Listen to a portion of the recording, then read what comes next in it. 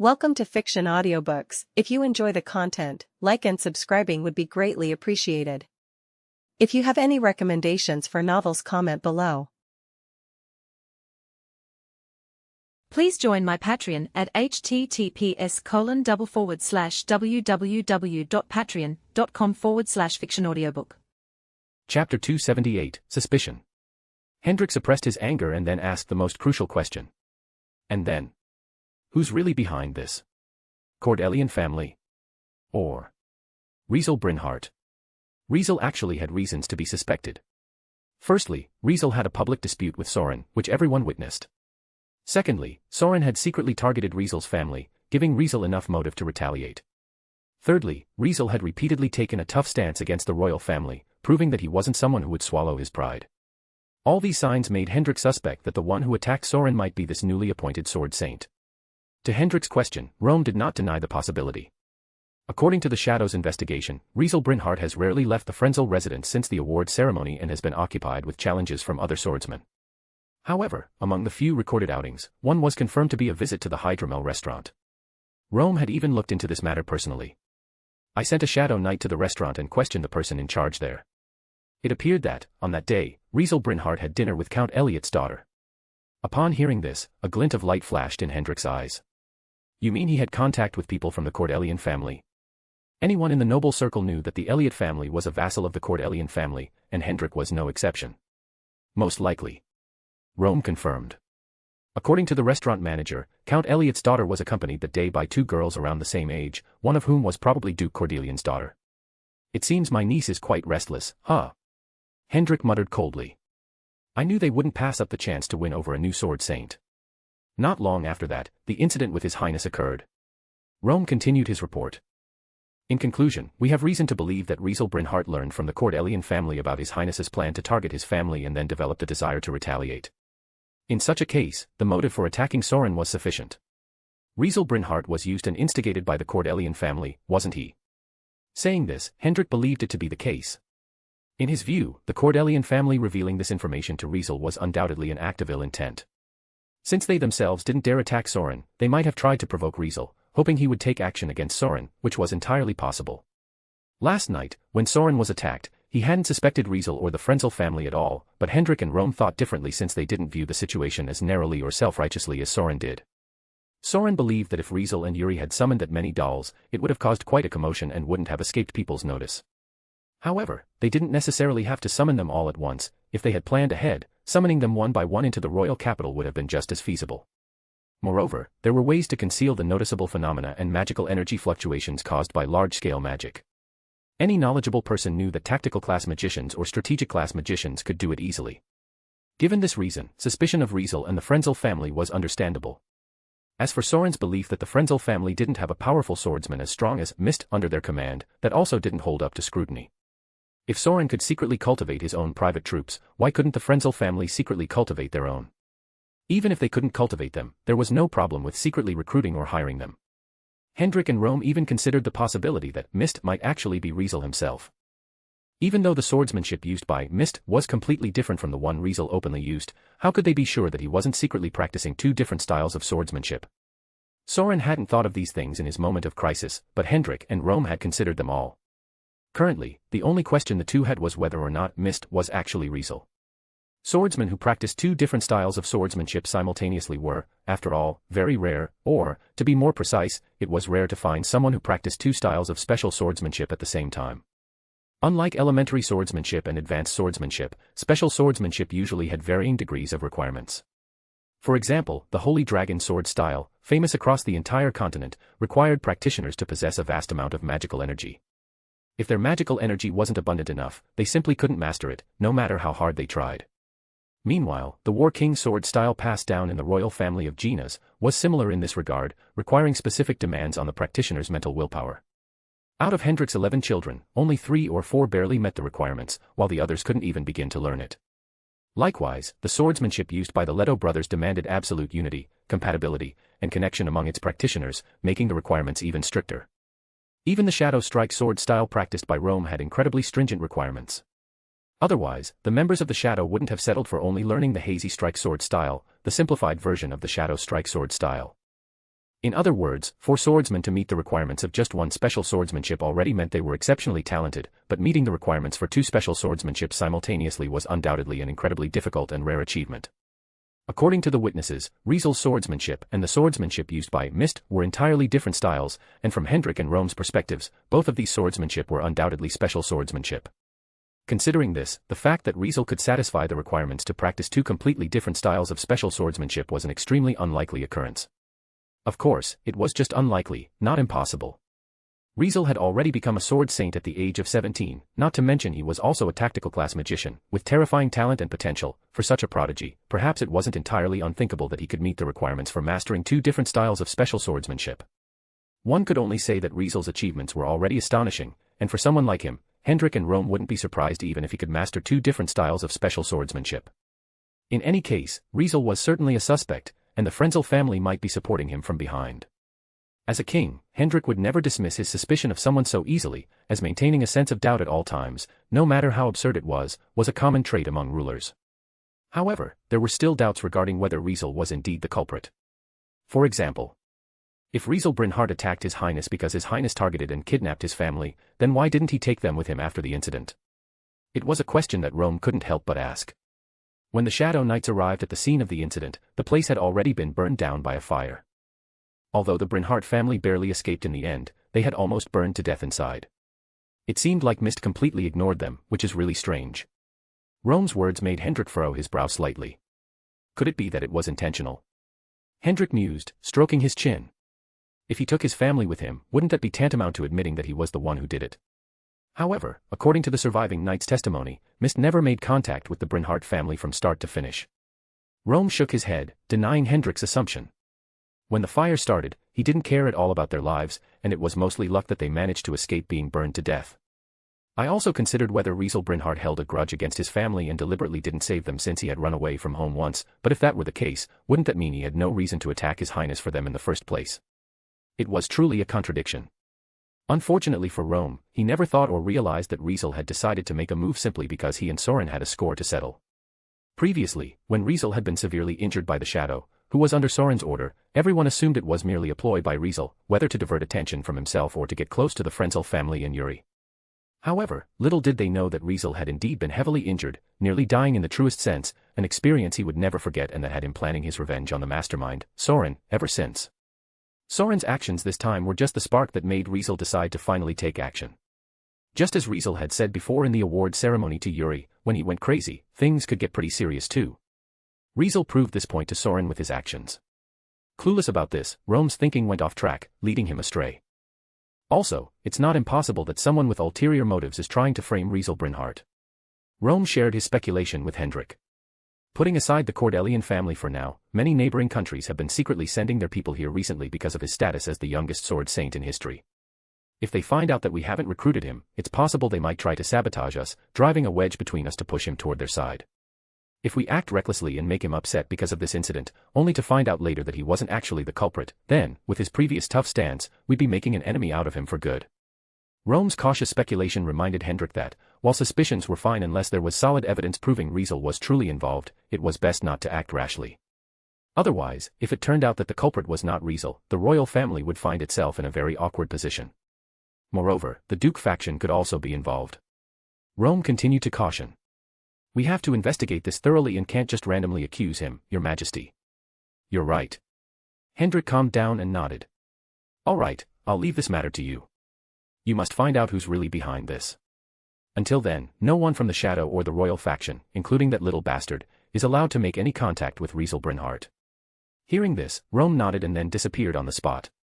Hendrik was left alone, sitting there, murmuring to himself. I hope it's not you, Riezel Brynhart. Chapter 279, Chaotic Royal Capital and Protest Letter. Riezel Residence, Yuri's office. At this moment, Riezel and Yuri were sitting across from each other. Riezel stared at the ceiling, then at the window, as if he were looking at something interesting. Yuri, on the other hand, was glaring at him, as though she were staring down a troublesome rascal. Lisbeth and Marilyn were also present nearby. Lisbeth stood behind Riezel, clutching her sword with a tense expression, while Marilyn stood behind Yuri, watching Riezel with the same condemning look as Yuri. In this situation, the entire office was engulfed in a strange, eerie silence. It was you, wasn't it? After a long while, Yuri finally broke the silence. What she said sounded like a question, but her tone was full of certainty. What? Riezel tried to play dumb, showing an innocent expression, but all he got in return was a pair of rolling eyes. You're still trying to hide it from me? Yuri scolded sternly, a frown adorning her beautiful face. You were invited out for dinner by Carrera Elliott to discuss matters about that mad dog, and then, the next day, this incident happened. Do you think I wouldn't figure out that it was you? Attacking a prince, seriously injuring him, nearly killing him even, this kind of incident that will shake the entire kingdom to its core, who else would dare to do it if not you? You really have some guts. I knew you were meeting Serena Cordelian, but just when I was thinking about not prying into what you and that girl talked about, you went and caused such a big mess. Knowing this, what do you want me to say? Were you incited by the Cordelian family or something? What exactly did Serena say to you? Yuri got more and more agitated as she spoke, and if not for the table between them, she might have already grabbed Riezel by the shoulders. Riezel couldn't help but smile at Yuri's reaction. Look, it's not like I was intentionally hiding it from you, it's just that the fewer people who know about this, the better, since it will make it less likely for any flaws to be exposed. Riezel explained, shrugging his shoulders casually. It's just a mad dog, anyway. I failed to kill him, so what's the big deal? Ha! Only you would dare say something like that, you know. Even in private, others wouldn't be so brazen. Yuri sighed, her expression turning complicated. Regardless, you really caused a big mess this time. I've already received word, before dawn, all nobles in the royal capital, whether aligned with the Duke faction or not, have been summoned to the palace and interrogated by the royal family. No matter if they're major nobles like dukes or marquises, none of them can escape. Even some who are loyal to the royal faction have been questioned. Of course, minor nobles have it worse. They've all had their minds read or interfered with by the court magicians using magic like memory reading or mind control. Commoners can't escape either. Even now, the royal knights are still going door to door, taking away anyone suspicious without exception. In short, the royal capital is in chaos right now. Since the Cordelian siblings have already gone to the palace, I'm probably going to be summoned soon. Yuri informed Riezel just how significant the incident he had caused had become. Lisbeth was immediately frightened and couldn't help but cast a worried look at Riezel. Riezel, however, seemed to have expected all of this, as his expression didn't change in the slightest. They wouldn't use magic like memory reading or mind control on you, would they? Riezel seemed concerned only about this matter. Seriously, who do you think I am? Yuri replied, rolling her eyes. I'm still a strategic class magician, you know. They wouldn't dare use that kind of magic on me unless they have a death wish. As a strategic class magician, her magic attainments were far beyond that of an average magician. For a magician in her class, she could unconsciously use magical energy to repel combat class magic from the interference system. If she were prepared, she could even counter tactical class magic from the interference system. In order to read the memory of a magician of Yuri's class or to interfere with her mind, it would take, at the very least, magic cast by a magician of the same class or the use of a powerful magic item to have any effect. Moreover, with Yuri's status on the line, anyone using such harmful magic on her would probably be something even the king wouldn't dare order.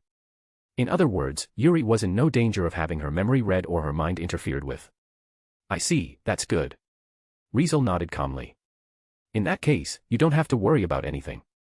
No matter what the royal family asks you, just say you don't know.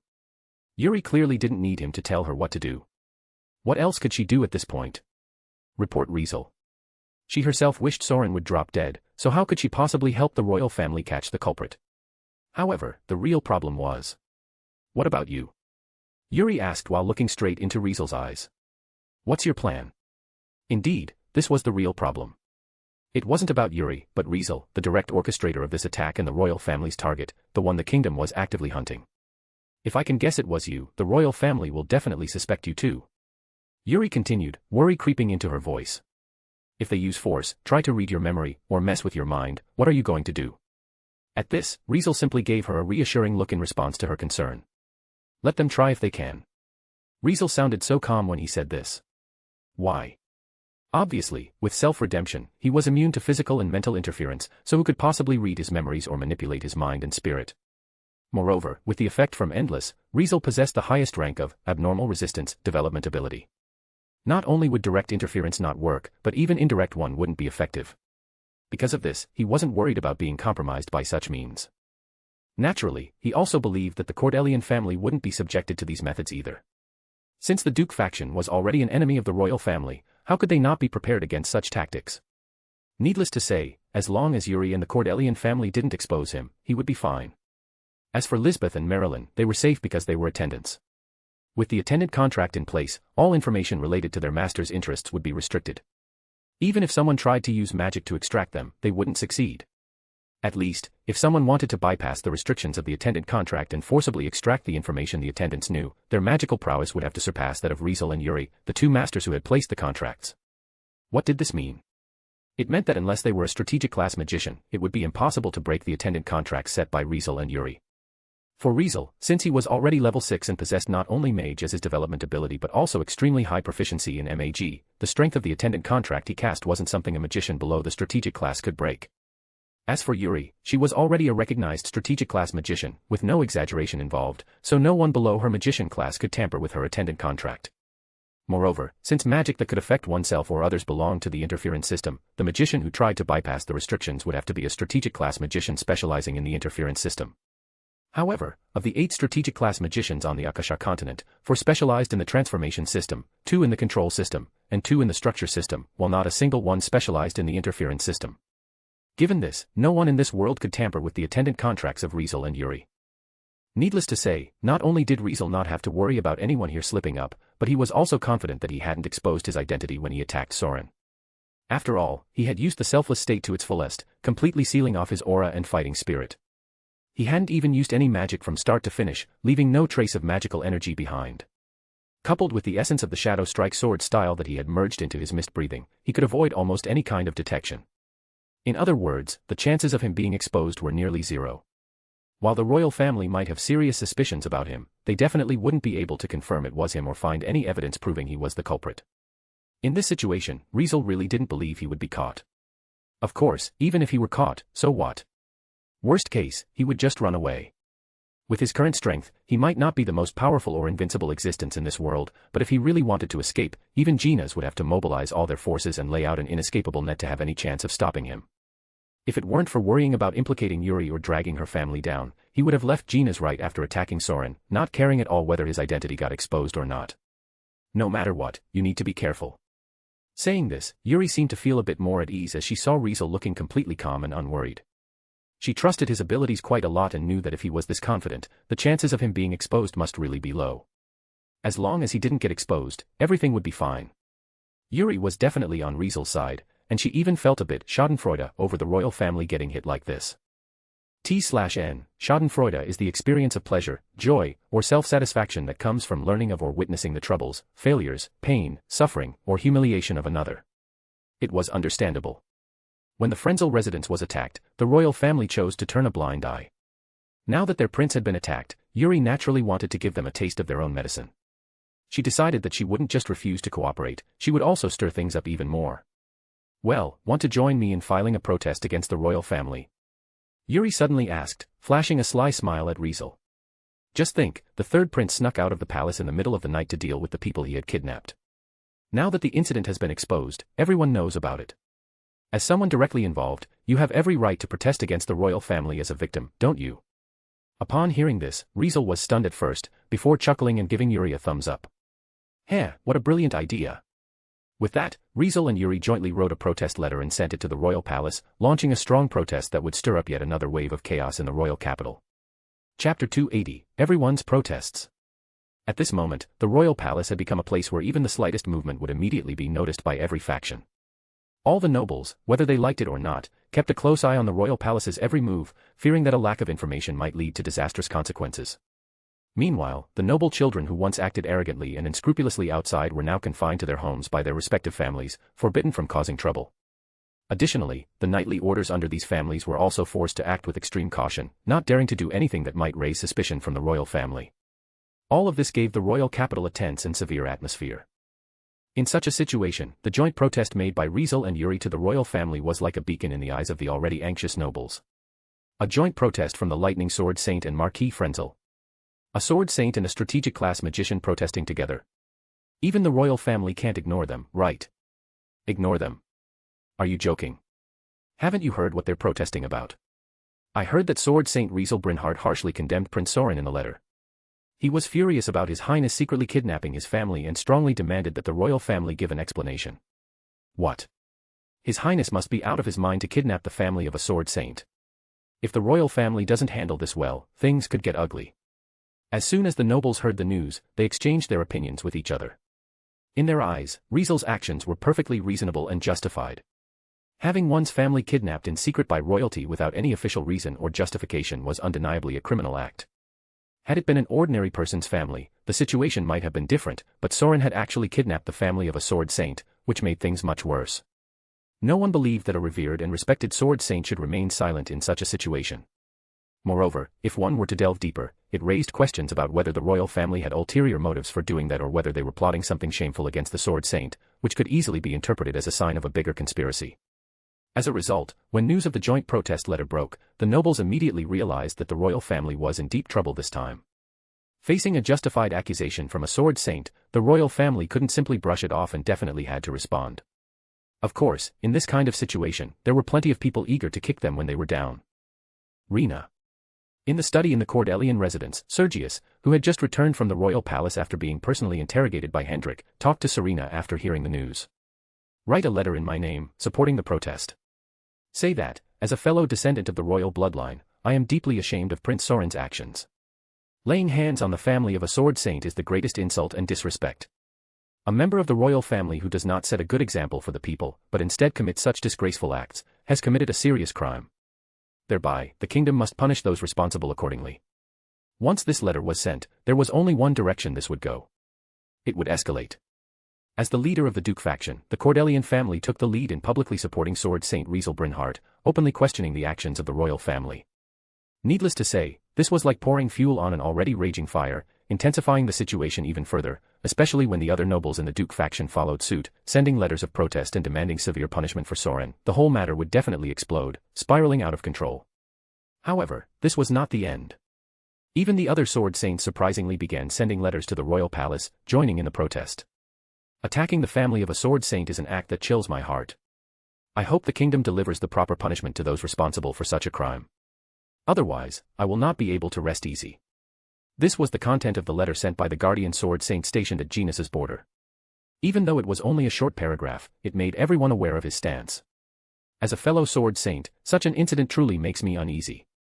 I hope the kingdom will deliver the proper punishment to those responsible for such a crime. This was the letter from the meteor sword saint, who was wandering abroad, and it wasn't much different from the first one. I hope the kingdom will deliver the proper punishment to those responsible for such a crime. This was the letter from the Borley family sword saint. It was brief and straight to the point, demanding the punishment of the culprit without a single wasted word. Ultimately, the formal protest letters from the three sword saints plunged the royal palace into a state of chaos.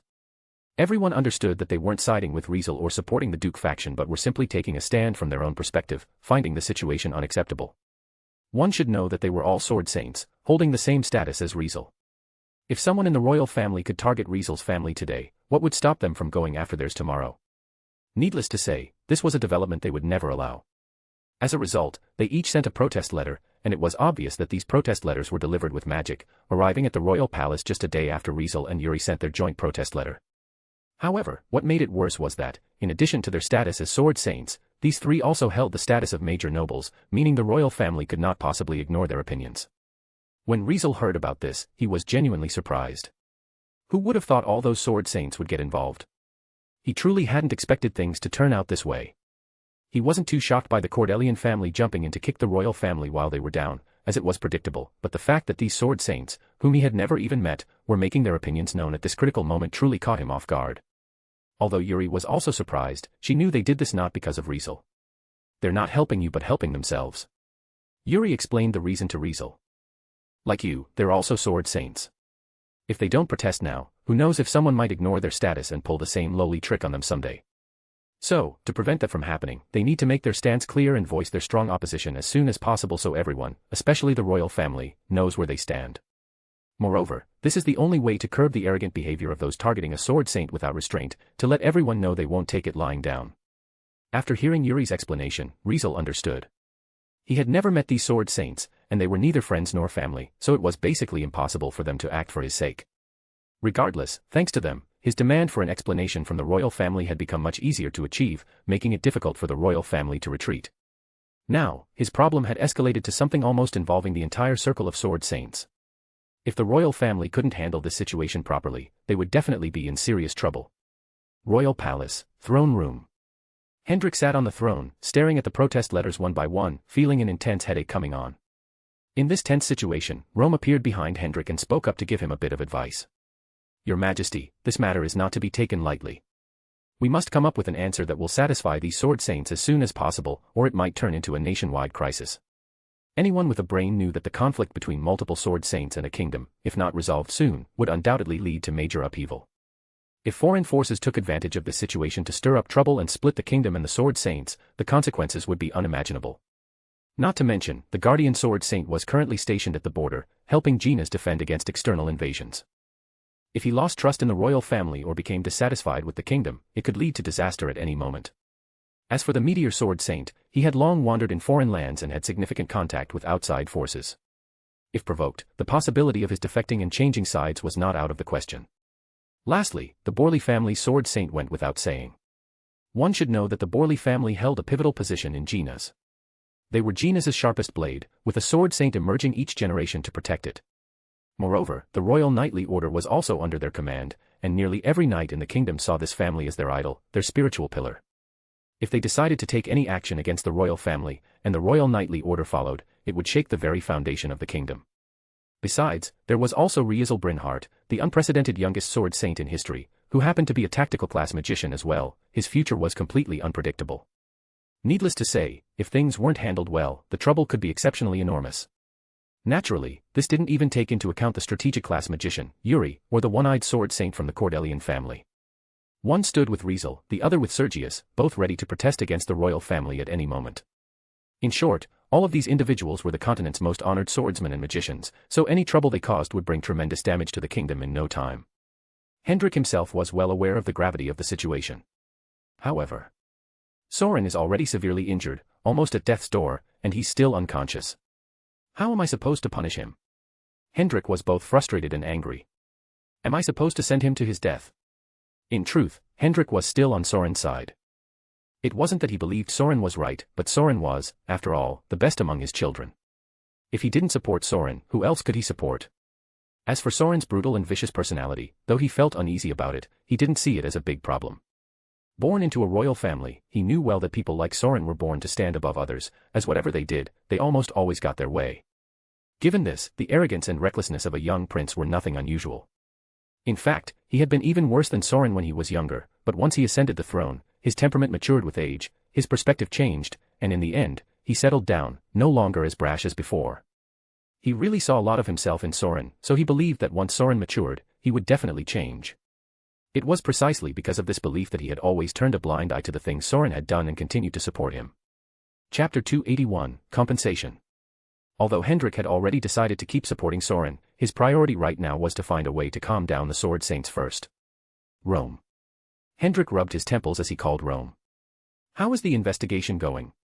Upon hearing this question, Rome looked glum, almost ashamed. It's been much tougher than we thought, Your Majesty. Because the place had been completely burned down, the court magicians couldn't find any useful clues. Even after the survivors' memories had been read at least 10 times, we still couldn't identify Mist's identity. As for those high-performance alchemical dolls the survivors mentioned, the knights have searched every house in the royal capital repeatedly, yet they found no trace. It's like those dolls vanished into thin air, no footprints left behind. However, one thing is certain, Mist uses swordsmanship very similar to the swordsmanship I used, and it probably has the same capabilities to evade detection, so even using tracking magic won't help us find him. Unless we use some kind of precognition magic or something, it should be impossible to find the swordsman who calls himself Mist.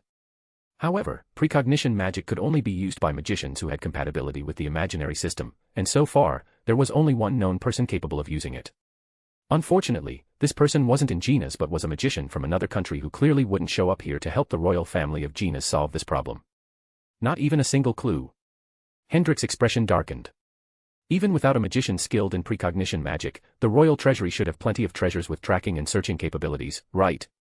Can't we use those? Moreover, even if we can't find Mist, what about the magician controlling the dolls behind the scenes? He who calls himself Mist is a swordsman, but the one controlling the dolls is definitely a magician, probably someone else. Did that magician use some kind of counter-detection magic or item? Sadly for Hendrik, each of his questions only resulted in more bad news from Rome. Yes, we haven't found anything, not a single clue. Apparently, they came prepared and possessed exceptional hiding abilities. It might be impossible to track them down without using taboo methods, Your Majesty. What Rome meant by the so-called taboo methods referred to powers that violated moral and ethical standards.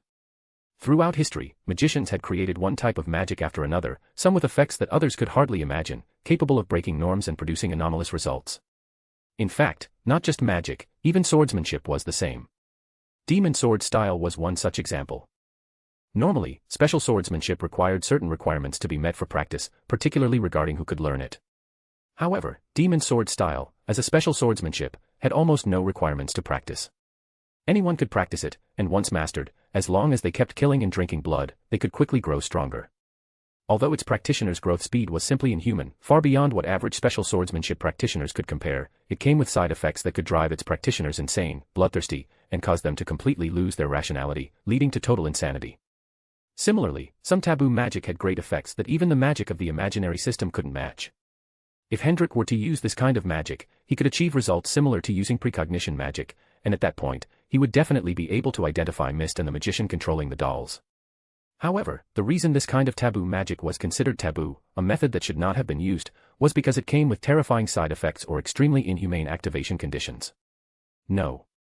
As Hendrik thought about the so-called taboo methods, he shook his head decisively, rejecting the idea. We're currently the focus of the entire royal capital, and everyone is watching us. If we use that kind of method, the chances of getting caught, if not 100%, are definitely not low. Our troubles would only multiply from there. If the king himself used a taboo method that was explicitly prohibited, the trouble would be far more severe than a prince kidnapping the family of a sword saint. At least the latter had some room for maneuvering, while the former didn't. No matter the outcome, it would undoubtedly lead to unimaginable damage to the royal family's reputation. If this matter were to be exploited by the Duke faction, Hendrik could face a crisis of being forced out of power. If Soren had already been dead, Hendrik might have struggled and hesitated, but since Soren was ultimately saved and didn't die, he certainly wasn't willing to take such a huge risk. If only I could confirm whether the mastermind behind this is Riezel Brynhart or not. Hendrik sighed tiredly. Truthfully, he truly doubted Riezel. Not only had they failed to find Mist, but they also hadn't located the magician manipulating the dolls from behind the scenes. He always wondered, was it possible that the two were actually the same person? One should know that Riezel was not only a sword saint but also a tactical class magician. If it was him, he should have enough capability to control hundreds of high-performance alchemical dolls, right? However, according to the investigation, Riezel was supposed to be a tactical class magician proficient in the interference system, with 5th grade compatibility in it, which was essentially the magic system that had made him attain the status of tactical class magician. Yet, during the attack on the Frenzel residence, it seemed Riezel had used a tactical class magic from the transformation system, burning the entire Frenzel family's mansion down. Additionally, Rome also said that when Riezel fought him, Riezel was using decomposition magic from the control system, and the power of his decomposition magic far exceeded what he should have been capable of. All these facts seem to hint that Riezel had a secret that no one else knew.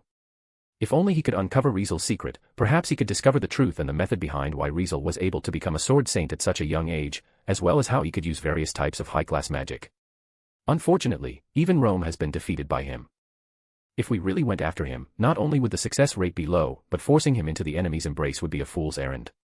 Making another sigh, Hendrik had to suppress some dangerous impulses stirring within him. Your Majesty. At the same moment, Rome called Hendrik, who was lost in his thoughts. Hendrik knew this was a reminder that he needed to make a decision. Issue the notice. Hendrik remained silent for a moment before continuing with a stoic expression. Since Prince Soren is still unconscious, he cannot be held accountable yet. Once he wakes up, the royal family will definitely investigate this matter and provide everyone with a satisfactory explanation. Also, release the Brynhart family immediately. Now that their memories have already been read, keeping them serves no purpose. As for Sword Saint Riezel Brynhart, let him choose a treasure from the royal treasury as compensation. In the end, this was the best course of action Hendrik could think of. Understood. Rome accepted the order and instantly vanished from sight. Before long, Hendrik's statement spread to the royal capital, but many people, especially the nobles, scorned it. Wait for him to wake up. Who knows when that will be? Whether Prince Soren is awake or not, isn't that up to the royal family to decide? Indeed, even if he's awake, the royal family can just announce that he's still unconscious and hasn't recovered, dragging it out until the fuss dies down, then hand out some casual punishment later. Humph, isn't that just giving an excuse? What a bullshit. Many nobles saw right through Hendrik's so-called statement and scoffed at it. Of course, the Cordelian siblings were no different. Nevertheless, they also knew that since the king himself had made such a statement, if they pushed too far, the royal family would turn around and accuse them of being meddlesome. After all, they couldn't just grab Soren while he was still unconscious and start interrogating him, right? No matter how you looked at it, Soren was, in the end, still royalty. If anyone dared to make such a request, it would be like smacking the fact of not respecting the royal family right on their foreheads. Given such a situation, it was believable that the royal family wouldn't let them off the hook and might be looking to pin some blame on them. As a result, neither the Duke faction led by the Cordelian family nor the Sword Saints who had sent protest letters said anything further. Riezel also learned about Hendrik's statement from Yuri. Choose a treasure from the royal treasury. Upon hearing about the compensation, Riezel felt a flicker of interest. It's a good thing, you know. Responding to Riezel, Yuri seemed to be in a good mood, perhaps delighted to see the royal family in a tight spot. Everyone in Genas knows the royal treasury is the national vault that holds the most precious, rare, and valuable treasures in all of Genas.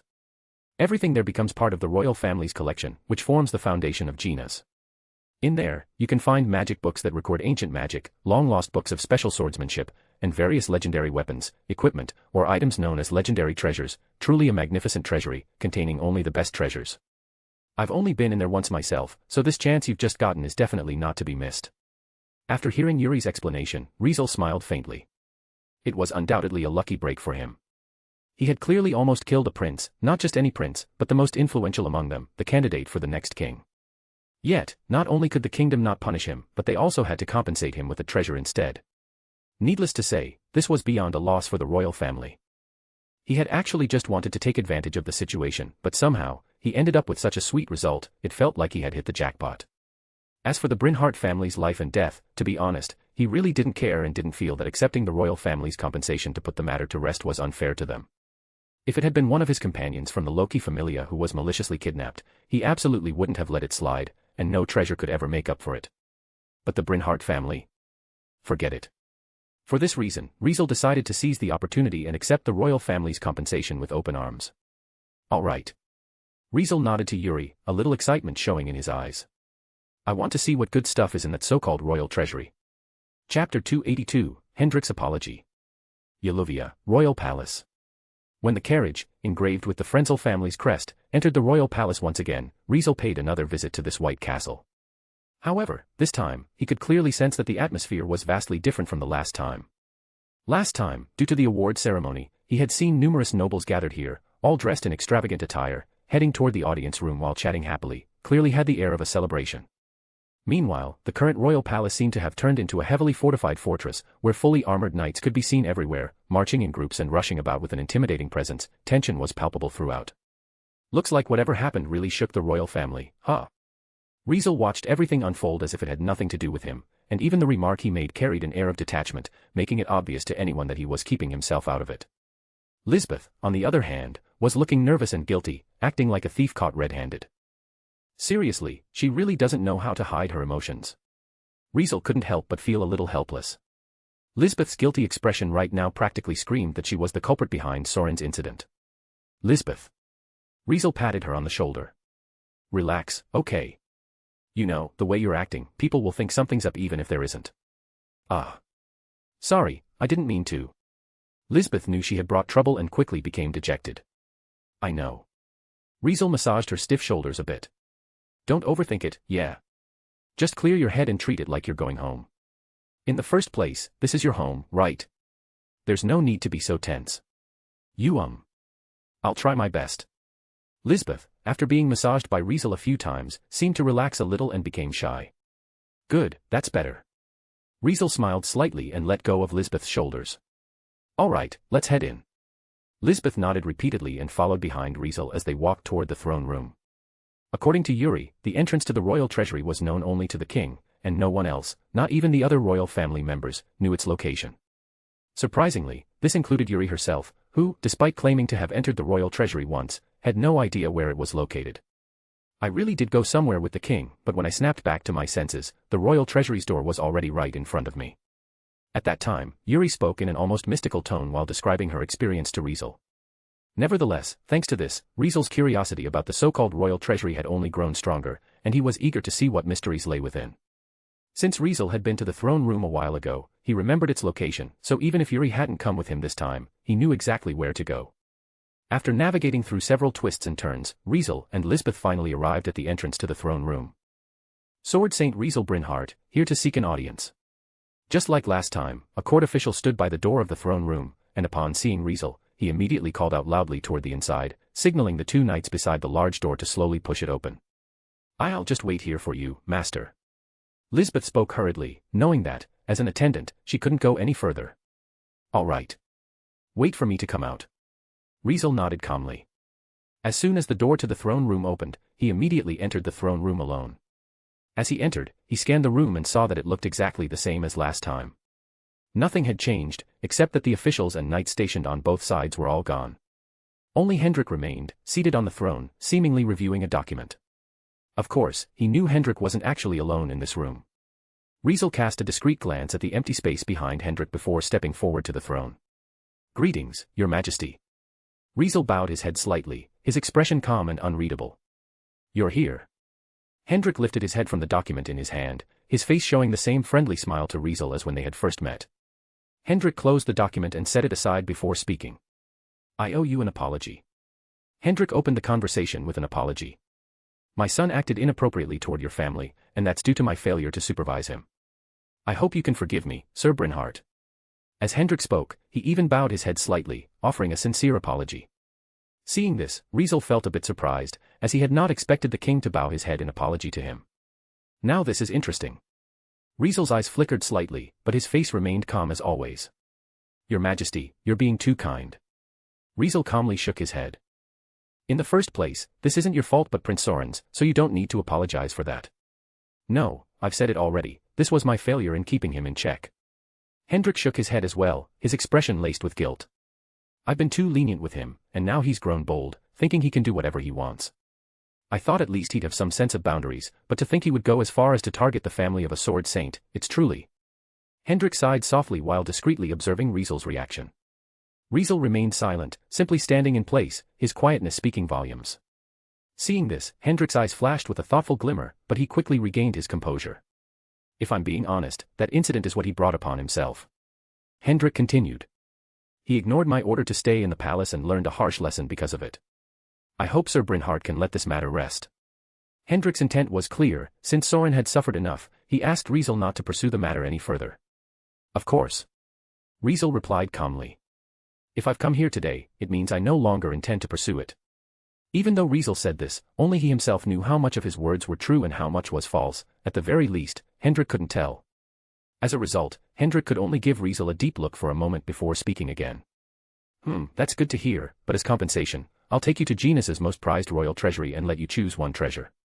In our kingdom, very few people get such an opportunity. Even royal family members usually don't have access, and only those who have made significant contributions to the kingdom are granted permission to select a treasure from the royal treasury. For example, Marquis Frenzel, whom you know, was given a chance to enter after becoming a strategic class magician, ascending to the rank of Marquis, and becoming the chief court magician. Also, the guardian sword saint, who is currently guarding the border, has worked tirelessly and has always been defending our homeland, so he was also once allowed to enter the royal treasury.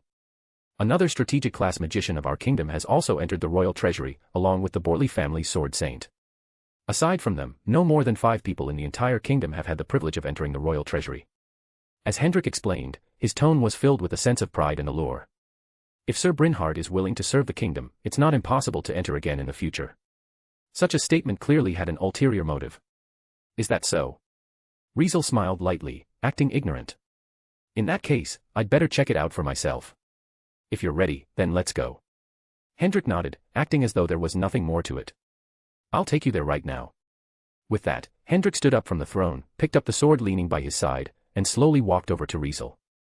Thud. Suddenly, Hendrik tapped the floor with the sword, creating a heavy thud. In that instant, the floor split apart. Yes. With Hendrik's action, the floor split apart as if some kind of mechanism had been triggered, causing both Riezel and Hendrik to immediately lose their balance and begin falling downward. Riezel's eyes narrowed, just about to make a move when Hendrik's voice echoed in his ears. Don't resist. Hendrik extended his hand toward Riezel, showing that he was completely relaxed, not offering any resistance. Staring at Hendrik, Riezel stayed silent but gave up on making any moves, letting himself fall downward. Luckily, the fall didn't last long. As they reached a certain point, a mist, like water vapor, rose up, enveloping both of them and causing Riezel and Hendrik to stop falling, suspended in the mist as if floating in the water. Before long, Riezel could feel himself moving. What's this? Riezel glanced around with a look of surprise on his face. What he saw was an area filled with a dense mist, like steam, completely obscuring his view of the surroundings and making it impossible to see where they were heading. He tried using the transparent world but found that the mist actually interfered with his senses, blocking any attempts to investigate. As a result, he couldn't see through the mist, nor did he have any idea where they were moving. He could only drift along, like a leaf carried by the current, completely losing control of his own body. What you're seeing right now is a magical substance called the Mist of Nothingness. Its formation requires extremely harsh conditions. Hendrik's voice sounded in Riezel's ears. It will take us to the royal treasury, so don't resist. Just wait quietly for a moment.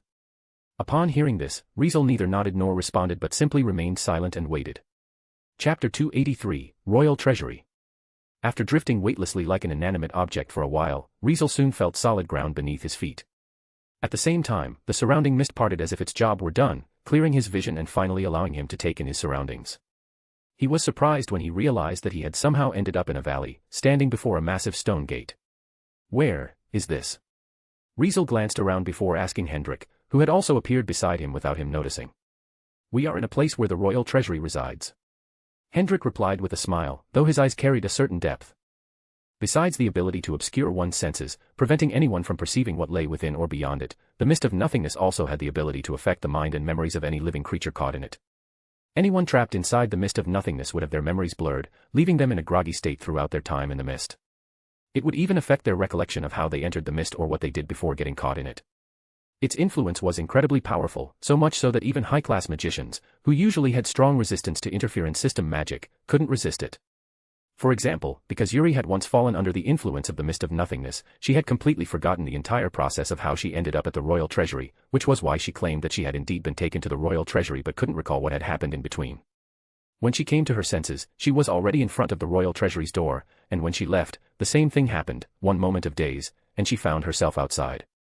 If even a strategic-class magician like Yuri was affected by the Mist of Nothingness, it showed just how powerful its effects were. One thing was sure, the mist itself was a treasure, a magical substance that could be classified as a mystical treasure. Meanwhile, the only ones able to avoid the Mist of Nothingness's influence were those who carried a special item, which was the guide, in this case, Hendrik. Yet, when Hendrik saw Riezel's eyes, clear and bright, he immediately understood that this young sword saint hadn't been affected by the Mist of Nothingness. As I thought, he really does have some secrets. Hendrik couldn't help but take Riezel more seriously. He didn't know if any of the previous kings had encountered this kind of situation, but for him, this was the first time he had met someone who wasn't affected by the Mist of Nothingness.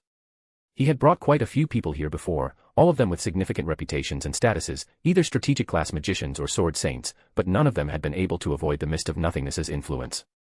Only Riezel seemed completely unaffected, which made him worry a bit, wondering if Riezel could actually see through the Mist of Nothingness, catching a glimpse of what lay beyond it. Maybe Riezel even knew exactly where they were and had realized they were standing in Genus's most secretive treasury. Luckily, besides the Mist of Nothingness, there were other safeguards in place. As a royal treasury, the strongest foundation of the kingdom, it was naturally equipped with protective measures in case anyone ever discovered its location and intruded. Moreover, the same restrictions as the royal palace were also in place, meaning no one could use magic or manipulate magical energy in this place. Indeed, like the royal palace, the royal treasury was also surrounded by a high-class defensive barrier, its defense only second to the light of heaven, a strategic-class defensive barrier. Once activated, it could even resist an army of enemies. Additionally, this place also had a guardian, a terrifyingly powerful one. Hendrik bent slightly, bowing toward a wooden hut beside the stone door, which caught Riezel's attention. Riezel immediately glanced over at the hut, his focus shifting from observing the surroundings. In the next moment, his eyes narrowed slightly at the sight, a transparent gleam flashed across his pupils, and, a moment later, his expression became noticeably more serious. All right. After bowing to the hut, Hendrik turned to Riezel. Let's go in. Hendrik stepped forward and tapped the heavy stone door with the sword in his hand. Rumble. In the next second, the stone door began to open slowly, producing a deep, resonant sound that echoed throughout the valley. Before long, as the door was fully open, a sudden light illuminated the interior, driving away the darkness. Hendrik immediately entered the door, and Riezel followed him inside, disappearing into the royal treasury. Once they vanished into the royal treasury, the valley returned to silence. Riezel Brynhart. A faint muttering came from the wooden hut next to the stone door before everything went quiet once more. As soon as Riezel entered the royal treasury, he finally understood why even Yuri spoke so highly of it whenever it was mentioned. It was because the treasures inside it were truly overwhelming. What he saw was a place that resembled a treasure-filled stone chamber, with polished, smooth walls surrounding it. Inside, shelves and chests were packed so full that they almost covered the entire floor. In the chests, countless dazzling golden coins and all kinds of expensive jewelry and accessories were stored. On the shelves, a variety of items emanating strange auras were neatly arranged.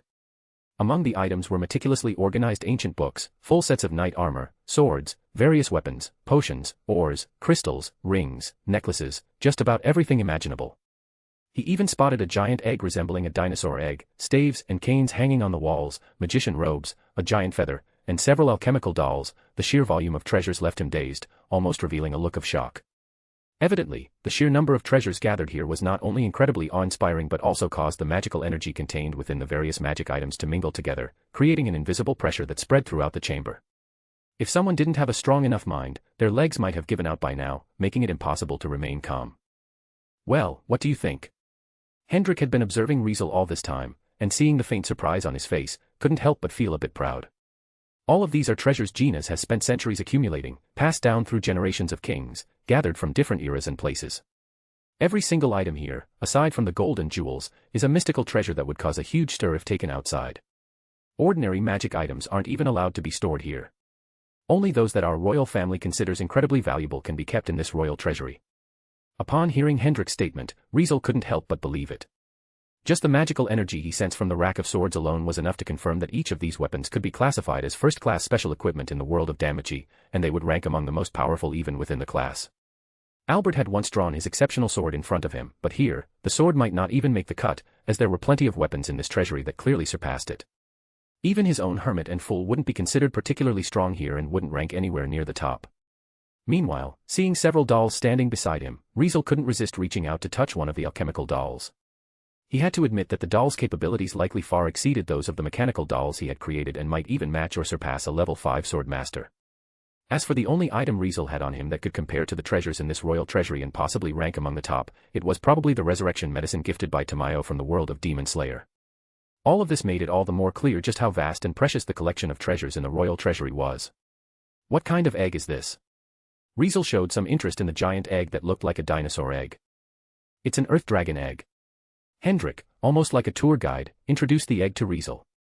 It was brought back 200 years ago by one of our sword saints.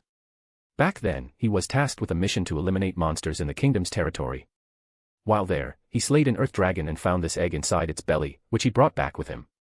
Earth dragons were lower-tier dragon species, often grouped with wyverns as part of the lesser dragons. Although wyverns had wings and looked like dragons, they weren't as massive, nor were they as powerful as true dragons. Being the offspring of true dragons and other monsters, wyverns weren't considered pure-blood dragons and were thus classified as lesser dragons. However, earth dragons were the opposite of wyverns.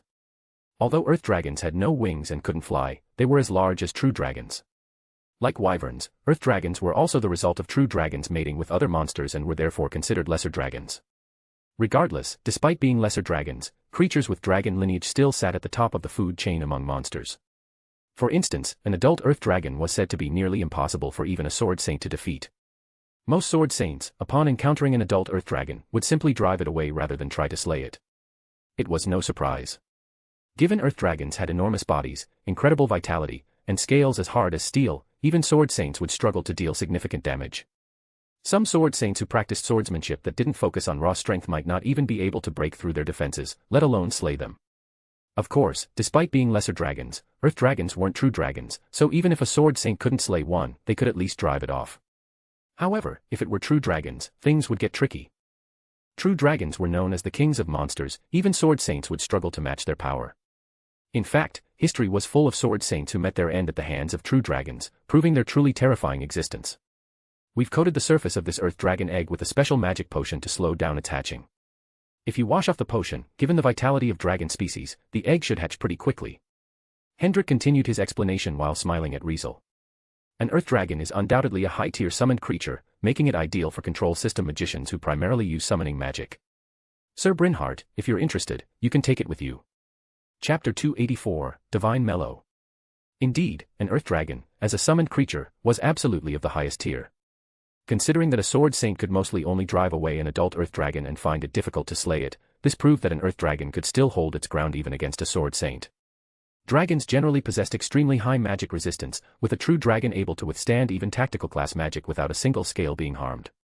Even a lesser dragon, like an earth dragon, while not as formidable as a true dragon, could still endure over a dozen hits from tactical class magic. Needless to say, this was beyond excellent and definitely a summoned creature that every control system magician dreamed of. When an adult earth dragon faced a being with power below that of a sword saint, it would be a complete landslide victory. Even a sword master would suffer defeat, including someone like Albert, who was half a step into the realm of sword saint.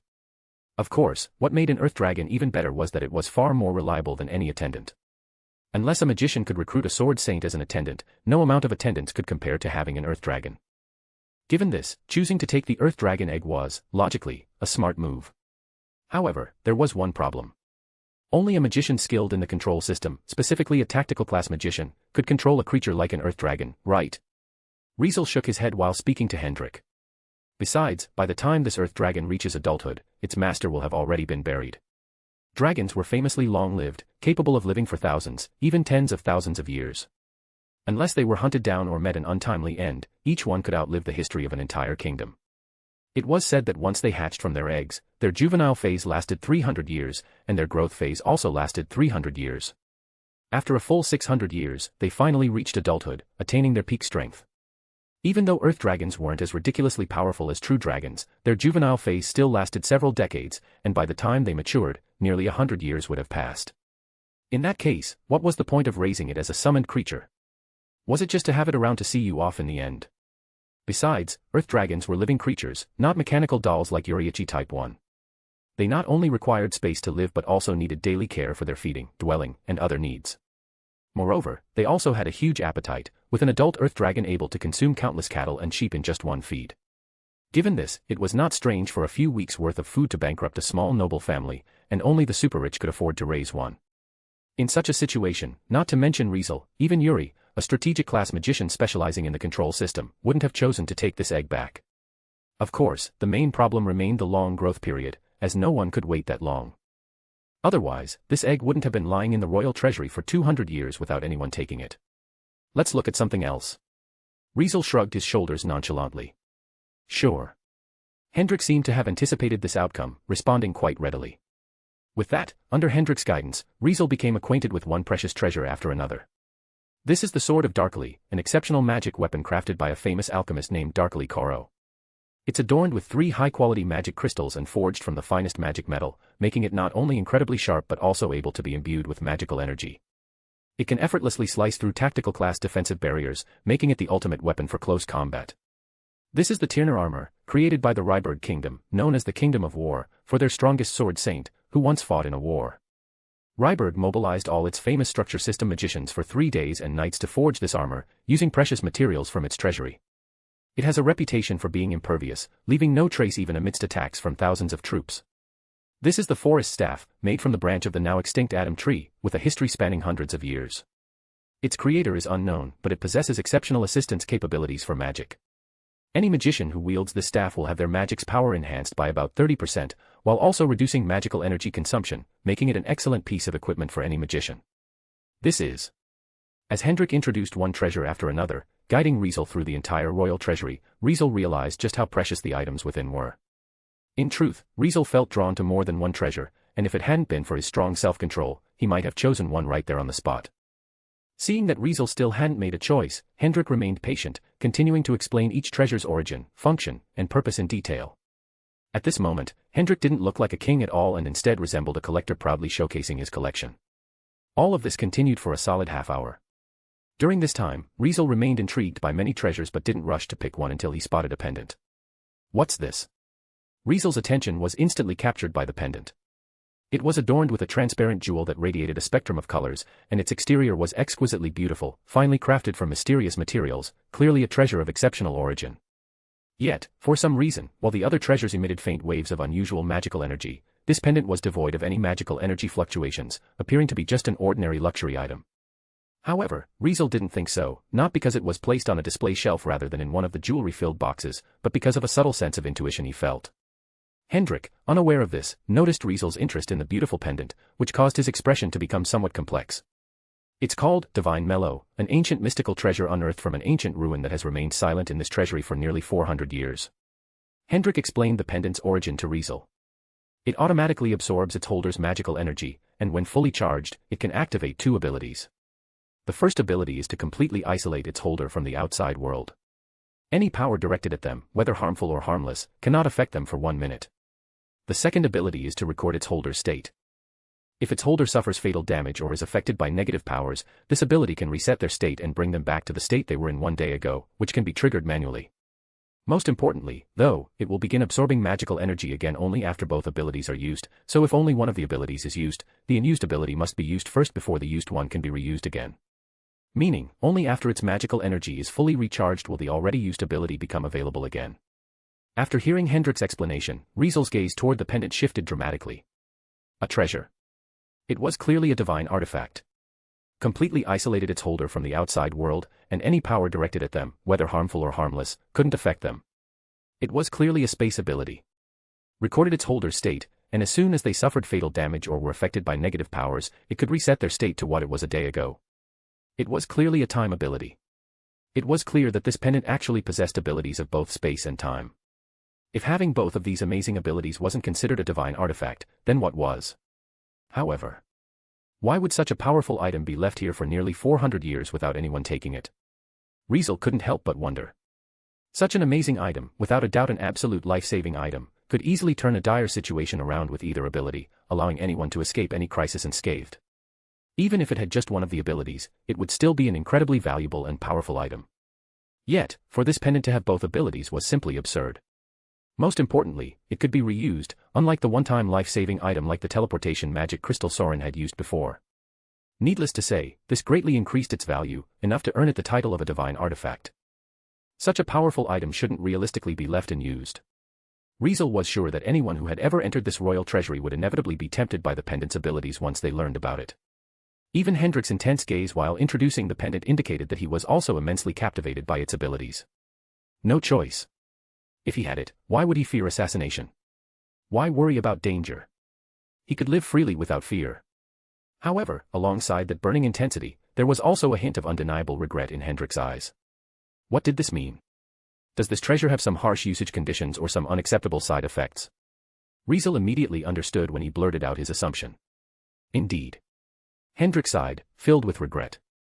It has a flaw and a side effect. Riezel looked at Hendrik, signaling for him to continue. Hendrik glanced at the pendant for a moment before resuming his explanation. For its flaw, it requires an astonishing amount of magical energy to be fully charged. So far, no one has managed to fill it completely. If it weren't for the records in the ruin about it, no one would even know what abilities it had. For its side effect, it always puts its holder into a state of sleepwalking, causing them to unknowingly stray somewhere before ultimately perishing in the wilderness. Such a harsh flaw and side effect make this powerful mystical treasure completely useless. Indeed. If not for the harsh flaw and side effect, this pendant wouldn't have sat in the royal treasury for hundreds of years. Up to this day, no one had ever chosen it. Chapter 285, A Total Cheat. Magical Energy. Riezel looked at the pendant known as Divine Mellow in front of him, lost in thought. Honestly, he didn't care much about the side effect Hendrik had mentioned. It was understandable. With self-redemption, physical and mental interferences were ineffective against him. Even if it was a negative condition unrelated to physical and mental interferences, he still possessed the highest rank development ability, abnormal resistance, so the side effect didn't concern him at all. Because of this, he paid no mind to the so-called side effect and only cared about the flaw that required an astonishing amount of magical energy. Hendrik obviously thought the same as Riezel. Knowing Riezel had been completely unaffected by the mist of nothingness earlier, he figured Riezel probably wasn't afraid of the side effect of Divine Mellow. However, when it came to magical energy, he didn't think Riezel would be able to handle it. Filling Divine Mellow with magical energy is a process that cannot be interrupted. Seeing Riezel lost in thought, Hendrik reminded him. Once you start filling it with magical energy, there can't be any interruptions. Otherwise, all the magical energy that was absorbed will vanish in an instant, leaving nothing behind. Using another's help doesn't work either since it can only hold one type of magical energy. It can't coexist with magical energy from more than one person, so you can't even ask for help. We, the royal family, even tried to use a special magic item to temporarily store someone's magical energy and then fill it once there was enough, but it still failed. In short, any tricks were useless. Filling Divine Mellow with magical energy had to be done by its holder alone, without any interruptions in the process. Otherwise, they would need to start over. Hendrik also told Riezel that Divine Mellow's abilities would only work for the person who filled it with magical energy. In other words, if someone really managed to fill it up, even if they handed it over to someone else, it would be useless, since, if it wasn't the person who filled it with magical energy, the abilities of Divine Mellow couldn't be used. Needless to say, the royal family must have tried many shortcut methods, yet they still had to leave Divine Mellow dormant here, proving that there was no shortcut to using it. In the past, there were several who held Divine Mellow and successfully resisted its side effect. Hendrik continued his explanation. They were outstanding magicians who cast countermagic against abnormal status effects for themselves and wealthy swordsmen who used magic items that could resist negative powers. Regardless, even if they resisted the side effect, its harsh usage condition defeated everyone, including those strategic-class magicians who naturally possessed enormous magical energy. One should remember that to become a strategic-class magician, one had to not only have one of their magic compatibilities reach the 7th grade but also possess enough magical energy to cast strategic-class magic. Just imagine how much magical energy it took to use magic capable of destroying a large city or even a small country. If strategic-class magicians like them couldn't even meet the necessary conditions, Riezel was definitely out of luck. In the first place, Riezel was just a tactical-class magician, and his magical energy was likely even less than that of a strategic-class magician. If strategic-class magicians couldn't do it, how could he? Such was Hendrik's train of thought. Indeed, he wasn't wrong. Riezel's magical energy was indeed massive, but compared to Yuri, who was a strategic-class magician, he still fell short. If Yuri, a strategic-class magician, couldn't provide enough magical energy for Divine Mellow, then Riezel certainly couldn't either. Yes, this thought itself wasn't wrong, if one ignored the fact that Riezel was an adventurer who had received a fauna, blessing, from a goddess in the world of Danmachi. In the next moment, Riezel reached out and took Divine Mellow from the shelf without hesitation. In that instant, the transparent jewel atop Divine Mellow, radiating a rainbow of colors, suddenly lit up. Bzzz. Accompanied by a loud buzzing sound, Riezel felt that the magical energy within him was rapidly depleting at a visible speed. All of this magical energy was being absorbed by the jewel on Divine Mellow, causing a gradual emergence of a deep green color on the transparent jewel. Hendrik watched this scene silently, quietly observing Riezel's actions. During the process, Riezel did nothing, just casually holding it and allowing Divine Mellow to absorb his magical energy, as the absorption occurred automatically. Originally, the magical energy within Riezel was not very controllable by him. Due to the damage to his gate, he couldn't mobilize the magical energy within his body, nor could he use it to cast magic. He could only stimulate this magical energy while practicing swordsmanship, allowing it to activate on its own, nourishing his body and helping him grow stronger. Only after integrating the breathing techniques from both worlds and evolving sun breathing could he partially utilize this magical energy, incorporating it into his bloodstream to enhance the power of his breathing style and body. In other words, if filling Divine Mellow with magical energy required his own efforts, then he truly lacked the ability to use or mobilize the magical energy within his body to complete the process. Now that Divine Mellow was automatically drawing magical energy from his body without requiring any effort on his part, it was a surprisingly good thing. Understanding this, Riezel made no effort to resist, allowing his magical energy to flow like water into Divine Mellow, causing the deep green color on its transparent jewel to become more and more pronounced. When the deep green color on the transparent jewel reached about half its capacity, the speed at which Divine Mellow absorbed magical energy suddenly decreased. Riezel immediately sensed that the magical energy within his body had nearly been drained. Sure enough, he also can't do it. Hendrik saw the scene clearly and thought that it was exactly as expected. In the past, there had been a strategic-class magician who was drained of magical energy by Divine Mellow, resulting in only about 80% of its magical energy capacity being filled, ultimately leading to failure. However, what made it even more surprising was that this occurred even with the strategic-class magician using a potion that could rapidly restore magical energy, allowing his magical energy to recover rapidly during the absorption process. Without using a potion to assist in his magical energy recovery, the strategic-class magician would have at most filled Divine Mellow to 60%. Of course, the potion the strategic-class magician used was the highest-rank magical energy recovery potion, as the recovery effect of regular potions simply couldn't keep up with Divine Mellow's absorption speed. Given such a situation, Riezel managing to fill Divine Mellow halfway to 50% already made his magical energy one of the best among tactical-class magicians. Unfortunately, Riezel still couldn't fill Divine Mellow completely. Hendrik was about to speak, wanting to tell Riezel to seek another treasure, but just as he prepared to do so, an even larger surge of magical energy erupted suddenly from Riezel's body. What? Hendrik was taken aback, his face laced with a shocked expression. Hadn't his magical energy nearly run out? How did it suddenly recover? And, it seems even larger now. In his astonishment, Hendrik didn't realize that the magical energy Riezel used at this moment was his true magical energy, transformed from his mind, which was the fuel necessary for casting magic in the world of Danmachi. Now, Riezel was converting his mind into magical energy and providing it to divine mellow, causing its absorption speed, which had slowed, to immediately shoot back up to a terrifying degree. Ultimately, the originally half-filled deep green color on the transparent jewel expanded again. 60%. 70%. 80%. Before long, the transparent jewel was filled with a vibrant green, reaching 90%. Up to this point, Riezel's mind was still handling things effortlessly. It was as expected. With Endless, Riezel had the highest ranked development ability, Spirit Healing, which allowed his mind to recover automatically. Additionally, since it was of the highest rank, S rank, the amount of mind he could recover per second was quite enormous. As a result, since becoming an adventurer and receiving Falna, Riezel had never experienced Mind Down or Mind Zero. In other words, no matter how much magic Riezel used, he could always cast it continuously without running out of magical energy. Even though the magical energy absorption speed and quantity of divine mellow were indeed terrifying, unfortunately for it, it ran into Riezel, a total cheat. Zing! Eventually, the originally transparent jewel atop the pendant known as divine mellow completely transformed into a jade-like emerald green. After nearly 400 years, someone finally managed to fill it and restore its former glory. As Riezel looked at the pendant, the mysterious sensation he felt grew stronger.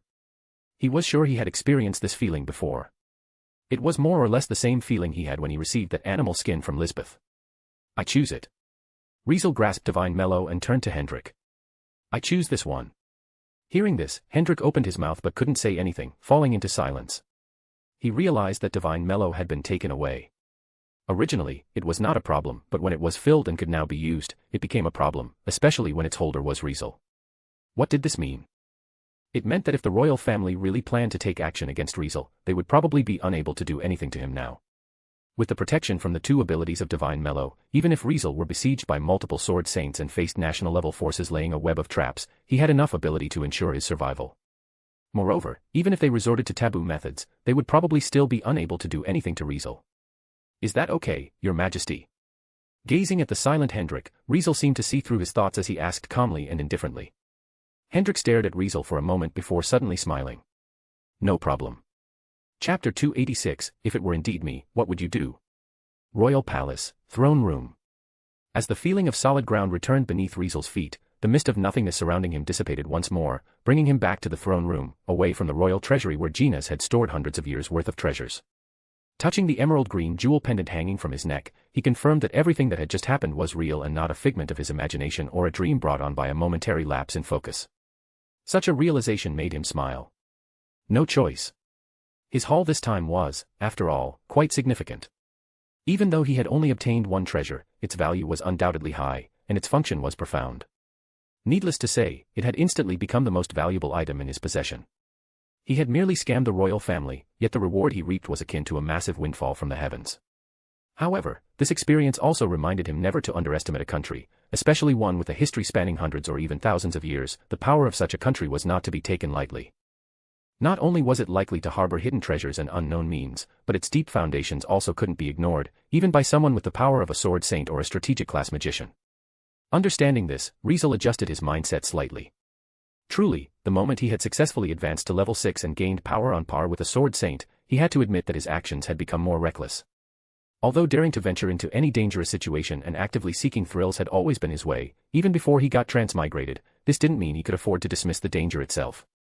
Being fully aware of the risks and still charging ahead with a fearless heart was very different from underestimating those risks and charging ahead with a fearless heart. While the former was called adventure, excitement, and bravery, the latter was courting death, arrogance, and negligence. They truly couldn't be compared.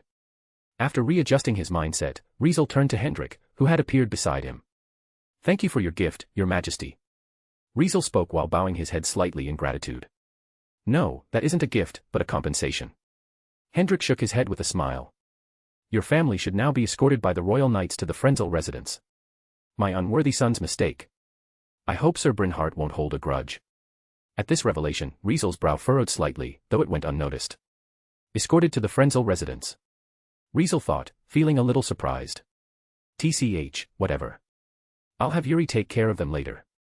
In the first place, he had no intention of meeting the Brynhart family, let alone acknowledging them. In that case, I'll be taking my leave. Riezel nodded calmly. Once again, I thank Your Majesty for your gift. With that, Riezel turned and walked toward the throne room's door. Hendrik watched Riezel's back, looking at the extraordinary figure who, in the span of a month, had gone from an unknown to someone renowned throughout the continent. After a moment of silence, Hendrik suddenly spoke up. "Soren's matter, that really wasn't your doing." As soon as this question was uttered, the air in the throne room seemed to freeze. Riezel's steps halted, and he stood still. He could feel Hendrik's sharp gaze locked on him, filled with piercing intensity, giving him a sense of unease and a feeling like the truth was being exposed after a facade of politeness. Maybe Hendrik had long wanted to ask that question. Maybe Hendrik had planned to confront him with that question the moment he summoned him to the royal palace. Or maybe it was just a sudden whim. Nevertheless, whatever it was, he couldn't help but chuckle at Hendrik's question. "Well, let's say it was me." Riezel no longer used polite formal language when speaking to Hendrik, but instead spoke as if he was addressing an ordinary person, someone no different from himself, a commoner. "If it were indeed me, what would you do?" Riezel asked in a tone that made Hendrik feel a bit uncomfortable. However, instead of answering it, Hendrik followed up on Riezel's question with one of his own. "Do you think I shouldn't do anything?" Hendrik asked back, his tone cold. A royalty, the heir to the throne, the son of the current king, was almost killed. "Shouldn't I investigate this? Shouldn't I punish the culprit for it?" Upon hearing this, Riezel's voice did not change at all and remained calm as he retorted in the next moment. "Even if you say that, he's not dead, is he? So what's the big deal?" "You." Hendrik finally snapped, his face showing anger, but Riezel's next words felt like a bucket of cold water being poured directly onto his boiling heart. "Honestly, aren't you actually relieved that things turned out this way?" Riezel's voice drifted into Hendrik's ears slowly. "If your son had died, there would be no chance for coexistence between me and your kingdom. We'd most likely be enemies, wouldn't we?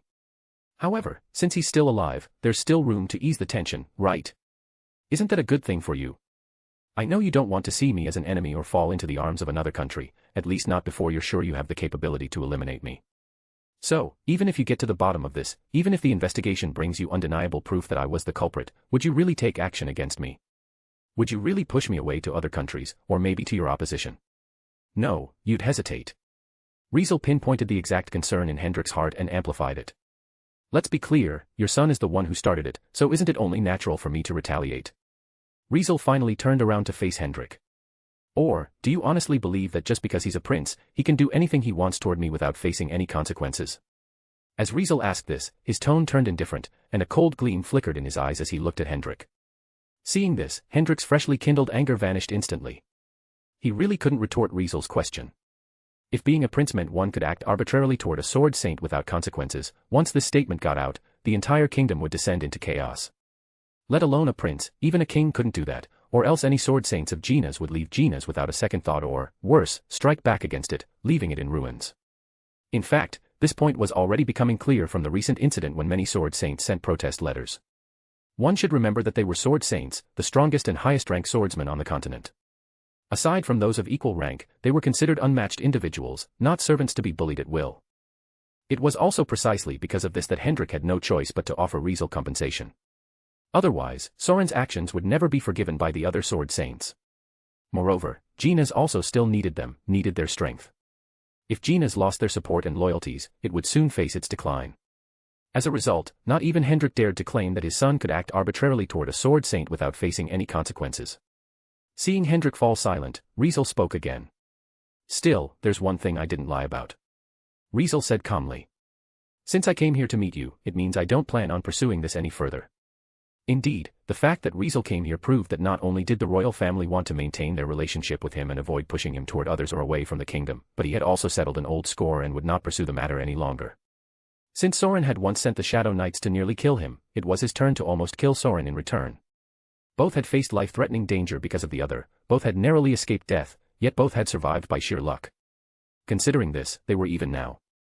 As long as that mad dog doesn't mess with me again. Riezel continued in a blunt tone, straightforwardly calling Soren mad dog in front of Hendrik. Otherwise, I can't guarantee he'll be lucky enough to escape next time. Needless to say, this was a naked threat. However, without giving Hendrik time to react, Riezel suddenly changed the topic. Of course, all of this is just hypothetical. Leaving this meaningful statement behind, Riezel turned and calmly walked out of the throne room. Hendrik could only watch as Riezel left, his expression shifting unpredictably as he sat on his throne, silent for a long time. "Your Majesty." After a while, a familiar voice spoke from behind Hendrik. "Rome. What do you think I should do?" Hendrik didn't turn around but merely let out a tired breath before calmly asking Rome. By now, it was almost certain that Riezel was the one who attacked Soren. What did this mean? It meant Riezel had truly mastered two different types of special swordsmanship. It meant Riezel really had hundreds of high-performance alchemical dolls and the ability to control them. It meant Riezel was the one the survivors called Mist. Unfortunately, knowing all of this was useless since there was no concrete evidence. Moreover, as much as I hate to admit it, what he said is the truth. Rome appeared behind Hendrik and, after a moment of silence, answered. He hid his identity when attacking His Highness and then came here, proving that he didn't truly want to become our enemy, and he hasn't yet decided to sever ties with the royal family or the kingdom. Moreover, His Highness was indeed the one who started it, so we can't argue with that. Although attempting to assassinate a prince is undoubtedly a great crime, His Highness is still alive, so it's not worth making an enemy of this unfathomable Riezel Brynhard over it. In Rome's eyes, Riezel had now become an unfathomable figure, much like how Hendrik saw Riezel at that time when he defeated Albert in an instant.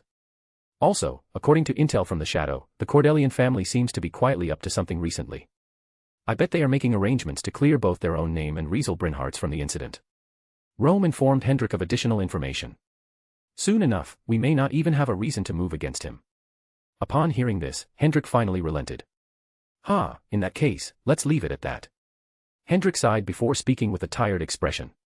When Soren wakes up, make sure to let me know. He really needed to properly warn his son. Understood. Rome lowered his head and vanished once again. Chapter 287, Closest Person. Riezel residence, Yuri's office. Back already. As always, Yuri sat at her desk doing her work, but the moment she saw Riezel walk through the door, she immediately put down what she was doing and smiled at him, a gesture that had long since become a habit. Yeah, I'm back. Riezel sat down before Yuri, with Lisbeth trailing closely behind him. As Lisbeth saw Marilyn bow to Riezel as he entered, she quickly followed suit and bowed to Yuri as well. Yuri nodded at Lisbeth before turning her attention back to Riezel. Judging by your expression, it looks like you had quite the haul. Yuri said with a hint of curiosity. What did you pick? Let me see. Obviously, she was eager to know what Riezel had brought back from the royal treasury. Yeah, here. Riezel didn't hesitate as he removed the green jewel pendant hanging around his neck and placed it in front of Yuri. As soon as Yuri saw the pendant, her face lit up in shock.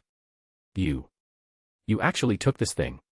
At first, Yuri didn't seem to recognize the pendant as divine mellow, likely because its jewel, which had originally been transparent, had turned an emerald green.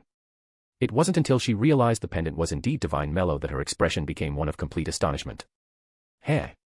Seeing Yuri's shocked expression, Riezel chuckled lightly. Looks like you know about this pendant, huh? Yuri stayed silent for a while before finally letting out a sigh. Well, its existence isn't exactly a secret, after all. With such overwhelming abilities and the fact that even strategic-class magicians can't fully fill it with magical energy, it has become a pretty well-known rumor in the magician circle. It wasn't all that surprising.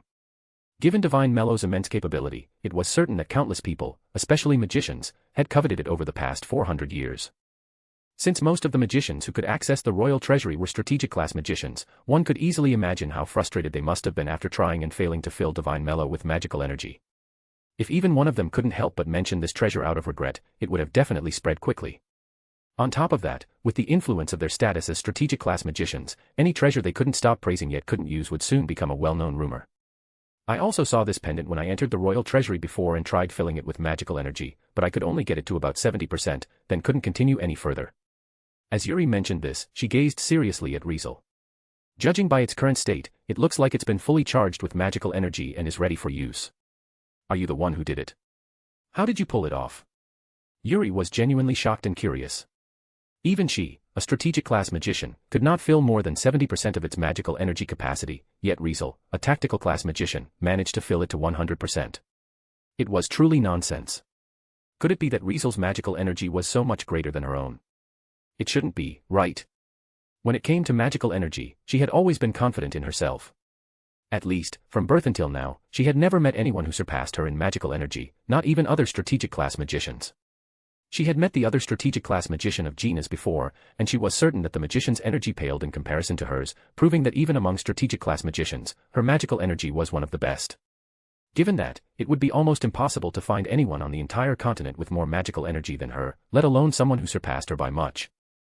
Through her long-time observations, she knew that Riezel's magical energy was considerably less than hers, so how on earth had he managed to fully charge Divine Mellow?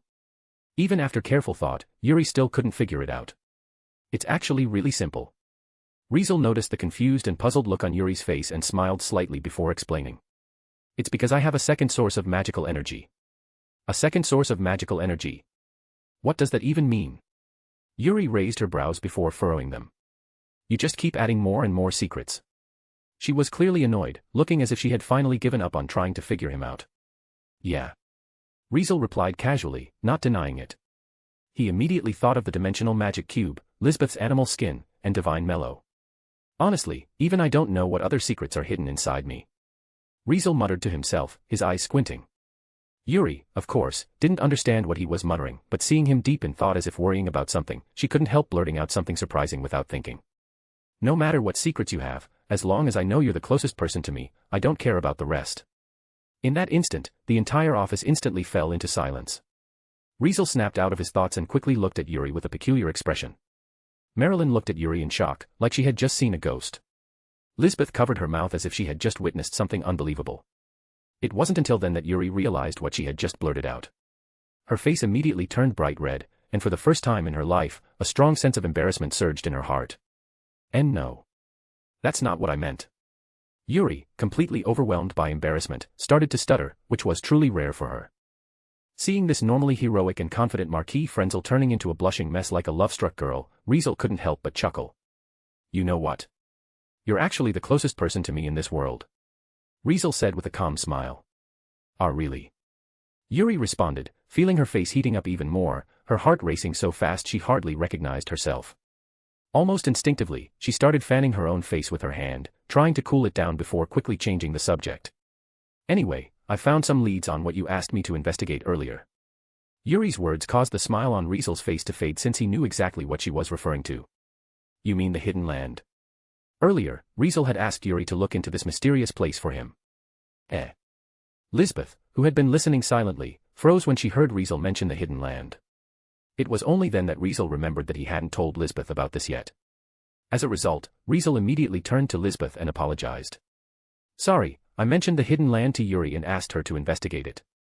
I see. Lisbeth nodded in relief, though she still felt puzzled as to why Riezel wanted to investigate the hidden land. Regardless, this topic wasn't entirely unrelated to her, in fact, she was curious about it too.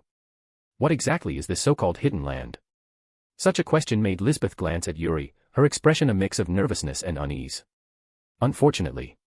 Don't look at me like that since you guys are probably going to be disappointed. Saying this, Yuri let out a small sigh of relief. At this moment, her face finally lost some of its redness, and the change in topic eased the embarrassment she had been feeling. I looked through tons of information, cross-referenced a lot of hidden details, and even, as the chief court magician, borrowed maps and ancient texts from the palace library to search, but I still couldn't find anything related to this hidden land. Yuri sighed again. So, I have no idea where this hidden land you're talking about is. I couldn't even find the name, which makes me wonder if this place even exists. Such an unexpected result left both Riezel and Lisbeth momentarily stunned. Not even the name. Riezel furrowed his brows, and Lisbeth even began to doubt herself, wondering if the so-called hidden land even existed. It was, after all, just a place Lisbeth had once heard about from her grandmother while caring for her years ago, so she wasn't sure if it was even real. If Riezel hadn't made her recall it last time, she probably wouldn't have remembered it at all. Maybe that place really doesn't exist. Lisbeth started to suspect. Was Grandma Mia just making it up on the spot?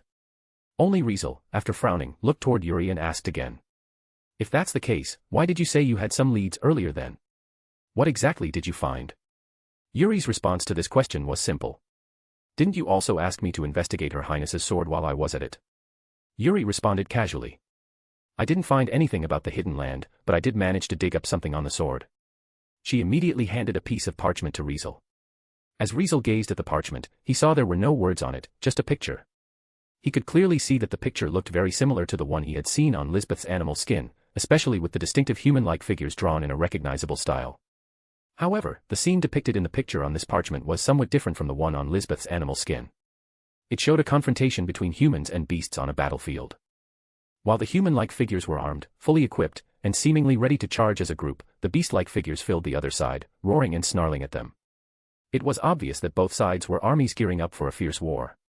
However, the curious part was an enormous, mysterious shadow looming behind the beast army, while a woman with a crown, looking like a queen, stood behind the human army, holding a gleaming golden sword.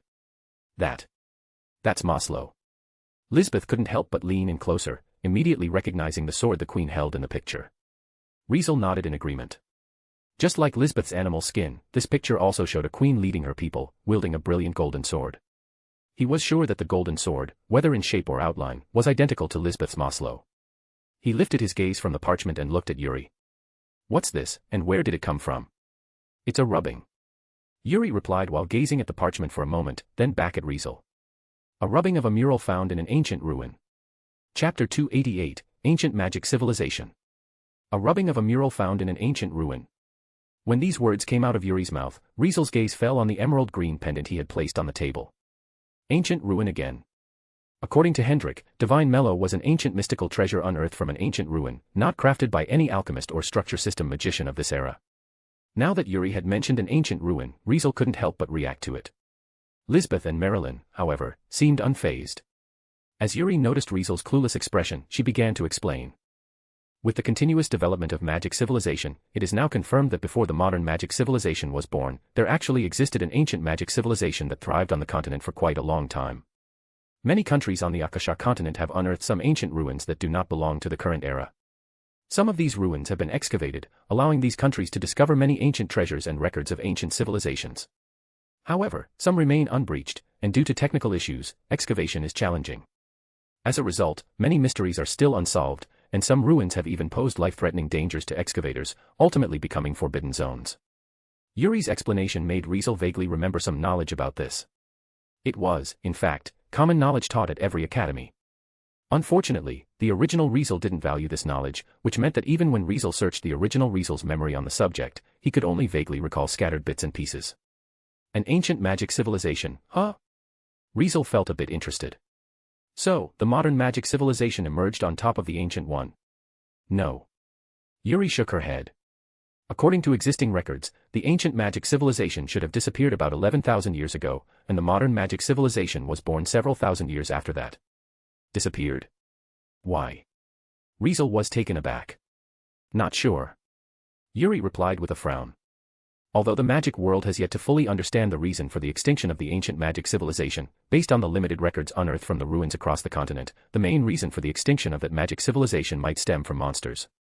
Her words made Riezel turn his gaze back to the picture on the parchment. On it, the beast-like figures confronting the human-like figures were undoubtedly the monsters she mentioned. Murals depicting similar scenes can be found in ancient ruins across the continent. For this reason, experts in the magic field believe that, long ago, the Akasha continent may have had far more, and much stronger, monsters than it does today. It seems they shared dominance of the Akasha continent with humans, constantly threatening human survival, straining the environment, and leading to frequent wars between humans and monsters. Afterward, about 11,000 years ago, it seemed like the monster population had a massive outbreak, turning the entire continent into a battlefield for an unprecedented war with humans. As a result, the ancient magic civilization perished, and the monsters suffered heavy losses, their numbers drastically reduced. It was only after thousands of years of recovery that humans regained the power of civilization and re-established their home on the Akasha continent. Well, I don't know whether it was true or not, but this is the most popular and widely accepted theory in the magic world at the moment. Yuri picked up divine mellow from the table and handed it to Riezel. Ancient treasures like this are occasionally discovered from the remnants of ancient magic civilization. You know, the prosperity of the ancient magic civilization far exceeds what we can imagine. Not only are the precious treasures from that era, passed down to today, difficult for modern magic civilization to recreate, but their underlying principles are also hard to understand. So, anything related to the ancient magic civilization, be it knowledge or items, is exceptionally valuable, making it one of the most mysterious and complex treasures. I believe the hidden land you mentioned might be related to the ancient magic civilization. Upon hearing this, Riezel silently took divine mellow from Yuri's hand and placed it back on his neck. So, you mean, Lisbeth's Maslow might also be a product of this ancient magic civilization? Riezel's question made Lisbeth react. Is that true? Lisbeth thought to herself, feeling confused. But, since Maslow appeared on those murals, that's probably true, right? Probably. Yuri nodded at Riezel's question before turning to Lisbeth. Your Highness, your sword must have been studied by the royal family, right? Needless to say, the answer to this question was a definite yes. Yes. When I first entered the palace, Fath, His Majesty took Maslow for a while. Lisbeth replied hesitantly. Truthfully, that was a natural development. If Riezel and Yuri could discover the anomaly of Maslow, how could the royal family not have noticed it? Hendrik must have had doubts about the origin of Maslow and would naturally take it away for research, which was perfectly normal. Regarding that, I found the records of the royal family's research on Maslow in the palace library. Yuri told Lisbeth something she completely didn't know. The records showed that the royal family had summoned 12 court magicians, along with 3 professors from Spriller Academy's alchemy department, to analyze and investigate Maslow. In the end, they ultimately confirmed it as a magic weapon left over from the ancient magic civilization. However, when they were getting ready to analyze its materials, effects, and structure, they ran into some difficulties. No matter how powerful the magic they used or how special their magic items were, they couldn't get Maslow to react even a little bit. They also couldn't detect any magical energy from it. It was just like a piece of ordinary iron, making it impossible to scrape off even a little metal for research. However, they eventually discovered something. Saying this, Yuri took out another piece of parchment, but this time, it wasn't a rubbing of a mural but a finely drawn map. Do you two know where this is? Yuri pointed to a spot on the map marked with a red X.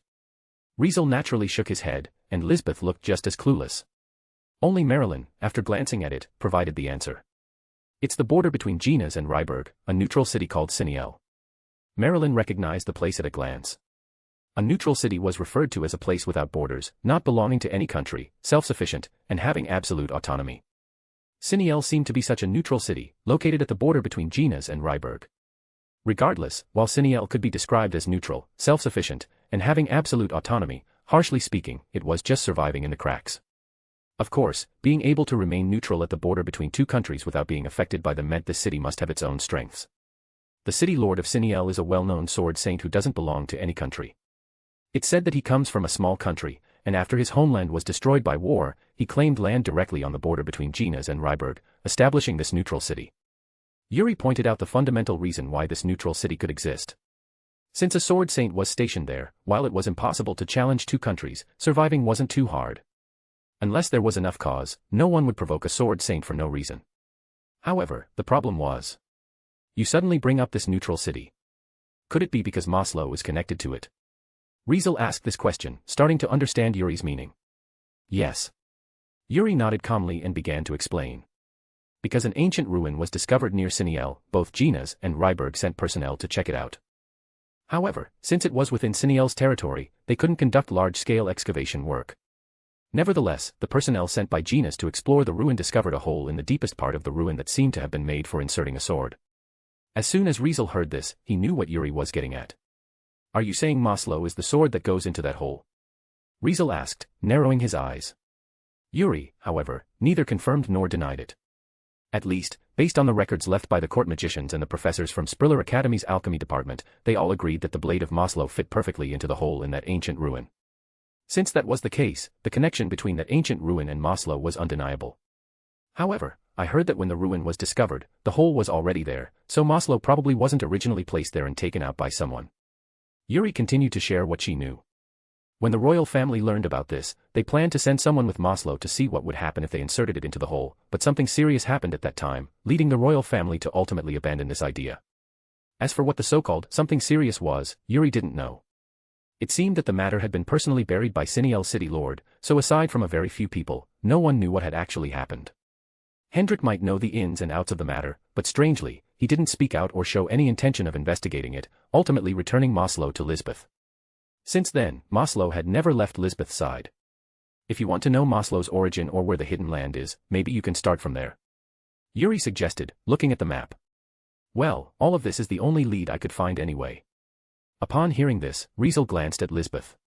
Lisbeth fell silent, not speaking for a long time. Chapter 289, Decision. Night. Inside his room, Riezel sat on the edge of his bed, drying his damp hair with a towel while looking at Lisbeth's animal skin, which he held in his hand. At first, his gaze fell on the golden sword held by the queen, who led the human-like figures in front of the altar, then shifted to the cube-like block being worshipped on it. After a long pause, he let out a deep sigh. Ancient magic civilization, huh? Clearly, the magic civilization that went extinct 11,000 years ago seemed to have left behind many mysteries and secrets. Whether it was a blessing or a curse, he had somehow formed a connection with this once thriving ancient magical civilization. Not only was there Lisbeth, who carried Maslow and became his attendant, but there was also Divine Mellow, which he found in the royal treasury and had now become his.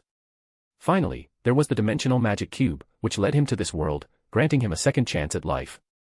All of these were clearly tied to this ancient magic civilization in significant ways.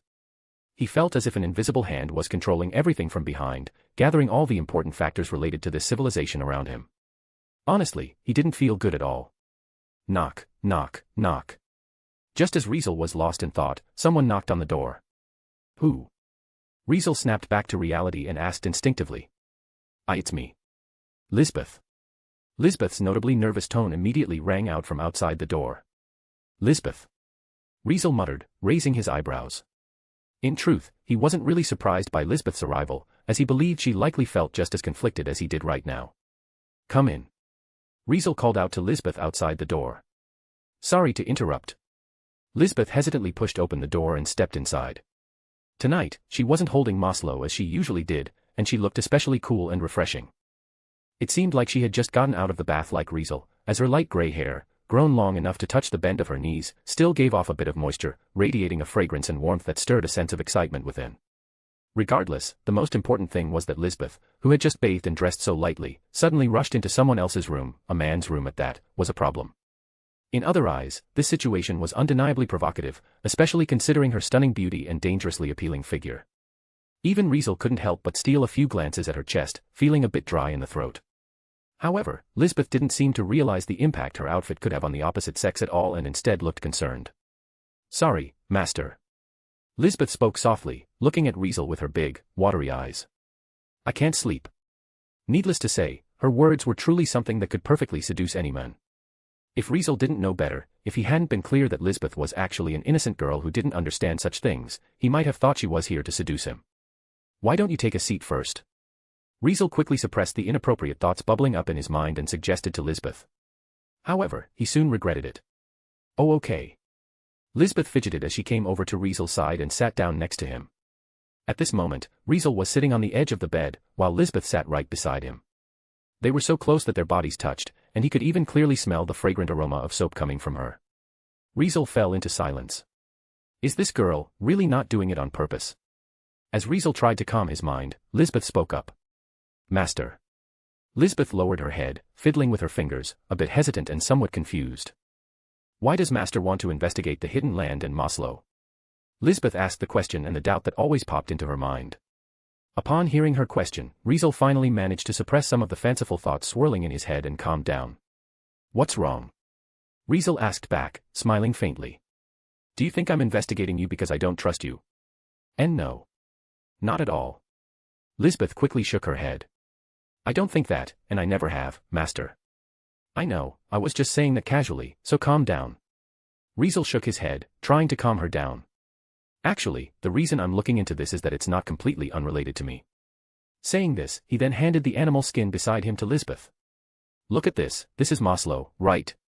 Riezel pointed at the sword held by the queen in front of the altar. Lisbeth nodded gently.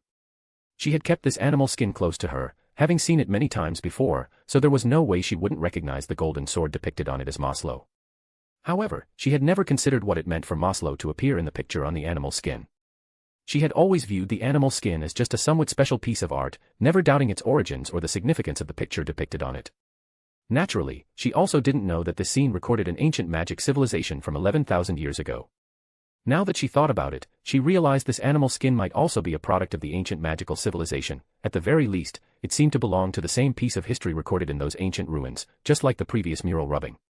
Moreover, her master was the second person, aside from her, who could see this piece of history. Needless to say, this fact alone spoke volumes. Do you know what this is?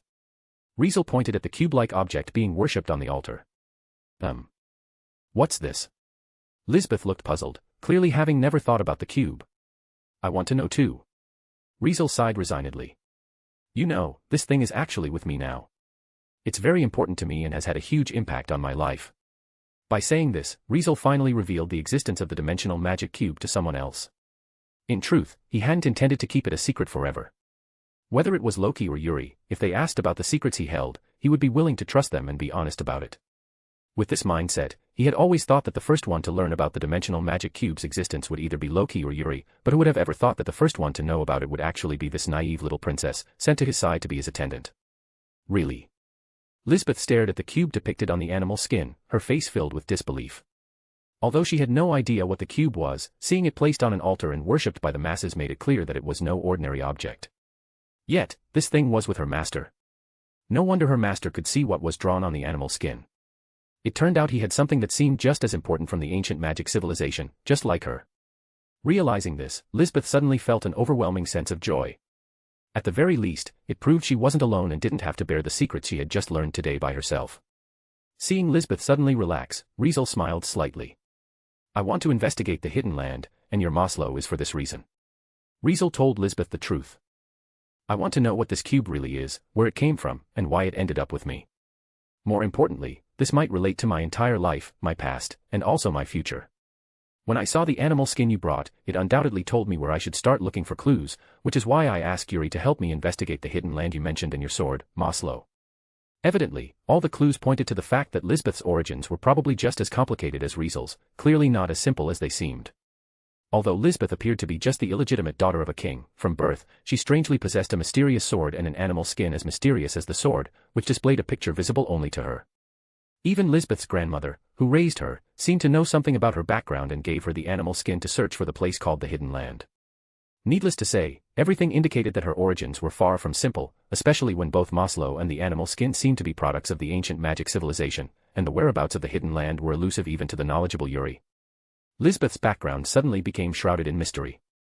Understanding this, how could Riezel not investigate when the animal skin Lisbeth carried was connected to the dimensional magic cube? Ah, so that's how it is. Lisbeth finally understood why Riezel wanted to investigate the Hidden Land and Maslow. It wasn't because he wanted to know her background or because he didn't trust her, it was simply because this matter was truly related to him. Knowing this made Lisbeth feel more at ease.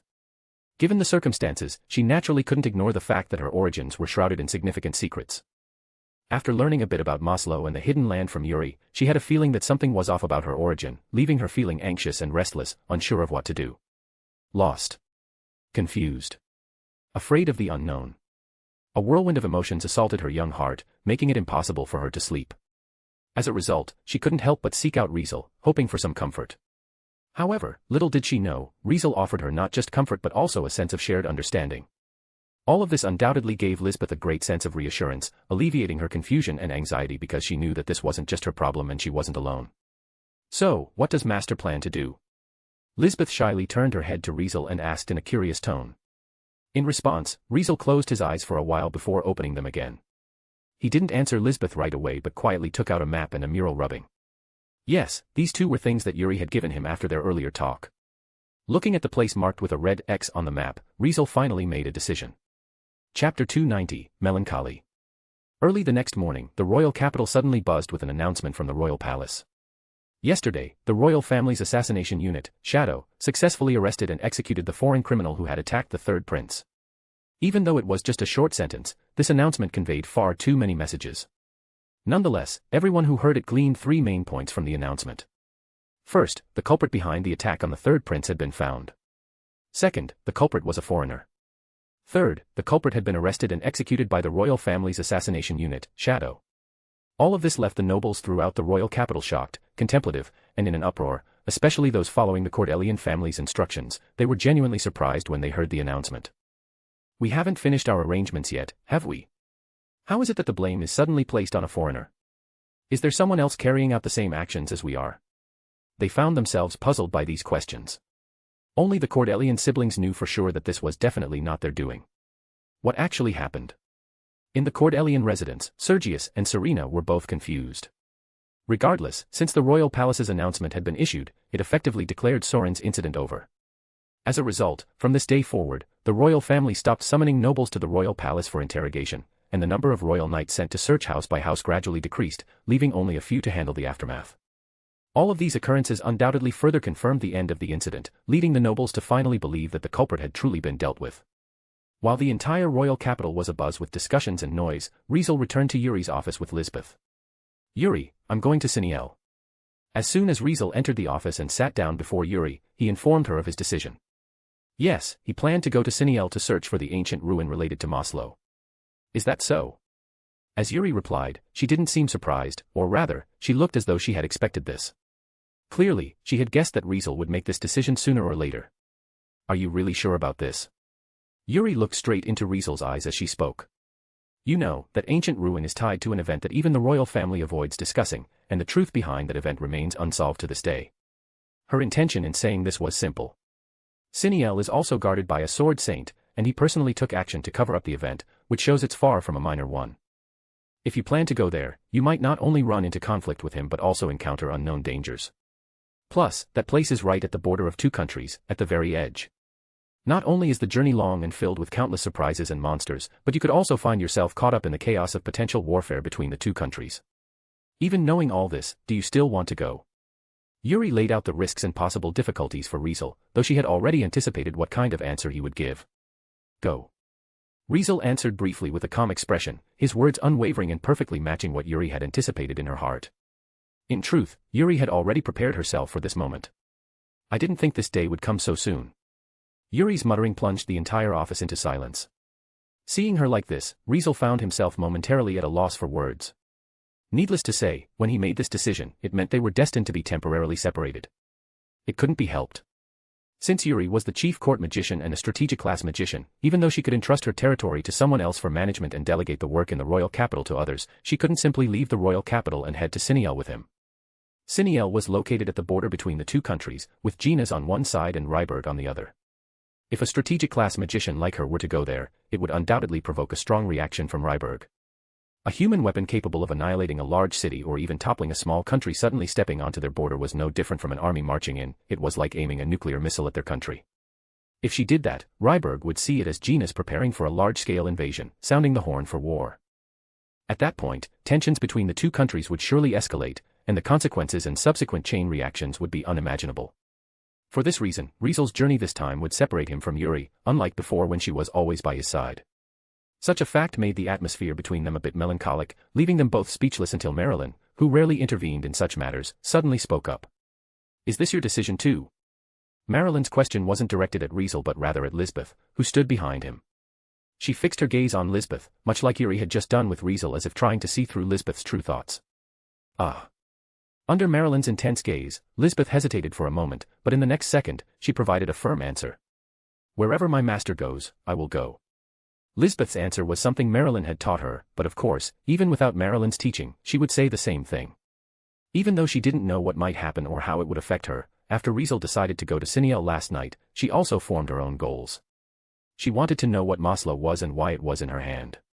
She wanted to understand the connection between herself and the ancient magic civilization. She wanted to know whether her origins could be uncovered during this journey. If it were just her alone, she definitely wouldn't have such thoughts, but it was precisely because Riezel was there and had decided to explore that she began to entertain the same idea. It was as expected. She was Riezel's attendant, after all. If he decided to go, then she would absolutely follow him no matter where he went. Such was Lisbeth's thinking and belief. Marilyn seemed to sense Lisbeth's intention, and after a moment of silence, she nodded and said no more. However, thanks to the conversation between Lisbeth and Marilyn, the atmosphere between Riezel and Yuri lightened up, no longer feeling so melancholic. Riezel was the first to gather his emotions and smiled at Yuri. Well, it's not like we're going to stop seeing each other, right? Riezel said casually. I know. Yuri quickly calmed herself and replied with a smile. Don't worry. I've been mentally prepared for this since long ago. Riezel leaving was something she had expected from the beginning. He was undoubtedly a man who could not avoid the limelight and wouldn't settle for the status quo. If it weren't for his previous concerns, reasons, and her request for him to stay, he definitely wouldn't have stayed at the Riezel residence in the first place. He had mentioned more than once that he wanted to travel and explore the continent, experience various landscapes, and go on adventures. From that time on, she knew he would leave someday, though she didn't expect it to come so soon. Nevertheless, she wasn't one to dwell on sentimentality. I'll have Marilyn help you guys get a carriage ready, sorting out your essential luggage and supplies for your journey. Yuri nodded with a faint smile. When are you planning to leave? Riezel initially thought about leaving tomorrow, but after seeing Yuri's reaction, he quickly changed his mind. Let's make it the day after tomorrow. I need another day to prepare for this trip anyway. What would he use this day for? Naturally, to strengthen himself. He understood that Yuri was correct about this journey. Not only might the journey not be a peaceful one, but arriving at the destination also wouldn't be the end, it would merely mark the beginning. Ancient magic civilization-related items, coupled with the unknown event, could indeed be fraught with danger. Furthermore, there was a chance he would clash with Siniel's city lord and end up at odds with this neutral city. Because of this, he planned to undertake another dimensional travel beforehand, just to be safe. If he could manage to gain high-rank Excelia during this dimensional travel and accumulate enough basic ability proficiency to reach level 7, the journey would be much safer. I see, the day after tomorrow. Yuri acknowledged before turning to Marilyn. I'll leave it to you to handle, Marilyn. Yes, my lady. Marilyn bowed her head in acknowledgement before turning to Lisbeth. Come with me.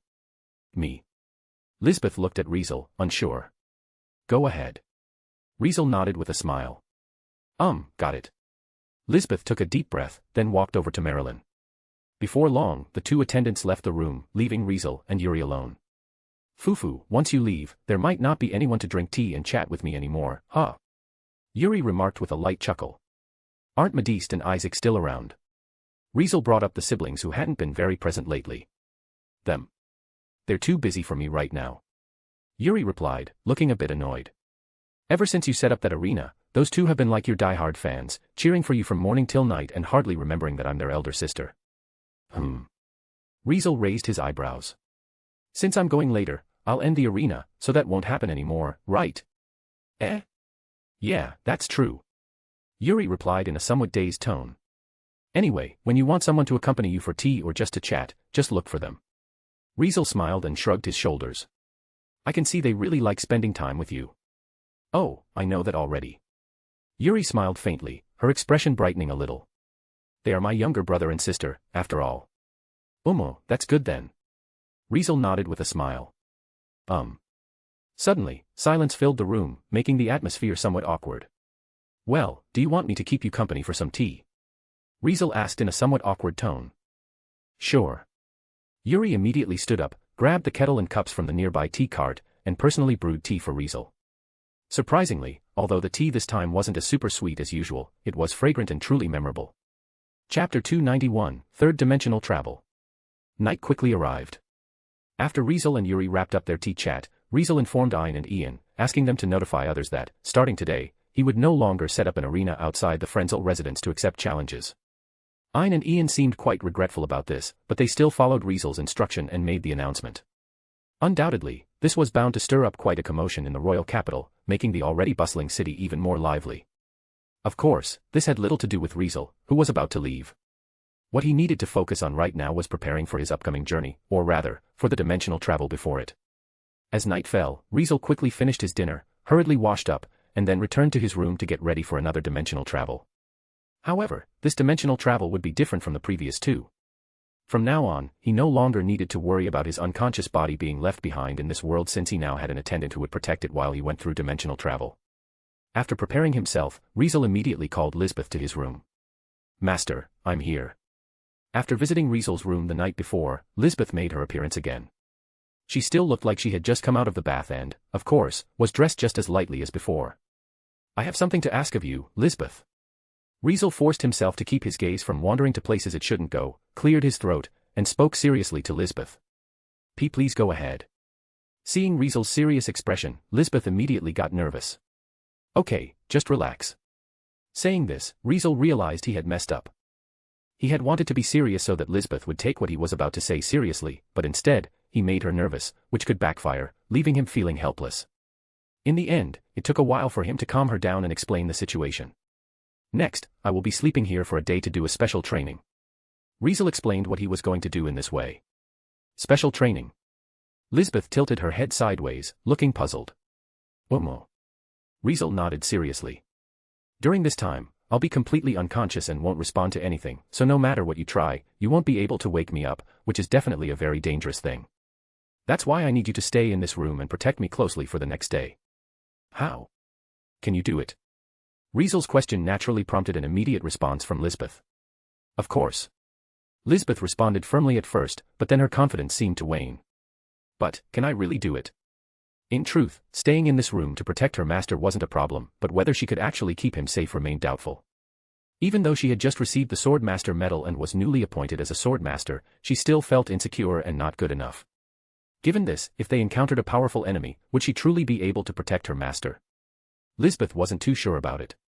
Don't worry. Riezel calmly shook his head. You must remember that this is the Frenzel residence, so normally, no one would sneak in. I called you over just to be safe. Besides, you shouldn't underestimate yourself. Even among sword masters, you're one of the best, just a step below the experienced ones. Have some confidence in yourself so I can rest easy handing everything over to you, okay? Upon hearing this, Lisbeth looked at Riesel's encouraging expression, and a surge of courage quickly blossomed in her heart. Got it, master. Lisbeth replied earnestly. I will definitely protect you, never leaving your side until you wake up. Great. Riezel suddenly smiled. In that case, I'll leave it to you. With Lisbeth's strong response, Riezel lay down on the bed and closed his eyes. However, he first took out a drop of Loki's blood and let it fall on his forehead, performing a long-awaited status update.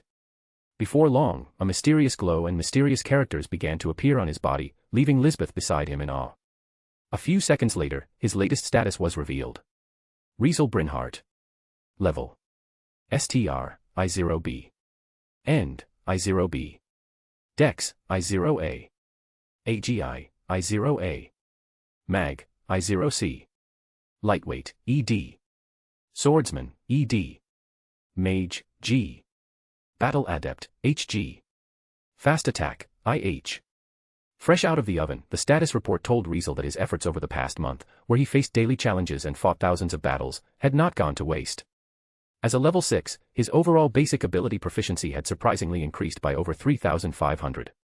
Needless to say, achieving such growth in about a month was truly astonishing. If people or the gods from Arario knew about it, they would probably explode from shock. Other adventurers, even super geniuses like Ace and Otter, couldn't hope to reach this level of growth after hitting level 6 without several years of hard work, yet Riezel managed it in just about a month, which wouldn't be unfair to call cheating. Naturally, since his basic abilities had shown impressive growth, his development abilities were also obviously on the rise, nearly all of them advancing by 1 rank. Especially the 2 development abilities, Lightweight and Swordsman, which both reached D rank. I remember in the original work, even level 7 Otter only had his highest development ability at E, right? Reaching D rank in development ability was already higher than that of Arario's ultimate weapon. Mage didn't improve, huh? That's too bad. While both basic and development abilities had significant growth, only Mage remained unchanged in this status update. It couldn't be helped. Riezel hadn't used magic or trained in it since he traveled to the world of Demon Slayer.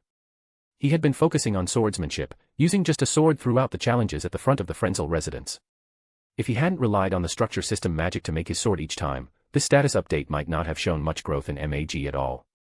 Nevertheless, his MAG was still the least improved among his basic abilities, falling far behind the other 4 and proving that he had used magic very little recently.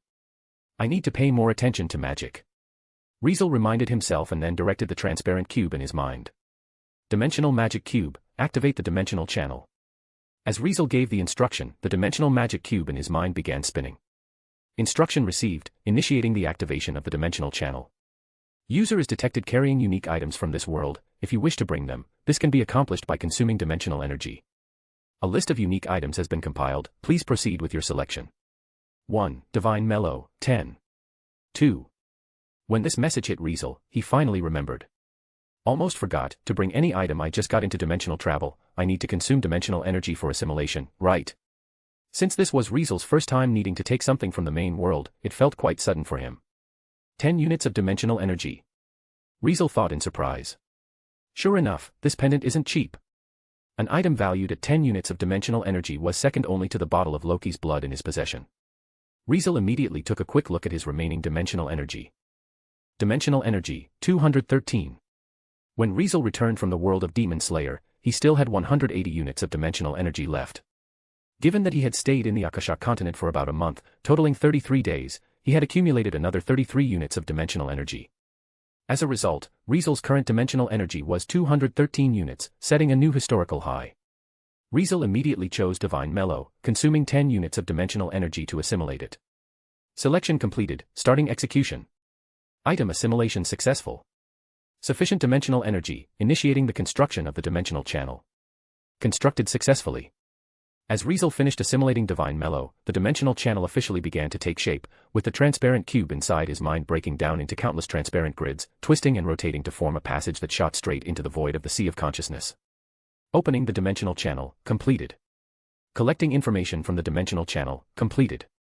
Searching for information that closely matches the world on the other side of the channel from the user's memory, begin organizing. Successfully organized. Connected world, Overlord. Time scale, 1:150. Attention, dimensional travel is the descent of consciousness in which the user's consciousness is materialized in another world. While the death of the consciousness after materialization will not affect the user, the dimensional travel will conclude at the time of death. User is advised to act with caution. As the final message entered Riezel's mind, he had only one thought left. Overlord. Looks like this time it's gonna be fun. With this thought, Riezel's consciousness floated like a ghost into the dimensional channel, diving in and disappearing from the Akasha continent. Master. Lisbeth, looking at Riezel, who had completely fallen unconscious, called out to him a few times but received no response. Really unconscious. Confirming this, Lisbeth's expression grew serious. Since her master had completely lost consciousness, she knew she had to stay by his side the next day, ensuring his safety no matter what. I absolutely cannot let master down. Lisbeth clenched her little fists, motivating herself as she watched Riezel lying on the bed in a deep slumber. In the next moment, she suddenly crawled under the blanket, diving without hesitation right into Riezel's arms and pulling him into a tight hug while he slept. I'll protect master up close. Lisbeth fully embodied this sentiment through her actions, achieving true protection. Chapter 292, Adventurer. What is adventure? Adventure meant engaging in highly free, risky activities without regard for danger. What are adventurers? In the world of Danmachi, adventurers referred to armed individuals engaged in the career of dungeon exploration. However, being an adventurer was, in fact, a popular profession in some other worlds as well. By taking on quests issued through the guild, adventurers explored treasures scattered around the world, sought out the unknown, and earned generous rewards while venturing through various places. Ultimately, they used the money to support themselves and purchase various equipment and items. In the eyes of many who understood the culture of other worlds, especially fantasy ones, adventurers represented a dream-filled existence. However, adventurers in this particular world were much more grounded in reality than one could imagine. Even though it was a world somewhat similar to the world of Danmachi, it also resembled the Akasha continent. In a medieval fantasy world like this, monsters existed, just like on the Akasha continent, and similar to the world of Danmachi, there were also numerous intelligent races. Dwarves, elves, goblins, beastmen, ogres, and many more. In this world, there were numerous non-human races, even non-human countries and tribes, presenting a melting pot of different races. In this world, adventurers, to put it simply, were mercenaries paid to exterminate monsters, a group specialized in dealing with monsters. Some of them did engage in ruins exploration and sought out the unknown in unexplored territory, but the majority of adventurers were essentially monster hunters, viewed as experts in dealing with monsters by others. However, their social standing was, in fact, not high, as they were not favored by those in power. Although they were highly popular due to their profession, outside of handling monsters, they were often regarded as a violent armed group in the eyes of others. As a result, the Adventurers Guild was often seen as a monster hunting brokerage, a place that assigned dangerous jobs rather than a location where one could become rich overnight or embark on mysterious endeavors. Nevertheless, in the human-established kingdom known as the Riezel's kingdom, many people still made a living as adventurers. For example, in the border city called Riezel, also known as the Fortress City, a lively scene unfolded inside the Adventurers Guild. Here, one could see fully armored warriors standing in front of the bulletin board, browsing the quests posted there. Here, one could see agile, bow-wielding archers eagerly introducing themselves to potential adventurer groups. Here, one could also see magicians dressed in robes and holding staves, surrounded by enthusiastic adventurers. Of course, there were also those adventurers who treated the guild like a tavern, continuously drinking, eating, laughing, and shouting boisterously. Meanwhile, the receptionists at the counters, accustomed to this noisy environment, calmly assisted the adventurers in front of them, either taking on quests for them or handling their affairs. Scenes like this played out in the Adventurers Guild almost every day, so they were considered pretty routine. However, today, the Adventurers Guild was visited by someone rather unusual. I want to become an adventurer. When this sentence was spoken in front of the receptionist, a woman who appeared to be in her 20s, she was startled to realize that someone had bizarrely appeared before her without her noticing. Upon seeing who it was, she saw a rather peculiar young man. Unlike other adventurers who usually carried weapons, he had none, let alone weapons. He didn't even wear armor. Even more so, his clothing was quite ordinary, completely unlike someone who seemed capable of taking on the profession of adventurer. Moreover, he didn't seem to be older than 20, with rare black hair and eyes. Although he wasn't bad-looking, his presence was oddly faint, making him difficult to notice. However, his tone was surprisingly calm, and his gaze was deep. Even in a place surrounded by rough, armed individuals, his expression didn't change in the slightest. It was as if he weren't in a gathering of violent, armed individuals but at any normal service desk. Regardless, if one were to say what was most noticeable about him, it would be the green jewel pendant around his neck, which appeared expensive, giving his otherwise plain appearance a touch of mystery. An ordinary but also not ordinary young man, it was what made him seem so peculiar yet intriguing. At this moment, the receptionist was struck by the oddity and contradiction, staring at the young man in front of her for what seemed like forever without reacting. I want to become an adventurer. Seeing the dazed receptionist, the young man repeated his words. Is there a problem? Such an overly calm question finally snapped the receptionist out of her daze. And no problem at all. She quickly shook her head, pulling out a quill and parchment to begin processing the young man's adventurer registration. Since there weren't any strict requirements for becoming an adventurer, anyone could sign up as long as they applied at the Adventurers Guild. However, looking at the peculiar young man in front of her, the receptionist hesitated. Are you sure you really want to become an adventurer? One couldn't blame her for asking. Adventurer was, after all, a dangerous profession, and having some degree of physical strength was the most basic and only necessary requirement for it. Whether you were a warrior or a magic caster, as long as you could fight, you could be an adventurer. Even though the young man didn't look entirely powerless, he had no visible equipment on his body. He was empty-handed and dressed simply, and from head to toe, aside from the green jewel pendant, there was no other item on him. For this reason, he didn't seem like someone who could fight, more like a young nobleman traveling incognito. Why not assume he was a commoner? Simple. It was because he was far too clean. Ordinary commoners usually did some sort of manual labor, leaving their skin, hands, clothes, or other things with a somewhat worn look. Meanwhile, the young man was spotless, with not a trace of wear on him, as though he had never experienced any hardship. If not for his calm demeanor, the receptionist might have assumed he had walked into the wrong place. Seeing the receptionist's attitude, the young man had just one response. Got a problem? Such a short and straightforward question left the receptionist feeling inexplicably odd. And no. Poor guild receptionist. She had faced countless intense situations over the years, enduring the rage and roaring of many a terrifying adventure with an unflinching expression, sometimes even managing to offer a professional smile in return, yet today, here she was, completely thrown off by a young man who wasn't even armed. Needless to say, the whole scene was almost comical. With that, the receptionist quickly processed the young man's application and pulled something out for him. It was a necklace with a small copper metal plate in the center, designed to hang around the neck. It's an identification tag used to gauge an adventurer's abilities and determine their rank. Saying this, the receptionist explained slowly to the young man. Adventurers have 8 ranks, and each rank has an identification tag made from a different metal, which includes copper, iron, silver, gold, platinum, mithril, orichalcum, and adamantite. The later the metal, the higher the rank and value. Having a higher rank identification tag means you'll be seen with more respect and have better benefits. Basically, you can take on tougher quests and earn more rewards. In other words, if one's tag rank was too low, they wouldn't be able to take on difficult quests and would be stuck doing odd quests with little pay. Right now, you're at the lowest rank, Copper, a Copper Adventurer. Complete enough quests and improve your evaluations, and you'll rank up your tag. We look forward to seeing your future accomplishments. With these formalities out of the way, the receptionist handed the Copper identification tag to the young man. Thanks. As the young man took the identification tag, he simply pocketed it instead of hanging it around his neck before making another request to the receptionist. Can you get me a map of the surrounding area and the locations of monsters? While speaking, there was a hint of interest in his voice. It gave the impression that this was his true reason for coming here and that becoming an adventurer was just a side matter, which, in fact, was true. Evidently, the young man didn't want to be an adventurer to make a living, he just wanted to use the guild as a convenient intermediary to gather the information he needed easily. However, the map of the surrounding area wasn't his main concern, as what he truly wanted were the locations of monsters. He wanted to find powerful monsters. He wanted to find as many opponents as possible. Given this, the Adventurers Guild, known for being a monster hunting brokerage, could naturally meet his needs. Yes, it was the very first thought that the young man, who was none other than Riezel, had just after arriving in the world of Overlord, barely half an hour ago. Unlike the world of Demon Slayer, where he had arrived in the middle of wilderness and mountains, this time he found himself landing directly in the city of Irantel, just as he had descended into the city of Orario in the world of Danmachi. You want a map of the surrounding area and the locations of monsters? As expected, the receptionist didn't find Riezel's request strange, but she still asked cautiously. Excuse me, how detailed do you need it to be? As detailed as possible.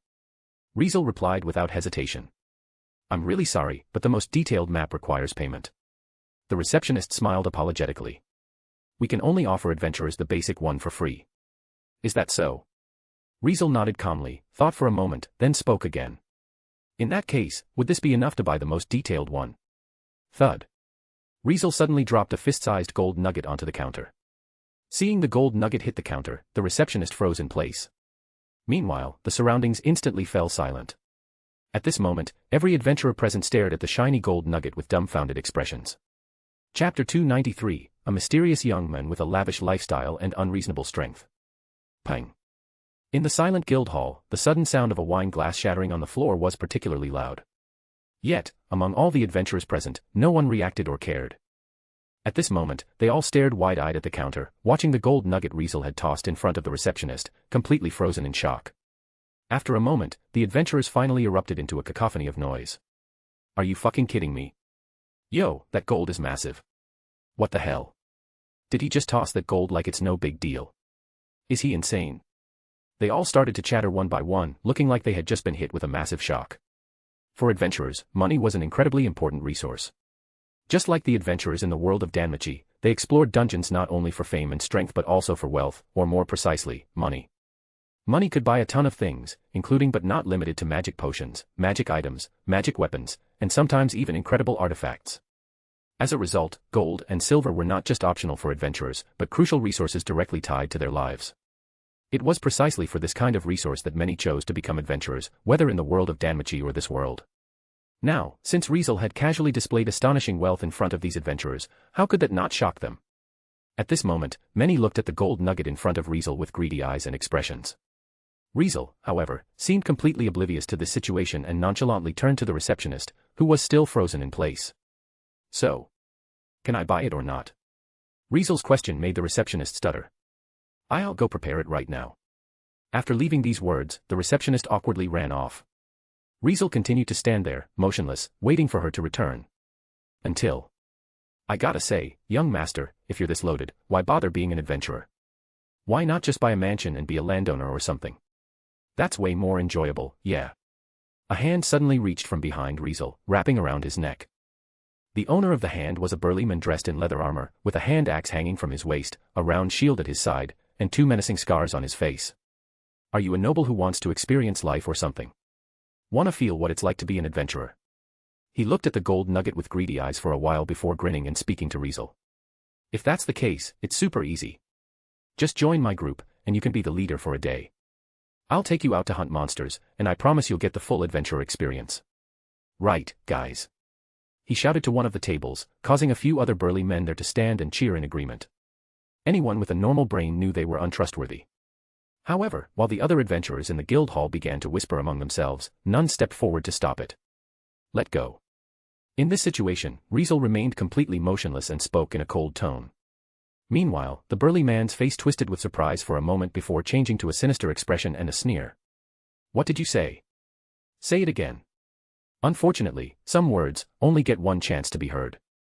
Riezel reached out, grabbed the hand around his neck, and slowly applied pressure, forcing it away. Ugh. Feeling a powerful force acting on his hand, the burly man's expression changed, leaving him no choice but to let Riezel go. So, you were saying you want to take me on an adventure, huh? As Riezel released the hand he had just forced away, he asked the burly man, whose expression had slightly changed. Okay, does that mean you're pretty strong? Riezel's question made the burly man temporarily forget the situation he was just in. Looks like you don't know who I am, huh? Asking back, the burly man's sneer returned. Well, it doesn't matter. Even if you haven't heard my name, you should recognize this, yeah. He displayed the identification tag hanging around his neck for Riezel to see, a silver identification tag. In other words, the burly man in front of him was a silver adventurer. Got it now. While speaking, the burly man grinned with pride. I'm silver rank. Adventurers at this rank are among the top in Riezel, unlike you, who's a rookie with copper rank. Now you get how strong I am. Instead of responding, Riezel looked at the burly man with a strange expression, making him feel a bit uneasy. After a moment of silence, Riezel suddenly smiled. By just saying that, I obviously won't understand. Riezel shrugged casually, a smile still on his face. How about this? I'll give you a chance. A chance. The burly man frowned. Riezel didn't respond but reached into his clothing, using the structure system magic to create a bag, which he then pulled out.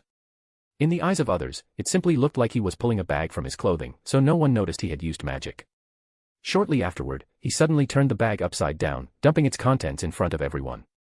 In the next moment, all the adventurers' eyes widened. Along with Riezel's actions and a series of thud-thud-thud sounds, several gold nuggets the size of fists were dumped from the bag and rolled onto the counter. Gulp. Countless swallowing sounds began to resound. Seeing this unexpected scene, the burly man was stunned. Meanwhile, ignoring everyone's reactions, Riezel spoke again in a clear voice. Let's go outside. He smiled at the burly man, pointing to the guild entrance with his chin. Win against me and prove you're strong, and you can take all this stuff with you. What do you say? As soon as these words came out of Riezel's mouth, the greed in the burly man's eyes could no longer be hidden. Are you serious? With narrowed eyes, the burly man made his final confirmation. Serious. Riezel affirmed confidently. Great. Don't regret it. Completely forgetting about the strength Riezel had shown when he pried his hand away, the burly man exclaimed in joy. Seeing this, the other adventurers became restless. Me. Count me in. I'm strong too. I want to challenge you. Let me try. One by one, the adventurers shouted one after another, as if they thought that if they hesitated for even a moment, the gold would slip away. Seeing this, Riezel had only one response. No problem, you all can try. If anyone here had seen how Riezel accepted challenges at the front of the Riezel residence, they would recognize that the look in his eyes now was the same as it had been back then. It was the look of someone eyeing free stuff, gazing at a group of easy targets. In the blink of an eye, more than half an hour had passed. Outside the Adventurers Guild, the crowd that had gathered for over half an hour fell into a deep silence, just as they had when they witnessed Riezel toss a gold nugget onto the receptionist counter for the first time. Currently, their eyes were vacant, and their expressions were frozen as they stared at the scene before them. Ayaha! Bang! A piercing scream rang out as a burly man flew like a cannonball, crashing to the ground and losing consciousness. Naturally, he wasn't the same burly man who had first spoken to Riezel, but someone else. Adventurers like the burly man now lay scattered on the ground, all completely unconscious. They were bruised and battered. They were covered in injuries. They lay on the ground like oversized garbage, with not a single one still standing. On the other hand, Riezel stood in the center of the fallen adventurers, holding a sheathed sword in his hand with an indifferent expression. What was surprising, however, was that not only was he unscathed, but his clothes were perfectly in order as well. Anyone else? Riezel asked in a calm tone, looking around with an air of nonchalance. Whoosh! In an instant, all the adventurers stepped back a few paces, and no one dared to approach Riezel anymore, as the greed that had filled their eyes earlier was now replaced with sheer terror. Strong. Very strong. Now, they realized that this young man, who had looked like a wealthy nobleman seeking a life experience, was actually a very powerful warrior. Any adventurers who dared to challenge him, whether they were copper adventurers, iron adventurers, or silver adventurers, found themselves flying out at an even faster speed than when they charged at him, crashing to the ground, unable to rise again. Let alone forcing him to draw his sword, they couldn't even touch the hem of his clothing. Even magic casters were helpless when facing him. Just a second ago, they had cast magic to attack him from afar, but in the next second, he suddenly appeared right in front of them, knocking each of them down with a single punch. It was clearly not a battle but a massacre. A noble. A young master. He was clearly a powerhouse, unstoppable. Is there anyone else? Riezel asked again and had no idea how he appeared in the eyes of others, so when he saw that no one was coming up, he felt a bit disappointed. All right, I can relax the conditions a bit. As long as someone can just touch me, all these things are theirs. He lifted the heavy bag and weighed it before the crowd. Unfortunately for him, after witnessing such a massacre, who would still be willing to come up? TCH, boring. Riezel clicked his tongue, feeling a bit annoyed. Knowing that no one would step forward anymore, he turned around and entered the guild, approaching the counter where the receptionist held a bound sheepskin parchment. Is that the thing? Riezel asked the receptionist, but she didn't react at all, seemingly still in a daze. In the end, Riezel took the parchment directly from her hand, turned, and left, leaving countless adventurers staring at the people lying on the ground, unable to speak for a long time. However, they understood one thing.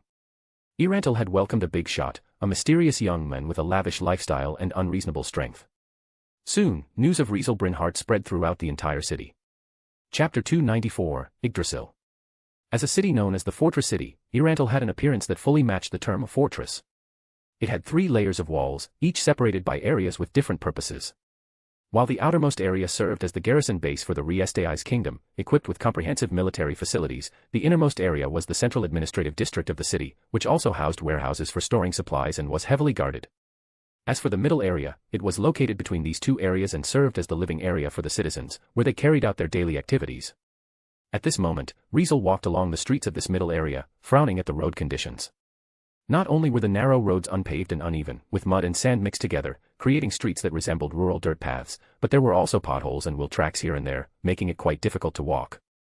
So, this so-called Fortress City is basically just a remote town in the countryside, right? As Riezel couldn't help but think this way, he suddenly recalled the challenge he had just faced in front of the Adventurers Guild, remembering those so-called powerful adventurers. Too weak. Riezel mercilessly gave such an evaluation. Silver adventurers, while not among the best in this world, were no longer beginners, possessing a certain level of strength, and were somewhat well-known. In Riezel's eyes, however, these somewhat well-known individuals were incredibly weak. They were around middle level 1. No, maybe even below. Such was the reality of silver adventurers. In the world of Danmachi, they couldn't even be considered high-class adventurers, only ranking among the lower strata of low-class adventurers. With ranks like adamantite, orichalcum, mithril, platinum, gold, silver, iron, and copper, the silver adventurer's power, in 6th place, didn't even reach upper level 1.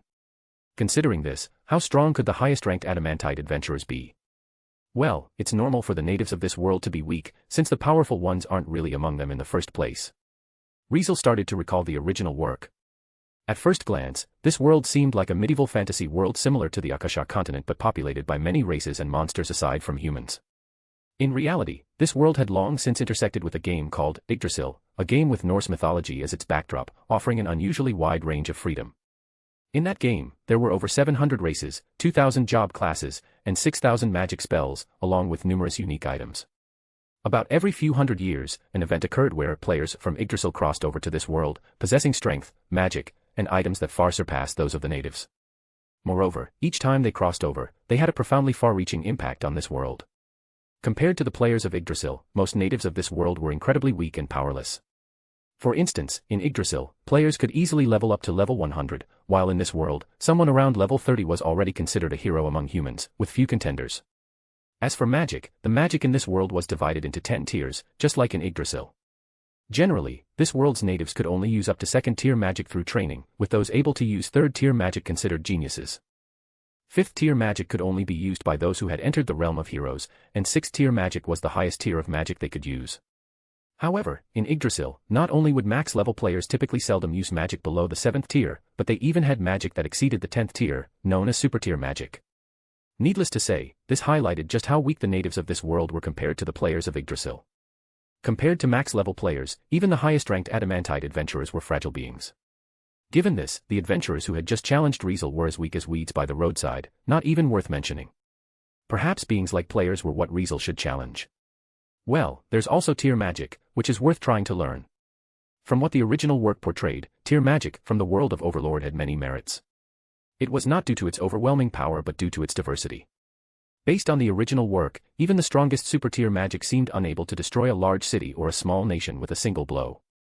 Considering this, if only destructive power was being discussed, super-tier magic was probably on par with tactical class magic. However, among the more than 6,000 types of tier magic, many of them didn't rely on destructive power to make their reputations known. Some of them could slice through space. Some of them could crush a creature's heart from afar. Some of them could cause instant death without conditions. Additionally, there were also magic spells for teleportation, resurrection, strengthening, and others that granted complete immunity to physical or magical attacks, making the so-called tier magic extremely diverse and unique. If these magic spells were placed on the Akasha continent, they would only be considered combat class magic, barely qualifying as tactical class magic. Yet, these combat class magic could bring about miraculous effects in battle, and even outside of combat, they could yield extraordinary results, definitely a magic system not to be overlooked. For Riezel, who possessed a unique magic known as Almighty, not learning tier magic would have been a significant loss. After all, as long as he met the conditions, he could easily learn tier magic directly. If he fully unleashed the effects of Almighty, regardless of which tier or how many magic spells, he could master them effortlessly.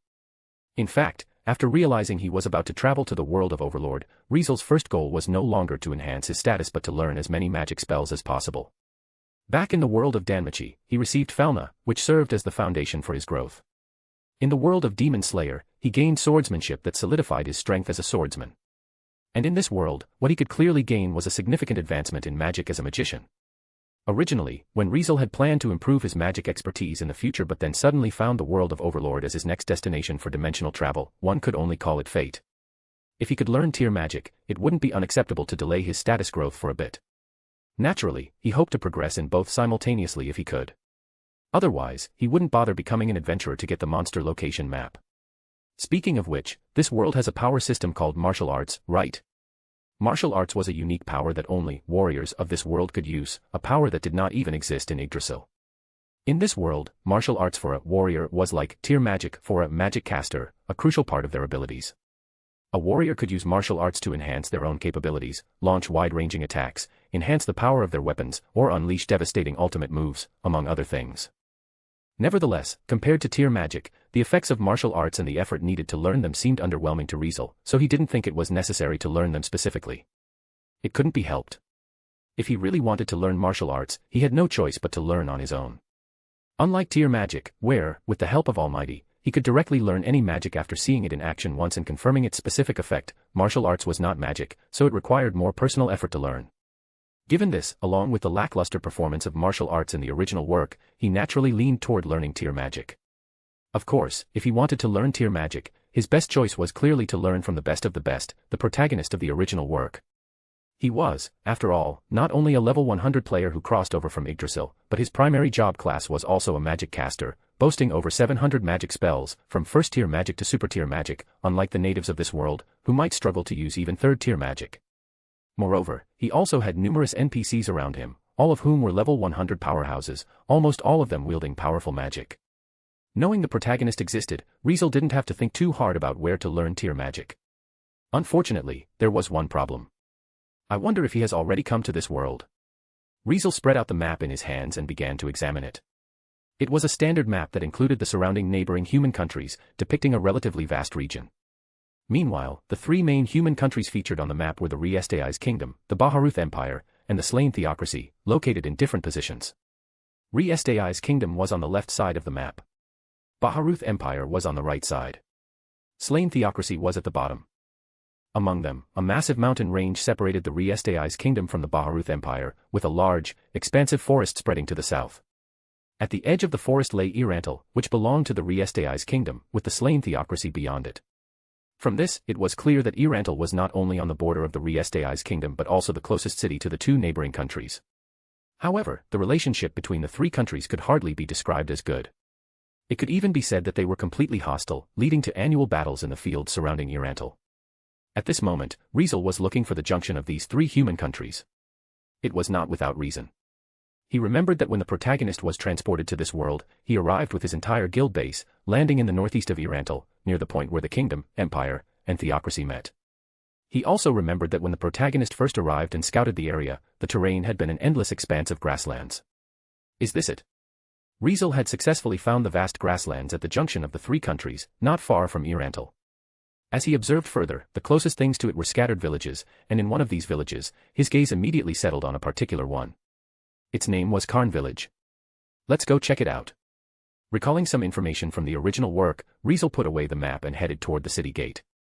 Before long, Riezel left Riezel and made his way toward the forest. Chapter 295, Massacre. After leaving Riezel, the first thing visible was a vast forest in the distance. It was a dense, ancient-looking forest, showcasing dark green hues. Within the forest, countless sturdy giant trees stood tall, and their lush branches and leaves grew so wide that even sunlight seemed unable to penetrate.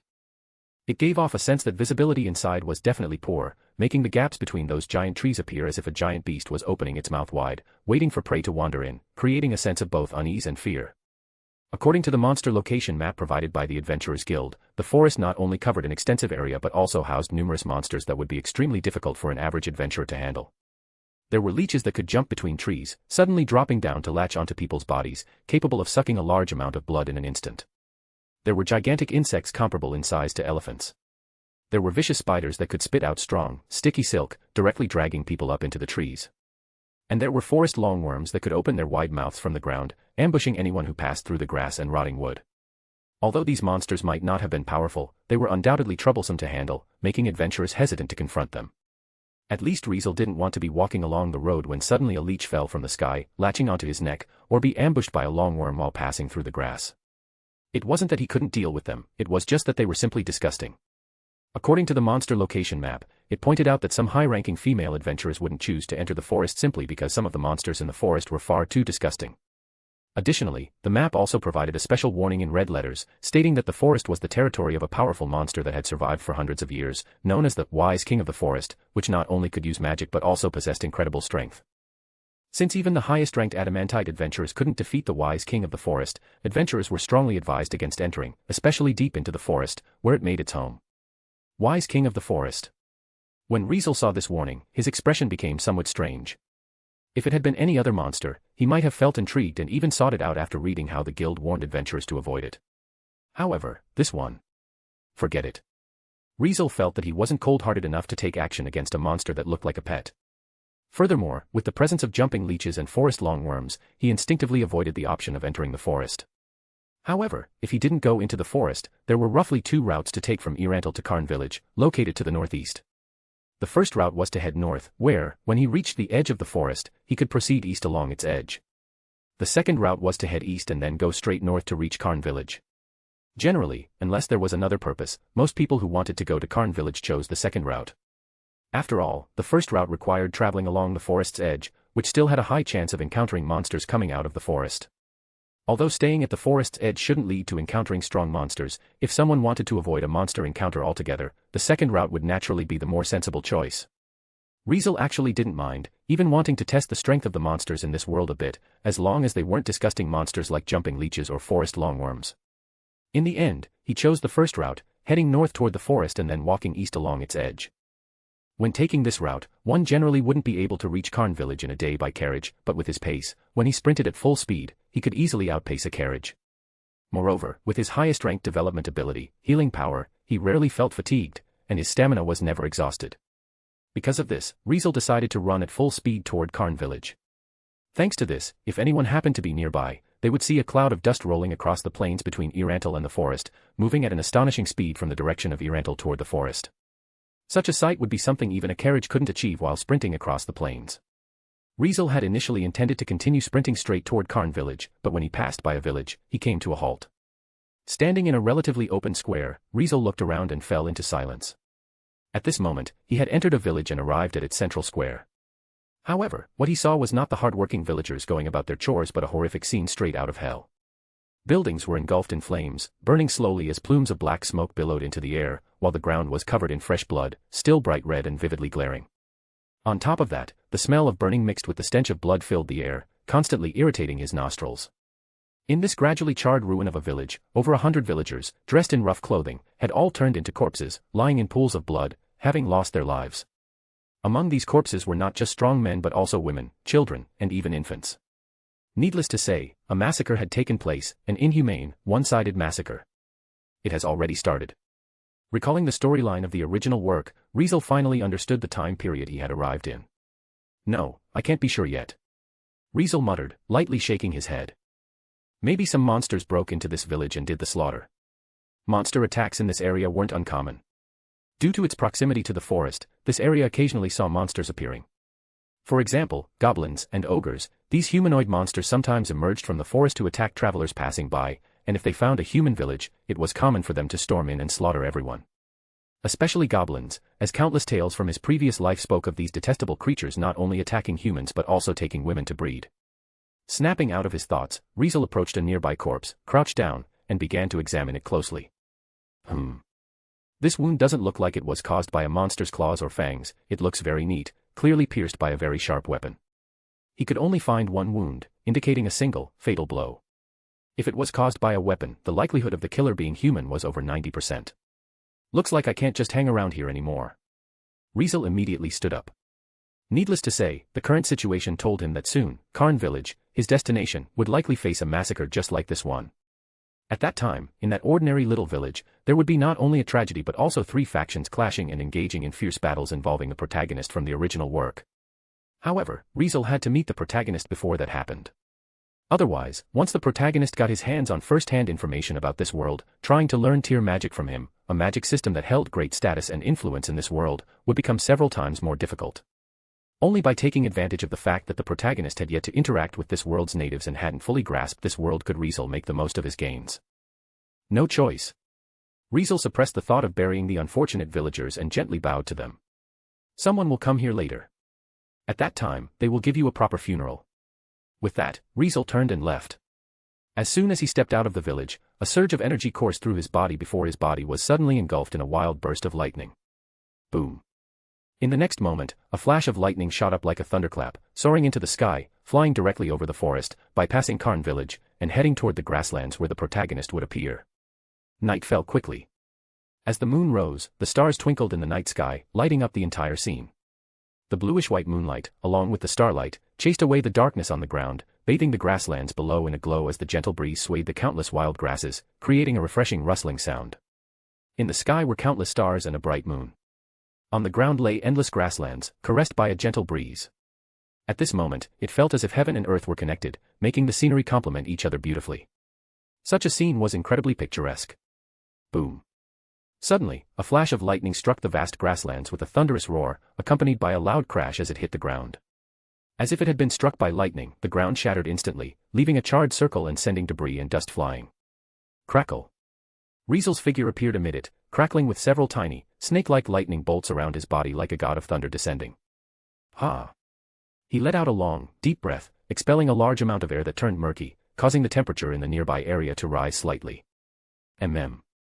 This should be the place, right? Riezel scanned his surroundings and saw the seemingly endless grasslands with no hills or buildings, just boundless wild grasses and several trees, all laid bare under the moonlight and starlight. In the next moment, a transparent gleam appeared in his eyes as he surveyed the area until he felt a sudden sensation and turned his gaze upward. Is he there?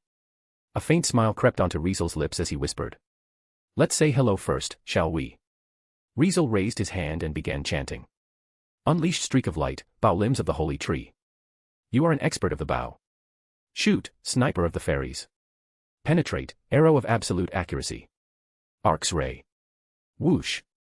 In the next second, a beam of light shot up into the sky, piercing the night. Before the beam of light, two figures emerged in the cloud layer, appearing and disappearing like mirages. Chapter 296, Ains Olgaun and Mamanga. Time rewound for a moment, back to just a few minutes ago. As the view shifted from the ground to the sky, beneath the high-hanging moon and the twinkling stars, a figure quietly appeared among the clouds. Wow, it's just so beautiful. Accompanied by this sigh of awe, the figure slightly lifted his head, fully exposing his appearance to the moonlight and starlight. He was a very burly warrior. As for why he was described as a warrior, it was simply because he wore a complete set of armor with a red cape draped over it. The armor was pitch black, resembling something forged from obsidian, adorned with golden and purple markings that made it look both extravagant and expensive. Such extravagant and expensive armor covered him completely, from his upper body to his lower body, even his feet were encased in it, leaving only his head exposed to the air. Yet this single exposed head, if someone were to catch sight of it, would surely elicit screams of terror. Mainly because it wasn't a human head, but a skull. Yes, a skull. No flesh, no features, just a white, bony structure, with two red lights shining in the dark eye sockets, signaling to anyone that the skull was alive. Such an imposing warrior, wearing full black armor with a skull for a head, was actually a player who had recently crossed over from Yggdrasil to this world, the protagonist from the original work named Ains Olgaun. No, this wasn't right, as he wasn't called Ains Olgaun just yet. Ains Olgaun was actually the name of his guild, while his actual in-game name was Mamanga, which he still went by at the moment. It would be after he stepped into this world and started interacting with its natives that he would take on the name Ains Olgaun. Of course, to others, this was rather pointless and held no meaning. Whether he was called Mamanga or Ains Olgaun didn't change one fact: he was a player who had crossed over from Yggdrasil, a max-level player capable of using over 700 magic spells. Originally, he should have been human, but in Yggdrasil, instead of choosing the human race for his character, he had opted for the heteromorphic race, becoming undead.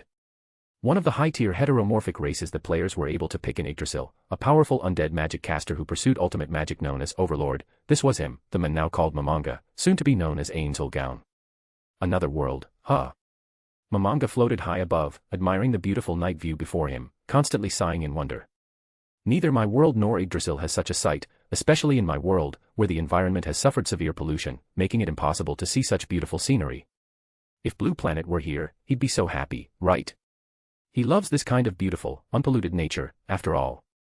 As Mamanga remembered his guild companion, his mood suddenly turned low and dejected. Where is everyone now?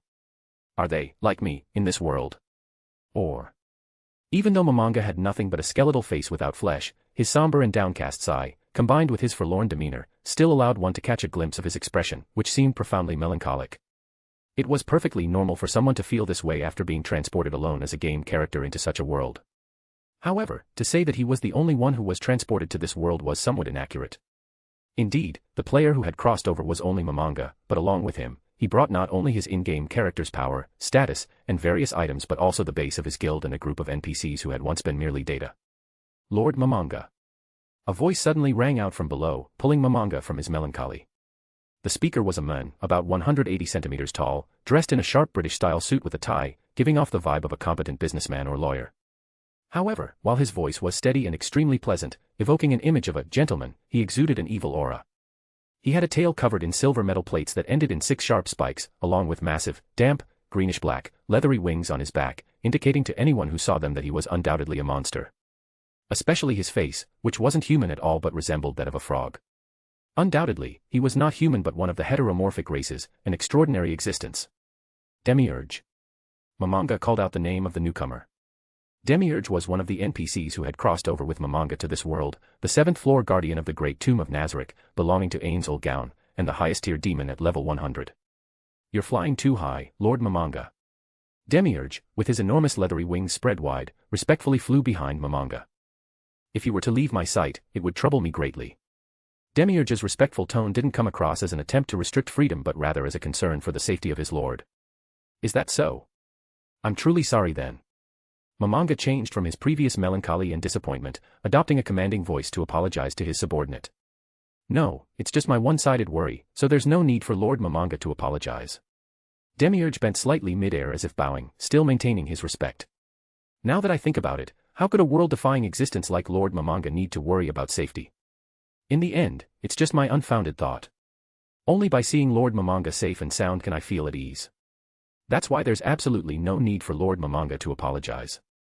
Rather, I should be the one to apologize for making you, a supreme being, consider my trivial concerns, which is truly unacceptable. Demiurge spoke incessantly, his tone filled with respect and admiration that he could not hide. Ah, really? Mamanga found it hard to cope, and his words became slow and stuttered. Nonetheless, he forced himself to hold it together, not wanting to show any weakness in front of his subordinates.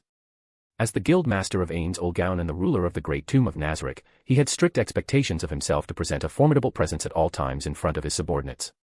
Knowing that he had just been transported into this world and that the NPCs, which had previously been nothing more than data, where they weren't alive and didn't even possess intelligence, had suddenly come to life, he realized that if they sensed he wasn't fit to be their ruler, they might unite and rebel against him. Such an incident was something he wanted to avoid at all costs. Moreover, the Great Tomb of Nazarick was not only home to his 40 guild companions but also a crystallization of their blood and efforts. Because of this, including the NPCs designed by his guild companions, he hoped to cherish and protect them, ensuring they would last forever. If he caused them to doubt his abilities and sparked chaos in the Great Tomb of Nazarick, it would be a huge problem. With no other choice, Mamanga, an ordinary office worker in reality, had to keep displaying the image of a competent ruler to prove his worth, even if it was exhausting. Suppressing the urge to sigh, Mamanga waved his hand at Demiurge. Speaking of which, don't call me Mamanga in public. We don't know the situation in this world yet, so we need to avoid accidentally revealing our identity. Understood. Mamanga's words did not raise any suspicion in Demiurge. Understood. In that case, how should I address you? Dark Warrior. Call me Dark Warrior. Understood. From this moment on, I will call you Dark Warrior. I appreciate it. Satisfied for a moment with his Chuni-like impulse, Mamanga prepared to return to the Great Tomb of Nazarick. However, Lord Mamanga. Demiurge suddenly shouted at Mamanga. Mamanga froze in place. Below him, a burst of light suddenly erupted, transforming into a beam that pierced the night sky, shooting upward at breakneck speed. Whoosh! Before long, the beam zipped past Mamanga, continuing its ascent without losing momentum. Lord Mamanga. Demiurge rushed to Mamanga's side, exuding a terrifying aura that completely blew away the cloud layer around them. In contrast, Mamanga remained calm. Calm down, Demiurge. It isn't directed at us, no, it's more like they aren't aiming for us in the first place but merely want to get our attention. Saying this, Mamanga understood what was happening. Who is it? Enemies? Demiurge asked with a deep voice, his face darkening as he suppressed his anger. I'm not sure. Mamanga's empty eye sockets flickered with a red glow. From the looks of it, they seemed to want to talk to us. He pondered while glancing at the ground beneath him. Should we try to make contact? No, we're not ready yet. Recklessly approaching someone from this world could cause problems. Still, it seems like a good opportunity. A flurry of thoughts raced through Mamanga's mind as he brainstormed, and before long, he made a decision. Demiurge, use message to inform Albedo and all the guardians to raise the alert level to the highest. We'll go meet them. Chapter 297, Information Dealer. In the grasslands, Riezel suddenly felt something that caused his brow to twitch slightly. He could sense that, shortly after he unleashed Ark's ray, a wave of magical energy suddenly descended from the sky, sweeping out in all directions. It wasn't exactly aimed at him but radiated outward in all directions. He must be checking for an ambush, wondering if it's just me or if there are others hiding. Riezel could vaguely guess the protagonist's intentions, so he didn't rush and just quietly stood in place, waiting. However, what made him uneasy was that the protagonist didn't seem rushed at all. Not only did he avoid hurrying down, but he also continuously used several magic spells, letting his magical energy radiate outward. With his senses, Riezel could only faintly identify that, among the magic spells he detected, some could hinder detection, some would trigger upon detecting any anomalies, and others could nullify stealth or invisibility. Needless to say, the protagonist in the sky was extremely cautious, setting up all sorts of magic on himself. Just the ones Riezel could recognize numbered several, and the ones he couldn't identify were probably even more. Seriously, isn't he a bit too cautious? Riezel felt somewhat speechless. He remembered that the protagonist in the original work was indeed a very cautious person, to the point of being overly careful. However, knowing that was one thing, but facing such a situation in person was another. Looks like we're completely incompatible types, huh? Riezel was someone who disliked the status quo, loved seeking thrills, and was willing to take risks that others would find terrifying. Meeting the protagonist, who was cautious to a ridiculous extent even after reaching the maximum level as a player, was simply a mismatch. Despite this, Riezel didn't show his feelings and continued standing patiently in place, appearing calm and composed on the surface. In this situation, however, the protagonist still showed no intention of coming down. About 15 minutes later, Riezel sensed that many beings had arrived nearby and were approaching him silently, like a pack of wolves hiding in the forest, surrounding him. Among them, several beings fell within Riezel's transparent world, emitting a sense of power that could threaten him. Guardians. Riezel remembered the term from the original work. Although the so-called guardian was the generic term used to refer to guards in the original work, what Riezel meant by guardian was the strongest group of NPCs in the Great Tomb of Nazarick. According to the original work, the Great Tomb of Nazarick was originally a dungeon until it was occupied by the heteromorphic race-only guild, Ains ul Gaun, which transformed the dungeon into a 10-floor fortress, each with its own unique features. In the Great Tomb of Nazarick, the first to third floors were genuine graves, the fourth floor housed an underground lake, the fifth floor featured glaciers, the sixth floor was a jungle, the seventh floor contained lava, the eighth floor was a wilderness, the ninth floor was the royal suite, and the 10th floor was the throne room. Meanwhile, the organizational structure of the Great Tomb of Nazarick was quite strict. At the top were the 41 guild members of Ains ul Gaun, known as the Supreme Beings, and below them were the NPCs created by these guild members. Although the NPCs held equal status among themselves, there was a hierarchy due to their different roles. In this hierarchy, the Guardians were the highest ranking among the NPCs, second only to the 41 Supreme Beings. In the Great Tomb of Nazarick, the Guardians were divided into two types. One type was the Floor Guardian, responsible for one or several floors, while the other type was the Area Guardian, who safeguarded specific areas on each floor. Since Area Guardians were managed by the Floor Guardians and tasked with protecting designated areas, when Guardians were mentioned in the Great Tomb of Nazarick, it typically referred to the Floor Guardians. Each of them was a level 100 NPC, some even stronger than the players, including the protagonist, who ruled the Great Tomb of Nazarick. Now, this group of powerful beings seemed to gather here, surrounding Riezel with countless heteromorphs from the Great Tomb of Nazarick. Interesting. Riezel smiled slightly, no longer feeling puzzled. In the next moment, he turned his head and gazed in the direction of several invisible beings radiating a particularly strong sense of power, gently raising and waving his hand. Whoosh! In that instant, the beings seemed to be stirred into a state of vigilance, each releasing subtle, murderous auras. However, their murderous auras differed from those of humans, carrying an evil, ominous presence and a sense of decay, reminiscent of demons from hell unleashing their malice upon the world. Nevertheless, their murderous auras arrived quickly and faded just as fast. Because, just then, a voice interrupted, causing all the beings to withdraw their murderous auras. Sorry to keep you waiting. As this deep yet commanding voice echoed across the grasslands, two figures descended from the sky. One was a towering warrior clad in full black armor, while the other was a man dressed in a suit, resembling a businessman. Yes, they were none other than Mamanga and Demiurge. At this moment, Mamanga wore a full-coverage helmet, completely hiding every part of his body within the armor and leaving no gaps. Meanwhile, Demiurge's face was no longer the frog-like visage but had a distinctly Eastern appearance, featuring neatly combed black hair and round glasses. Even his wings and tail were concealed, showing no signs of his true race. However, Riezel quickly noticed that Demiurge's body was actually under some kind of illusion. Even though Demiurge had retracted his wings, he couldn't hide his tail voluntarily, so he relied on illusion magic to cover it up. Mamanga, on the other hand, not only donned armor that obscured any signs of being undead, but there was also faint magical energy at work, clearly using some magic to block all forms of surveillance magic on him. Was that magic just now you're doing? Mamanga immediately asked a question, as if he didn't want to give Riezel much time to observe them. If so, that was quite a creative way to say hello, but I can't help but wonder what your true intentions are in doing that. Surprisingly, there was no trace of hostility in Mamanga's words, or rather, it seemed like he was showing a bit of goodwill, interpreting Riezel's actions as simply a way of saying hello. Clearly, Mamanga didn't want to make an enemy out of Riezel, at least, he didn't want to be at odds with anyone for no reason. No choice. Considering that the Great Tomb of Nazarick had just been transported to this world and Mamanga had little understanding of it, he aimed to avoid making enemies and conflicts with others to stay on the safe side. Even though he was level 100 and had all the NPCs of the Great Tomb of Nazarick at his command, forming a force that was astonishingly powerful in this world, he didn't want to be impulsive.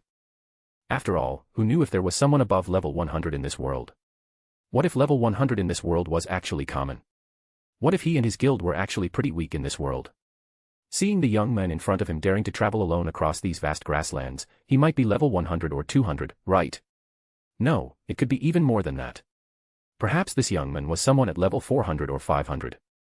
At this moment, the supreme being of the Great Tomb of Nazarick, Mamanga, felt a surge of caution. He had even stealthily pulled a teleportation item from his inventory, ready to escape at any moment. If necessary, he could even use cache items. As everyone knew, in any online game, it was only through whaling that you became strong. Mamanga, being a heavy whaler, wasn't worried at all. No, maybe he was a little worried. I'm just a salaryman, damn it. Why do I have to deal with this kind of pressure? Just as Mamanga complained inwardly and desperately held back the urge to roll around, Riezel finally spoke. Hey, that's a strange thing to say. Riezel said with a light chuckle, calmly staring at Mamanga. If you see a suspicious shadow flying above your head, you obviously want to swat it down, wouldn't you? That's true. Mamanga didn't argue with Riezel's statement and deliberately followed his train of thought. Now that you've seen the true form of the suspicious shadow, what do you think? Well, it's not like I have no thoughts on it. Riezel replied, his expression as calm as a still pond. In a place like this, at this time of night, seeing someone suspicious flying in midair makes me really curious about your background. Oh. If that's the case, aren't you just as suspicious, wandering around in a place like this alone at night? Mamanga retorted calmly. Can't help it. Riezel shrugged casually. What can I say? I'm an adventurer and an information dealer, after all. As soon as Mamanga heard this, it stirred something within him. I see, so you're an information dealer. As Mamanga looked at Riezel, it seemed like the gaze hidden beneath his helmet shifted. If someone suddenly got transported to an unknown, new world, what would they need the most? Information. In such a situation, having an information dealer appear before them was like a timely downpour. Mamanga didn't realize that this was exactly the reaction Riezel wanted to see. Well, being an information dealer is my side job, while my main job is being an adventurer. Riezel continued, suddenly smiling at Mamanga. That's why I travel alone in desolate places like this. I gather information on hidden treasures, ruins, or artifacts that no one knows about. What a coincidence. Mamanga lowered his head as if to hide his thoughts. We're actually travelers who accidentally wandered into this area, and we happen to be troubled about how to deal with the current situation. We want to know which way to go next and where we are. Oh. Really? Riezel smiled knowingly. Yes. Mamanga calmly nodded and extended a hand. So, may I ask what kind of price I would need to pay for your information? If the price is right, would it be possible for us to purchase some information we need? Upon hearing this, Riezel understood that he had accomplished half of his goal. Needless to say, this was exactly the development he had wanted. Chapter 298, Trade. How could he learn the magic he wanted from the protagonist?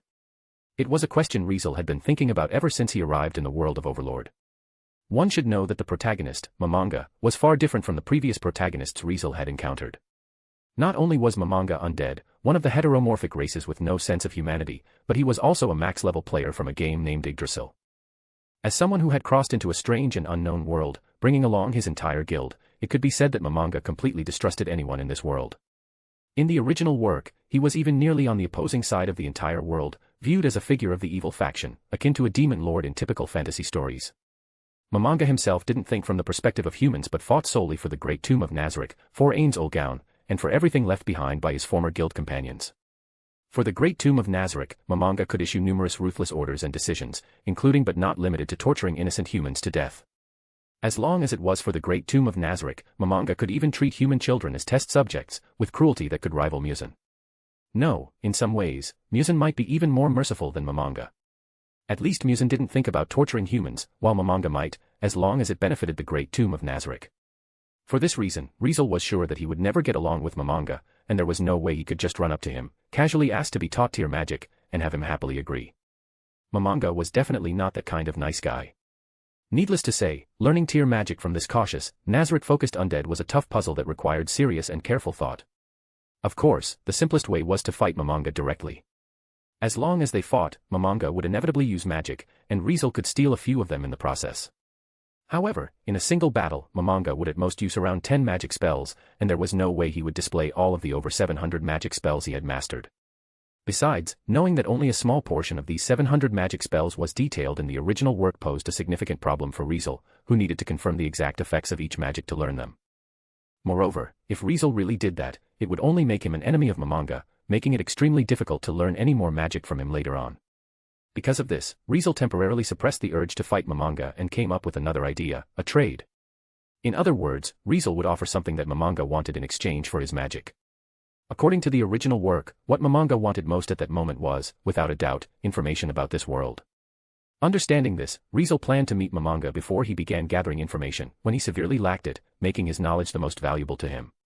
Needless to say, the whole idea of being an information dealer was something Riezel made up just to start the conversation. Sure enough, after hearing Riezel call himself an information dealer, Mamanga took the bait. However, considering Mamanga's cautious personality, there was a chance he was still testing him. In that case, you said you all are travelers, so is it okay to ask where you're from? Riezel didn't immediately agree to Mamanga's offer but instead asked a rather blunt and somewhat sensitive question. Does your information business have restrictions on nationality or something? Do you have to know where your clients are from before selling? Instead of answering, Mamanga responded with a question, staring intently at Riezel as if trying to figure something out or maybe just raising his guard. Not really. Riezel shrugged casually. But considering how we met, both the circumstances and the setting being so strange, and now you're suddenly asking me for information, I can't just agree to that, you know. So, you don't trust us? Seeing that Riezel had brought up such a sensitive topic, Mamanga's wariness eased slightly, and he continued probing. If that's the case, then the feeling's mutual. Just like how you suddenly appeared before us, claiming to be an information dealer, such a coincidence makes it hard not to wonder if this was planned. If you say so, then we can't trust each other. Riezel shrugged casually. In that case, you won't trust the information I provide either, right? Indeed. Given their current situation, whether the information Riezel offered was true or fake, Mamanga couldn't help but question it. Mamanga did need information, but he wasn't about to blindly trust someone who had just appeared in front of him. Seeing Mamanga silent and seemingly lost in thought, Riezel calmly smiled and spoke again. In this kind of situation, the best way to handle things is to act like this meeting never happened, no. In other words, they should part ways right then and there, pretending they had never seen each other. As Riezel made such a suggestion, Mamanga was momentarily stunned. In that case, I'll be taking my leave. I wish you a pleasant journey. Riezel didn't give Mamanga any time to think and immediately turned around, leaving without hesitation. His steps were neither confused nor hesitant, and he carried an air of calm that made everyone who saw him instinctively understand one thing: this young man truly intended to leave and wasn't staying for any ulterior motive. Moreover, it wasn't because he feared Mamanga, Demiurge, or even the beings surrounding him from the shadows that he wanted to leave, but simply because he believed this deal wasn't going to happen, so he left without hesitation. Everyone, including Mamanga, came to the same conclusion. Step. Demiurge, who had been silently standing behind Mamanga, took a step forward, apparently wanting to stop Riezel. Clearly, there was no way they would let him leave just like that. No matter who this information dealer was, the fact that someone had appeared so close to them as soon as they were transported to this unknown world meant that he had to be captured, no matter what. Even if he had no ulterior motive and had just wandered here by chance, they couldn't let him leave and spread the word, which could attract others and threaten the great tomb of Nazarick. It wasn't just Demiurge thinking this, as the others hiding in the shadows also felt the same. Eventually, evil and murderous auras stirred once more, unsettling the atmosphere over the grasslands. Wait. Just then, Mamanga spoke up, but this time, his words were directed at both his subordinates and Riezel. Seeing how Riezel showed no hesitation in preparing to leave, Mamanga finally believed that he hadn't shown up in this place with an ulterior motive. In the end, Mamanga began to trust that Riezel truly was an information dealer. Although the situation didn't really allow for it, we did need some information. Mamanga tried to persuade Riezel, softening his tone. How about this? We'll only buy information that doesn't involve personal or group interests, just basic info that, even if shared with shady people, won't have serious consequences. How does that sound? Upon hearing this, Riezel stopped in his tracks, and a slight, almost imperceptible smile formed at the corner of his lips. After standing in place for a moment, Riezel acted as if he were considering whether Ain's offer was worth accepting before turning around. And how exactly would you like to purchase this information? Riezel asked calmly. How? Wait, are there different ways to buy your information? Mamanga immediately asked. Of course. Riezel replied, nodding with a calm expression, then began explaining. Information is a product for an information dealer, after all. Since it's a product, some can be sold to everyone, but some can't. When it comes to information, it can be sold to many people multiple times, but some clients don't want to see that happen. So, if my client requests that the information not be sold to others, the price goes up. Some clients also ask that the fact they bought the information from me not be sold as well, which requires an additional fee. How about you? Do you have any extra requests? Upon hearing Riezel's explanation, the red glow in Mamanga's eyes flickered slightly. Such detailed business practices. It seems like this guy is really the real deal. Mamanga's suspicions about Riezel were almost entirely dispelled. I only need basic info, probably stuff everyone already knows, so I don't need to ask for it not to be sold to others. However, you're right. If the fact that we bought information from you or that you ran into us here gets sold as part of your business, it could cause us some trouble. So, to avoid any of our enemies coming after us, it looks like I'll have to make an extra request for you not to let any info about us leak. Can you handle that? As expected, Mamanga didn't want any of their information leaked. For this purpose, Mamanga even made up a story about enemies, and although he didn't spell it out directly, it gave the impression that he and his companions were actually fleeing from someone's revenge, leading them to this place by accident. Regardless, this explained their background and reason for being in these grasslands. However, one thing was sure, like professional schemers, both Mamanga and Riezel were clearly trying to lessen each other's suspicions. If that's the case, I'll have to raise my price a bit. Riezel smiled faintly. So, what kind of offer can you make? I'm not sure how information dealers around here usually charge. Mamanga shook his head. Can you explain it to me? I can't speak for other information dealers, but as for me, I accept gold coins, weapons, or magic items. Riezel replied, explaining briefly. No matter where they're from, even if they're from a faraway country, I'm confident I can put them to good use. Oh, that's pretty impressive. Mamanga remarked, becoming more cautious. It couldn't be helped. Riezel's explanation revealed a lot of information to Mamanga. No matter where the gold coins, weapons, or magic items came from, he could put them to good use. Didn't that mean this information dealer could recognize items from anywhere? If he pulled out coins or items that didn't exist in this world, wouldn't this information dealer immediately become suspicious of his origin? Maybe this information dealer would even suspect that he was not actually from this world. If that were the case, using money or items from Yggdrasil for this deal was out of the question. In that case, what else could he use to pay? Mamanga started to feel troubled. Seeing Mamanga lost in thought and seemingly troubled, Riezel smiled inwardly and then said something that would calm him down. Actually, apart from valuable items, I also need valuable information, like leads on secret treasures, hidden ruins, artifacts, or perhaps, knowledge of magic. Riezel's true motive finally became clear. Magic. Mamanga repeated the word, and his heart skipped a beat. Chapter 299, A Smile Full of Triumph. Although Mamanga appeared to be a burly warrior on the outside at this moment, there was no doubt he was a pure and bona fide magic caster without any job class or skills related to being a warrior. In this world, the term magic caster had a broad meaning. Whether it was a priest, a druid, a mystic, a sorcerer, a magician, a bard, a shrine maiden, or a talisman master, as long as it involved magic, they were referred to as magic casters. As an undead, Mamanga's race was set as an overlord, a high-tier undead magic caster who pursued ultimate magic. Naturally, this made him a pure magic caster specializing in necromancy. In total, he could use 718 different magic spells, which was an astonishing number even in Yggdrasil. To put it into perspective, a typical max-level player in Yggdrasil could only use about 300 magic spells, yet Mamanga could use more than double that amount, showcasing just how vast his magic capability really was. Not only in this world but even in the ones Riezel had been to, where magic existed, it was almost unheard of for someone to possess that many magic spells. Thanks to this, when Riezel mentioned trading magic knowledge for information, Mamanga couldn't help but feel a bit excited. However, does magic knowledge really have that much value? Mamanga couldn't help but ask Riezel with suspicion. In Yggdrasil, all the effects and information of magic were clear and open, so everyone knew what each magic could do, which resulted in them not holding much value. Sure, if it was information about a specific opponent's magic characteristics, that might be useful in PvP or guild wars, but aside from that, magic knowledge shouldn't hold much worth. Is this guy trying to learn my magic to gauge my strength based on the types and forms of magic I have mastered? Mamanga grew suspicious once more. In response to Mamanga's question, Riezel had only one explanation. What do you mean by, have that much value?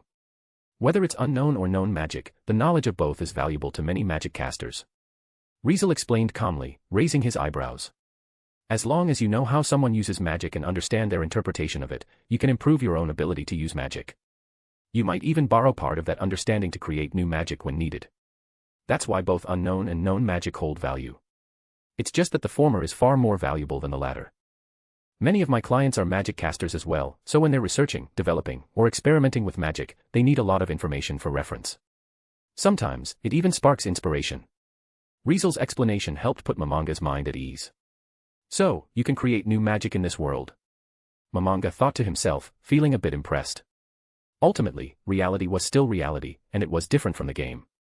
In the game, all magic and skills were preset, but here, in reality, original creations and new ways of using magic could emerge. Such a fact involuntarily piqued Mamanga's interest in the magic of this world. However, that would be for later. For now, he needed to settle the matter of gathering information first. So, if I exchange known magic knowledge with you, don't you think you might be at a bit of a disadvantage? Asking such a question, Mamanga was clearly testing the waters. If what I'm selling isn't ordinary info, maybe. But what you need is just the basics, right? Riezel responded with a faint smile. Who's really losing anything by exchanging known magic for basic information? Either way, Mamanga didn't feel like he was losing out, and naturally, Riezel was making a huge profit from this. At this point, Mamanga still didn't know the value of the magic he possessed in this world. From his perspective, he was simply handing over information that all players knew, and if that could give him a basic understanding of this world, then it was more than worth it. Moreover, it was all he had to offer since he couldn't use things like money or items from Yggdrasil. No choice. He wanted to avoid using them to prevent his origins from being exposed, so he planned to steer clear of them as much as possible. Magic, on the other hand, was fine since the information dealer in front of him had said this world had many magic casters creating new magic. Given that, even if he shared magic knowledge the information dealer didn't know, the information dealer would probably assume it was just magic he had come up with himself, with no way of figuring out where it really came from. Mamanga thought it over carefully and finally made his decision. In that case, I'll choose to exchange magic knowledge with you. By the way, how should I address you? Riezel Brynhart, and you? Riezel gave his name calmly before asking back. Me. Mamanga paused for a moment before replying in a steady tone. You can call me Dark Warrior. Upon hearing this name, Riezel's mouth twitched slightly. Dark Warrior. A fake name, huh? Riezel thought to himself, feeling a bit cringed. Still, does it have to be that edgy? Ultimately, Riezel decided to just let it go since it was not his business. If Mamanga was happy with the name, then so be it. Got it, Sir Dark Warrior. Let's have a good chat, Sir Riezel. As the two exchanged glances and called each other by name respectfully, Riezel cracked a smile full of triumph. As time passed, the sky gradually brightened. While dawn was about to break, Riezel, with a satisfied expression, left the vast grasslands. As Mamanga watched Riezel leave, with Demiurge by his side, the empty eye sockets beneath his helmet flickered with a red glow. Lord Momo, Dark Warrior. It was at this moment that Demiurge finally spoke. Why didn't we capture that information dealer? Demiurge's voice was low, but he couldn't hide the malice within it. He would have been incredibly useful to us if we had him. For the great tomb of Nazarick, which currently lacked various kinds of intelligence, a human who knew a lot about this world was indeed extremely valuable. Such a valuable human, in Demiurge's view, should have been captured and brought back for full utilization, which was undoubtedly the best course of action.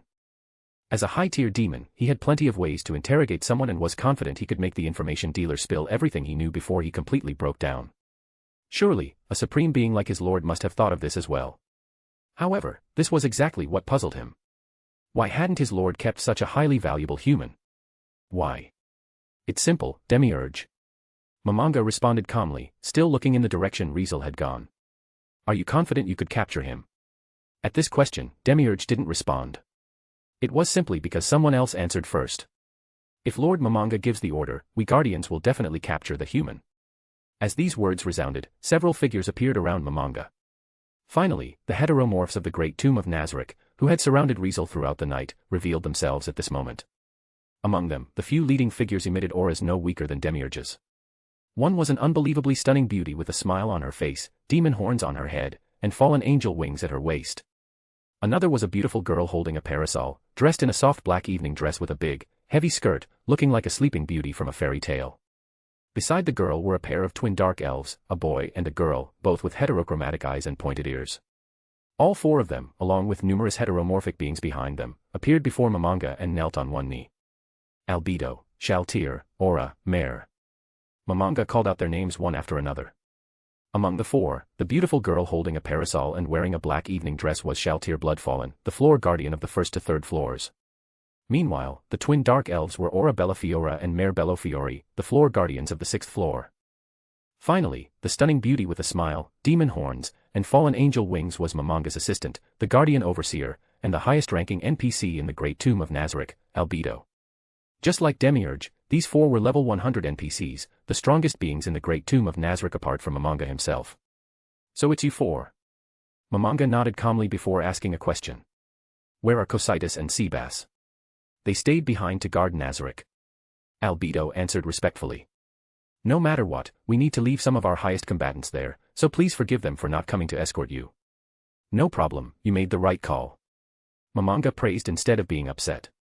Even though we still have Gargantua and Victim as Nazarick's final defense, it's best not to mobilize them unless absolutely necessary. Yes. Albedo responded, seeming thrilled by Mamanga's praise, almost excited. So, Lord Mamanga, would you like us to capture the human? Upon hearing this question, Mamanga fell into deep thought. If he were to be honest, he did want to capture Riezel and interrogate him for all the information he had, but unfortunately, he couldn't. If he can travel alone so freely in a place like this, he must have some means of protecting himself. If we fail to capture him and he escapes, it'll be a real headache. Mamanga recalled the magic Riezel had used to greet him and had to admit that the magic was no joke. No, he is no ordinary person. We can't just act rashly. Mamanga lightly shook his head. Let's head back for now and organize the information we just got. Upon hearing this, all the heteromorphs present immediately bowed their heads. Yes. Chapter 300, Tier Magic. Riezel didn't know that even after he left, the people from the Great Tomb of Nazarick were still considering how to deal with him. At this moment, he was going over last night's haul, calculating the magic he had obtained from Mamanga. Under his subtle guidance, Mamanga had revealed quite a bit of information about tier magic and even demonstrated each one right in front of him, one by one. Thanks to that, he was able to learn them, achieving part of his goal for this dimensional travel. As for why only part, it was because the protagonist, Mamanga, was far too cautious, causing Riezel to fail in tricking him into revealing all the magic in his possession. For example, when it came to necromancy magic, which was Mamanga's specialty, Riezel hadn't learned a single one. Maybe Mamanga was worried about exposing his undead identity, or maybe he just wanted to keep his best magic hidden so no one could fully grasp his true abilities. Either way, the magic he shared with Riezel didn't include necromancy. Naturally, this was a big deal.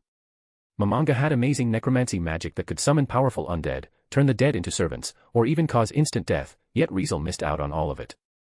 Aside from necromancy magic, there was also resurrection magic, which Riezel considered kind of overpowered, but unfortunately, Mamanga hadn't even mentioned resurrection magic, let alone demonstrated it. Moreover, Mamanga had clearly tried hard not to seem clueless in front of Riezel, fearing Riezel might figure out that he wasn't originally from this world. As a result, Mamanga deliberately controlled how much information he shared, causing Riezel to manage to steal only 99 magic spells from him. Regardless, just these 99 magic spells alone still made Riezel feel like he had scored big. Fly. Riezel, walking across the empty plains, suddenly cast magic. In an instant, his whole body was enveloped in a faint blue glow of magical energy, lifting him into the air. So this is what it really feels like to fly in the sky. Riezel soared higher, causing the wind to rush past his body, filling him with an unusual sense of ease. He couldn't help but feel a little amazed, as he had never flown freely like this before. As far as he remembered, the only time he had ever been at high altitudes was when he used his inhuman jumping ability to leap into the air. However, that wasn't really considered flying. Meanwhile, although he could still get a brief moment of flight when he used aerial, it was just low-altitude gliding at best, not true flight. Only now was he truly flying, free and unrestricted. Needless to say, this was the kind of miracle only magic could create. As Riezel ascended into the sky, he stretched out his hand again. Create greater item. What Riezel used this time was a magic spell that allowed the caster to create magic items, similar to how Mamanga created his full body armor. Being able to create magic items made this magic far superior to the structure system magic that he usually used. As the magic activated, a sword soon formed in his hand, looking almost identical to Hermit, except it lacked the divine spirit-like pattern and the red, crack-like markings. Gripping the sword, Riezel weighed it in his hand. In terms of sharpness and durability alone, it should rival second-class equipment, right? Yes, Riezel had finally managed to create a weapon that could rival the special equipment in the world of Danmachi by using only magic. With the magic that allowed him to create magic items, the sword he forged was no longer just an ordinary iron sword but had become a masterpiece capable of competing with special equipment. However, the sword created directly through this method, while it might have the sharpness and durability of second-class equipment, lacked the special effects of genuine special equipment. Some special equipment came with special abilities, after all. For example, Fool, as first-class equipment, not only had the Durandal attribute, meaning it would never break, but it also had a weight-reducing effect, clearly not just about sharpness and performance. Hermit was the same, with the Durandal attribute and highly concentrated sun energy that formed intense heat. It could easily melt steel and cut through stone, abilities that ordinary weapons just didn't have. Meanwhile, the sword Riezel made with Create Greater item only had the performance to rival special equipment, but it lacked those special abilities. Still, it's way better than the ordinary swords I usually make, right? Riezel was already quite satisfied. He had long felt that the ordinary swords he casually created with the structure system magic were too unreliable and fragile, especially when using thunder breathing. A small mistake in a too powerful sword form could easily break them. Nonetheless, when facing ordinary opponents, since they didn't deserve for him to pull out something as powerful as first-class equipment like Hermit or Fool, he had no choice but to make do with what he had. However, since he could now easily create a sword with quality rivaling second-class equipment, a weapon of this class was more than enough against ordinary opponents. Back when Hermit hadn't been upgraded to a Nichiren sword, its power had actually been slightly below that of second-class equipment, which meant it was worse than the sword he had just created using Create Greater item. Done with the sword, Riezel then created a scabbard, sheathed the sword, and hung it directly on his waist. Until he encountered a worthy opponent, this sword would be his main weapon, something he could carry with him at all times. After finishing with the weapon, Riezel began testing the next magic he found useful. Dimensional move. Riezel's figure suddenly disappeared from where he stood and reappeared in an instant at another location. What he used was clearly teleportation magic. In short, it was magic that allowed instant teleportation, possibly space magic. Cool. Riezel muttered to himself in delight. Teleportation. This kind of magic in the hands of close-range combatants is practically divine magic.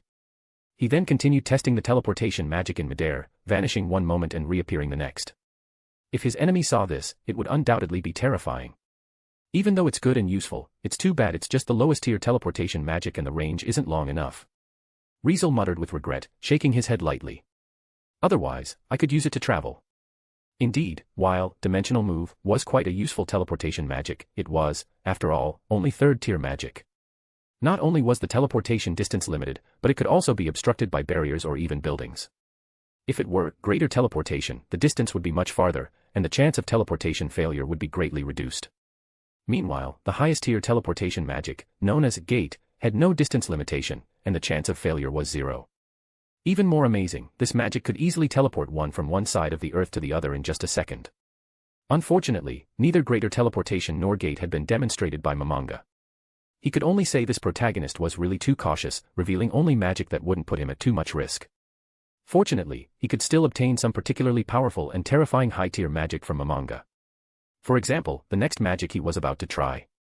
Reality Slash. Riezel casually waved his hand toward the space beside him, and in an instant, a terrifying scene unfolded. Whoosh!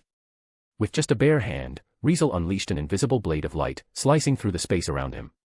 Yes. He had cut through space. It wasn't a figure of speech, but literal.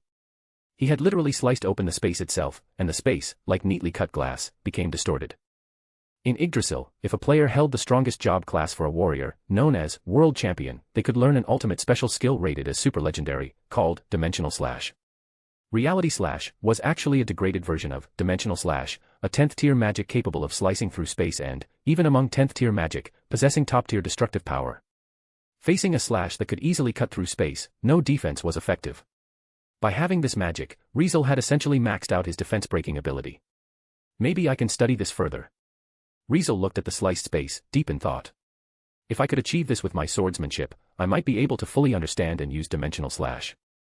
If he could really achieve it, he figured that his swordsmanship might officially enter the realm beyond human limitations, reaching a realm that could be called divine. It was undoubtedly difficult.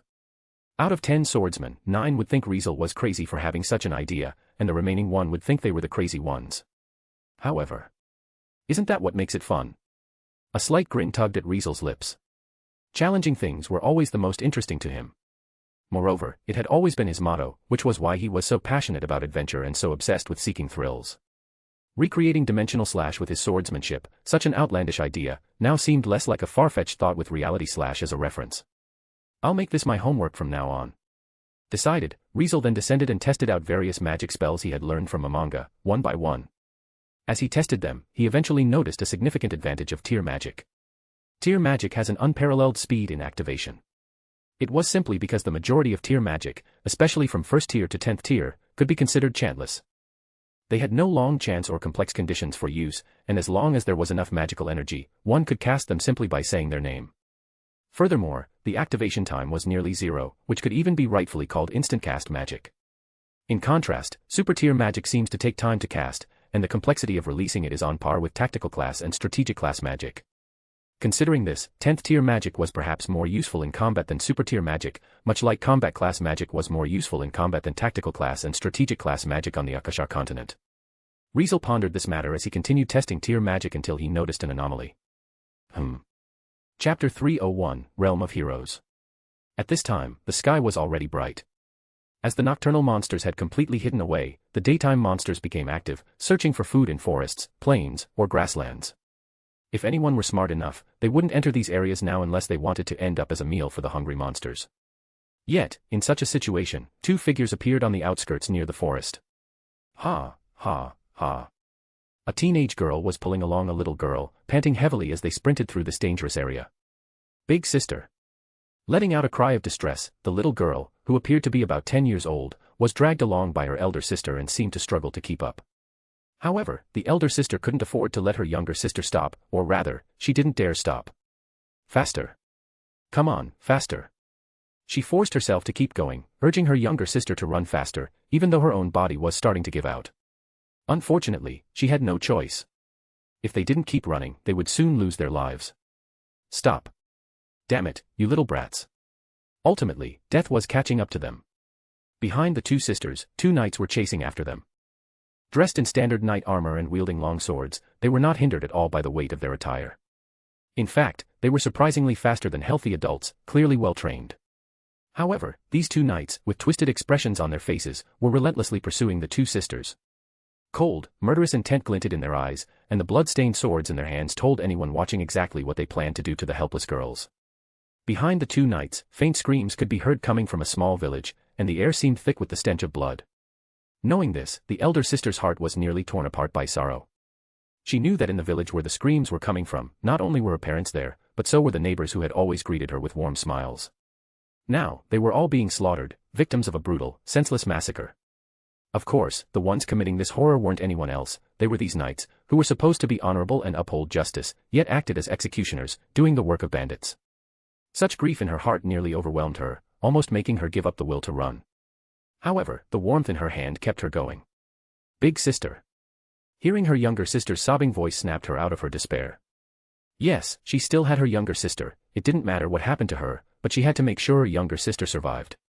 Remembering how their father had given up his life for this chance and had used his body as a shield, standing in front of the two of them so they could escape, even if only her younger sister could make it, she had to get her younger sister out of this place alive.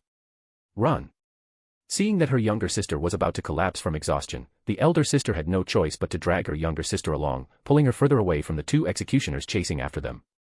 Unfortunately, they were, in the end, just ordinary village girls from a remote countryside, so how could they possibly outrun well-trained knights? Bang. With a muffled sound, the elder sister suddenly felt a hard kick land on her back, sending both her and her younger sister crashing to the ground. Ugh. Making a painful groan, the elder sister gasped, expelling all the air from her lungs, her back screaming in pain. Big sister.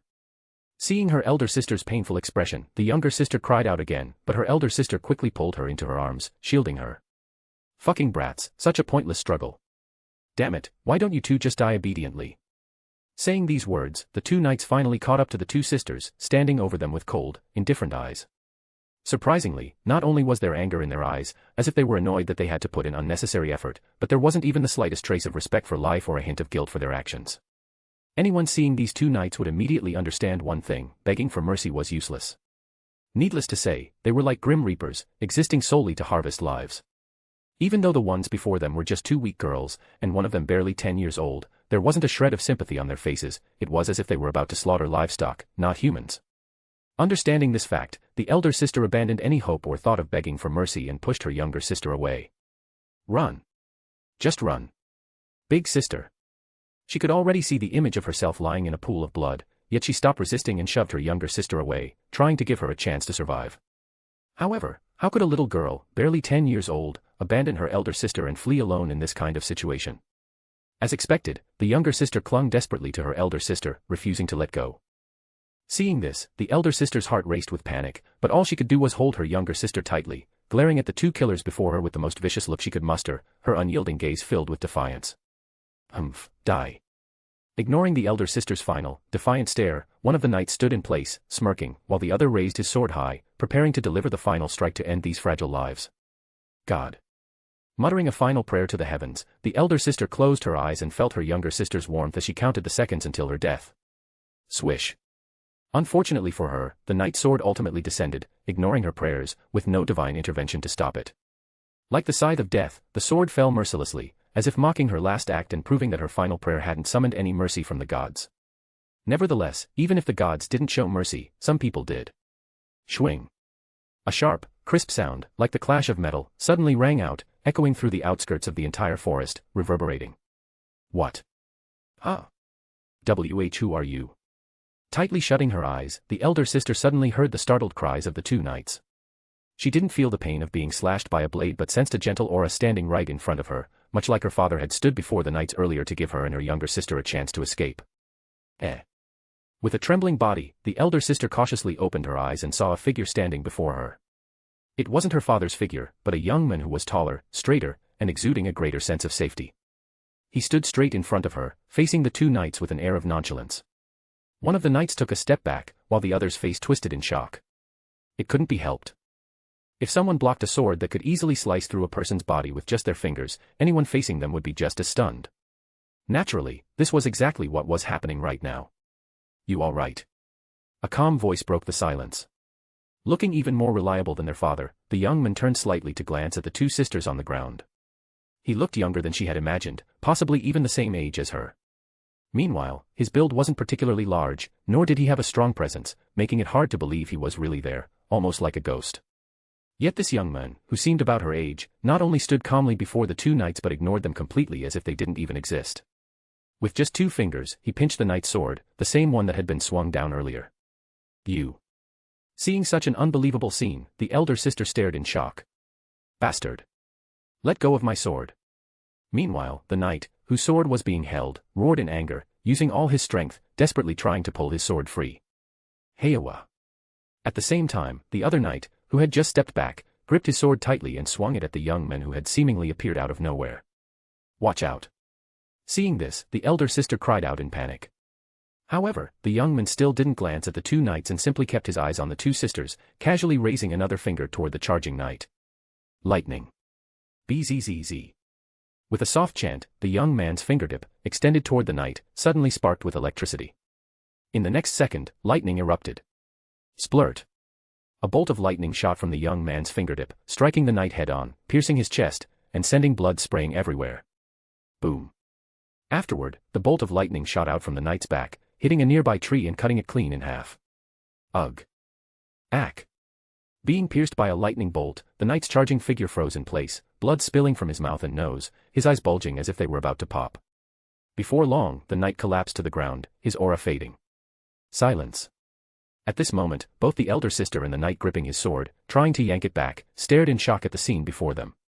In the elder sister's eyes, the sight before her felt completely unreal. Just as she was about to be killed, a young man about her age suddenly appeared like a hero. With one hand, he grabbed the knight's sharp sword, and with the other, he sent out a lightning bolt that blasted through one of the knights, who moments ago had seemed like the Grim Reaper in her eyes. For a girl who had lived her whole life in a remote village, this was simply a miracle. Meanwhile, the other knight, once he realized what had happened, let out a scream. That's 3rd-tier magic. You're a high-tier magic caster.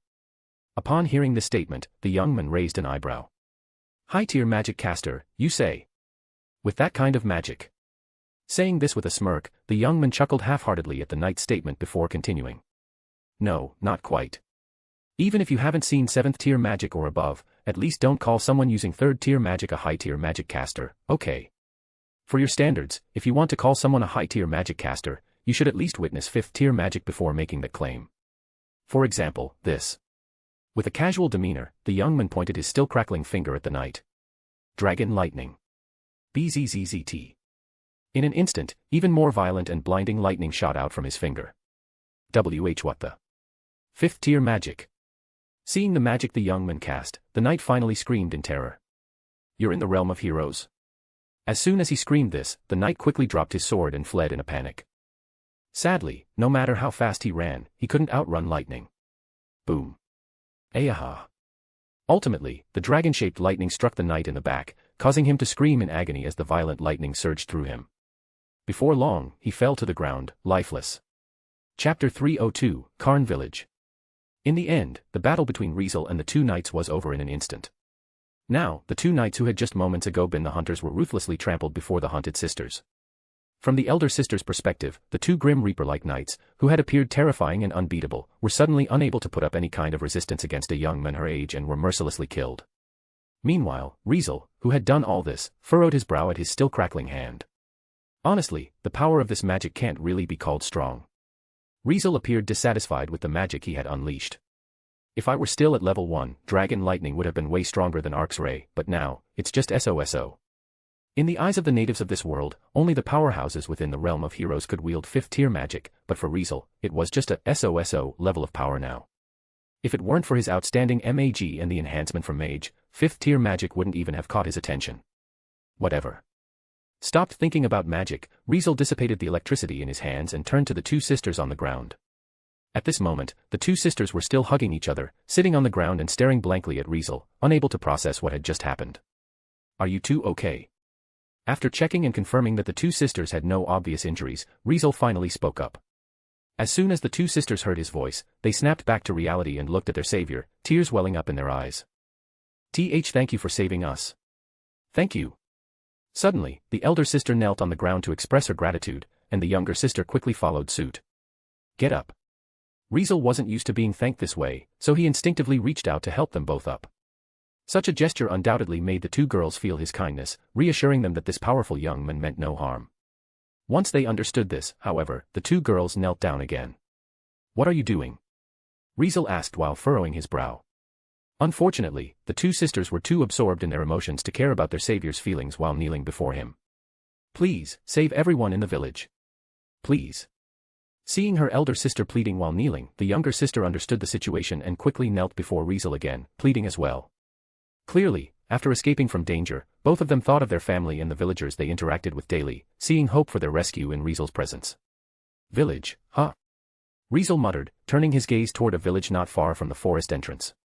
Over there, the sound of screams continued to echo. Looks like I wasted too much time. He realized that, during his magic experiment, the massacre that had happened in the previous village had already reached this one. Are you from Karn Village? Riezel asked calmly, turning to the two sisters. Yes. I'm Enri Amat, and this is my younger sister, Nimu Amat. Enri Amat, the elder sister, was just an ordinary villager from Karn Village and a character who appeared several times in the original work. However, while she wasn't an important character, she also wasn't a mere background character. In the original work, when the massacre spread to Karn Village, Enri and her younger sister, Nimu, fled to the outskirts of the forest, just like now, and were ultimately rescued by the protagonist. However, now it seemed that the protagonist had no intention of showing up. Is it because of my involvement? Or did he stop exploring this area after trading information with me and thus didn't discover it? Riezel wasn't sure which reason it was, but that didn't hinder his next actions. Alright, let's go. Riezel turned in the direction of Karn Village and spoke to the two sisters. Let's head to your village. Upon hearing this, the two sisters displayed expressions of joyful surprise. Karn Village, Square. It was a vast area located in the center of the village. On regular days, children played here, and villagers would dry grains or carry out their work, making it a lively spot. However, the liveliness today was a sight no one wanted to see. Help! Help! Run! Ayah! One by one, villagers shouted in terror as they fled in disarray. Some dragged their families along, while others ran alone, creating a scene that looked like a disaster had struck. In fact, the current situation was no different from a disaster. At this moment, knights clad in armor rode on horses or moved on foot, pouring in from all directions. They either swung their weapons to slaughter villagers or drove the fleeing ones toward the village square, forcing dozens from various corners to gather in one spot. Get them over there. Make them gather up. A figure, apparently the captain of the knights, shouted in a voice that was both irritating and commanding, barking orders at the surrounding knights. His gaze and expression beneath the helmet were filled with cruelty and a wicked thrill, as if he relished the act of slaughter, enjoying the sensation of controlling others' lives as he continued to command the knights relentlessly. His name was Belius, and he was indeed the captain of these knights. He had been ordered to attack villages near Riezel, so he had done things like this many times before. During previous village raids, he had always directed his subordinates to attack from all sides, slaughtering villagers while driving the survivors toward the village square. Once everyone had gathered, he would give the order for part of the knights to search the houses and kill the survivors in there while the rest carried out the slaughter in the square. Additionally, there were knights stationed with bows around the village, so even if someone managed to escape outside, they would be killed by arrows without question. Once the slaughter was over, as long as they left a few alive and set fire to the entire village, their mission would be done. Such was the mission of the knights led by Belius. Today was just a repetition of their previous acts, so there was nothing noteworthy about it. At least, this was how Belius saw it. If there had been a few attractive women in the village, he might have felt some other interest, but unfortunately, he had not found any woman who caught his eye at the moment, so he just wanted to revel in the slaughter, enjoying the thrill of seeing the lowly villagers die at his hands. Don't waste time, Lons. Let's finish up and get to the next village. Belius shouted at a knight who was near him. TCH. Clicking his tongue in irritation, the knight named Lons flashed his eyes with gloom beneath his helmet. It was clear he wasn't very happy with this so-called captain. However, what could he do? Belius was, after all, a rich son who had been parachuted in. He was neither a trained knight nor a fellow comrade who had spent time with them but merely a young master sent in by his wealthy family to gain prestige. He would violate village women as part of his indecent desires during the mission, and after being stopped and scolded by his father, he would immediately take out his anger on the women he had violated, swinging his sword non-stop at them. In short, he was the kind of scum who made others feel disgusted. Such scum naturally wouldn't be very popular. If it weren't for the military discipline that couldn't be challenged and the fact that this mission was a crucial operation coordinated with higher-ups, Lons wouldn't let himself be bossed around like this and would want to duel Belius to settle their differences. Unfortunately, the mission was still more important for now, since it was for the country, for humanity, and for the God in whom he believed. Speed up. Convinced of his own reasoning, Lons didn't even glance at Belius and focused on ordering the knights around. Lons quickened his pace, swinging his sword without hesitation toward the fleeing villagers, cold and ruthless. Get moving. Belius also waved his sword toward the fleeing villagers, shouting loudly. In this situation, some surviving villagers were herded into the village square, where adults and children alike huddled together, embracing one another and trembling in fear. Kill them. After observing the villagers and finding no women to his liking, Belius, full of disappointment and anger, issued his final command. In the next moment, the knights surrounded the villagers, raising their swords high in front of their terrified faces, ready to swing them down. Unfortunately. Lightning. A voice colder and more ruthless than anyone else's suddenly rang out from the sky. Boom. A bolt of lightning struck down, piercing through one of the knights. Boom, boom, boom. Before the rest of the knights could react, successive lightning strikes hit one knight after another, surrounding the villagers. Ah! Arg. Screams and painful groans echoed through the village square. Damn it. Fall back. In an instant, the pride and smugness vanished from Belius's face, replaced by a panicked cry. Lons reacted quickly, urgently commanding the knights to retreat. One by one, the knights dropped their comrades' corpses, which had been pierced from head to toe by lightning, backing away in horror. Only then did they notice the figure of a young man appearing in the sky, his hand outstretched toward the ground, sparkling with electricity, looking dazzling and majestic.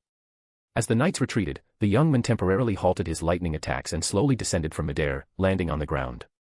Upon closer inspection, the young man had two girls, one big and one small, clinging to him. Everyone. As soon as the two girls touched the ground, they immediately broke free from the young men and rushed toward the gathered villagers, crying tears of joy.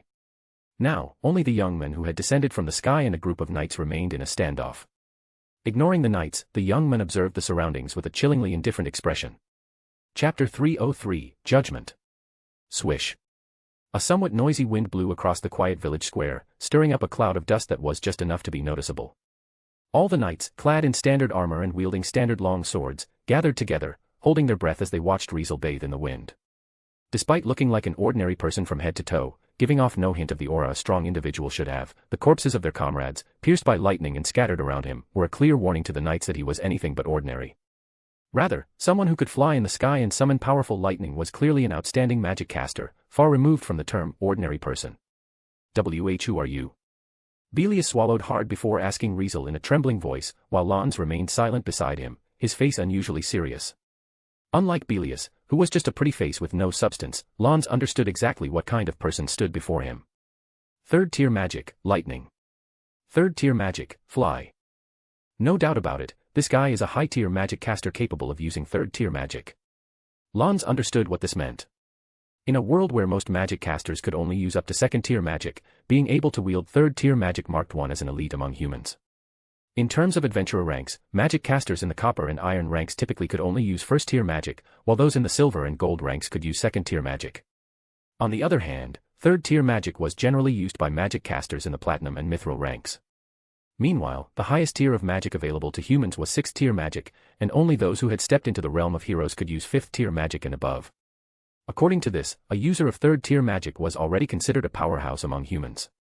Unfortunately, there was no one among the knights who had the strength of this caliber. In other words, the young man before them was an opponent they could hardly match. Understanding this, Lons's heart sank further. After a moment of serious pondering, Lons steeled himself and took a step forward. "We are the knights of the Baharuth Empire. Unknown magic caster, please leave at once."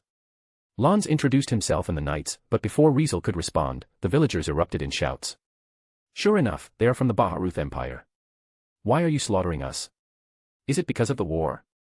Apparently, the villagers were unsurprised by the knights' identities.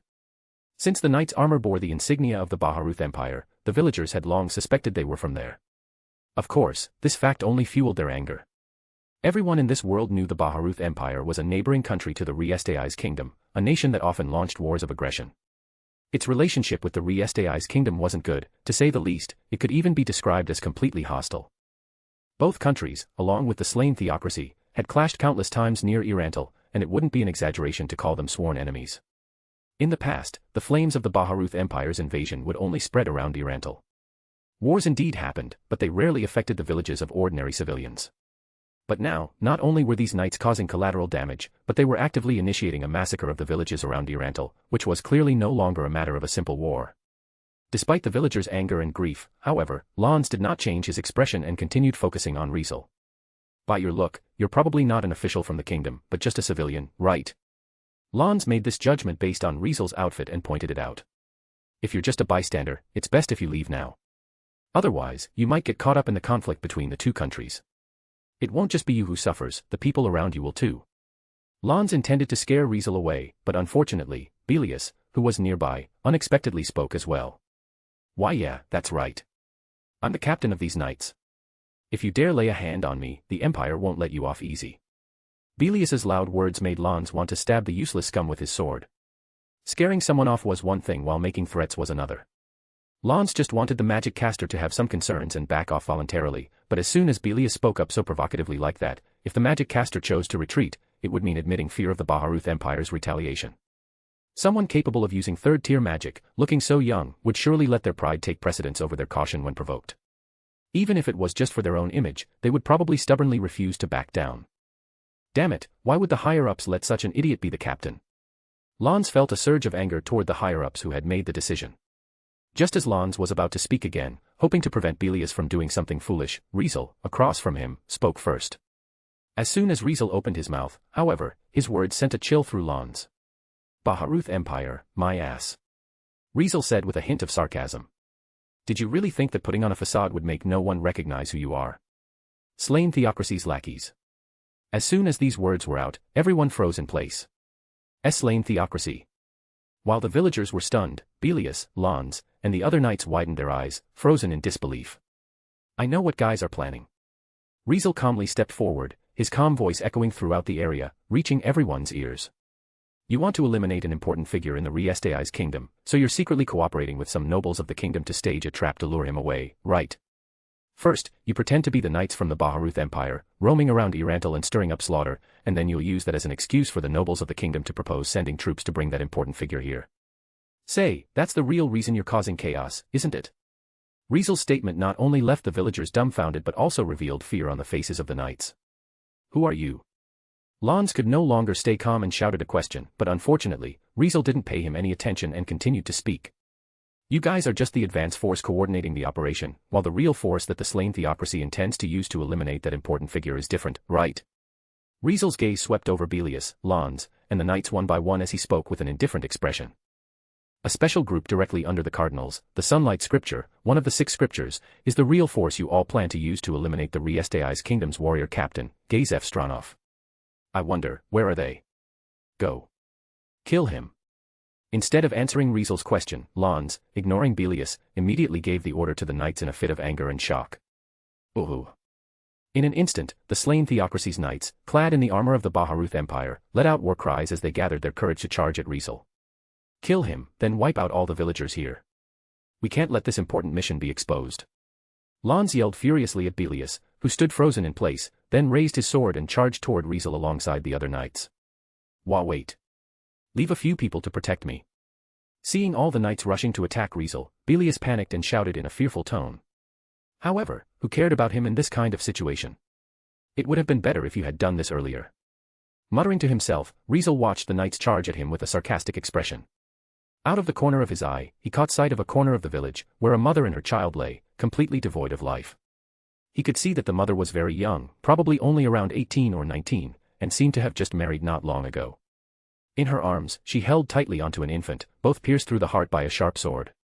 Seeing such a scene reminded him of the village he had seen burned to the ground yesterday, recalling the women, the elderly, and the children who had been slaughtered without exception. Just because of those so-called big shots and higher-up schemes, they lost their precious lives this way. Such actions. Disgusting. Riezel, who was most repulsed by this kind of deceitful scheme due to his experiences in his previous life, kept his gaze cold and piercing, exuding an unsettling indifference.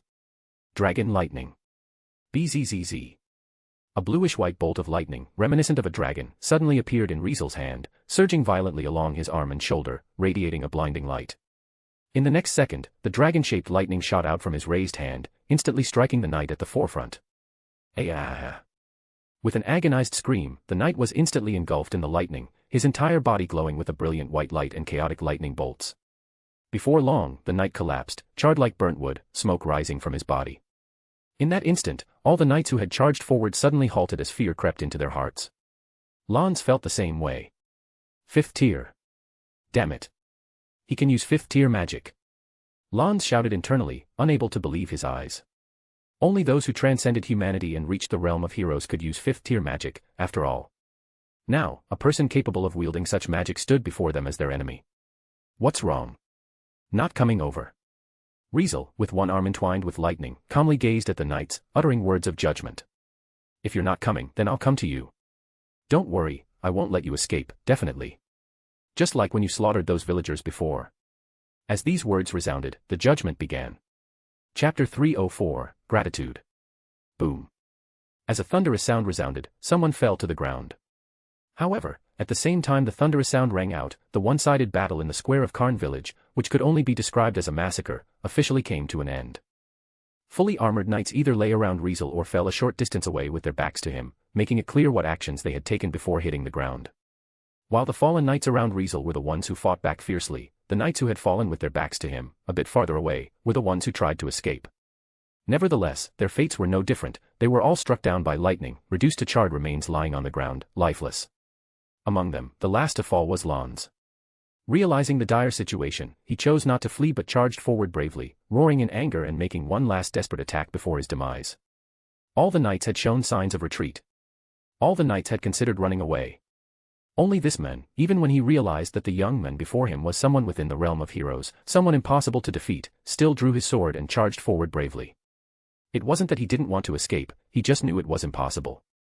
Since there was no escape, he chose to resist until the end, fighting to the last of his breath. Such was Lons's decision. As a result. Although I'm displeased with what you did, I'll use my sword for you just this once. Riezel didn't use magic to take down the brave knight but drew the sword hanging at his waist for the first time. Only then did Lons realize that the young man before him wasn't just a magic caster capable of using 5th tier magic but also an extremely strong warrior. Why? It was simply because, in the next moment, he didn't even see Riezel draw his sword and only felt a flash of cold light before his own sword and armor were cut apart. It was several seconds later that he finally realized he had been struck without even realizing it. Unfortunately, it was too late to grasp what had happened since his chest had been cleaved open, his heart along with his lungs sliced apart, blood bursting forth in an instant, dyeing him red all over. Feeling the life draining from him, Lon stared at Riezel for a moment before finally uttering a word with difficulty. Monster. A monster not yet 20 years old entered the realm of heroes in both the warrior and magic caster fields. Thinking about the possibility of this monster being here to destroy his country's plans, Lons, overwhelmed by despair and anger, collapsed to the ground and let out his last breath. And just like that, the disguised knights sent by the slain theocracy to carry out a secret mission were completely wiped out. No, there was actually one person left who, from start to finish, hadn't charged at Riezel nor turned his back to flee. He just stood there motionless, and thus, he survived until the end. Riezel flicked the blood off his sword before looking at the last survivor. He. Belius was already scared out of his wits, trembling on his horse, so when he saw Riezel looking at him, he let out a strange scream and fell off the horse. "Do not kill me!" Belius screamed in panic. "I'm not like these guys. I'm not someone who should die in a place like this. You can't kill me." It was truly a pathetic plea for mercy. Riezel looked emotionlessly at the man, who was crying, with snot and tears running down his face, and slowly raised a hand. "Don't."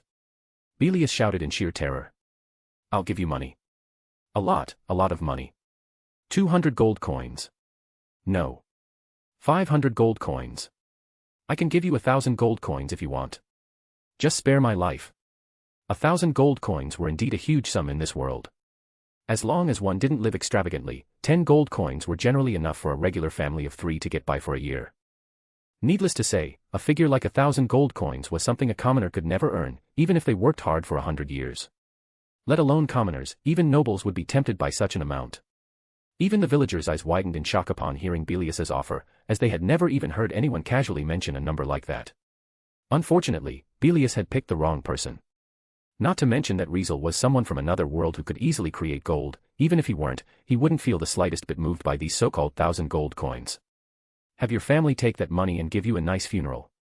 As soon as these words left Riezel's mouth, a torrent of dragon-shaped lightning burst from his hand and shot toward Belius. Boom. Followed by a thunderous sound, Belius was struck by lightning, and soon, along with his shrill screams, he turned into a charred corpse, collapsing to the ground. With that, a group of evil knights who had raided countless villages and slaughtered innocent villagers met their end all at once. As the sun was about to set, Karn village finally managed to clear the corpses from the village. During the process, as the villagers went from house to house, searching for their acquaintances and even their loved ones, waves of cries echoed throughout the area. Among these cries were the cries of Henry and Nemu, who found their father and mother near their house's front door, crying as if their hearts were broken. Unfortunately, their parents had ultimately died and didn't survive. A heavy atmosphere of sorrow enveloped Karn village, intensified by the bloodstains scattered in every corner, making the place extremely desolate. Afterward, someone who seemed to be the village chief, along with a few burly men, came to Riezel to express their sincere gratitude, bowing before him with tears in their eyes. Knowing from Henry that she had asked him to save the village, they were immensely thankful to him. Although Riezel didn't really care about their gratitude, he still felt a bit sentimental seeing them so thankful. From what I remember, the protagonist didn't get this kind of treatment after saving Karn village, right? Riezel couldn't help but remember Mamanga in the original work. In all honesty, it couldn't be helped. In the original work, Mamanga dressed suspiciously because he wanted to hide his undead, skeletal appearance. Given that, it was perfectly normal for the villagers of Karn village, who had just suffered a brutal massacre, to be wary of someone suddenly appearing with a questionable appearance. Moreover, Mamanga had also summoned a death knight to slaughter the slain theocracy's knights, which worsened his image in the villagers' eyes. Controlling such a frightening monster while being a particularly unusual-looking magic caster, it was impossible not to be seen as a villain. Riezel, on the other hand, was not only a human like them, but he also never used any evil powers and instead flew around while casually throwing majestic lightning bolts like a god of thunder. Needless to say, such an image was incredibly heroic. As a result, the first impression he left was entirely different from Mamanga's, as shown by how quickly he earned the trust of the simple villagers of Karn village. Nonetheless, when they offered to give him a thank you reward, Riezel firmly refused. "I'm not short on money, and I help you all just because I want to, so you really don't need to worry about rewards." While speaking, Riezel pulled out a bag of gold coins and showed it off, causing the shiny, golden color of the coins to nearly blind the village chief and the others. In the end, they dropped the subject of rewards, but of course, the trouble was far from over. "You all should have heard what I said in front of those knights earlier, right?" In the village chief's house, Riezel addressed all the representatives of Karn village. "All of these massacres aren't just about war but the result of a clash between the higher-ups of both countries. Soon, your village will likely become a battlefield again. What you need to do now isn't to settle down but to find a safe place to take shelter quickly, to avoid getting caught up in this mess. Upon hearing Riezel's words, the village chief and the others started to panic. Not over yet. Why is this happening to us? We just want to live our lives in peace. Saying these words with a helpless tone, a few of the burly men nearly shed tears. Meanwhile, the village chief looked worried and glanced at Riezel, trying to open his mouth to say something but seeming at a loss for words. Clearly, the village chief wanted Riezel to help Karn village once more. If it were him, could he handle this crisis? Although the village chief didn't understand anything about the realm of heroes or fifth-tier magic, and he didn't know just how strong Riezel really was, seeing Riezel easily defeat those tall, strong knights gave him a glimmer of hope that Riezel might be capable of resolving the current situation. Riezel naturally noticed the village chief's hesitation. After being helped by Yuri and Loki when he had been at his lowest, he now had the mindset of being a good person to the end, helping those who deserved to be helped when he had more than enough power to do so. As a result, Riezel smiled faintly and promised the village chief, "Don't worry. I'm not sure how things will develop, but I can promise you that the people of your village will be safe." Upon hearing this, the village chief felt relieved. However, just then, the situation Riezel had mentioned arrived. "Chief!" A villager rushed in with a panicked expression. "Oh, outside the village, a large group of armed people on horseback are approaching. Karn village, entrance."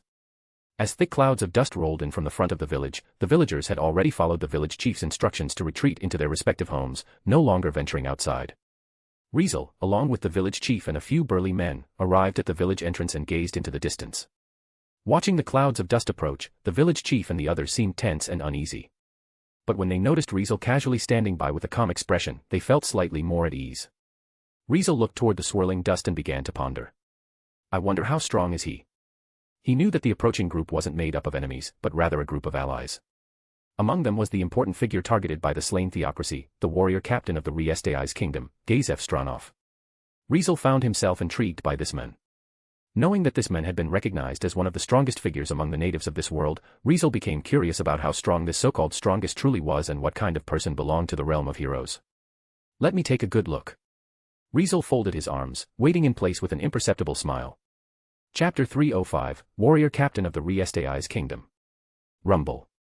As a cloud of dust rolled closer, the chaotic sound of hoofbeats echoed through Karn village, filling the villagers hiding in their homes with a surge of tension. Some brave souls peeked out through their windows, catching a glimpse of a group of horsemen entering the village. However, this group looked nothing like disciplined or trained warriors. They wore no standard armor, nor did they carry uniform weapons, but each was outfitted with mismatched equipment. Some wore full armor, while others wore only a chain shirt, giving them a ragtag appearance. Moreover, their weapons varied as well. Some wielded identical swords, while others carried bows, spears, spiked maces, or other backup weapons.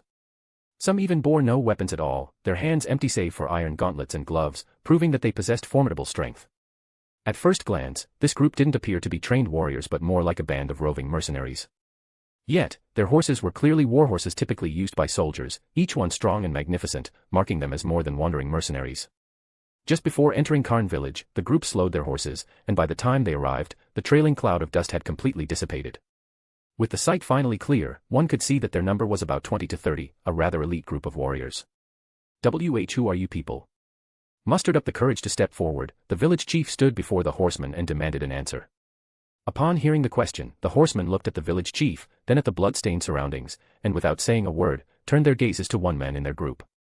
With a solemn expression, the men rode forward, emerging from the group to confront the village chief. He was a particularly striking figure.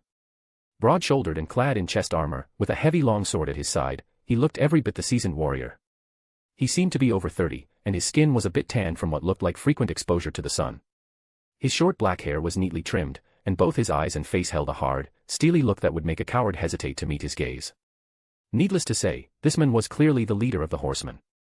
I'm Gazef Stranov, the warrior captain of the Riezel's kingdom.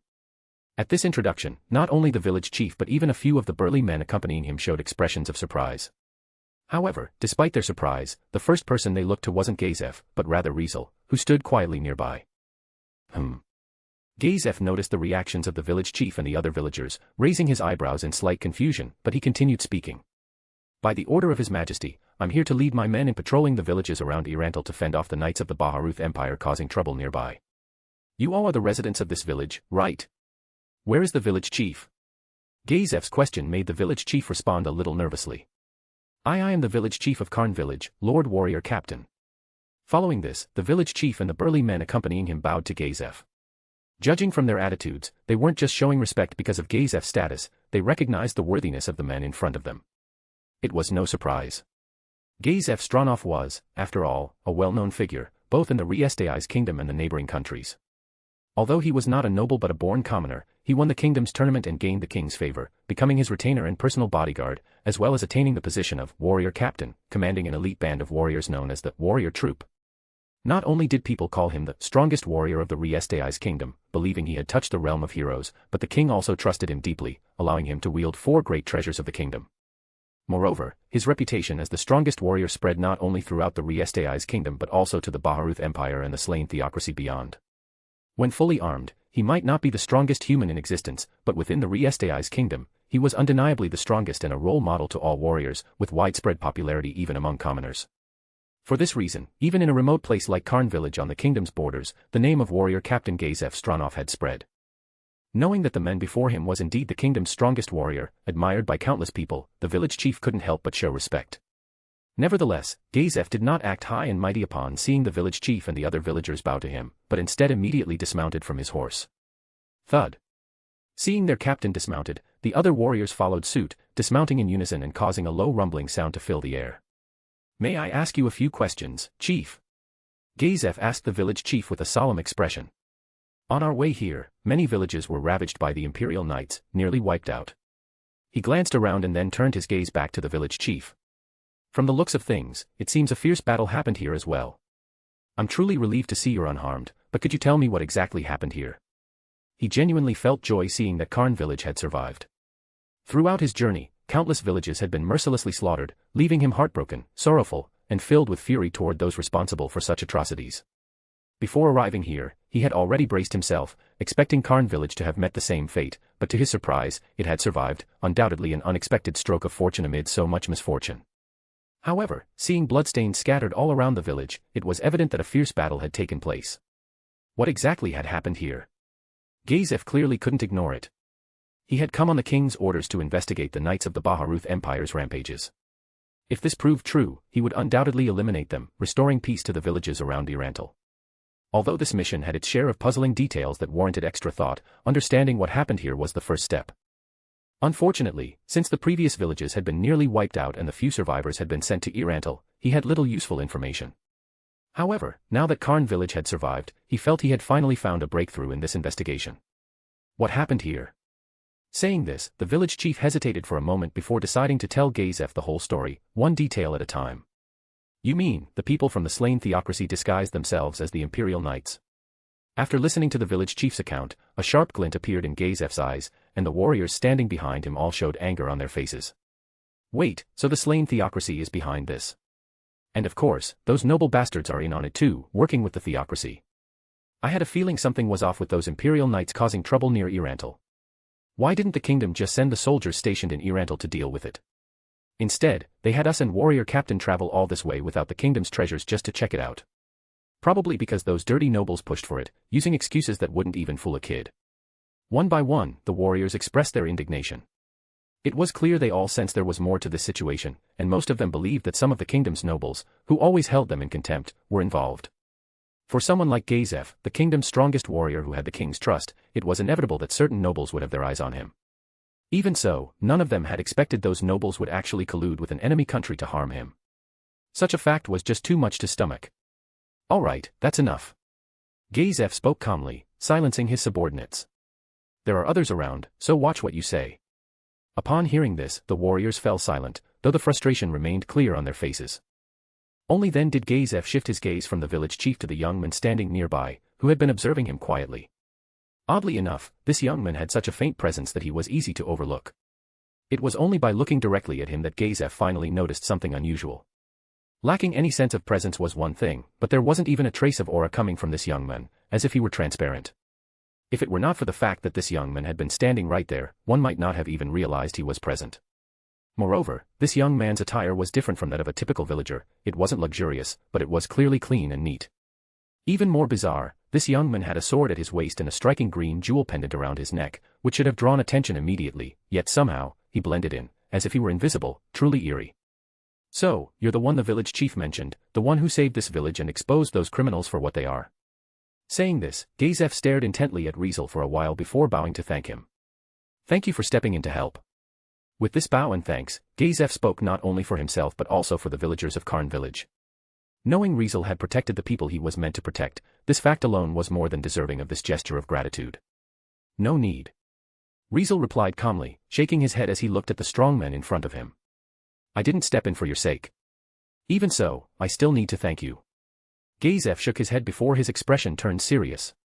Also, I'd like to have a word with you if you don't mind. Sure. Riezel replied with a sudden smile. I'm pretty curious about you too, Sir Warrior Captain. Then, if you would. Gazef relaxed his expression and turned to the village chief. Could we ask you to prepare a place where we can talk? Oh, of course. With a nervous expression, the village chief nodded quickly. Right this way, please. And with that, they all made their way into the village, leaving the blood-stained village entrance behind. Chapter 306, Sunlight Scripture. As Gazef entered Karn village, he did not immediately engage in conversation with Riezel because, while passing through the square of Karn village, he saw the gathered corpses of the villagers. Before this, the villagers had already been preparing for the funeral. Although holding the funeral on the very day of the tragedy might seem a bit rushed, in this world, it was something they had no choice but to do. If corpses weren't handled in time and the deceased weren't given proper funerals, they risked turning into undead. Undead were creatures formed from the negative energy and vitality that lingered in corpses or other necromantic mediums, creating a type of monster with a nature opposite to that of the living. Living beings had lifespans, while undead did not. Holy powers could heal the living but harm the undead. Magic that healed the living would wound the undead, while curses and deathly powers that could kill the living would instead nourish them. Beings like zombies, skeletons, ghouls, ghosts, wights, or swell skins were all forms of undead, making them some of the most numerous and varied monsters in this world. Such impure entities frequently emerged in places where people died, giving rise to the undead, especially those who died tragically or without anyone to mourn them. Their chances of becoming undead were notably higher.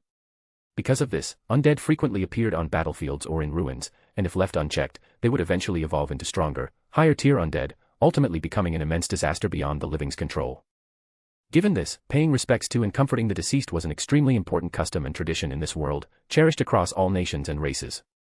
Since the villagers who had perished in Karn village died in a brutal massacre, the resentment they held in their final moments was undoubtedly intense, increasing the likelihood that they would turn into undead. As a result, the surviving villagers had to stifle their grief, gather the bodies of their loved ones in one place, and prepare to hold a funeral as quickly as possible. Gazef and his group's arrival had unwittingly interrupted this process, causing the villagers to hide indoors and leaving the corpses gathered in the square. Seeing such a tragic scene, Gazef halted his steps. Let me offer my prayer for the dead. Gazef made this simple request to the village chief, drawing a slight glance from Riezel, making him admit that this so-called strongest warrior truly had a heart for understanding and empathizing with the commoners. Meanwhile, the village chief, upon hearing Gazef's words, was moved to tears before quickly calling the villagers out of their homes to continue the funeral. Even though the funeral in this small village was far from luxurious and extremely modest, it was already the best the villagers could manage at the moment, and no one would hold it against them. They even gathered the corpses of Belius, Lons, and the other disguised knights from the slain theocracy, intending to bury them as well to prevent them from becoming undead. Nevertheless, this process brought forth another round of sobbing, prompting Riezel, who felt somewhat uncomfortable with this kind of atmosphere, to excuse himself and temporarily step away. Gazef, on the other hand, placed a flower on each villager's grave and bowed to them in respect. During this time, however, Gazef received surprising information from one of his subordinates. What? You're saying that young men can use 5th-tier magic? Gazef was surprised by what his subordinate had whispered in his ear, as he had just learned this information. Incredible, right?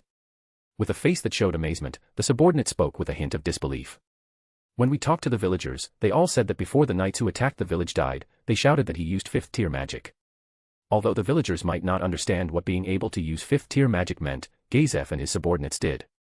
Only a magic caster who's entered the realm of heroes can use 5th-tier magic, and this young man can actually use it. Gazef muttered in amazement. What was the realm of heroes?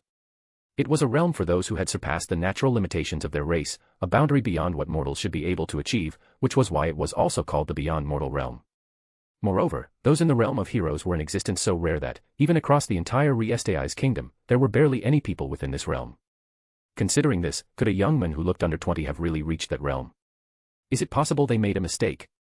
Another subordinate, seeing Gazef deep in thought, voiced his doubts. He's so young. How could he already be in the realm of heroes? Upon hearing this, Gazef shook his head, rejecting his subordinate's view. Young age doesn't make it impossible to reach the realm of heroes. Did you forget about the leader of Blue Roses? At Gazef's words, the subordinate fell silent. Blue Roses was one of only 2 adamantite adventurer groups in the Riezel's kingdom with 5 members, all of whom were women. Despite this, each of them was a highest-rank adamantite adventurer, and their leader was an acknowledged hero-level figure in the Riezel's kingdom who had already entered the realm of heroes, accomplishing multiple extraordinary feats by the age of 19. In other words, reaching the realm of heroes before 20 wasn't unheard of. Gazef's point was simple. We might have met the second person like her. Upon hearing Gazef's words, his subordinates exchanged astonished glances. As for Gazef himself, he spoke with pure admiration, feeling an even deeper respect for the young man in his heart. Although he could be considered someone within the realm of heroes, he knew his own limitations and understood that he was, in fact, still half a step away from fully entering the realm of heroes. First of all, the reason he was recognized as the strongest warrior had 2 underlying causes. One was the set of 4 great treasures granted by the king, which, when fully equipped, boosted his power to an exceptional level. As for the other, it was a treasure he had received from a senior member of Blue Roses, which allowed him to place 1 foot into the realm of heroes, even though the other foot hadn't fully crossed that line. In other words, even with external help, he hadn't completely entered the realm of heroes and had only half a foot in. For this reason, he was especially respectful of those who managed to step into the realm of heroes purely through their own abilities. Let's go. Gazef shook his head and walked away. Let's have a good chat with that young hero. Upon hearing this, his subordinates nodded in agreement and quickly followed him. Karn Village, Village Chief's house. At this moment, the village chief was nowhere to be found, as he had lent his house to Riezel and Gazef so they could have an important conversation. Riezel and Gazef, on the other hand, sat across from each other at a simple wooden table, exchanging a few pleasantries before getting to the main topic. How did Sir Brynhard find out that those Baharuth Empire's knights were actually disguised knights from the slain theocracy? Gazef was very curious about this. After hearing the full story from the village chief and the other villagers, he was intrigued and wondered how Riezel, a magic caster who had accidentally passed by Karn village, could have known about the slain theocracy's secret plan. Unfortunately, this question was destined to remain unanswered. What would you think if I told you I knew all along that today's events would happen? Riezel replied, looking at the strongman across from him with a slight smile and a somewhat ambiguous tone. Knew all along. Gazef narrowed his eyes. Needless to say, a lot of information was packed into that statement. One should know that the slain theocracy's secret plan was definitely known only to a few, yet here Riezel was, claiming to be just passing by while also saying he had known about that from the start. Was there some hidden motive behind his words? No one knew. Rather than focusing on that, shouldn't you be more concerned about your own situation, Sir Warrior Captain? Riezel steered the conversation in a different direction. You know they're coming for you. Whether it's slaughtering innocent villagers or cozying up to the kingdom's nobles, their goal is the same, to eliminate you. As soon as Riezel finished speaking, the atmosphere in the room grew heavy. Gazef remembered the information his subordinates had just gathered from the villagers, specifically the information that Riezel had revealed during his confrontation with the slain theocracy's disguised knights. You mean one of the 6 scriptures, the Sunlight Scripture? Gazef now understood that the knights disguised as knights of the Baharuth Empire were merely bait to lure him in, and the one truly holding the fishing rod, planning to reel in the big catch from behind the scenes, was Sunlight Scripture. He knew that the 6 scriptures were no ordinary enemy. It was a fearsome organization consisting of 6 units, each with a specific role, specialty, and function within the slain theocracy. Regardless, each unit wielded terrifying power without exception. However, the most famous of them all was the strongest among them, the Black Scripture. It was said that every member of the Black Scripture had stepped into the realm of heroes, each one astoundingly powerful.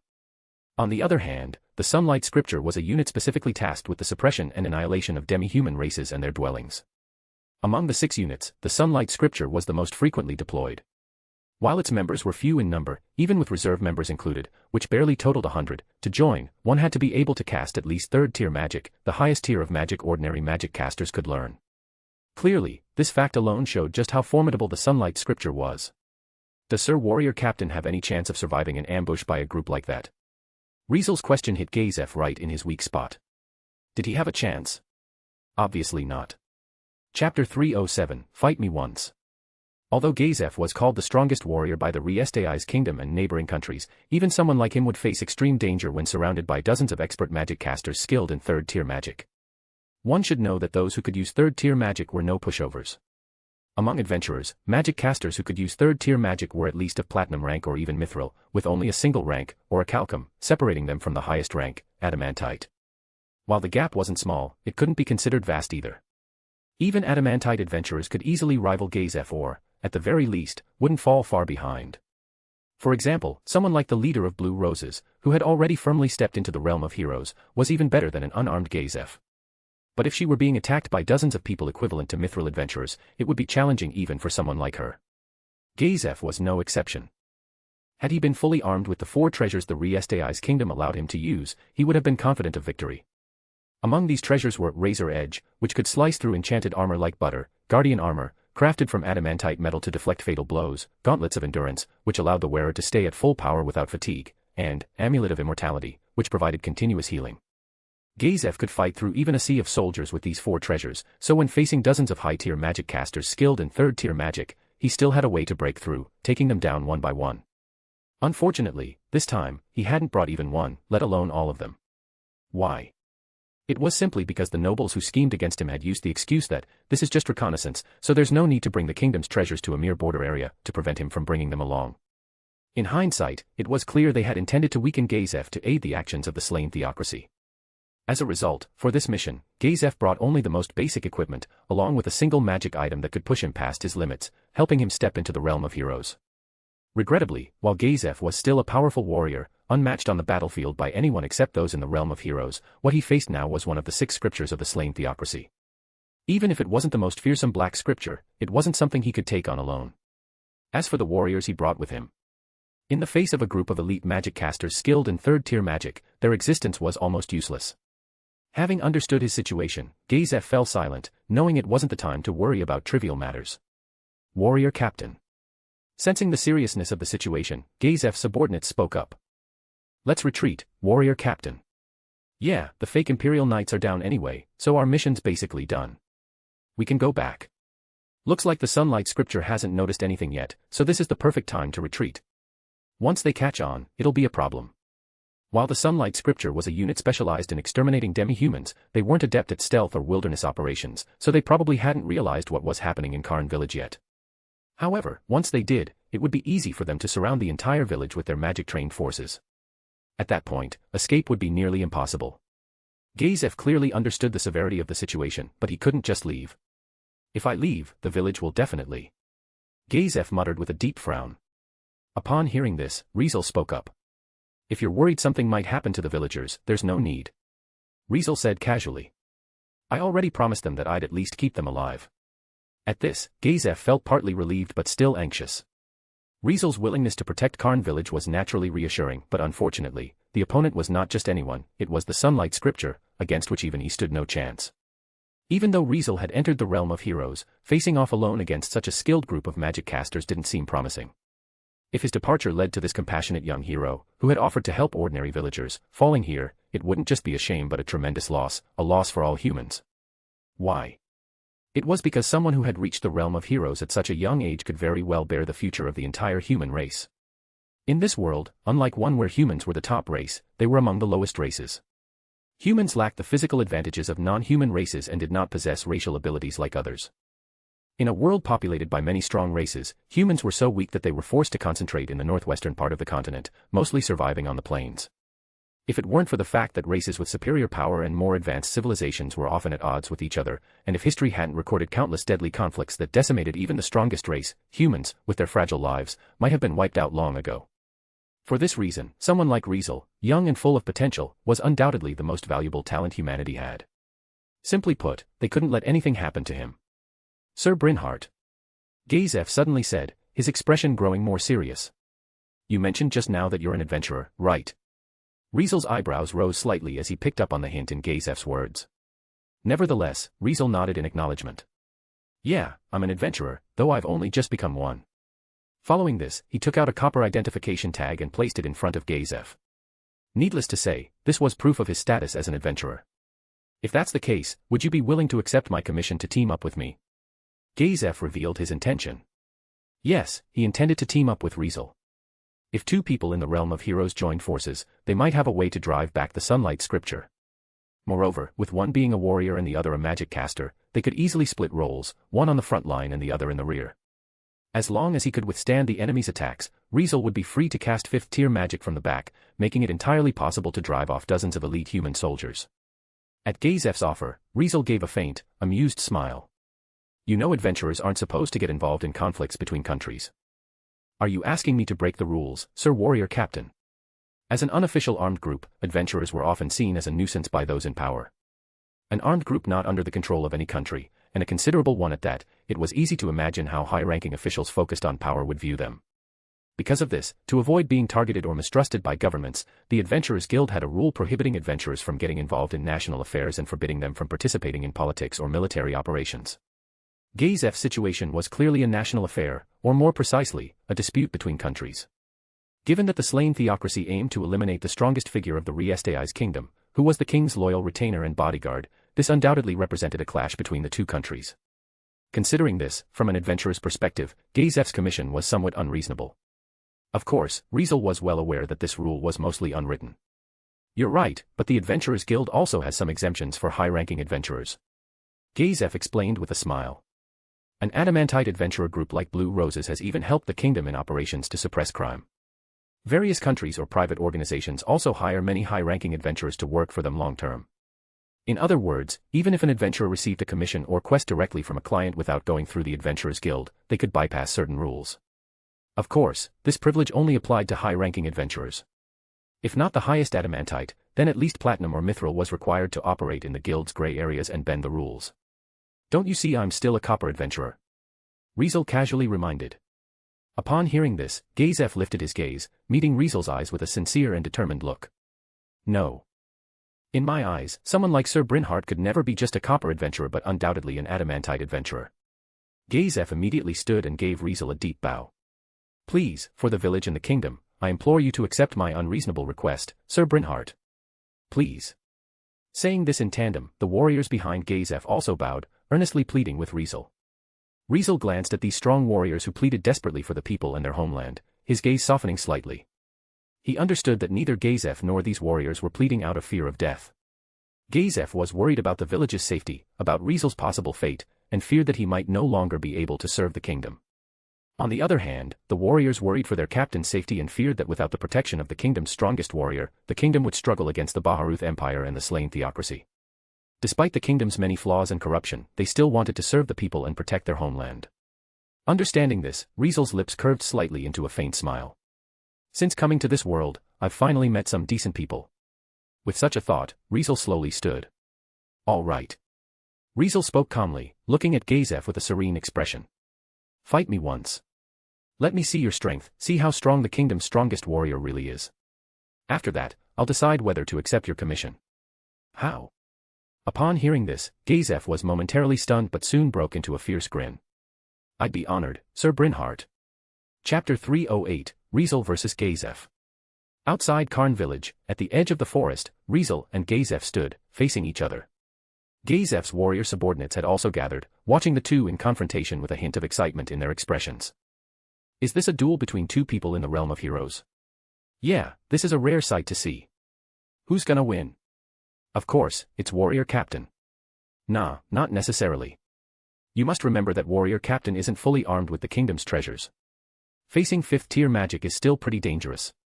Still, with Warrior Captain's strength, he should be able to close in on Sir Brynhart in a flash at this distance, making it hard for him to use magic, right? You're not wrong. Just like this, Gazef's subordinates eagerly discussed the potential outcome of the duel between him and Riezel. Their voices were loud enough for even Gazef to hear. Should we create a bit more distance? Gazef glanced at the space between him and Riezel, then suggested with a chuckle. No need. Riezel replied calmly, shaking his head. First of all, I'm not a pure magic caster, so I'm not worried about you closing in. These words involuntarily drew everyone's attention to the sword at his waist, which didn't seem like a mere decoration but looked as if it would actually be used. A non-pure magic caster can still learn 5th-tier magic. Gazef raised his eyebrows in amazement before nodding his head. Truly impressive. Focusing on one field did make it easier to achieve something, but for Riezel to elevate his magic to the realm of heroes without specializing in it was indeed impressive. It was the same for the leader of Blue Roses, who not only could use 5th-tier magic but was also skilled in swordsmanship. In this regard, both of these youngsters were true human prodigies. It's my honor to face a powerful person like you, Sir Brynhart. As Gazef sincerely said this, he raised a hand, as if to show that he would give it his all. On this hand's finger was a ring adorned with a dragon's claw gripping a mysterious jewel at its center, giving the impression it held a dragon pearl.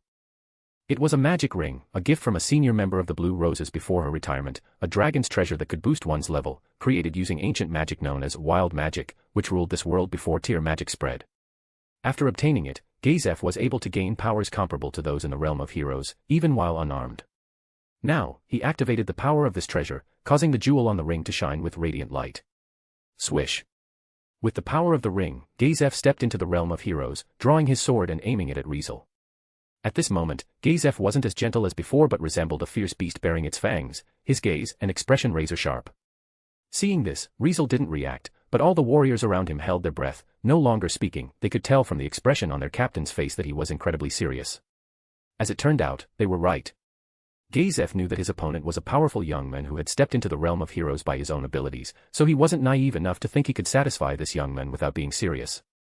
Of course, the consequence of failing to satisfy this young man could mean that their earlier negotiation had been entirely pointless.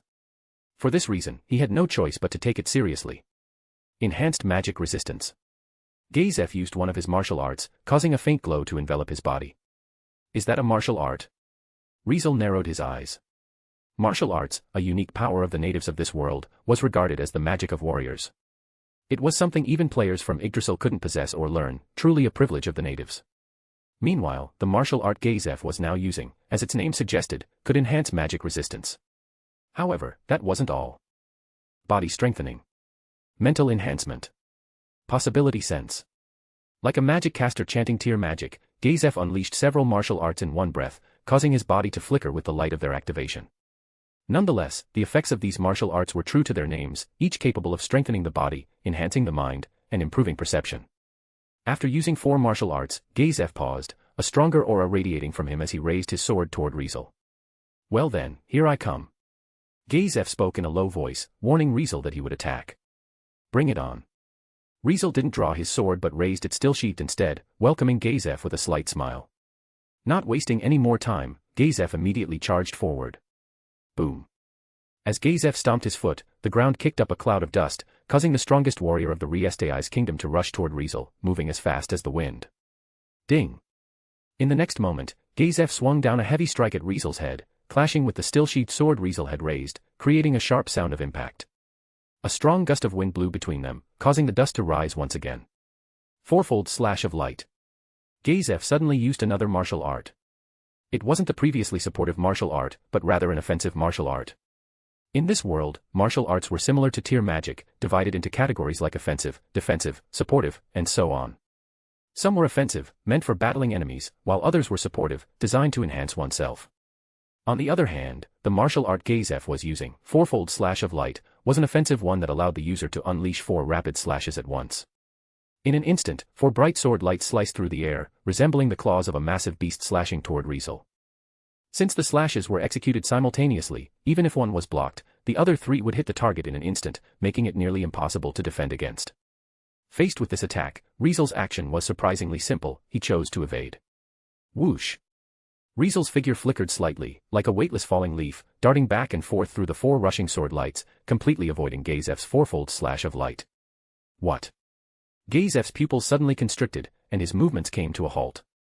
However, this act earned him a sharp reprimand. Don't get distracted. Riezel, flashing like a leaf, suddenly appeared in front of Gazef and kicked out toward his chest with a blinding strike. Only then did Gazef react, letting out a low growl. Flow acceleration. What Gazef used now was a martial art that increased nerve reaction speed, enhancing both attack speed and reflexes. Since this martial art could cause brain fatigue, he generally tried to avoid using it, but at this moment, he realized he had no choice but to use it to avoid the kick heading straight for him. With a flash of light surrounding him, Gazef's reaction speed increased, allowing him to raise his weapon just in time to block in front of himself. However, to Riezel, who possessed a development ability called Fast Attack that similarly enhanced reflexes, Gazef's reaction appeared painfully slow. Bang. In the next moment, Riezel's kick landed squarely on Gazef's abdomen, sending him flying away. NGH. Gazef barely had time to react, and it wasn't until he felt a sharp pain in his abdomen that he realized what had happened. Did he change the trajectory of his leg just before kicking my sword? Yes. With his extraordinary reflexes, Riezel changed the target of his kick from Gazef's chest to his abdomen just before hitting the sword Gazef had raised in the blink of an eye. Gazef couldn't keep up with Riezel's sudden change in trajectory, which led to him taking the full force of the kick. Whoosh! In the next second, Riezel's figure flashed again like a ghost, catching up to Gazef as he flew backward and delivered a powerful kick to his chest from above. Instant counter. Seeing Riezel approach him at incredible speed, Gazef shouted loudly and unleashed another martial art. At this point, Gazef had reached his limit under normal circumstances. With body strengthening, mental enhancement, enhanced magic resistance, possibility sense, flow acceleration, and instant counter activated, he was using 6 martial arts simultaneously. In fact, using martial arts wasn't without a price. Just as a magic caster consumed magical energy when casting tier magic, a warrior would expend concentration when performing martial arts. Naturally, continuously using powerful martial arts or simultaneously employing various supportive martial arts would place a significant burden on the mind, leading to brain fatigue. If one forced the use of martial arts beyond their concentration limit, it could even result in collapse or death. Under normal circumstances, Gazef could simultaneously use 6 martial arts, and only when using the magic ring could he use 7 at once. Now, having used the 6th martial art, he had clearly almost reached his limit, as evidenced by the veins bulging on his forehead and arms while he countered. Because instant counter was a martial art that could forcibly restore one's body, which had lost its balance after an attack, back to its pre-attack position, Gazef's stance now resembled a force twist to how it had been before he initiated the fourfold slash of light. Back in a proper stance, Gazef quickly unleashed his 7th martial art as he faced Riezel, who leaped above him and aimed a kick downward. Sixfold slash of light. 6 gleaming sword lights cut through the air, transforming into sharp, deadly claw strikes aimed at Riezel. As he watched the 6 sword lights strike simultaneously at him, a glimmer of determination flashed in Riezel's eyes. Riezel finally lifted his still-sheathed sword and slashed. Ding! As the still-sheathed sword clashed with the 6 sword lights, the sound of a violent clash rang out like a bell. Riezel's seemingly ordinary slash, like a meteor falling from the sky, easily deflected Gazef's 6-fold slash of light, sending the 6 sword lights scattering like sparks. Bang! In the next second, Riezel's foot landed heavily on Gazef, whose pupils had shrunk to the size of pinpricks, sending him crashing to the ground. Chapter 309, Weak. Boom. With a tremor shaking the ground, Riezel kicked Gazef into the dirt, sending up clouds of dust and debris while creating a pit. Cough. Gazef coughed out all the air from his lungs, gasping as if choking, which strained his voice. Warrior Captain. Warrior Captain. Seeing such a scene, the surrounding warriors were immediately alarmed, rushing to pull Gazef out of the pit. You okay? Riezel asked casually as he landed from the air, glancing at Gazef, who was being helped out of the pit created by his fall. I am fine. Gazef felt a heavy pain in his chest, making it hard for him to breathe and even grip his sword. With one hand supported by one of his warrior subordinates and the other pressed against his chest, Gazef looked at Riezel with shifting emotions in his eyes. Not just him, but even all his subordinates looked at Riezel with completely different eyes. It couldn't be helped. Clearly, the whole battle situation was different from what they had predicted. They had originally thought it would be a fairly even match or that Gazef would have a slight advantage in close combat, but let alone a fairly even match, it had turned into a one-sided battle favoring Riezel. Against Riezel's fierce attacks, Gazef couldn't put up even a bit of resistance. Even when he went all out and reached his limit, unleashing 7 martial arts, Riezel still crushed him with ease. Yet that wasn't the most shocking part. What shocked them the most was that this young man, said to be a magic caster capable of using 5th-tier magic, hadn't used magic at all throughout the battle.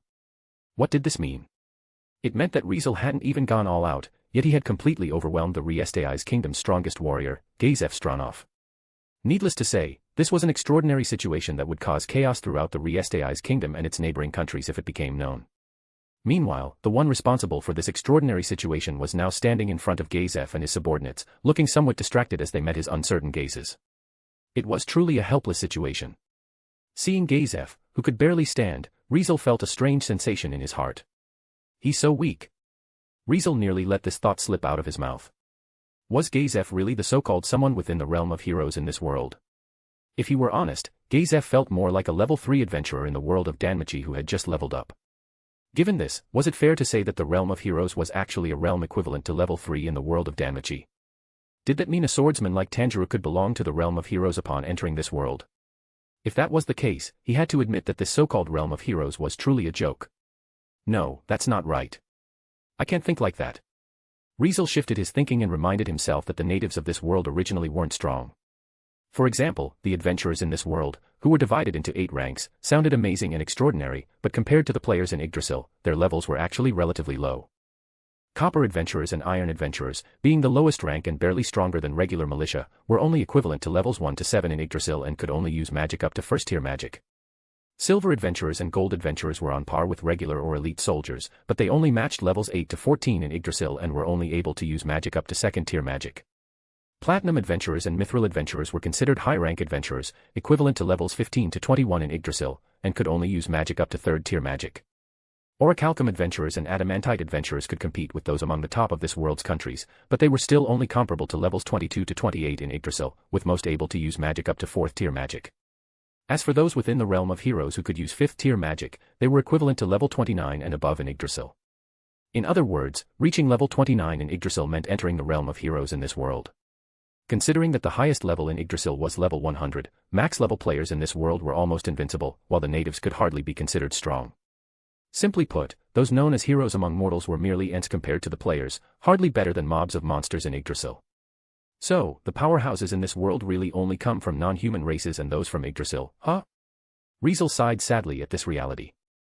A good example was the floor guardians of the Great Tomb of Nazarick. He still remembered that last night, when they silently surrounded him, he had even felt a hint of threat from them. Aside from them, there was the dragon race that had once ruled this world, especially the most powerful among them, known as the Dragon Lords, who could threaten even the players from Yggdrasil. In conclusion, the so-called strongest in this world should belong to them, not to these so-called heroes among mortals within the realm of heroes. Understanding this, Riezel felt a sense of relief, feeling that there was still hope. Nevertheless, after his battle with Gazef, Riezel was sure of one thing: Gazef had clearly not fully entered the realm of heroes. In Yggdrasil, Gazef was roughly equivalent to level 28, having only stepped into level 29 thanks to the power of his magic ring. It seems that if I want to find a worthy opponent, I'll have to look for one in the Great Tomb of Nazarick, or I could go after those Dragon Lords. At worst, there seemed to be one or two decent opponents in the slain theocracy, right? Riezel pondered quietly, waiting for Gazef to catch his breath.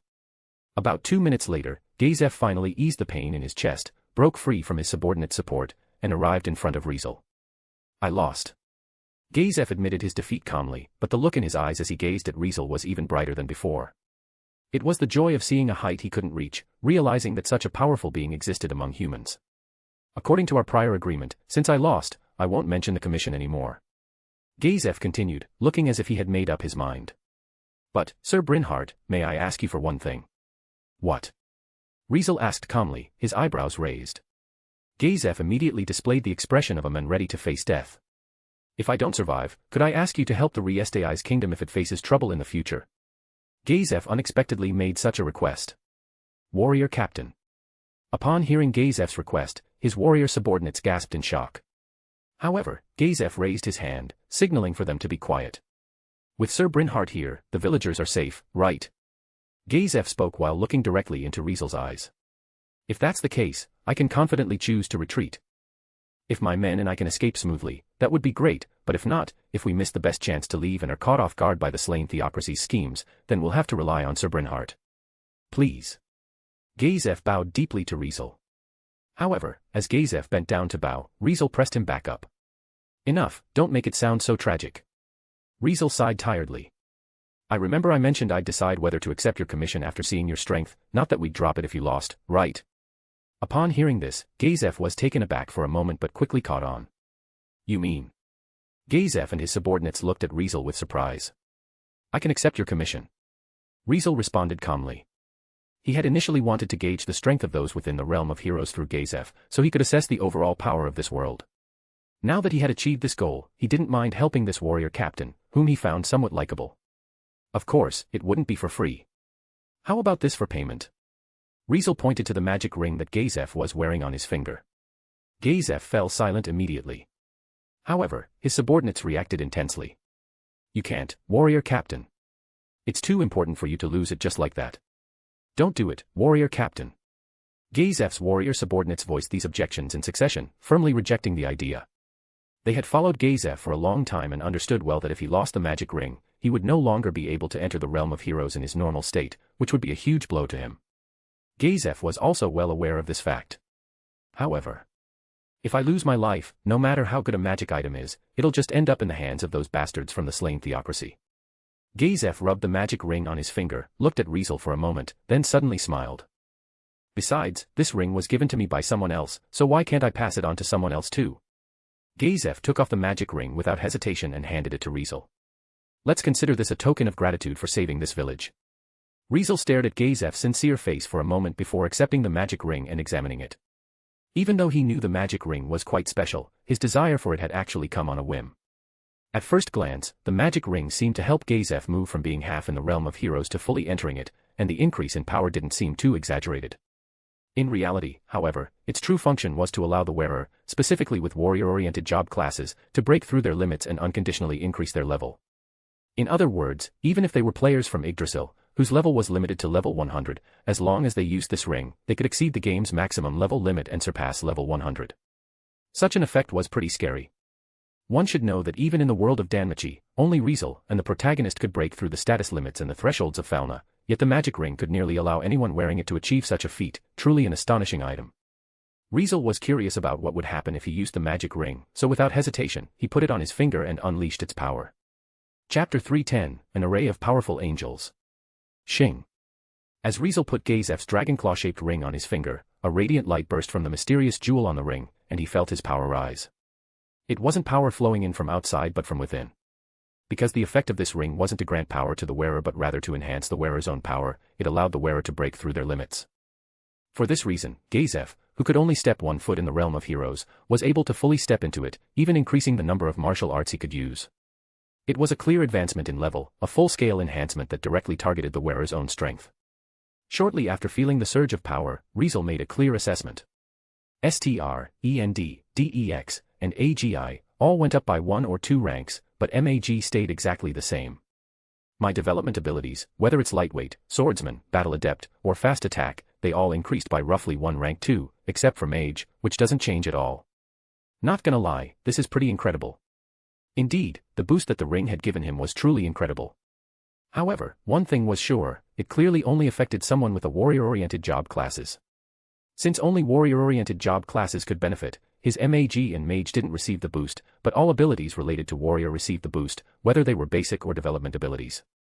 While the improvement wasn't huge, only 1 or 2 ranks at most, having all his close combat abilities increased made for a pretty significant enhancement overall. Especially when its wearer had already reached the limits of their current level, this could help push them into a whole new realm of possibilities. In other words, someone like Albert Borley, who was just a step away from the realm of Sword Saint, could potentially cross that boundary with the aid of this ring's power. If it were in Danmachi terms, when someone maxed out all basic abilities at the highest S rank for their level, this ring might help them leap to the next rank, giving them the chance for a rank breakthrough. At the very least, it could push someone who was maxed at S rank to SS rank or even SSS rank. Such was the true power of this ring. At any level or any rank, it had the effect of helping someone push their limits and break through. Understanding this, Riezel's evaluation of the ring, which was fairly notable in the original work, had increased significantly. No idea how these people just hand something this precious around like it's nothing. Riezel thought in wonder while glancing at Gazef, who stood nearby. From what he remembered, Gazef had gotten the ring simply because someone had gifted it to him. In the later parts of the original work, Gazef even gave the ring away to someone else, not caring if his own strength might drop because of it. Even though it was a precious treasure, they just passed it around like it was cheap or something. Knowing this, he might as well keep it himself, right? With this thought, Riezel deactivated the ring's power, letting its glow gradually fade. Next, it was time to complete Gazef's commission. As the sunset gradually dyed the sky red, a gentle glow covered Karn village in the vast forest nearby, casting an ethereal and almost dreamlike beauty over the scene. Under this serene dusk, however, a large group of shadows suddenly appeared on the plains before Karn village. All units, prepare yourselves. A calm, steady voice echoed across the plains. Since the prey has entered the cage, it's time to act. With eyes cold and lifeless like artificial glass that gave away no emotion, the one who spoke was a tall man with an ordinary face marked by a scar, wearing a black and white robe akin to cleric attire. He was Nigan Gridluin, the captain of the Sunlight Scripture, one of the 6 scriptures of the slain theocracy.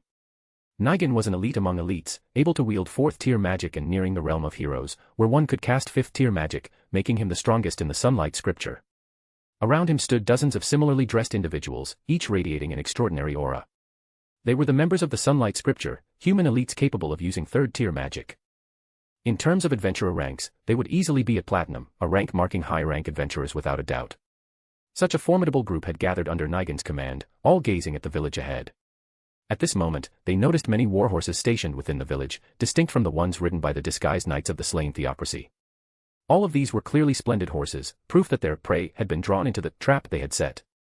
Offer your faith unto our God. Nigan declared in a solemn tone, making everyone begin to pray in silent devotion. It was a simplified prayer, a ritual of reverence for their God. As a deeply religious human country, the slain theocracy occupied an area about twice the size of the Riezel's kingdom, with a population of approximately 15 million. It was the strongest of the human countries on the continent, excelling in both manpower and talent. It was said that about 600 years ago, 6 gods known as the 6 great gods descended from the heavens and founded this country in an era when humans were oppressed by other races.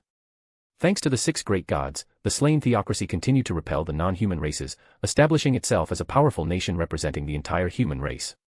With their faith rooted in the 6 great gods, the slain theocracy had built a rigid religious system, promoting human supremacy while rejecting other races. In this country, the highest authority was not a king or emperor but the 6 cardinals, the leaders of 6 religious sects, headed by the Pontifex Maximus, who governed the entire country. In this hierarchy, the forces directly under the cardinals were as authoritative as those directly under a ruler of a country, and the Sunlight Scripture was precisely one of these forces. Every member of the Sunlight Scripture had a devotion that ran deeper than that of ordinary citizens, where even on missions in foreign lands, they took time to pray, reaffirming their commitment to their country and their God. Once their prayers ended, these members would carry out their brutal orders without hesitation. Such unyielding resolve came from their belief that every action they took was for their country, for their God, and, above all, for the human race itself. As a result, they saw their deeds not as sins but as necessary steps to usher in a new dawn. Begin. Nigan gave the command in an emotionless voice. Surround Karn village and completely eliminate Gazef Stronov, along with that village. With that, all the members of the Sunlight Scripture stretched out their hands and began to chant magic. Summon Angel Third. Angel. It was a type of creature from another realm. To many, especially those in the slain theocracy, these beings were considered the envoys of God, existing only for those with unshakable faith to command. Summon Angel Third, as the name suggested, was a third-tier magic that called forth an angel known as Archangel Flame to vanquish the enemies of God, or so those in the slain theocracy believed. As the members of the Sunlight Scripture cast this magic, magic circles appeared in front of each of them, and from these magic circles, angels with radiant, gleaming wings and bodies like polished stone were summoned. All of these angels held swords of flame, their bodies pure white, and it was fair to call them divine-looking, as they certainly seemed holy. Once his subordinates had finished summoning their angels, Nigan summoned his own. Summon Angel Fourth. As Nigan summoned his angel, the one that appeared was different from the others. Not only did this angel have a colossal body, but it also held a mace and a round shield instead of a sword of flame. It was clearly larger than the others, radiating an aura of holiness distinct from theirs, making it clear that this angel was on a completely different level. Summoned by 4th-tier magic, this angel, known as Principality Observation, was a higher tier, stronger being than Archangel Flame. If Archangel Flame's power was roughly equal to that of a Platinum or Mithril adventurer, then Principality Observation's power could rival that of an Orichalcum or even an Adamantite adventurer. With such an array of powerful angels, even a hero of legend would be hard-pressed to escape. Needless to say, this was the power the slain theocracy had prepared to crush the warrior captain of the Riezel's kingdom, and it was clearly on an entirely different level from the Baharuth Empire's knights they had previously impersonated. With all the preparations complete, Nigan led his subordinates, accompanied by their summoned angels, toward Karn village. However, why is it so quiet? As Nigan got closer to Karn village, he began to sense that something was off. At this range, his prey should have already realized he was surrounded and started fighting back, shouldn't it? Is he planning to hide in the village and hold his ground? Nigan muttered to himself before sneering. No, that won't do, Stronov. As the so-called strongest warrior, you should face your death in a blaze of glory. Hiding like this doesn't suit someone of your status for a final stand. As soon as Nigan finished his words, he waved his hand. Use fire attribute magic to burn the entire village to the ground. If the prey refused to come out, then he would simply force him out. Such was Nigan's plan. Unfortunately. No, that won't do. As soon as these words echoed from midair, control over the battlefield shifted instantly. Chapter 311, a miracle, something that shouldn't exist in this world. At this moment, all the villagers of Karn village had gathered inside a simple, large building, taking refuge. Gazef stood at the entrance, surrounded by his warrior subordinates, who positioned themselves defensively around the building. Their silent stance made it clear to any would-be intruders that this was protected ground, and they wouldn't let anyone take a step closer. Clutching his sword, Gazef gazed out at the plains, where a great battle was about to begin. Warrior Captain. One of his subordinates murmured, breaking the tense silence as the battle loomed. Is this plan really okay? Gazef knew exactly why his subordinate was inquiring. Letting him take on the Sunlight Scripture of the slain theocracy all by himself. It doesn't sit right, does it? Gazef's subordinate continued, his voice expressing his unease. Although you're right, this is Sir Brynhardt's request. Gazef responded without turning his head. Since he insisted, we'll follow what he says. Our original aim is to protect the villagers, so no complaints here. Yeah, I get what you're saying, warrior captain, but can he really defeat the entire Sunlight Scripture on his own? It was only natural for his subordinate to worry. As one of the 6 elite units of the slain theocracy, the Sunlight Scripture was typically tasked with wiping out the dwellings of demi-humans and was known to have already eliminated countless powerful non-human creatures, surviving numerous life and death struggles. Moreover, the number of demi-humans they had wiped out was staggering, from small goblins to towering lizardmen, minotaurs, centaurs, and even giants, all had fallen to their might, slaughtered without mercy. Against such a formidable group, even he, with all his warrior troops, didn't believe they had a chance of winning. Yet, Riezel instructed them to stay in Karn village and protect the villagers while he went alone to face that formidable group. It seemed reckless, no matter how he looked at it. Regardless, he trusted that Riezel could definitely handle them. A powerful magic caster who could easily beat me without even using magic, if anyone has a shot, even against the strongest dragon race, it'd be him. Gazef said in a low, steady tone. All we need to do now is to protect the villagers and wait here for Sir Brynhardt to return victorious. Upon hearing this, all his subordinates nodded in unison, tightened their grips on their weapons, and heightened their guard. Seeing his subordinates finally calm down, Gazef looked out at the plains once more. It's all in your hands, Sir Brynhardt. Gazef's quiet murmur drifted on the wind, carried toward the other side of the plains. On guard. As soon as a stranger's voice echoed from midair, Nigan reacted instantly, shouting a warning to all of his subordinates. All the members of the Sunlight Scripture raised their hands, ready to cast magic at a moment's notice, entering a defensive stance and looking up in the direction of the voice in unison. A second later, each of them saw the owner of the voice. A figure slowly descended from midair, bathed in the light of the sunset and the gentle evening breeze. Who are you, boy? Nigan asked coldly. Unfortunately for him, the figure, who was none other than Riezel, ignored his question. We have no grudges between us, so I'm giving all of you a chance. Hovering in the air, Riezel looked down at all the members of the Sunlight Scripture from above, speaking in a calm, straightforward tone. Leave now, and I'll let all of you live. As soon as these words were spoken, a chill swept through every member of the Sunlight Scripture, and their expressions instantly turned cold. Ha! Nigan scoffed and sneered. What a big talk for a kid. Guess you haven't seen much of the world, have you? Although Nigan didn't know who Riezel was, he immediately formed an impression based on Riezel's appearance and the way he hovered in the air. In Nigan's eyes, Riezel was merely a rookie, a cocky young prodigy unaware of his own limits. Although the fact that Riezel could fly suggested he was capable of using third-tier magic, fly, which was a considerable feat, he still looked young, barely even 20, where, in the slain theocracy, he wouldn't even be considered an adult yet.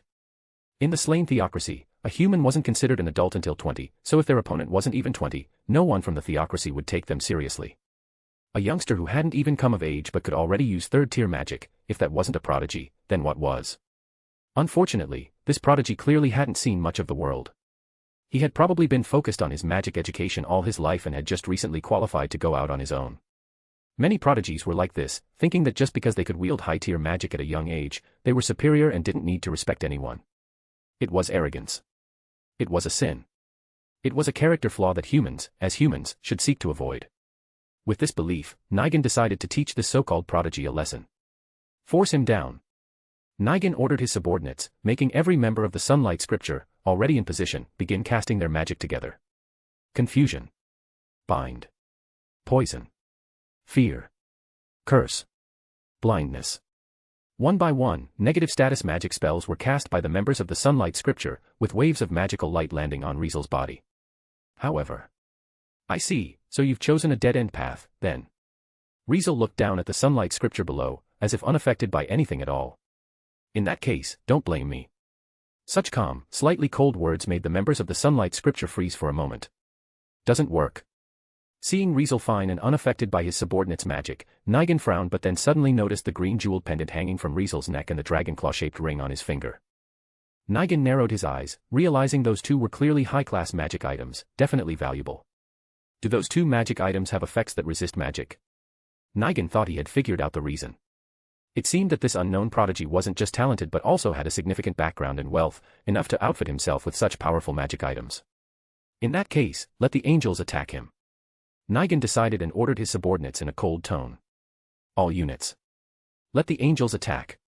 At his command, every member of the Sunlight Scripture immediately sent their archangel flame to attack Riezel.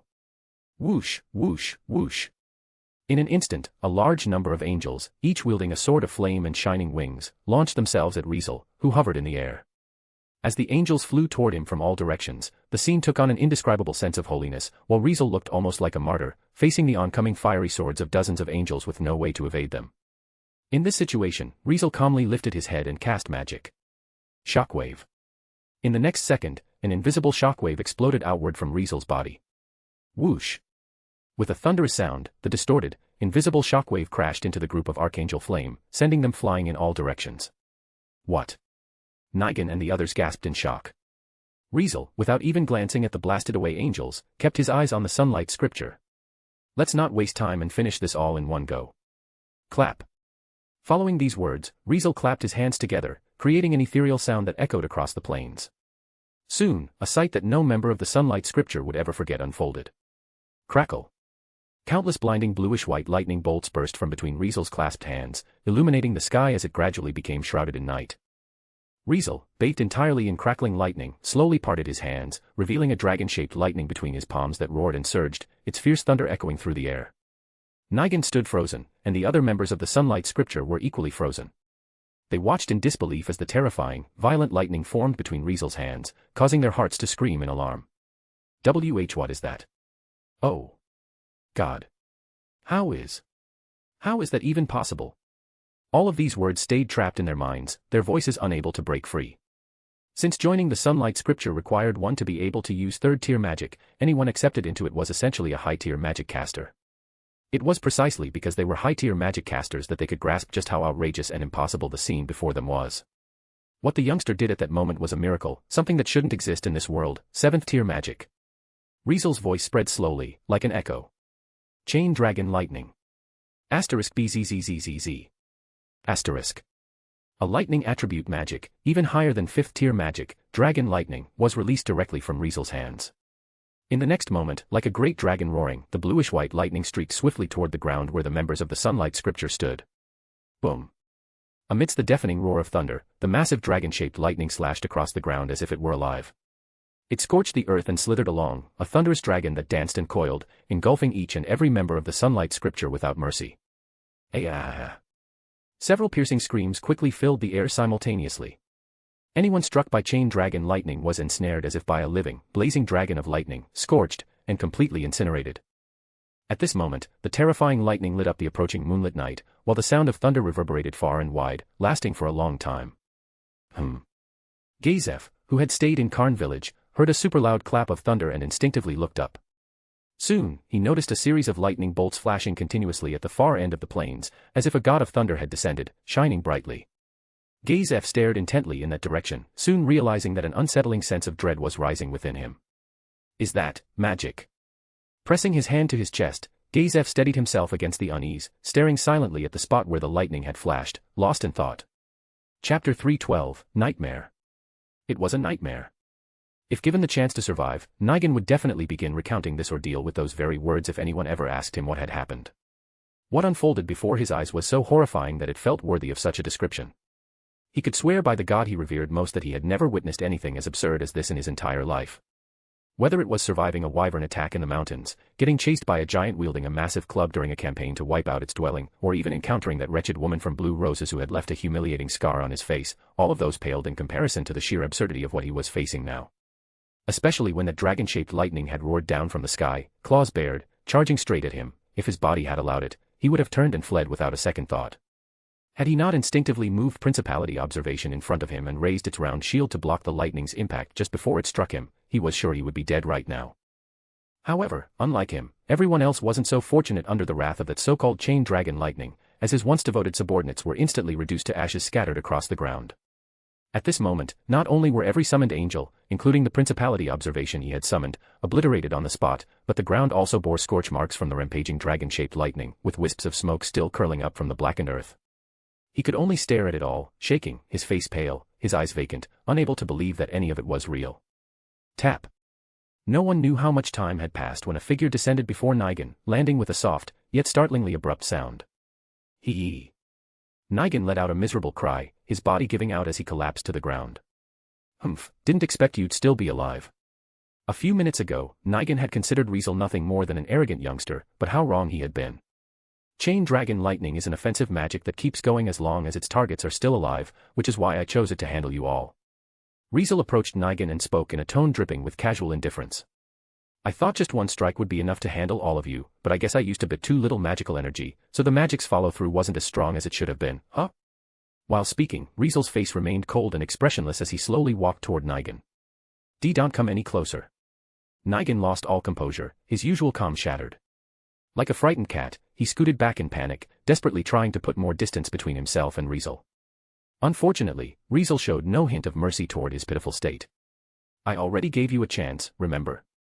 Riezel placed his hand on the hilt of the sword at his waist. Seeing this, Nigan was about to scream when he suddenly remembered something and hurriedly pulled out an item from his chest. It was an irregularly shaped crystal, resembling a miniature iceberg, about the size of a football. Stay back. Nigan held up the crystal like he had just grabbed a trump card. If you come any closer, I'll activate this. He raised the irregularly shaped crystal high above his head. Seeing this, Riezel raised his eyebrows and stopped in his tracks. A sealing crystal. Riezel muttered. Ha ha ha, indeed. Seeing Riezel recognize the crystal by name, Nigan let out a strained laugh. You better watch out. This is the treasured artifact of the slain theocracy. In this world, there were 3 kinds of magic items known to possess powers that surpassed any normal limits.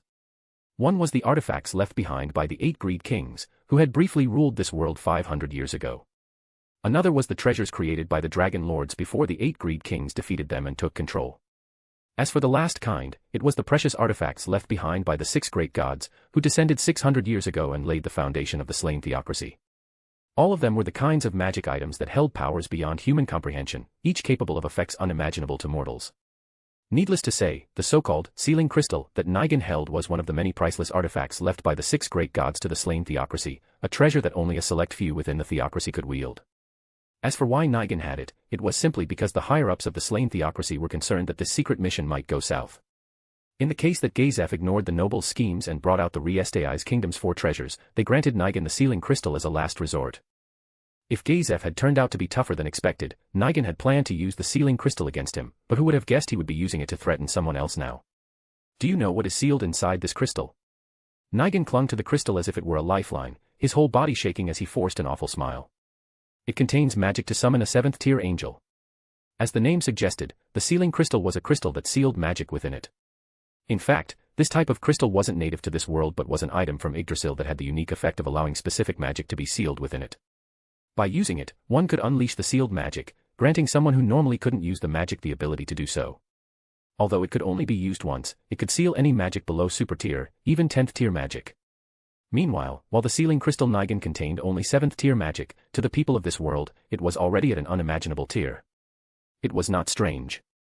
Considering the strongest magic humans in this world could wield was 6th tier, an item that could let them use 7th tier magic was undeniably a great treasure. Summon Angel 7th, if this magic were released from the sealing crystal, it would allow Nigan to summon an angel roughly equivalent to level 43 to 49 in Yggdrasil. An angel of that level, in a world where level 29 was already considered within the realm of heroes, would be nothing short of an unstoppable force. It was the highest tier angel that once destroyed the demon gods that threw the entire continent into chaos 200 years ago. Nigan yelled hysterically. Its power can even destroy cities with ease. You'd better not. Sadly, before Nigan could finish his sentence, Riezel had already moved. Schwing. Splurt. In an instant, as the sound of a sword unsheathing resounded, a hand was sliced cleanly from Nigan's body, blood spilling everywhere as it fell to the ground. Since it was the hand that had clutched the sealing crystal, it dropped as well, rolling to a stop at Riezel's feet, who had unsheathed his sword at some point. Eh? Ah. Ah. My hand. Confused for a moment, Nigan's pitiful scream quickly echoed through the air. Riezel casually picked up the sealing crystal from the ground, weighing the irregularly shaped crystal in his hand for a moment before looking at Nigan as if he were looking at a retard. Foolishness. Instead of wasting time yapping, why not just use this crystal and summon that so-called highest tier angel you keep talking about? At least then, you might have had a chance to fight back. Unfortunately, you've lost that chance now. With that, Riezel stored the sealing crystal, highly prized by the slain theocracy, into the storage space of the dimensional magic cube. Give it back. Nigan, clutching his severed hand, howled in pain as he stumbled toward Riezel. Bang. With a muffled sound, Riezel kicked Nigan, sending him sprawling across the ground. Holy light! Nigan, still lying on the ground, suddenly stretched out his remaining hand toward Riezel and cast magic. It was third-tier magic, a holy attribute magic that emitted a blinding light to harm evil. Typically meant for creatures like the undead, Nigan cast this magic on a fellow human like Riezel. A flash of intense light burst forth, temporarily robbing Riezel of his sight. Die already! Nigan snarled with an angry expression before unleashing another magic. Magic arrow. It was a non-attribute offensive first-tier magic.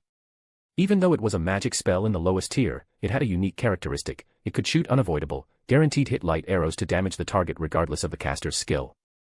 Moreover, since the number of light arrows increased based on the caster's level, with a maximum of 10 arrows, Nigan, being a magic caster capable of using 4th-tier magic and only a step away from the realm of heroes, might not be able to reach the full 10 arrows, but 5 or 6 would be no problem at all. Whoosh! With a whistling sound, a series of light arrows tore through the air, shooting straight toward the blinded Riezel. Seeing this, Nigan smiled victoriously, feeling sure of his victory. Regrettably, reality shattered his illusion. Boom! Riezel, who should have been blinded, casually swung his sword, shattering the light arrows with a single motion. With a clear glint in his eyes, Riezel looked at Nigan's twisted, vicious expression and swung his sword once more. Poochie! Riezel's slash left a deep, bloody wound across Nigan's chest. Arg! Nigan fell back, wailing in pain, collapsing into a pool of blood. Riezel, holding his sword with an indifferent expression, stepped toward Nigan one step at a time until he stood right in front of him. Spare! Spare me! Nigan, lying in his own pool of blood, stared up at Riezel, his eyes wide and tears streaming down his face as he begged desperately for his life. In response, Riezel had only one thing to say. Go say that to the innocent villagers who got dragged into your schemes. As soon as Riezel's indifferent words resounded, his sword swept down lightly. Splurt! A burst of blood erupted from Nigan's throat. With the vital point severed, the captain of the Sunlight Scripture halted his breathing, and moments later, all life left his body. Click! Riezel slowly sheathed his sword and, with a glow of magical energy, flew off immediately in the direction of Karn village, leaving the desolate plains behind. Across the plains, bodies clad in cleric-like robes lay scattered everywhere, exuding an air of desolation. Chapter 313, Mithril. Riezel Brynhart. A few days later, in Riezel. In the bustling streets of Fortress City, Riezel, people could occasionally be heard chatting about one particular topic. Looks like we've got a new Mithril adventurer here. He just ranked up to Mithril a couple of days ago, right? Looks like he jumped all the way from Copper in one go. Isn't that just a rumor? Nope, I know that going straight from Copper to Mithril is unheard of, but it's real. Yeah, it's real.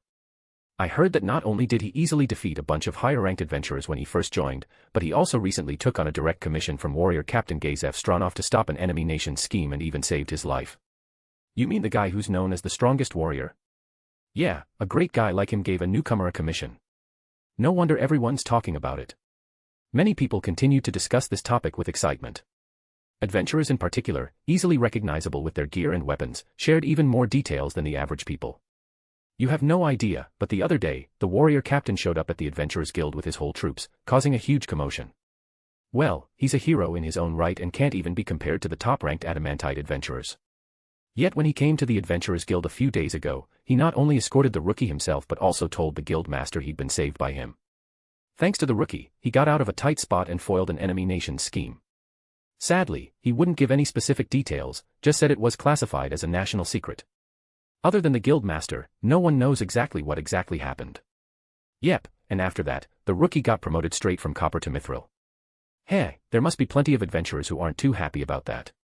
Indeed, there were. An adventurer's rank was, after all, not just proof of their capabilities but also their achievements. Without these two factors to back it up, an adventurer couldn't climb the ranks. Achievements referred to the number of quests or commissions completed and contributions to major events. For example, adventurers typically took on quests to hunt monsters and protect regular citizens from threats, while high-ranking adventurers handled tougher quests, saving countless civilians from dangerous creatures. After countless near-death experiences, injuries, and hardships, they earned their ranks. Now, a brand newcomer who had only joined a few days ago had suddenly shot to the top by taking on a commission for the kingdom. Any adventurer would be upset by this, especially the younger, more ambitious ones. It was worth noting that in Riezel, the highest adventurer rank was Mithril. Orichalcum and adamantite adventurers were rare since their work usually covered multiple regions, so they didn't often settle in one city. As a result, Mithril was the highest rank for adventurers permanently based in Riezel. In other words, the newcomer everyone was talking about not only jumped up several ranks but also reached the highest rank available in Irantal all at once, causing quite a stir and leaving many resentful. Yeah, thanks to that, the guild's been bustling lately. At first, loads of adventurers were protesting, saying it wasn't fair and blaming that rookie for breaking guild rules by getting involved in national affairs. Some even argued that handling disputes between countries shouldn't count as an adventurer's achievement. Simply put, they had a million excuses. Really? All that noise has died down now, hasn't it? Yeah, well, the rookie threw down a serious challenge at the guild, saying anyone who had a problem could come and take him on. He promised that if they could even manage to touch his clothes, he'd give back the mithril identification tag the guild awarded him. Oh yeah, he also threw in a bag full of gold as a bonus. It's been days now, and who knows how many people have tried to take him on. Even some platinum adventurers gave it a shot, but they all got beaten without even laying a finger on him. A bunch of veteran adventurers say there's no way he's only mithril. Right.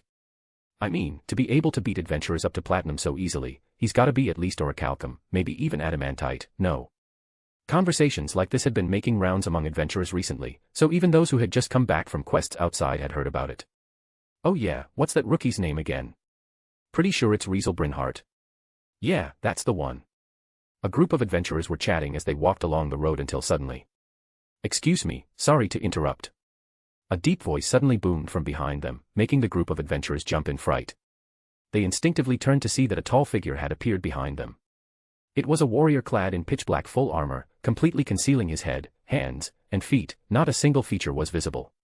Behind him hung a red cape, with two massive swords strapped beneath it, creating a powerful aura that caused even this group of silver adventurers to freeze on the spot.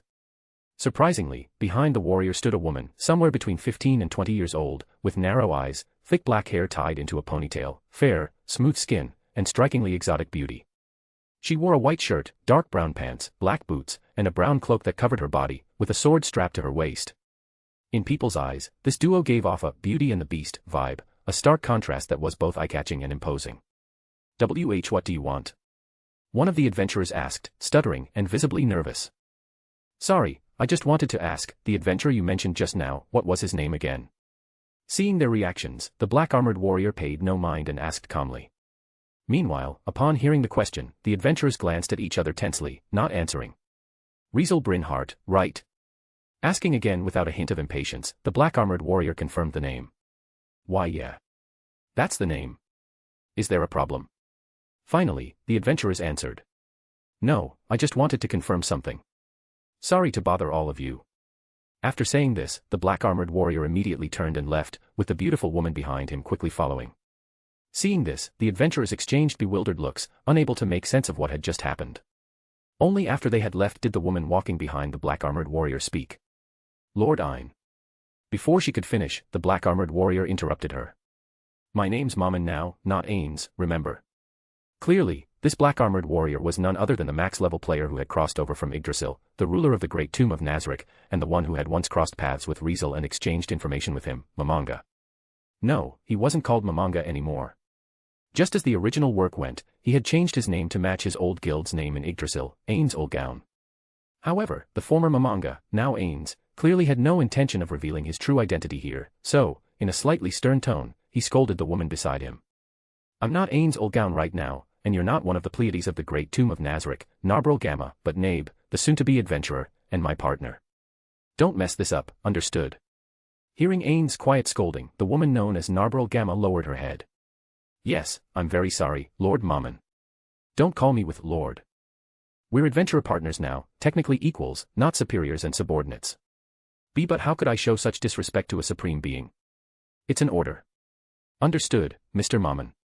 Fortunately, their conversation drew no attention, and no one overheard their words, as the people around them were busy marveling at their striking appearances. Some admired the impressive, imposing armor Ains wore, while others were captivated by Narbril's beauty. Regardless, the onlookers, enchanted by Ains and Narbril, had no idea this pair wasn't even human. They were heteromorphs. They were visitors from another world, wielding powers far beyond those of the natives. They were undoubtedly invaders to the natives of this world, potential future enemies, but of course, that hadn't happened yet. Mr. Mammon, those insects mentioned someone named Riezel. Is that the information dealer who appeared near Nazarick a few days ago? After a moment of silence, Narbril finally asked what she had originally wanted to bring up. Not sure, but probably. Ains muttered, a red glow flickering in his skeletal eye sockets. It's only been a few days, so there's a good chance he's still lurking around here. What should we do if we encounter him? Narbril asked, a murderous glint appearing in her eyes. He has seen both Mr. Mammon and Lord Demiurge, so he might get suspicious if he spots us here. Indeed. Ain's voice turned serious. A few days ago, you weren't with me, and now Demiurge is gone, replaced by a striking woman like you. Normally, that'd raise some questions, right? Honestly, there are already plenty of oddities about him. From what I've heard, he only recently became an adventurer, which makes his claim of having adventurer as his main job before pretty questionable. Moreover, I might have revealed too many of our secrets to him, so we definitely can't ignore him. Ains truly felt troubled and anxious. He couldn't help but feel like his decision to trade information with Riezel might have been a mistake. Chapter 3:14, Ain's Wariness. Over the past few days, the heteromorphs of the Great Tomb of Nazarick had begun infiltrating this new world, no longer staying in their stronghold solely on the defensive. With the basic information gathered from Riezel, Ain sent out the floor guardians and some NPCs of the Great Tomb of Nazarick, each assigned to different tasks. Some of them needed to establish good relations with the natives of this world, creating a channel for the Great Tomb of Nazarick to receive intelligence and resources, while others were on hunting tasks, secretly bringing some natives back to Nazarick for various experiments. As a result, the Great Tomb of Nazarick was no longer isolated and made more contact with this world. Of course, thanks to this, Ains learned a lot about the general situation of the world. For example, most of the natives here were quite weak, and those considered heroes in this world didn't even seem to reach level 30 by the standards of Yggdrasil. Meanwhile, the highest tier magic humans could use was only up to the 6th tier, and no one could use 7th tier magic and above. Such a fact was somewhat shocking to Ains. In Yggdrasil, 6th tier magic was, after all, looked down upon by most players, who wouldn't even use it for fighting mobs. In the grinding grounds usually used by level 100 players, they typically used 8th tier magic or higher, while anything below 6th tier was rarely used. Yet, in this world, using 6th tier magic was already the limit for humans, and as far as he knew, only one person in the nearby country could use magic spells of this tier. Learning this information, Ains felt both relieved and concerned. He was relieved because this world wasn't filled with max level or even overleveled people, as he had previously feared. Since the natives were actually quite weak, they posed no threat to the Great Tomb of Nazarick. However, he was also concerned, particularly about his exchange of information with the mysterious information dealer, Riezel Brynhart. Knowing the highest magic humans could use was only 6th tier, yet he had demonstrated magic above this tier in front of Riezel. Even worse, among those magic spells, he had even shown Riezel 10th tier magic, let alone 7th tier ones.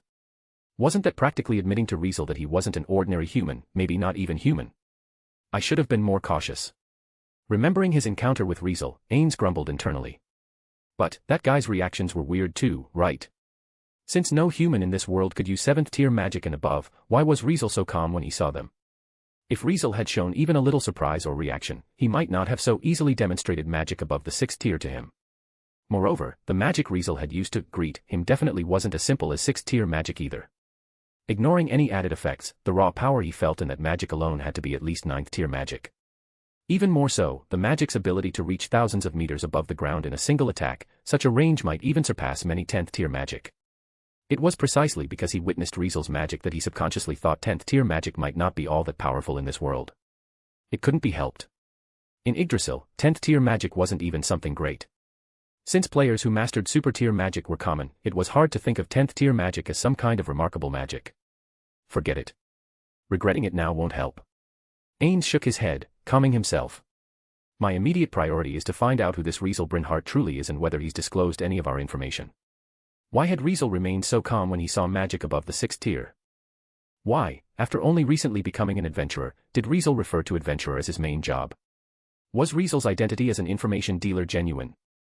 Given the power of that greeting magic Riezel had used, was he simply a rare, strong human in this world, different from others? Or, was Riezel the same as him, a player from Yggdrasil? Ain's heart was filled with too many questions about Riezel's existence. However, now that Ains knew Riezel was also in Irantal, his heart eased slightly. Should we notify Lady Albedo to send people over to capture that insect?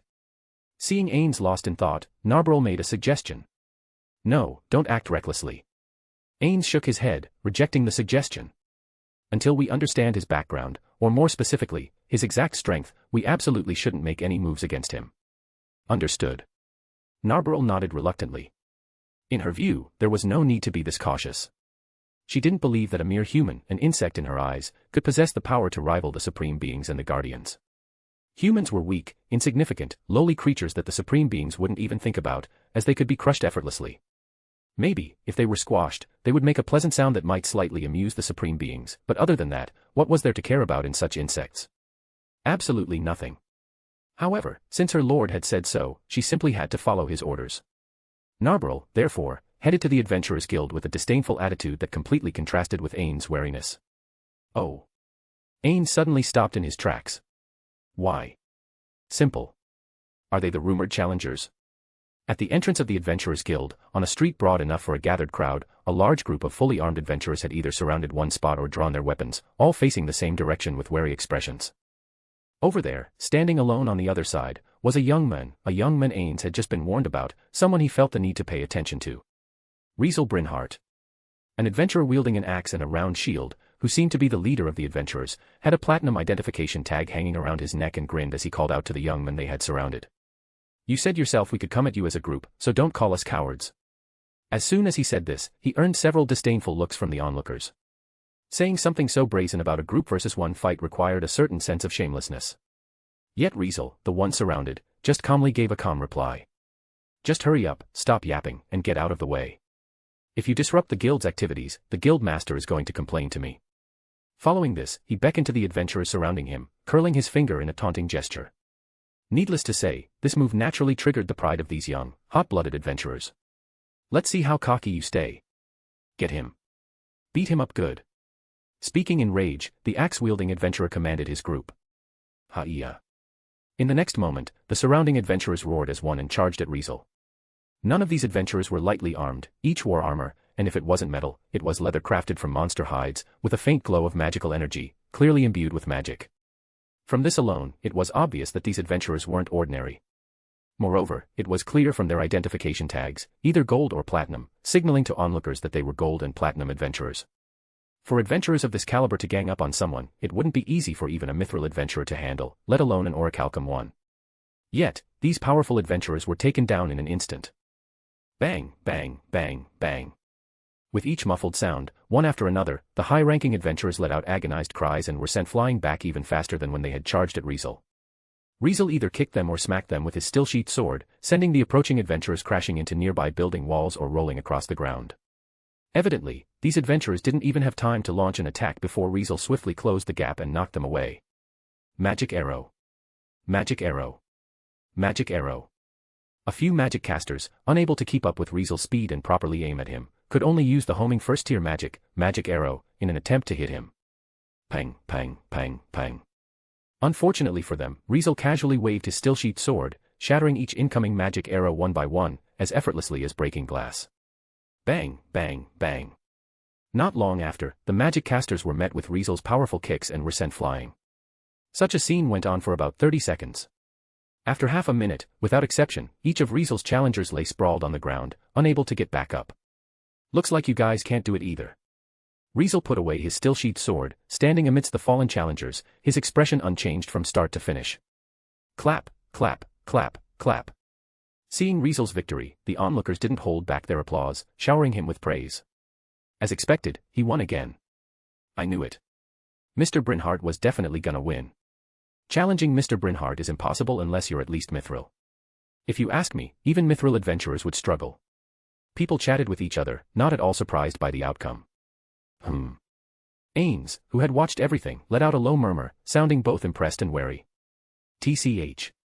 Narbril, on the other hand, clicked her tongue, looking somewhat disdainful. In her eyes, this kind of fighting was just playing house. If Lord Ains had stepped in, that little insect would have lost ages ago. As Narbril said this, it seemed Riezel had heard her words, for he suddenly turned his head and looked her way. Soon, an imperceptible, playful smile appeared on Riezel's face. Chapter 315, Meeting Again. Because the challenge had ended, the crowd began to disperse on the spot. At the request of the Adventurers Guild staff, the crowd cleared the way, ensuring the road in front of the guild's entrance didn't become crowded or disrupt business. Meanwhile, the fallen adventurers were carried away, quickly clearing the area and signaling the end of a good show. However, Riezel and Ains remained in place and didn't leave. They stared at each other in silence, and after a moment, Riezel stepped closer to Ains. Lord Ains. Narbril reacted to Riezel's movement, immediately placing a hand on her sword, ready to step forward and protect Ains. Don't do anything rash, and call me Mammon. Ains grabbed Narbrel's hand, feeling dissatisfied with her behavior. Maybe Narbrel was just overly eager to protect him, but to Ains, this maid's actions were utterly foolish. He had told her so many times to conceal their identities and relationship when in public, yet she still occasionally acted like this and accidentally let slip his true name, making him regret bringing her along. If it weren't for the fact that most of the NPCs in the Great Tomb of Nazarick had heteromorphic appearances and few were suitable to bring into a human city, he really wouldn't have taken her with him. As for going out alone, that was out of the question. Every NPC in the Great Tomb of Nazarick wouldn't allow their supreme ruler to wander into human territory without any guards, so with no other choice, he had to keep Narbrel in check while focusing on Riezel, who had approached him. "Well, isn't this Sir Dark Warrior? So you've come to Riezel too?" With a faint smile, Riezel greeted Ains, who was clad in full black armor. It's been a while, Sir Riezel." Ains wanted to correct how Riezel addressed him but felt a bit embarrassed, remembering that it was he who had told Riezel to call him that. "I didn't expect to see you here. I thought you had gone off to some hidden place to seek out treasures." Saying this, Ains tried to gauge Riezel's intentions. He had started to suspect that Riezel was a player from Yggdrasil, so his wariness toward Riezel had reached unprecedented levels. Riezel, however, didn't seem to pick up on this and, instead of agreeing with Ains' words, responded with a question. "I'm actually curious, why has Sir Dark Warrior only just appeared in Riezel now? It's been a few days, after all." Riezel spoke casually, then shot a glance at Narbrel. "I thought you had left the grasslands for the big cities already, but it looks like you've been busy with something." Riezel's implication was clear to anyone listening. Narbrel glared at Riezel, her face as cold as ice. "Don't get me wrong." Ains replied calmly and deliberately blocked Riezel's view of Narbrel. "She is my companion and has been with us from the start, but on the night we ran into you, she happened to be looking for a way to the city." In other words, Ains was trying to express that Riezel and Narbrel had missed their chance to meet at that time. "I see." Riezel nodded, and then, as if remembering something, asked another question. "What about the guy who was with you last time? I don't see him around." "He went to another city." Ains responded with a feigned sense of helplessness. "You also know we're avoiding our enemies, so it's better to split up like this." "All right then. Since Sir Dark Warrior says so, I guess that's how it is." Riezel replied with a half-smile. I'm glad you understand." Ains tilted his helmet slightly as if smiling at Riezel. "Let's not talk about me. What about you? Ever since I arrived in this city, I've been hearing all kinds of rumors about you. Seems like you've been pretty busy these past few days." "Not too much." Riezel shifted his gaze to Ains' helmet as if trying to see the expression underneath. "I'm new here, so it's normal to run into some unnecessary trouble." "Oh. Now that you mention it, I heard you just became an adventurer a few days ago. Is that true?" Ains finally revealed his true intention. "Yeah, the day I became an adventurer was the same day I ran into you." "Pretty wild coincidence, huh?" Riezel replied bluntly, his expression surprisingly calm. Such a blunt reply threw Ains off guard. How was he supposed to respond to that? Should he directly ask why, if Riezel had only just become an adventurer, he was claiming it as his main job? However, wouldn't that raise a clear suspicion? Honestly, he didn't want to appear too obvious about it. That's definitely quite the coincidence." Ains muttered, calculating how to test the waters further. However, before he could gather his thoughts, Riezel spoke first. "Is Sir Dark Warrior at the Adventurers Guild for something specific?" Riezel asked, changing the topic. "Indeed." Ains replied, interrupted from his thinking. "I'm planning to settle in the city first, so I'm preparing to become an adventurer." He wasn't lying about this and truly intended to settle in Riezel by becoming an adventurer. It was mainly for two reasons. One was to gather information about this world. Just like Riezel when he first arrived in this world, he believed that organizations like the Adventurers Guild would help him, being unfamiliar with this world, to gather various information about it. Because of this, he planned to become an adventurer first, giving himself an identity to act under while slowly collecting information. As for the second reason, it was simply to gain fame. Yes. Ains planned to make a name for himself in this world under the identity of Mammon. As long as he could build a reputation, he could become a higher-ranked adventurer, and once he became a higher-ranked adventurer, he would have the opportunity to tackle more challenging quests, meet the people who posted those quests, and gradually connect with the upper echelons of this country and world. As long as he could engage with high-status individuals, he could learn secrets unknown to ordinary people, uncovering the depths of this world. If everything went smoothly, perhaps he could eventually tie the achievements and influence of the renowned adventurer Mammon back to the Great Tomb of Nazarick, spreading his name as the ruler of the Great Tomb of Nazarick, Riezel. At that time, he might even attract players from Yggdrasil or perhaps draw his former guild companions, who belonged to Riezel. All of these were why Ains planned to become an adventurer. Of course, Riezel was aware of this. In the original work, that was how Ains had been plotting, and he certainly wouldn't forget it. It was also for this reason that he had refused Gazef's invitation to head to the royal capital with him, choosing to stay in Riezel instead, waiting for Ains to come. It couldn't be helped. All of this was because the cautious Ains had only revealed information about 99-tier magic and then shut up about everything else. He was, after all, still eager to learn about Ains' other tier magic, so he definitely wasn't going to miss this opportunity just because he was tagging along with Gazef to the royal capital. At this moment, Riezel acted as a guide and began explaining things to Ains. If you want to join the Adventurers Guild, you need to prepare 5 silver coins as a registration fee. If you want help with writing, you'll need to pay an additional 5 copper coins. Other than that, there aren't any specific requirements. If you're ready, just go to the counter over there and ask the guild receptionist to help you. Riezel pointed to the interior of the Adventurers Guild, where the counter directly faced the entrance. Thanks. Ains nodded at Riezel in appreciation before walking into the guild. Narbril let out a cold snort at Riezel before following Ains into the guild. Watching the two leave, Riezel smiled slightly before turning and walking away. Since the one he had been waiting for all this time had already arrived, there was no need to rush. If he showed too obvious an intention to get close, Ains would start getting suspicious, given his cautious personality. For now, it was enough to confirm Ains' location and figure out what he was going to do next. As for everything else, there would be plenty of chances later. By the way, isn't Nazarick about to face its first major event soon? Riezel recalled a certain event from the original work. I wonder if that incident will still happen. Originally, the reason that event occurred in the original work was probably about 90% because Ains defeated the Sunlight Scripture, prompting the slain theocracy to react. Now that Riezel had been the one to defeat the Sunlight Scripture, it was uncertain whether the slain theocracy would act as they did in the original work. If they didn't, so be it. However, what if they did? If they did, I guess I'll have another chance to reap some benefits from the Overlord. Thinking about the possibilities he could influence in that event, Riezel couldn't help but smile a little. What Riezel didn't know was that the Overlord he was thinking of was already making some arrangements for him. Nabe. Meanwhile, once inside the Adventurers Guild, Ains lowered his voice and instructed Narbril beside him. Use message to inform Albedo to send several 8-edge assassins or a shadow demon over. Upon hearing this, Narbril immediately grasped Ains' intentions. Is it to keep an eye on that insect? It was no surprise that Narbril would ask this. Both the 8-edge assassin and the shadow demon were, after all, skilled in stealth and had various special abilities suited for espionage. Ains replied, his skeletal eye sockets beneath his helmet glowing red. Have them monitor Riezel Brynhart closely, track his every move, and report to me daily. Needless to say, after the recent conversation with Riezel, Ains had started taking Riezel more seriously and was growing increasingly suspicious of him. Understood. Narbril accepted the order without hesitation and immediately acted on it. Chapter 316, 8-Edge Assassin.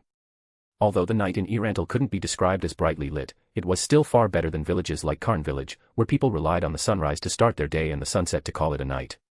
On the main road of Riezel, a white light cast by a magic spell called Continual Light illuminated the area, preventing this fortress city from being completely enveloped in darkness under the night sky.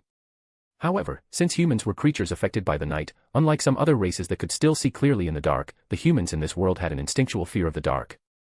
Except for humans with special professions like adventurers, most humans rarely lived a nocturnal life.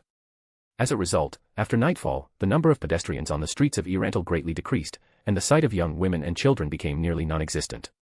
Only men, likely returning home after a day's work, could be seen walking along the streets, with their laughter and the sounds of drinking coming from some taverns along the way.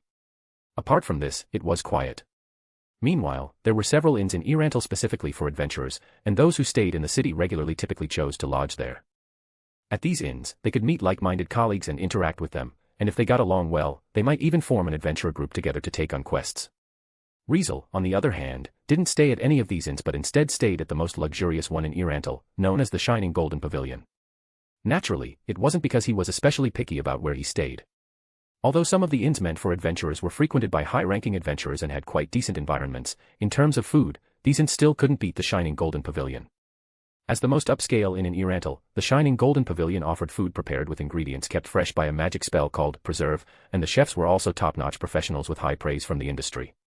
In this place, one could enjoy soft white bread that ordinary citizens would never taste, hearty red meat dripping with gravy, mashed potatoes made with sweet corn and a generous amount of butter, salads made from fresh vegetables, and tempting mead. Sometimes, this place even served edible monster meat and rare fruits from outside the city, offering dishes not available at other inns. As a result, many high-status people were drawn to the delicious food at the shining golden pavilion, making it a popular dining spot. It could be said that this place, much like the Akasha continent's Hydromel restaurant, was an upscale establishment frequented only by nobles and wealthy merchants. Even though Riezel wasn't overly picky about where he stayed, as long as it wasn't too dirty or messy, why would he turn down a place where every meal was a lavish feast? Except for special cases like dungeon expeditions in the world of Danmachi, his living and eating conditions were generally always excellent. He either stayed at one of the strongest familias in Orario, Loki Familia, or at the residence of the Riezel family, who held the rank of Marquis on the Akasha continent. Even in the world of Demon Slayer, he had been treated with great respect by the Ubuyashiki family and the Demon Slayer Corps. Needless to say, no matter which world, Riezel's living conditions were always top-notch. Because of this, unless necessary, Riezel didn't want to settle for eating anything less than delicious, especially in a medieval world that lacked a developed food culture. Consequently, after spending a few days in Irantal, he ultimately chose the shining golden pavilion as his base of operations and settled in this inn. Of course, staying at the most luxurious inn in Irantal didn't come cheap. At least, an ordinary adventurer, even one with the rank of Mithril, would hesitate before making it their permanent residence. However, for Riezel, who could casually use magic to create gold, this wasn't even something worth considering. One had to admit that the magic in the Akasha continent was truly unique. Because alchemy magic in the Akasha continent had already matured, making ordinary gold a cheap metal with almost no value, it had become as common as a pebble, while in another world, it was still highly valuable. In other words, Riezel didn't need to worry about money while traveling in this world. If he wanted to, he could even become the richest person in this world in a matter of minutes. Staying at a luxurious inn wasn't something to hesitate over. Tonight, Riezel's routine was no different from every other night. After enjoying a delicious dinner, he returned to his room in the shining golden pavilion to rest. However, as soon as he stepped into his room, he felt as though he was being watched. Is someone watching me? Riezel froze for a moment, then activated the transparent world and looked around. It didn't take long before he spotted some creatures in hidden corners that others couldn't see. They were about the same size as humans, but their appearance resembled black spiders with 8 legs, each tipped with sharp blades that glistened with a cold light, sending a chill down anyone's spine just by looking at them. Riezel spotted a total of 4 of these creatures. One clung to a tree outside the window, one hung upside down by the window, one hid in the hallway outside his room, and the boldest had even slipped into his room, attaching itself to the ceiling. Even though they were in these somewhat exposed spots, no one could see them. It was clearly because they had turned invisible, hiding all their auras and figures. Considering how well they blended in, not even the highest-ranked adamantite adventurer would be able to spot them. However, with the transparent world, they were completely exposed, and Riezel recognized these creatures for what they were. Could they be those so-called 8-edge assassins? 8-edge assassins. They were monsters skilled in stealth, able to turn themselves invisible, and were considered assassination specialists. When attacking, they used their 8 blade-like legs to strike their target, launching 8 attacks simultaneously. What made them terrifying was that if even one of these attacks couldn't be blocked, the target would die instantly with no hope of survival. Needless to say, the existence of 8-edge assassins was a huge threat to all living beings in this world. One should know that in Yggdrasil, 8-edge assassins were around level 49, much stronger than any beings in the realm of heroes in this world. In other words, considering these monsters were experts in stealth and assassination, they could easily take down not only high-ranking officials but even rulers, like kings or emperors, without anyone knowing, if they wanted to. Now, 4 of these terrifying monsters were right around Riezel. Riezel remained silent, lost in thought. He didn't need to think too hard and could already guess who had sent these 8-edge assassins after him. Didn't expect him to take such direct action. He knew he must have caught Ain's attention, maybe even caused some hostility, which was why Ain's had sent these 8-edge assassins, likely to monitor him. Nevertheless, he couldn't help but wonder, wasn't it a little reckless for Ain's not to use surveillance magic on him first and instead send his lackeys directly like this? Was Ain's not worried about drawing his attention? Or did Ain's truly believe these 8-edge assassins could fool his eyes? He must have thought that if he used surveillance magic to investigate me, he might get counterattacked or something, so he could only send monsters skilled in stealth to keep an eye on me like this. Riezel felt as if he could guess Ain's train of thought. Regarding surveillance magic, many in Yggdrasil could do some pretty strange things. For example, 8th tier magic, remote viewing, was specialized in detecting and scouting, allowing the caster to observe scenes from afar. Aside from that, there was 9th tier magic, God's Eye, which generated an invisible magical eye that flew to distant places for scouting. Its range was greater than remote viewing and could even penetrate walls to sneak into buildings.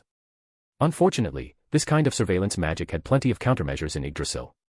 For example, the generated magical eye of God's Eye only had invisibility, so anyone who could use a 2nd tier magic like see-through would be able to detect the eye. Moreover, surveillance magic was usually easy to counter with anti-surveillance magic, so the caster who used surveillance magic often had a high chance of exposing their own location, which was a huge risk. Additionally, many players in Yggdrasil had offensive barriers against surveillance magic. Once detected, the offensive barrier would react to the surveillance magic and attack the caster. In short, while surveillance magic was useful, no one dared to use it recklessly, especially against players. With Ain's cautious personality and his current suspicion that Riezel was a player of Yggdrasil, he certainly wouldn't casually use surveillance magic on Riezel. Not only would it expose his presence, but it could also lead to a counterattack from Riezel's offensive barrier. Evidently, this was why Ains had sent the 8-edge assassins to implement a direct surveillance strategy. However, sorry, but I'm not an exhibitionist. Riezel looked up and met the gaze of the 8-edge assassin attached to the ceiling of his room. Suddenly, Riezel's lips curled into a smile, causing the 8-edge assassin to twitch its head as if in disbelief at what it had seen. "Hey, how about coming down for a chat?" Riezel asked casually, making the 8-edge assassin, who heard his question, realize that its presence had been exposed. Whoosh! Without any hesitation, the 8-edge assassin turned into an afterimage and flew out of the room through the window. Exposed. Retreat. Hearing the fleeing 8-edge assassin's sharp cry, the other 3 8-edge assassins immediately followed suit, turning into afterimages as they escaped. Ain's orders were to monitor Riezel and not take any action until further instructions, so they were ordered to retreat immediately if anything unexpected happened. Unfortunately for them, Riezel wouldn't allow it. Swing. Boom. As the sound of a sword being unsheathed echoed, a lightning bolt flashed the next second, accompanied by a roar of thunder. Chapter 317, Disaster. In the quiet moonlit night, a thunderous sound, like a falling thunderbolt, suddenly broke the silence, surprising several people who had already fallen asleep or were still awake. Outside the shining golden pavilion, a lightning bolt appeared with a thunderous roar, rushing out from a room and chasing after a fleeing 8-edge assassin. Thunderclap and flash.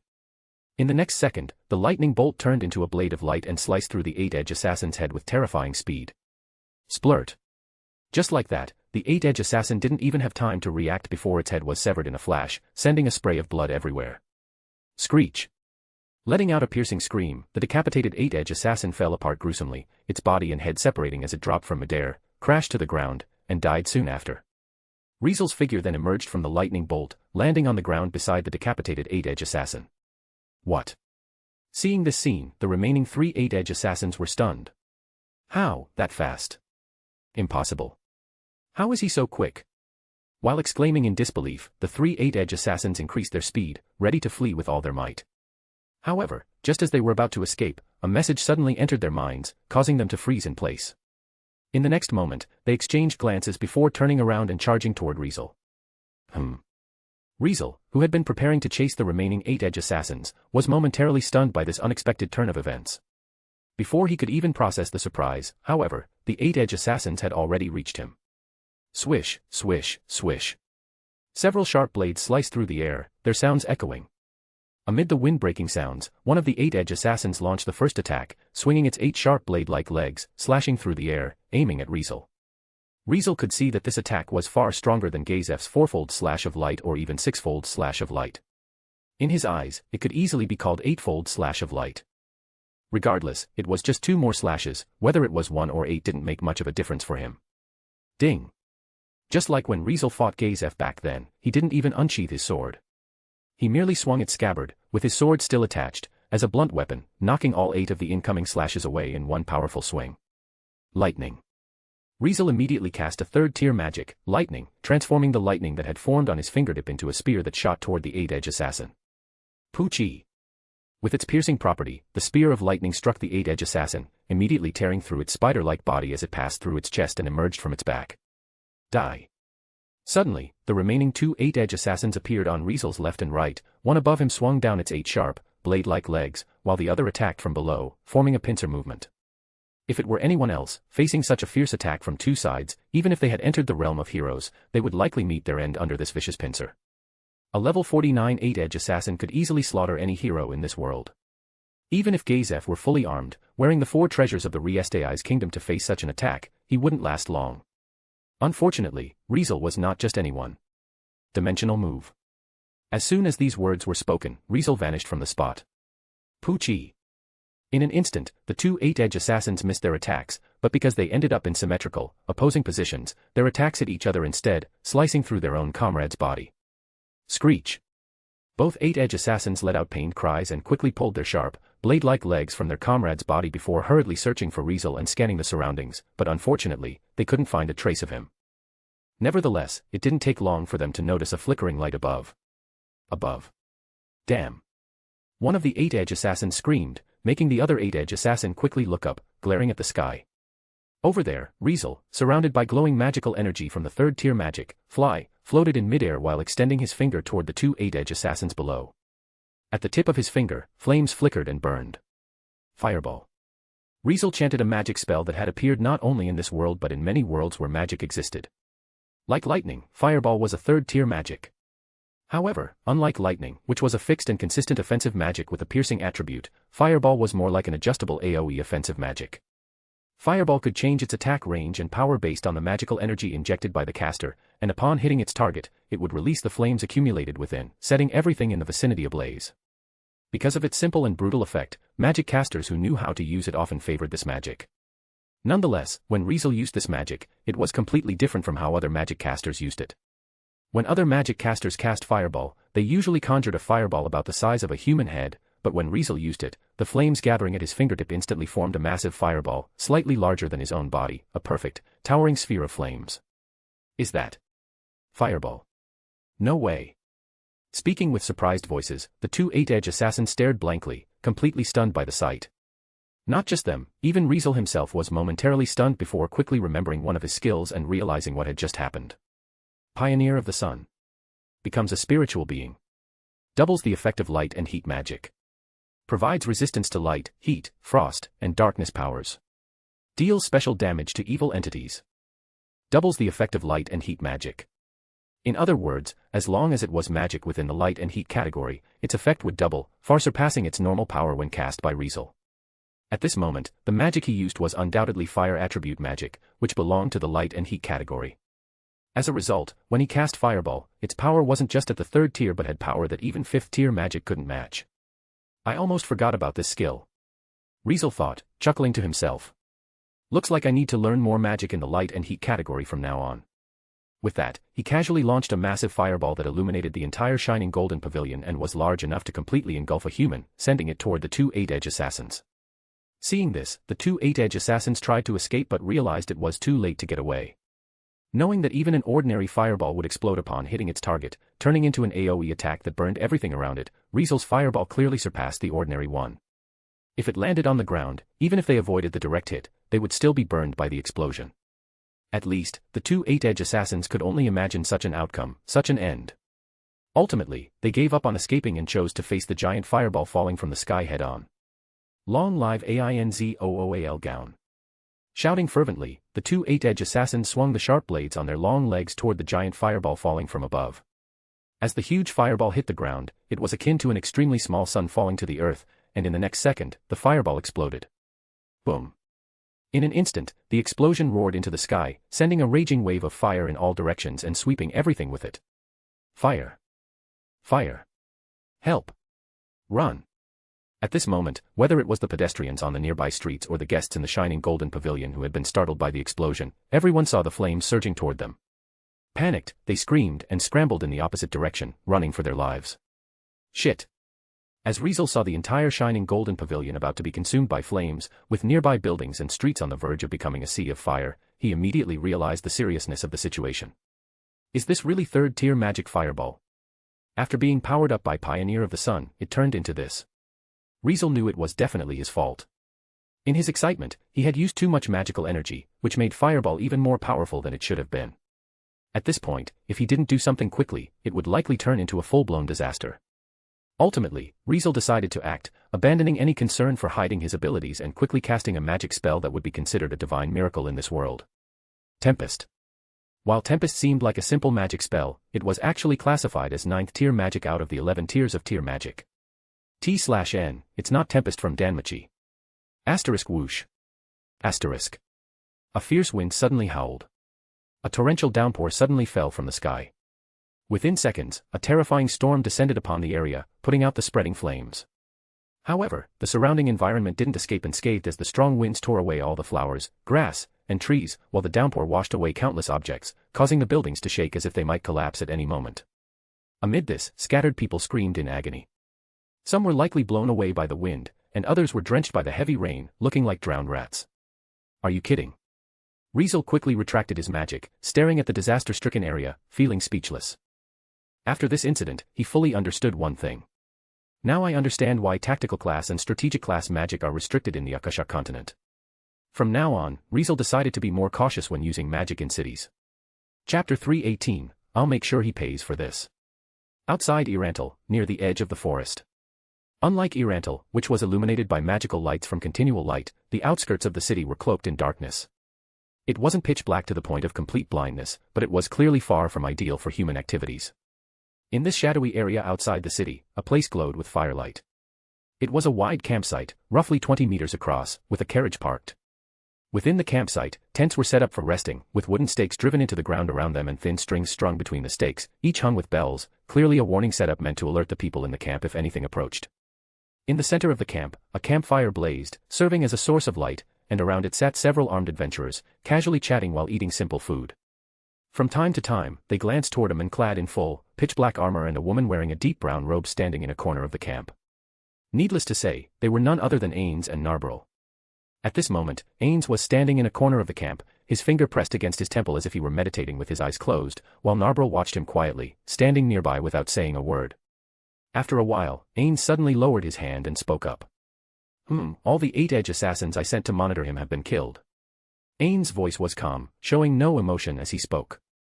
All of them. Narbril's delicate brows furrowed as she lowered her voice. Was it that insect? Umo. Ains replied confidently. Until the very end, the 8 edge assassins maintained messages connection, so I could hear them and knew they were fighting him. Upon hearing this, Narbril was momentarily at a loss for words because this meant one thing. Riezel Brynhart, that man is definitely no ordinary person. Ains stated this conclusion calmly. From what we know, even for servants like the 8 edge assassins, it should be tough for anyone in this world to deal with them. At least, in my eyes, there's no one publicly powerful enough to take down even one 8 edge assassin in this kingdom. Yet, that man took them all down with ease by himself. Such strength, it's unlike any native we've encountered. From the death of the 4 8 edge assassins, Ains confirmed this fact. What Riezel didn't know was that when the 8 edge assassins were exposed and prepared to retreat, they sent one final report to Ains, which had been part of his plan. Ains had ordered the 8 edge assassins that the moment something felt off, they were to use a one-time item he had given them to report the situation to him. Because of this, Ains learned of the encounter almost as soon as the 8 edge assassins were discovered by Riezel. Ultimately, after some calm consideration, Ains gave the 8 edge assassins a single order, to confront Riezel and test his strength. Following that order, the 8 edge assassins stopped trying to escape and turned back to attack Riezel. In the end, they sacrificed themselves, and Ains managed to gauge part of Riezel's strength. So, that insect, is he a player? Knowing Ains' plan, Narbril asked in a voice filled with caution. Based on their understanding of this world, it seemed unlikely that any human, other than a player, could defeat 4 level 49 8 edge assassins in such a short time. At least, this was what Ains and Narbril thought. However, the true question was, if Riezel Brynhart is a player, then what exactly is his stance now? Ains murmured, almost as if talking to himself. He sought us out not long after we first arrived in this world. Was that act planned beforehand? And if it was, why did he dare to come alone? And how did he already know so much about this world before we did? Could it be, he arrived in this world before us? If he really did come here earlier, then how could he have known where Nazarick would appear? Instead of clearing things up, the questions only multiplied. Ains couldn't make sense of Riezel's previous actions. What was Riezel really aiming for? Since their meeting, Riezel hadn't brought up Yggdrasil even once. Instead, he had shared information about this world and, in exchange, had taken knowledge of some magic that had little value back in Yggdrasil. Did any of that really have a point? What had Riezel been thinking at that time? Ains felt as if he might drown under the weight of these endless questions. Moreover, if Riezel was indeed a player from Yggdrasil, then why were there no traces of Yggdrasil on him? He had almost no equipment on him, just a pendant the first time we met, and it didn't seem to be an item from Yggdrasil either. Several days later, when we met again in Riezel, he had added a ring on his finger and a sword at his waist, but I'd never seen either of those in Yggdrasil either. And the name Riezel Brynhart. I've never heard of any player by that name either. Could it be he hid his real name, like I did, for some purpose? Damn it, there are just too many things I don't understand. Ains rubbed his helmet, feeling a headache that technically shouldn't have existed. He couldn't help but feel preoccupied with the man named Riezel, who seemed to have many secrets surrounding him, many potentially tied to the great tomb of Nazarick. If he didn't uncover these secrets, he couldn't be sure whether Nazarick might be in danger. No, it won't do, we still don't have enough information. Ains muttered helplessly. Looks like I'll need to find a way to get closer to him. Upon hearing this, Narbril immediately offered a suggestion. Should we deploy the floor guardians? No. Ains rejected Narbril's suggestion without a second thought. They are Nazarick's strongest line of defense. Until we confirm that Riezel is a threat to Nazarick, I don't want him getting anywhere near them. We can't risk anything happening. For now, it's best not to provoke him. If we can maintain a friendly relationship, that would be the best. Once we've gathered enough information and understand his motives, we can decide how to deal with him. Understood. Narbril replied reluctantly. And what should we do about the 8 edge assassins he killed? At this question, the non-existent eyes under Ain's helmet seemed to light up. As the base of the guild known as Ain's Old Gown, the Great Tomb of Nazarick was not only home to the 41 guild members, known as Supreme Beings, but also to other NPCs. Currently, the Great Tomb of Nazarick held only Ains as a player, while the rest were now merely servant NPCs brought to life. However, among these NPCs, there were distinctions. As previously mentioned, the game called Yggdrasil had an incredibly high degree of freedom, not limited to aspects like job classes, magic, races, and various equipped items. It extended into many other areas as well. For example, when a guild had a base ranked high enough, members of that guild could access several special privileges. One such privilege was the ability to have NPCs protect their base. In Yggdrasil, there were 2 types of NPCs. One type would respawn automatically after a set time with no cost required, even if the NPCs were destroyed completely, meaning these NPCs would simply refresh on their own. As for the other type, they were entirely original and custom NPCs, designed by the players themselves from scratch. Compared to the former, these custom NPCs could not only be created at a higher level but also be equipped with items chosen by the players. With enough attention to detail, a player-created NPC would almost certainly outclass any automatically respawning NPC by a significant margin. Needless to say, the NPCs of the Great Tomb of Nazarick were created this way, and after accompanying Ains to this world, they came to life. Naturally, the NPCs created by the 41 Supreme Beings held a status and value far above that of the automatically respawning NPCs. NPCs like Albedo, Demiurge, and Narbril belonged to this elite category, each meticulously designed by a guild member of Ain's Old Gown. For Ains, they represented the efforts of his former guild companions, the crystallization of their thoughts and care, or, in a sense, their children. By comparison, the automatically respawning NPCs in the Great Tomb of Nazarick were little more than irrelevant NPCs, nowhere near the status of the guild members' creations. Since the 8 edge assassins were not custom NPCs created by Ain's Old Gown's guild members, even if they were killed, Ains wouldn't be upset. However, even if they're just servants, they're still servants of the Great Tomb of Nazarick, not something to be casually killed by just anyone. A red glow, carrying an unidentifiable emotion, gleamed from within the eye sockets of Ain's helmet. If there's ever a chance, I'll make sure he pays for this. Upon hearing this, Narbril had no further objections and merely nodded. Let's go back to everyone now. Ains turned toward the campfire. Don't forget, we're adventurers Mammon and Nabe right now, not Ain's Old Gown and Narbril Gamma. We have to complete the quest we were hired for. Yes, Lord AI. No, I mean. Mr. Mammon. Good. With that, the two returned to the campfire, joining the other adventurers. At the same time, in a vast area near the outer walls of Riezel, there was an exceptionally large cemetery. Riezel was known as the Fortress City, the Riezel's kingdom's frontline against the Baharuth Empire and the slain theocracy, making it the city closest to these neighboring countries. As a city so close to the battlefield, Riezel saw soldiers fall regularly, creating the need for a cemetery large enough to lay the dead to rest and prevent them from becoming undead. Naturally, this cemetery was where Riezel placed its numerous fallen, with a temple-like mausoleum at its center that exuded a chilling, eerie atmosphere at night. Shortly after the fierce battle in Riezel, which had stirred up quite a commotion, someone appeared at this place.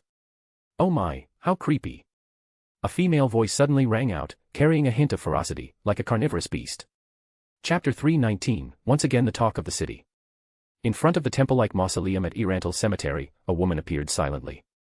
Looking around 20 years old, with well-defined features and short, messy blonde hair, she draped herself in a cloak, wearing a chain-mail outfit underneath that protected her rather voluptuous figure.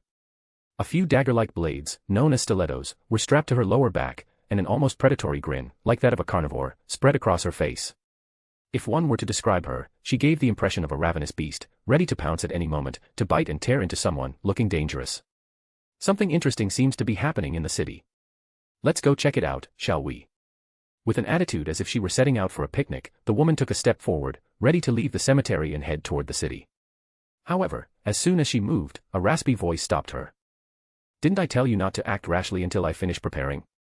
A figure slowly emerged from the mausoleum.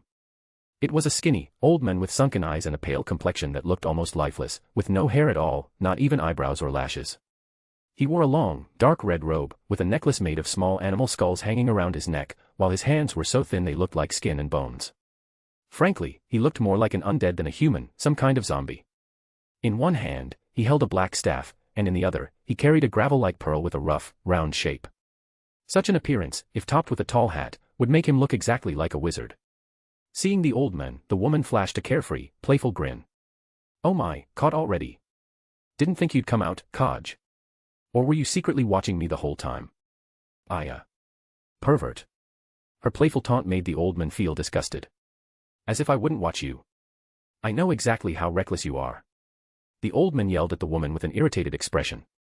Don't say I didn't warn you, Clementine. Right now, you're still being hunted by the Windflower Scripture. If you go wandering around again and get caught, what's waiting for you will be worse than death. After all, you're a traitor, the former ninth seat in the Black Scripture, Windstride. At the old man's words, the woman, known as Clementine, kept her predatory grin, and if anything, she seemed even more excited. Kaj, those Windflower guys have already pulled out, you know, Clementine said with glee. Don't call me Kaj. My name is Kajiat. Making another irritated expression, the old man, known as Kajiat, first yelled at Clementine, then frowned. They left. Why? He knew that the Windflower Scripture had been sent to capture Clementine, who had betrayed the slain theocracy and deserted the Black Scripture. Given the theocracy's ways, it seemed impossible they would just let a traitor like her go. Clementine had been hunted since her betrayal, never given a moment's rest, so why were they suddenly ignoring her? It didn't make sense. Why? I think I might have a guess. Clementine chuckled, ignoring the way Kajiat frowned and struggled to think. I heard the Sunlight Scripture recently came to this kingdom on a secret mission. I don't know what the mission is since I already betrayed the theocracy, but the way those Windflower guys suddenly panicked and ran off, it's gotta be connected to the Sunlight Scripture, right? Maybe something happened to the Sunlight Scripture, which is why the theocracy called those guys back. If so, this is getting interesting. Maybe even my old friends will get involved this time. Should I go pay them a little visit? As Clementine spoke, her face lit up with excitement, as if she were about to jump in and put her words into action. Aren't you worried you might run into the captain of the Black Scripture or the extra seat? Kajiat asked, his tone cold. Or do you think you can take them on? Upon hearing this, Clementine's expression froze, and the excitement drained from her face in an instant. You're so annoying, Kaj. Clementine puffed out her cheeks, looking kind of cute, but her gaze fixed on Kajiat had a dangerous glint, a look that said she was seriously considering killing him for bringing up something she didn't like. Kajiat, however, wasn't afraid in the slightest. You should be grateful that I'm stopping you from marching to your death, Clementine. Kajiat sneered as he spoke. Anyway, until I'm fully prepared, you'd better not act on your own. Riezel hasn't been calm lately, it's not the playground you're used to messing around in. Just a few days ago, Gazef Stronov showed his face here, and the adventurer who supposedly saved him has been active lately too. I heard that even a group of platinum adventurers got crushed by that adventurer with ease. They say his strength is at least at orichalcum, maybe even at adamantite. If you mess things up, it's not just my plan you'll ruin, you'll be putting yourself in danger too. Upon hearing this, Clementine looked astonished at first, but then she laughed so loudly and mockingly. Come on, Kaj, do you even know who you're talking to? Clementine's grin stretched almost to her ears, and her tone turned vicious. I was once the ninth seat in the Black Scripture and someone who had already reached the realm of heroes. Even without the equipment I had back in the theocracy, no mere adamantite adventurer could threaten me. Even if Gazef Stronov came at me fully armed with those so-called kingdom treasures, it'd still just be a fun fight. I'd at least need those annoying Blue Roses brats to make it interesting. As for that new adventurer, even if he really is an adamantite adventurer, who cares? Adamantite adventurers who haven't reached the realm of heroes are just my toys, no matter how impressive they seem. Now that you've mentioned him, you're just making me want to go find that adventurer now and have some fun with him, Kaj. Clementine's tone grew darker and more menacing the longer she spoke, making Kajiat click his tongue in annoyance. If you dare interfere with my plans, I won't let you off. While speaking, a pair of red lights, or rather, a pair of glowing red eyes, began to flicker behind Kajiat. In the next second, two massive silhouettes appeared behind Kajiat, their massive shadows looming and swaying with a decayed aura, half visible in front of Clementine. I'm going to perform a ritual in Riezel and turn the city into an undead city. No one is going to get in my way, not even you, Clementine. Upon hearing Cagiet's deep, threatening voice and seeing the two massive silhouettes behind him, Clementine's face twisted briefly, showing a hint of fear. However, she quickly regained her usual composure. Yua, scary, scary. Clementine raised her hands in a lazy gesture of surrender while smirking. All right, since those windflower guys already retreated, I don't have to worry about being chased anymore. And whatever you're up to sounds pretty interesting anyway, so I'll leave you and your undead buddies to your little love fest, yeah. But Clementine suddenly licked her lips and then grinned. The adventurer you just mentioned, once you officially make your move, hand him over to me, will ya? Upon hearing this, Cagiet knew right away that Clementine's old habits had returned. What are you planning? Cagiet asked in a flat, emotionless tone, which only made Clementine's grin grow wider. What am I planning? I just want to have a bit of fun with him. While speaking, Clementine's cloak shifted slightly, causing a faint clink of metal to echo from within. A closer look revealed rows of metal plates, silver, gold, platinum, and even mithril, all hanging beneath her cloak, hidden from view. After showing off her trophies, Clementine's voice rang out again. High-ranking adventurers, the kind who think they're invincible and love to flaunt it, the look on their faces when I grind them into the dirt, there's nothing quite like it. I wonder what kind of face that adventurer who saved Gazef Stranoff will make.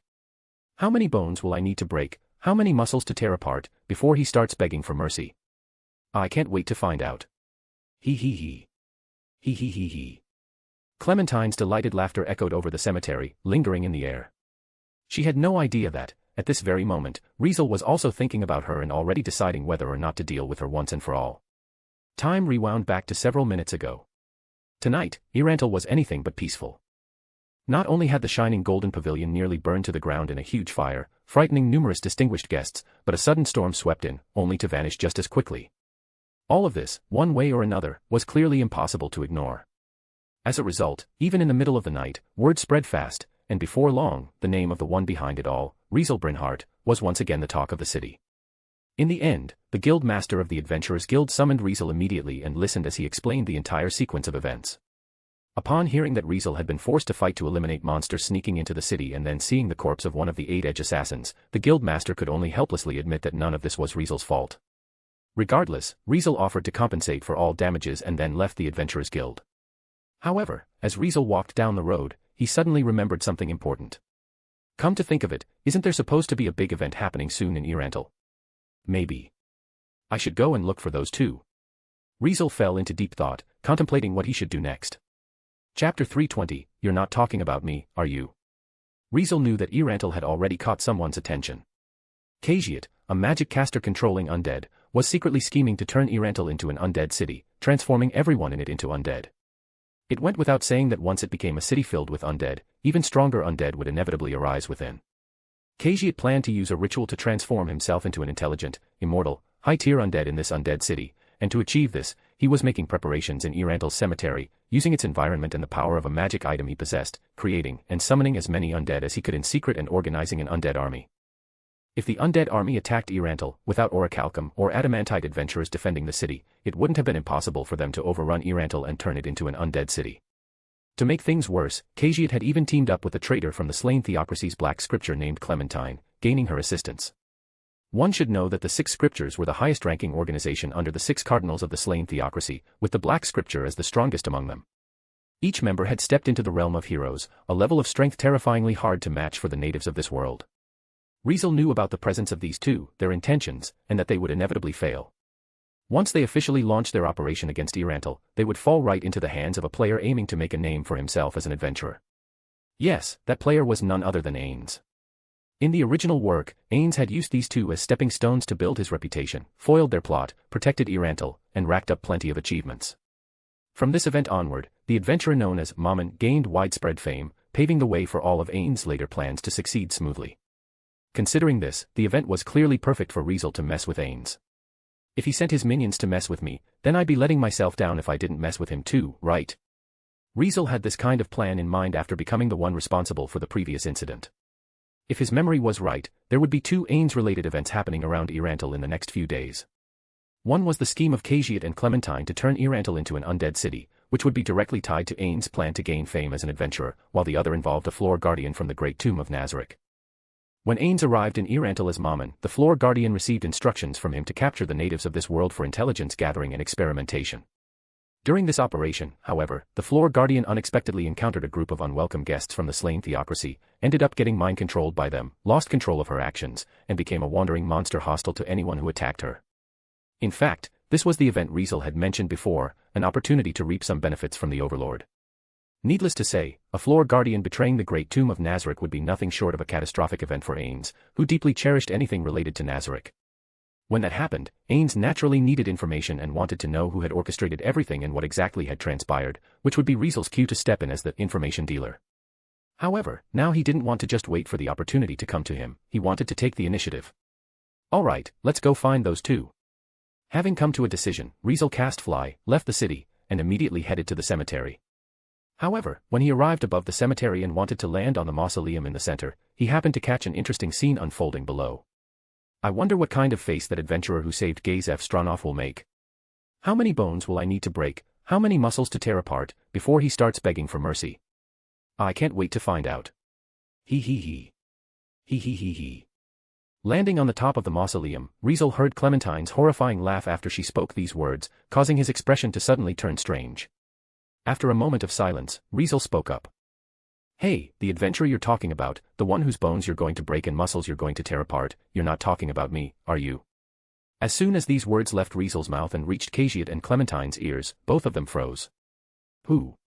Cagiat reacted first, raising the black staff in his hand toward the direction where the voice had come from. Acid Javelin. Without hesitation, Cagiat chanted a magic spell, causing the jewel at the tip of his black staff to shine with magical energy. In the next second, a liquid javelin formed from strong acid gathered at the front of the staff, transforming into a projectile that shot violently toward Riezel. Swish. Seeing this, Riezel gently tilted his body, effortlessly avoiding the incoming attack.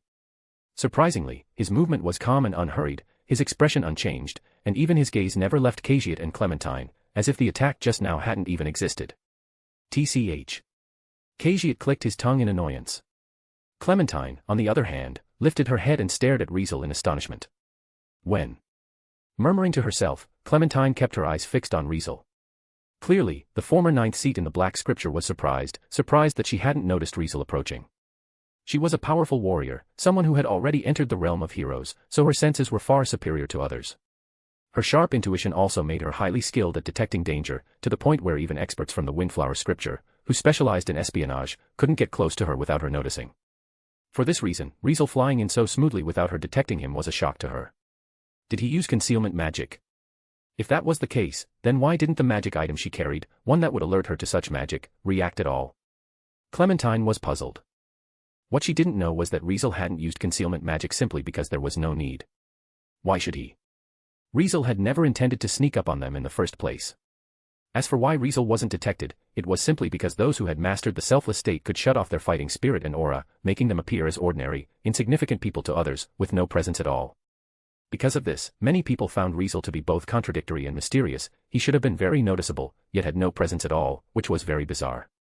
As long as Riezel didn't make any deliberate movements, those who couldn't see him directly would find it hard to notice him at first. You're Cagiat and Clementine, right?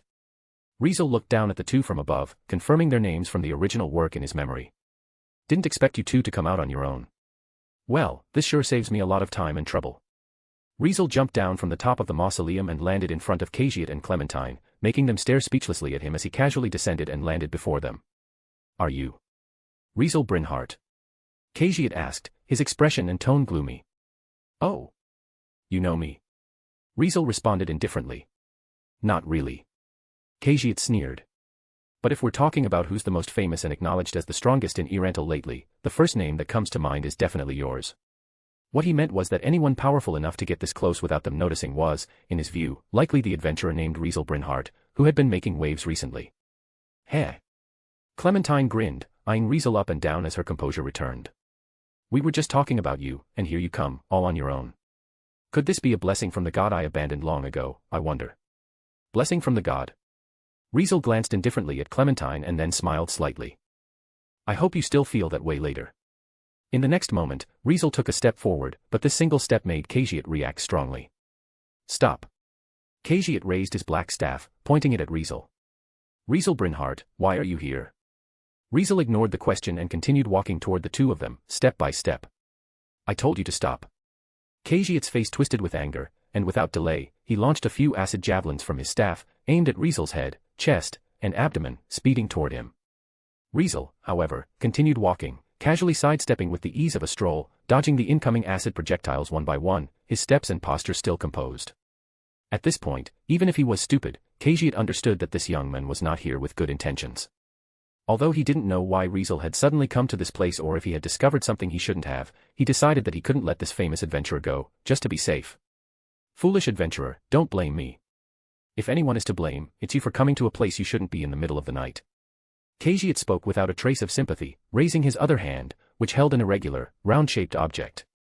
It might be a bit early to use this, but eliminating a potential threat here wouldn't be a bad idea. Let me show you the power of this treasure. Come forth. Unleash your power, Orb of Death. Suddenly, the object in Kajit's hand glowed brightly. Rumble. Instantly, the entire cemetery began to tremble, and before long, many silhouettes appeared behind Kajit and let out roars, gradually revealing their true forms in the moonlight. Chapter 321, Moon Breathing. Go. My undead.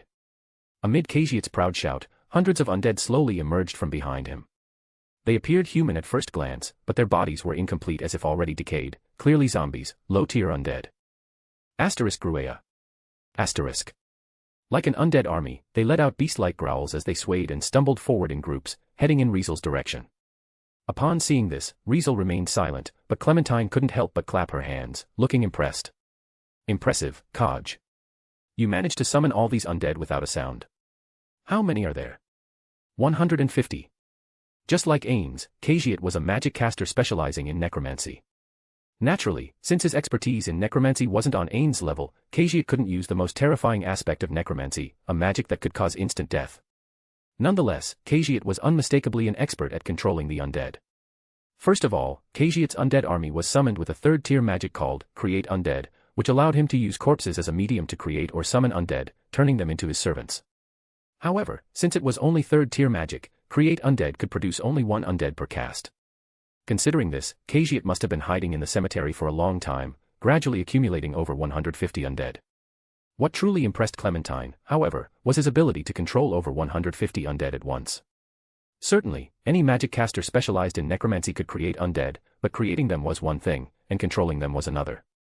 Riezel, for example, could create an unlimited number of combat-ready mechanical dolls if he wanted, but the number he could actually control with precision was only about 100. Controlling creatures or magical beings required significant mastery, and magic casters specialized in necromancy were no different, as the number of undead they could control after summoning depended entirely on their own ability. While stronger undead reduced the number of undead a magic caster could control, weaker undead allowed for a larger number to be controlled. Given that zombies were low-tier undead, a magic caster with decent skill could easily control a dozen or more. Even so, the ability to control 150 of them at once was, in fact, a feat that even Kajit, who specialized in controlling undead, would have struggled with. In that case, why could he succeed? It was simply because of the magic item he held, an item named the Orb of Death that was imbued with several necromancy-related effects, such as accumulating negative energy, summoning undead, and even amplifying necromancy magic spells, enhancing its wielder's control over undead. Relying on the Orb of Death, not only was Kajit able to dominate and control over 100 undead at once, using them in battle, but he also gained incredibly powerful undead, far superior to low-tier zombies. Before long, two massive silhouettes appeared behind Kajit's undead army. Standing about 10 meters tall, they resembled vicious giant beasts, with bodies made entirely of human bones, long necks, thick limbs, a pair of bony wings, and long tails. If flesh were to grow on them, they would become legendary creatures known to all, dragons. Roar. Roar. Two undead beings known as skeletal dragons spread their bony wings, lashed their long tails, and roared at Riezel. Ha ha ha. Did you see them? As the two skeletal dragons appeared, Kajit's confidence seemed to skyrocket, and he couldn't help but burst into laughter. Behold my skeletal dragons. They are powerful undead with absolute magic resistance that's nearly impossible to find, even if you search the entire continent. And I have two of them, thanks to the Orb of Death. Kajit raised the Orb of Death toward Riezel. Before Riezel turns into an undead city, I'll make sure you become food for my skeletal dragons. Upon hearing this, Clementine immediately protested. Didn't we agree that he's mine, Kaj? Clementine was actually daring to argue with Kajit, who had summoned two skeletal dragons and was bursting with confidence as if these two massive undead weren't even worth her attention. Humph. Khajiit showed a disgusted expression. Since he's found his way here and might interfere with my ritual, I'll take the chance to get rid of him myself. If you're not happy with it, then come at me and face my undead. TCH, I'm not playing with undead. I feel like my taste would just drop. Clementine mumbled angrily, glaring at Khajiit as if considering whether she should deal with her ally, who was planning to steal her prey, before taking her time with Riezel. However, Khajiit didn't notice, and Riezel didn't care. Riezel calmly watched as the horde of zombies growled and walked toward him, then glanced at the two skeletal dragons roaring in the air. Slowly, Riezel placed his hand on the hilt of his sword. Unfortunately, this cemetery is quite important. If it gets ruined, I'm sure many of the dead won't find peace and will probably become like these things. Riezel's voice was soft, but it clearly echoed as he stared at the massive horde of zombies. So, to avoid ruining the cemetery, I won't use magic. In exchange, let me show you a power that doesn't belong to this world. That's why you shouldn't blink. With that, Riezel adjusted his breathing. Hoo!Haa. When the loud, thunderous sound of Riezel's breath filled the air, both Khajiit and Clementine noticed something was off. They could feel the atmosphere around Riezel's body shift as if he had merged with the moonlit night, his entire being radiating a peaceful, mysterious, and serene aura, as though a full moon had risen behind him. Before long, Khajiit and Clementine sensed an unprecedented, lethal threat emanating from Riezel's body. Khaj. Clementine couldn't help but scream as her usually composed face twisted in response to Riezel's peculiarity. Kill him. Kill him now. Khajiit immediately gave a sharp order, causing the numerous zombies, along with the two skeletal dragons, to charge at Riezel. Rumble. With rumbling sounds, the zombies hurriedly ran in groups, their footsteps trembling the earth. Asterisk roar. Asterisk. Asterisk roar. Asterisk. Roaring together, the two skeletal dragons descended from the air, their massive limbs hitting the ground, shaking it and sending dust into the air, creating shockwaves that swept across the entire cemetery. At this very moment, the cemetery transformed into a battlefield, a place where hundreds of undead charged toward a single person. He stood alone against the overwhelming zombies, his figure looking fragile. He faced the roars and shockwaves from the skeletal dragons, his clothes fluttering as they rippled and swayed in the chaos. Nevertheless, his back remained straight, and his silhouette was anything but small. Total concentration, moon breathing. Riezel's sword, usually kept sheathed, was slowly drawn from its scabbard. As the sword was drawn, several crescent moon-shaped blades formed. Seventh form, mirror of misfortune, moonlit. Swish. As the undead army got closer, Riezel finally swung his sword, unleashing a crescent-shaped blade of light as bright as the moon that expanded outward. It spread in a fan shape, cutting through the undead army ahead, unleashing numerous straight and curved slashes along the ground that cut through many zombies, leaving a trail of smaller shockwaves in its wake. Rumble. In an instant, all the zombies were torn apart by the slashes, shattering into pieces of rotten meat that flew through the air. Asterisk roar. Asterisk. Asterisk roar. Asterisk. At the same time, the two skeletal dragons were also hit by the slashes. It was as if they had encountered a nuclear explosion, swallowed by the intense radiance of the slashes. They slowly shattered. They slowly disintegrated. By the time the numerous straight and curved slashes had left 5 deep crevices in the ground and torn up the area in front of the mausoleum, all the undead had been obliterated and vanished without a trace. Meanwhile, Khajiit was sent flying by the shockwaves from Riezel's slashes, tumbling across the ground for a considerable distance before crashing into a gravestone, cracking it in the process. With a stupefied expression, Khajiit watched in horror as his undead army was destroyed, seeing the two skeletal dragons he had been so proud of obliterated in an instant. No. No. This can't be happening. How could hundreds of zombies get wiped out in an instant? How could two skeletal dragons be taken down with one attack? This is impossible. Impossibly. In the howling wind, Khajiit screamed hysterically, desperately trying to deny what he was witnessing. Truthfully, his reaction was normal. Anyone else in his place would have found it hard to believe, even terrifying, especially after seeing the two skeletal dragons get destroyed so easily. It couldn't be helped. After all, not only did skeletal dragons have absolute magic resistance, immune to any magic of the 6th tier or lower, but as skeletal creatures, they were also resistant to slashing and stabbing attacks. If one wanted to deal with skeletal dragons, the most effective way would have been blunt attacks, a direct impact, while slashes, like what Riezel had done, would have been almost impossible to cause significant damage to their bone-structured bodies. However, the reality proved otherwise. Riezel instantly destroyed both the skeletal dragons and the 150 zombies, all falling victim to his storm of slashes. Chapter 322, Chaotic Prologue. Each breathing style had its own unique characteristics. Sun breathing was the most powerful, with the highest overall capability. Thunder breathing was the fastest, delivering the strongest burst power. Mist breathing was the hardest to predict, with attack trajectories that were erratic and unpredictable. Moon breathing, on the other hand, could unleash a large range of attacks akin to sword auras, always accompanied by countless crescent moon blades, typically high in speed and covering a wide area. In other words, moon breathing was best suited for large-scale group battles against numerous enemies.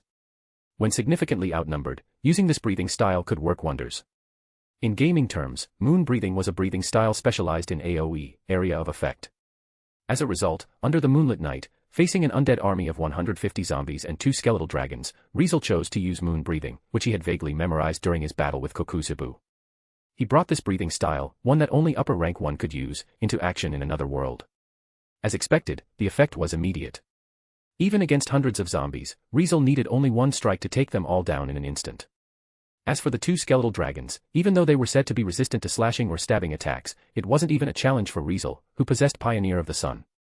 Thanks to one of Pioneer of the Sun's effects, which was capable of dealing special damage to evil entities, it ensured that he could always counter enemies with evil powers, no matter the circumstances.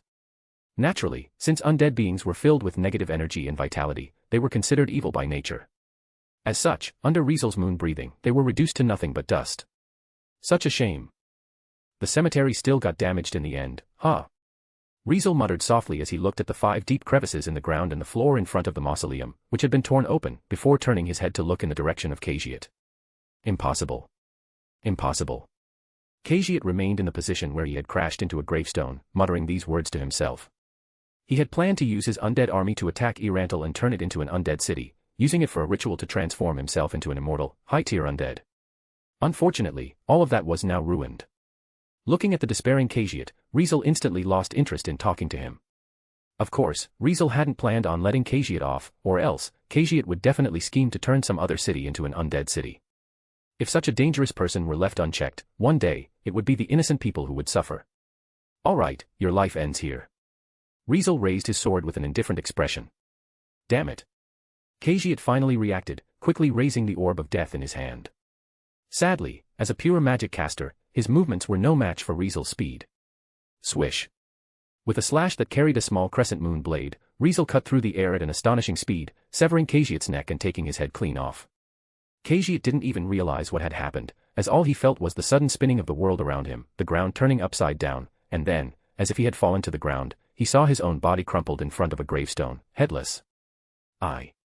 Khajiit opened his mouth, seemingly trying to say something, but unfortunately, he couldn't speak anymore. Soon, the last flicker of life left Khajiit's body, and his severed head remained, eyes wide open and lifeless. Click. Sheathing his sword, Riezel suddenly remembered something. Hold on, where the hell did that crazy woman go? Yes, Clementine had disappeared. It seemed that the moment Riezel used moon breathing to wipe out Khajiit's undead army, she had seized the opportunity to slip away. TCH, what a decisive fellow. Riezel furrowed his brows slightly, then relaxed them. Sense life. He immediately cast a surveillance magic that could detect life signs around him. As long as there was vitality, unless Clementine had a way to evade magical detection, no matter how skilled she was at hiding or suppressing her aura and scent, she couldn't escape this magic's reach. He extended his magical energy, radiating it outward to cover a large area. Thanks to his deep accumulation in MAG and the enhancement from Mage, the range of his magic detection was vast, easily spanning several kilometers. Before long, he sensed a multitude of life signs.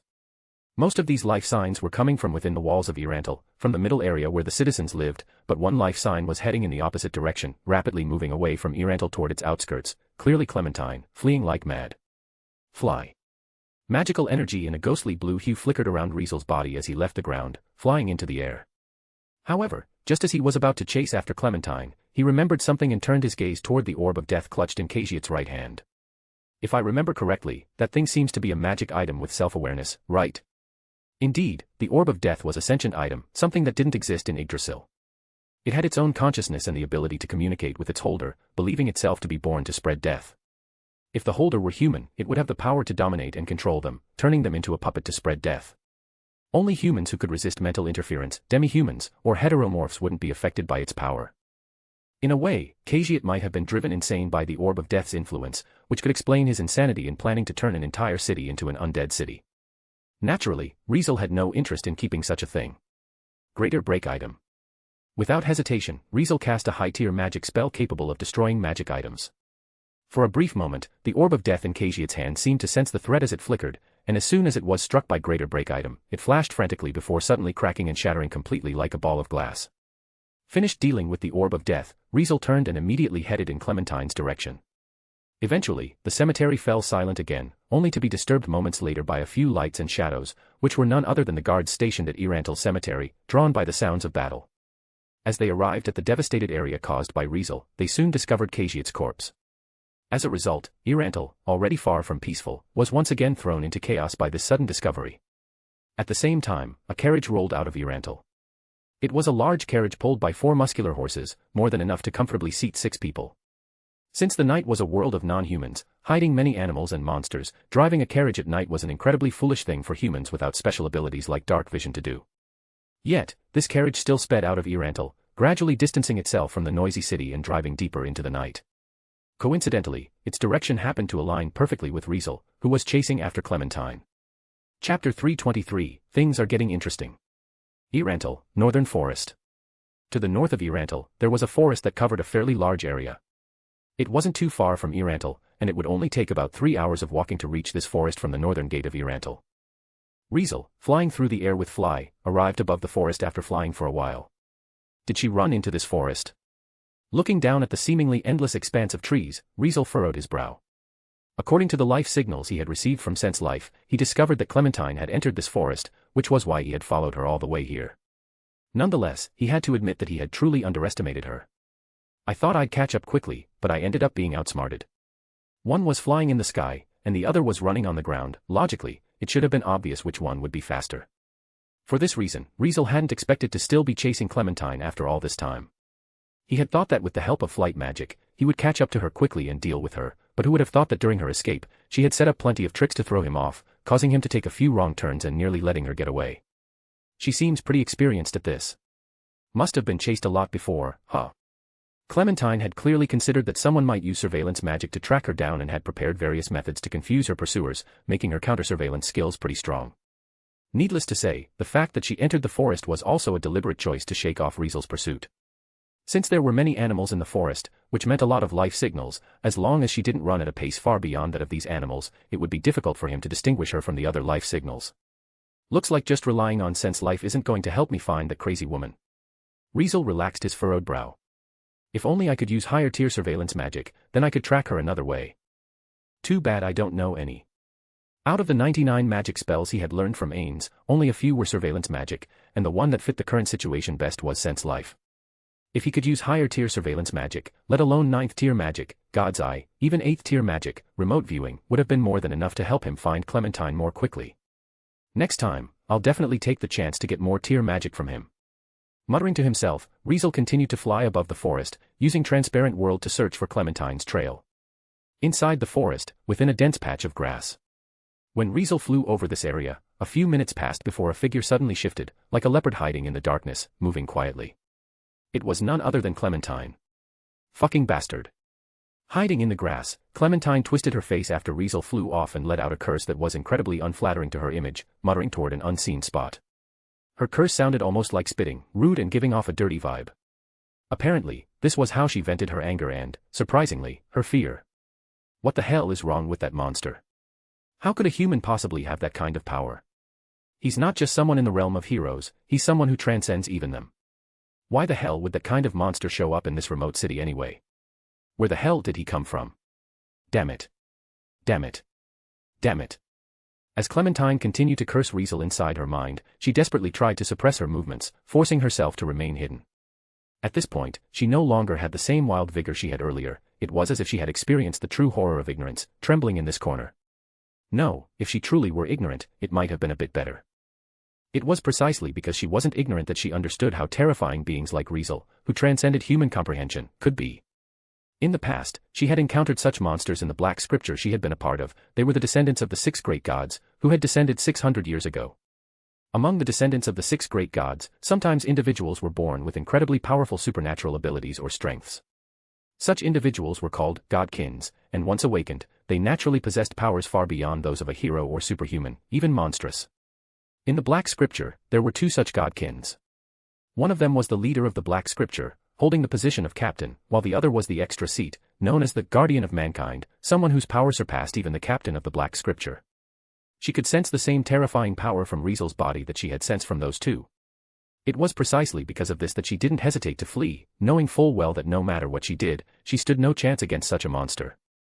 What puzzled her, however, was why someone comparable to a godkin would suddenly appear in a remote city like Riezel. Was he also a descendant of the 6 great gods? Unfortunately, this was not the time to think about such a thing. I need to figure out how to escape first. Clementine immediately switched her mindset, focusing solely on this problem. Who Riezel was didn't matter, and it wasn't important. What mattered right now was escaping his grasp. Wish I could use something like conceal life or a similar magic. Clementine lost in though and bit her nails until they bled. When I was dodging those windflower bastards, I used 11 different concealment methods. But they only worked against people like them, who specialized in espionage, and they only worked the first time. As for that monster, he might be a lot stronger than those windflower bastards, but he's clearly not an expert in espionage, like how my concealment methods worked on him. Based on this, I think I could still use these concealment methods maybe 2 or 3 more times. Clementine racked her brain, coming up with a solution that wasn't really a solution. If I use all my concealment methods, I might be able to hide from that monster all night. By the time daylight comes, the night creatures will be resting, and the daytime ones will start to be active, which should mess with his surveillance magic a bit. At that point, I can sneak away and head back to Riezel. Returning to Riezel wasn't a sign that Clementine had gone out of her mind. As the saying goes, the most dangerous place was the safest place. If Riezel couldn't find her, he would definitely use all kinds of methods to search outside Riezel. Once he ran out of options, she wasn't confident that she could still escape if she remained lurking outside. In that case, it was better to return to Riezel. She believed that he would never expect her to return to Riezel, and there was a high chance he wouldn't be searching the city either. At that point, she could find an opportunity to leave Riezel leisurely after he abandoned the chase and return to the city. I have no choice but to do this. Having made up her mind, Clementine took out several vials of potions from her cloak, drank some on the spot, and smeared others on her skin.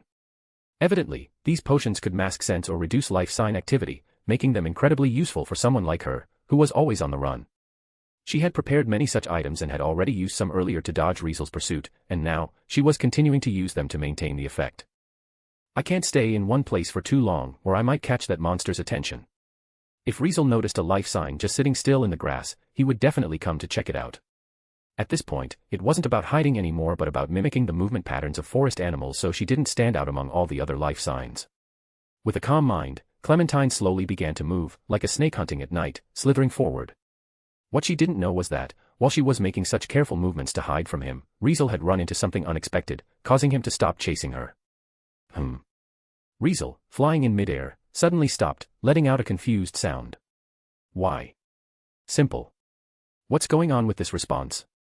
Riezel muttered in wonder as his sense life suddenly sent back a response, telling him that many people were entering the forest. They were split into 2 groups, one large and one small, and weren't entering from the same direction. In one direction, the larger group rushed into the forest first, but soon after, their numbers began to drop rapidly as if they had encountered a massacre, their life signs disappearing one after another, constantly snuffing out. Meanwhile, in the other direction, the smaller group, which had about a dozen people, seemed to be more cautious as they entered the forest, moving slowly, as if they were conducting some kind of investigation. Curious, Riezel used sense life again, radiating his magical energy toward the larger group.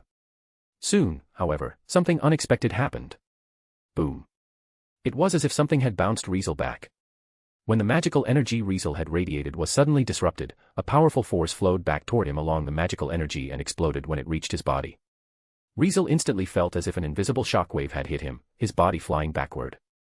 Feeling a slight pain running through his body, Riezel raised his eyebrows. I see. A faint smile formed on Riezel's face.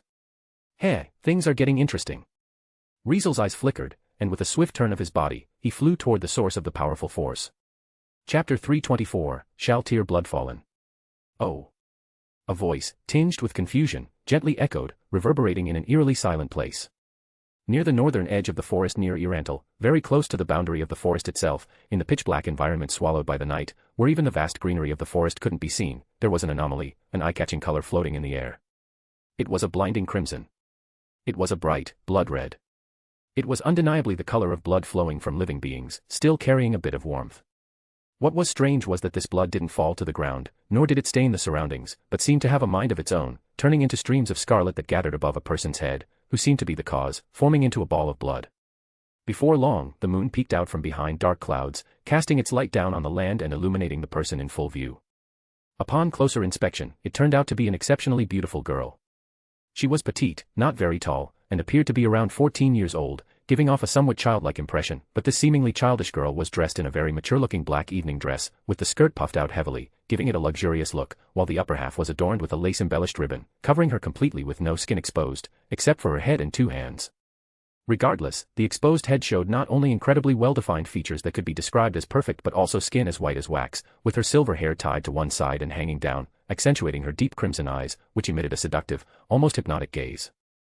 Despite her childish appearance, her aura and gaze were so enchanting that it was as if she embodied both cuteness and beauty, a perfect mix of being a beautiful girl thanks to her chest that was noticeably more developed than those of others her age. If Riezel had been here, seeing her chest, he would have immediately thought of his little attendant, Lisbeth. With a lot in common with Lisbeth, both youthful, petite, and beautiful with figures that didn't match their age, the difference was that one was innocent and naive, while the other exuded an aura of seductive elegance. In this respect, they were completely opposite. What was surprising, however, was that the girl stood amidst a sea of corpses. Surrounding her were lifeless human bodies, each torn apart into fragments or dried up into mummified remains, their deaths gruesome and horrifying. Amid this terrifying scene, the blood from the corpses flowed out, gathering above the girl's head to form a floating ball of blood. Was that just? Muttering in wonder, the girl dropped a severed arm she had somehow been holding and looked in a certain direction, her face showing signs of deep thought. In this eerily silent situation, a voice suddenly echoed beside her. "What happened, Lady Shaltir?" It was an elderly man dressed in a formal butler's outfit, asking the girl in the black evening dress named Shaltir, in a respectful tone. He had white hair, a matching white beard, and deep wrinkles on his face, giving away his old age. Despite this, he stood as unmoved as the girl in the sea of corpses, his back straight like a steel sword, and his eyes sharp like those of an eagle. Behind the elderly butler stood a beautiful woman with long golden hair and blue eyes, dressed in an orange-yellow dress, appearing like a refined, rich young lady. Strangely, despite her splendid appearance, she stood straight with a respectful attitude, akin to that of a servant. Meanwhile, behind Shaltir stood 2 beautiful women in white bridal dresses, all standing tall in the middle of the sea of corpses, radiating an eerie and lifeless presence. Evidently, they were Shaltir's vampire servants, known as the Vampire Brides. "Ah, you've arrived, Seabass." Shaltir smiled at the elderly butler. "Did I make you wait too long?" "Sorry, these bandits suddenly started running away. It wasn't too much effort, but dealing with all of them took a little longer than planned." She spoke with a refined and graceful voice as if the massacre she had committed was nothing more than a walk in the park. "No, that's not a problem." Seabass Tion, also known as Seabass, the elderly butler, maintained a perfectly straight posture, like a meticulous old general, speaking in a calm tone, completely different from Shaltir's graceful voice. Despite the hellish scene around them, Shaltir and Seabass, along with the other women, remained remarkably calm, as if the people who had died here were not alive but just weeds by the roadside. Maybe, to them, human lives and roadside weeds really didn't make much of a difference. It was understandable. They were, after all, not humans but terrifying heteromorphs from another world. "Did something happen just now?" Seabass asked calmly. Looks like something did, actually." Shaltir replied with an attitude that could have been either indifference or uncertainty. "Just now, the defensive magic I set up around me was triggered." "Oh." Seabass narrowed his sharp, eagle-like eyes. "Which defensive magic is it?" "Magic that counters surveillance magic, I guess." Shaltir double-checked her usual magic and special skills, then confirmed. "Although it's not as strong as Lord Ain's magic, my anti-surveillance magic was activated. Someone must have used surveillance magic to try to spy on me, which triggered it." "I see." Seabass nodded in understanding. "Could it be the accomplice of these bandits?" "I'm not sure." Shaltir said with a faint smile, a hint of amusement in her voice. "If that's the case, I'd better act quickly to avoid scaring the prey away. If I mess up Lord Ain's plan, I'll be in deep trouble." As she spoke, she licked her blood-free nails, those neatly trimmed nails that, moments ago, had easily sliced through the bodies of these so-called bandits like the sharpest swords, leaving them in their current miserable state. Needless to say, Shaltir was clearly enjoying herself. Enjoying the taste of hunting humans. Enjoying the act of killing them. "In that case, I won't interrupt." Seabass placed his hand on his chest and bowed deeply. "We'll take our leave and carry out the other mission Lord Ain's assigned to us." "Is that really all right?" "I mean, there are a lot of unexpected events happening tonight, right?" Shaltir asked with a hesitant expression. Indeed, there were a lot of unexpected events happening tonight. Originally, their mission hadn't called for action so soon. Ain's, their lord and ruler, had ordered them to capture people near Riezel who wouldn't attract much attention even if they disappeared, especially those who knew magic or martial arts, and send them back to the Great Tomb of Nazarick.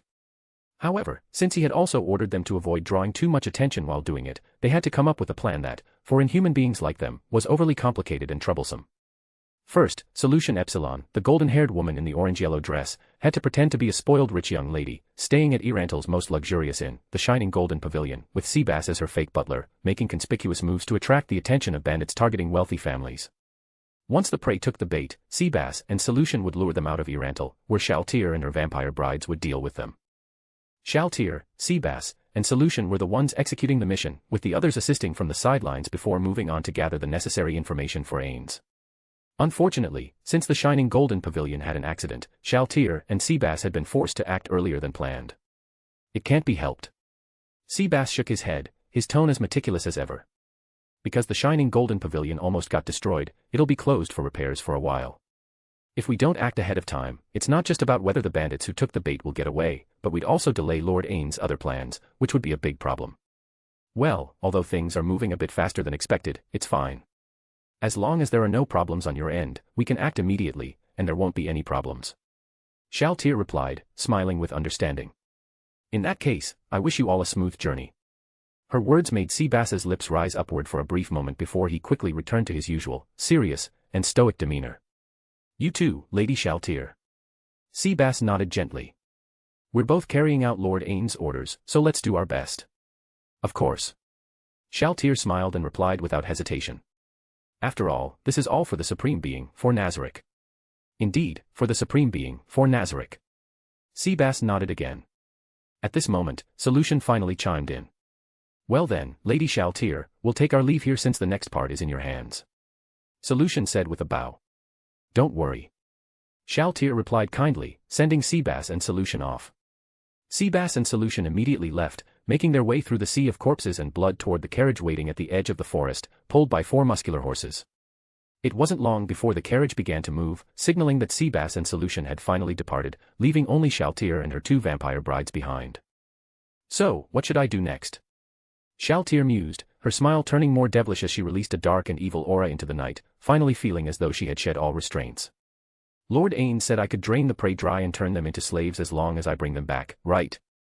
By the way, since these bandits don't have anyone who can use magic or martial arts, do their accomplices have any? Forget it. Let's just grab someone and make them a slave first. Once I get the information on their base, I can take my time and search later. Muttering to herself, Shaltir suddenly wore an expression of sheer delight. Ah, Lord Ains, my beautiful lord, my great lord.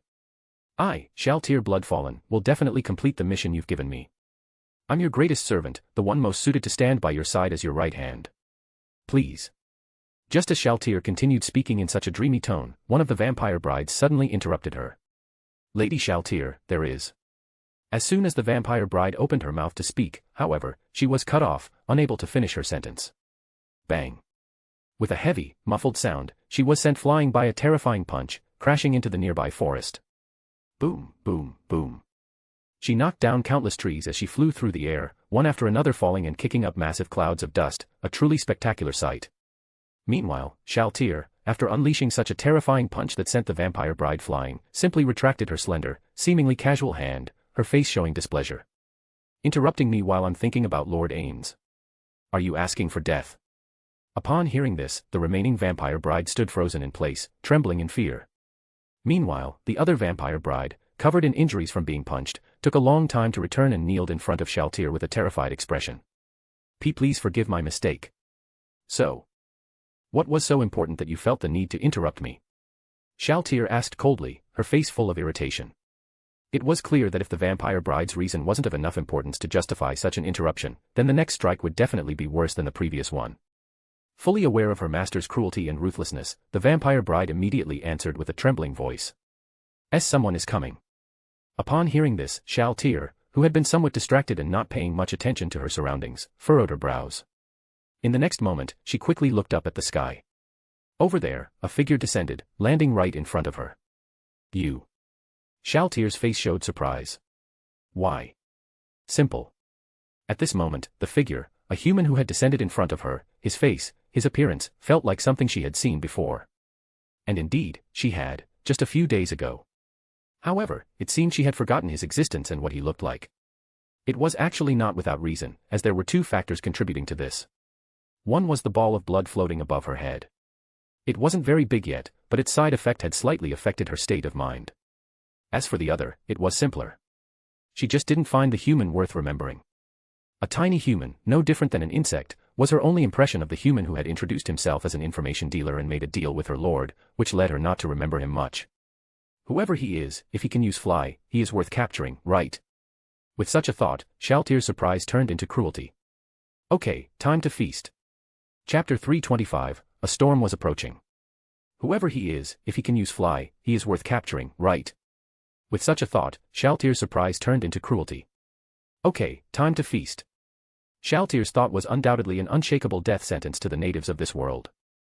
As the floor guardian of the first to third floors of the Great Tomb of Nazarick and a level 100 NPC personally designed by one of the supreme beings of Ain's Olgaun, Shaltir Bloodfallen's power in this world was nothing short of a disaster-level threat. When she began her slaughter, forget mere humans, any dragon who had once ruled this world, as long as they weren't on the level of a dragon lord, was no different from a fragile doll in her presence. As for those within the realm of heroes, who were supposedly above level 29, they were pretty much a joke in front of someone like her. For Shaltir, who had reached level 100, the so-called heroes and any beings below her level were nothing more than regular villagers, while those below the realm of heroes were downright nothing more than insects, as proved by the sea of corpses and blood around her. No matter how strong the natives of this world were, in the eyes of a true monster, they were nothing but prey in a one-sided hunting game. Shaltir, who genuinely despised humans and viewed all life forms outside the Great Tomb of Nazarick as inferior beings, wasn't the only one with this mindset, as many of the heteromorphs from Nazarick also shared the same view. She was merely one of them, and she just happened to possess power far beyond that of a regular heteromorph. Because of this, she didn't care who the human in front of her was, nor why he seemed somewhat familiar. In her eyes, he was an ordinary, insignificant human, obviously not worth remembering as a minor character. Step. Shaltir took a step forward, slowly walking toward the human in front of her. She casually walked toward her prey, as if savoring the thought of watching him struggle and fight for survival. Just like earlier, when she had slowly walked toward those bandits, gently waving her hand as they got close, then casually snapping her fingers when they tried to flee, without fail, those bandits were either sent flying by her terrifying power or sliced apart by her sharp nails. Needless to say, this was the game of a predator standing at the top of the food chain, an interest in making her prey struggle miserably. Unfortunately, Shaltir encountered something different this time. Hey, aren't you going to run? As Shaltir was already less than 3 meters away from her prey, she asked with a slightly surprised expression. Even though she hadn't attacked yet, the surrounding sea of corpses and blood told her prey everything he needed to know, that she was far from the fragile, weak appearance she might have shown at first glance.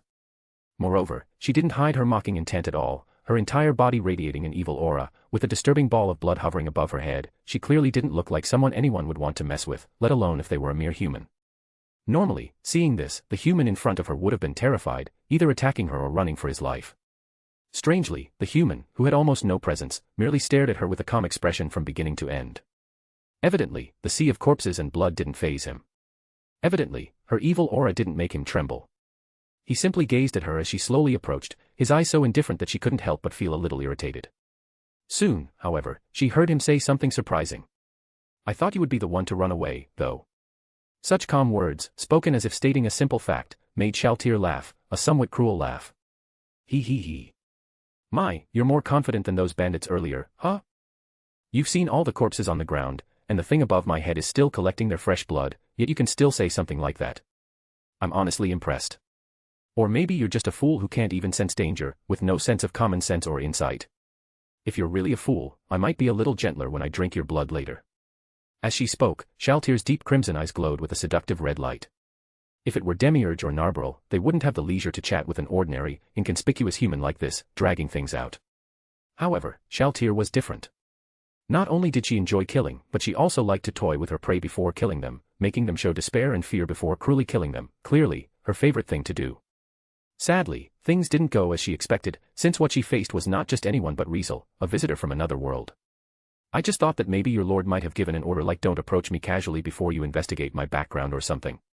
While speaking, Riezel continued to look directly at Shaltir. Not only was there no fear, but he also smiled, just like her. Looks like he didn't give that kind of order, I assume. Or maybe you're just a fool who couldn't understand your lord's intentions. Riezel continued, before pointing at the ball of blood above her head. Has that thing started affecting your mind? Miss Shal. Upon hearing this, Shaltir paused and began to sense something was off. Wait, this human seems to know a lot about me. And Shal. What kind of nickname is that? Shaltir didn't know, but it was obvious that the human in front of her knew her and was calling her by some kind of nickname she didn't know, which was strange. Moreover, he also clearly knew that the ball of blood above her head, known as blood pool, had a side effect that could affect her state of mind. If she couldn't figure out something was wrong with him, she would not only be a fool but outright retard. You. Shaltir's eyes blazed red. Looks like I really need to capture you. She took another step, closing the distance between herself and Riezel in an instant. I'll start by cutting off your hands and feet, and once you lose the ability to resist, I'll drain your blood and turn you into my slave. With these words, Shaltir waved her delicate hand toward Riezel in front of her. Whoosh! Even though it was just a light wave, it unleashed a powerful gust of wind, making the air howl loudly. Such a force almost directly conveyed just how strong her delicate hand was. While it might not split mountains, cracking a giant rock would be an easy task. With this single strike, she could wipe out any warriors in this world. With this single strike, she could defeat any hero in this world. Yet, Riezel, who had been in close proximity to her, didn't retreat but advanced instead. Just like her, Riezel took a step forward and then drew his sword. Swish. As a chilly slash, sharp as moonlight, cut through the air faster than Shaltir's eyes could process, a slender, jade-like hand flew into the air. Letting out a confused voice, Shaltir didn't even realize what had happened, she just stared blankly at the familiar arm flying up, making a dazed sound. One should know that she was undead, which meant she normally couldn't feel pain. Even though that should have been the case, in the next second, a sudden, excruciating pain surged through her entire body, and that was when she understood that the hand flying up into the air was, in fact, her own. Yes, her hand had been severed. It had been cut off by the human in front of her, whose presence was nearly non-existent, with incredible attack speed, drawing his sword and severing it. Ayawa. Feeling the sudden, searing pain, Shaltir finally reacted by letting out a shrill scream. Bang. A foot suddenly landed heavily on Shaltir's belly, and without mercy, sent her flying like a projectile. Boom. Shaltir crashed into the ground, sending debris and dust flying into the air. Lady Shaltir. Seeing this unbelievable scene, the two vampire brides, who had been standing respectfully nearby, were horrified. They couldn't believe what they were seeing, couldn't believe that the brutal and merciless floor guardian had just had her arm severed and was kicked away like trash. Soon, however, their terror was amplified when a high-pitched scream followed. You lowly human. With a scream powerful enough to send dust and rubble flying, Shaltir reappeared from a crater caused by her impact. At this moment, she not only lost an arm, but her body was covered in dirt, and her once graceful appearance had drastically changed. Her seductive crimson eyes were now bloodshot, the entire scara turning a deep red from the iris outward. Her mouth was filled with sharp, needle-like fangs, resembling a shark's jaws. Her silver hair spread out, moving without wind, becoming a disheveled mess. Needless to say, the once stunningly beautiful girl had transformed into a horrifying monster, which was clearly Shaltir's true form, her real appearance. How dare you kick me with your foot and cut off my hand? How dare you harm my body, the body created by the Supreme Being? You deserve to die. I'll kill you. I'll definitely kill you. Make you die in the most excruciating pain. Shaltir roared in anger, letting her evil aura transform into a storm filled with an overwhelming stench of blood, sweeping through the entire forest. Under such circumstances, all the animals in the forest began fleeing in panic, while every human who was also in it stood utterly shocked, staring in disbelief at the direction of the roar. What is that? Clementine, hiding in a tree hollow, had her expression twisted in fear as if her entire worldview and confidence had been shattered to pieces. This aura.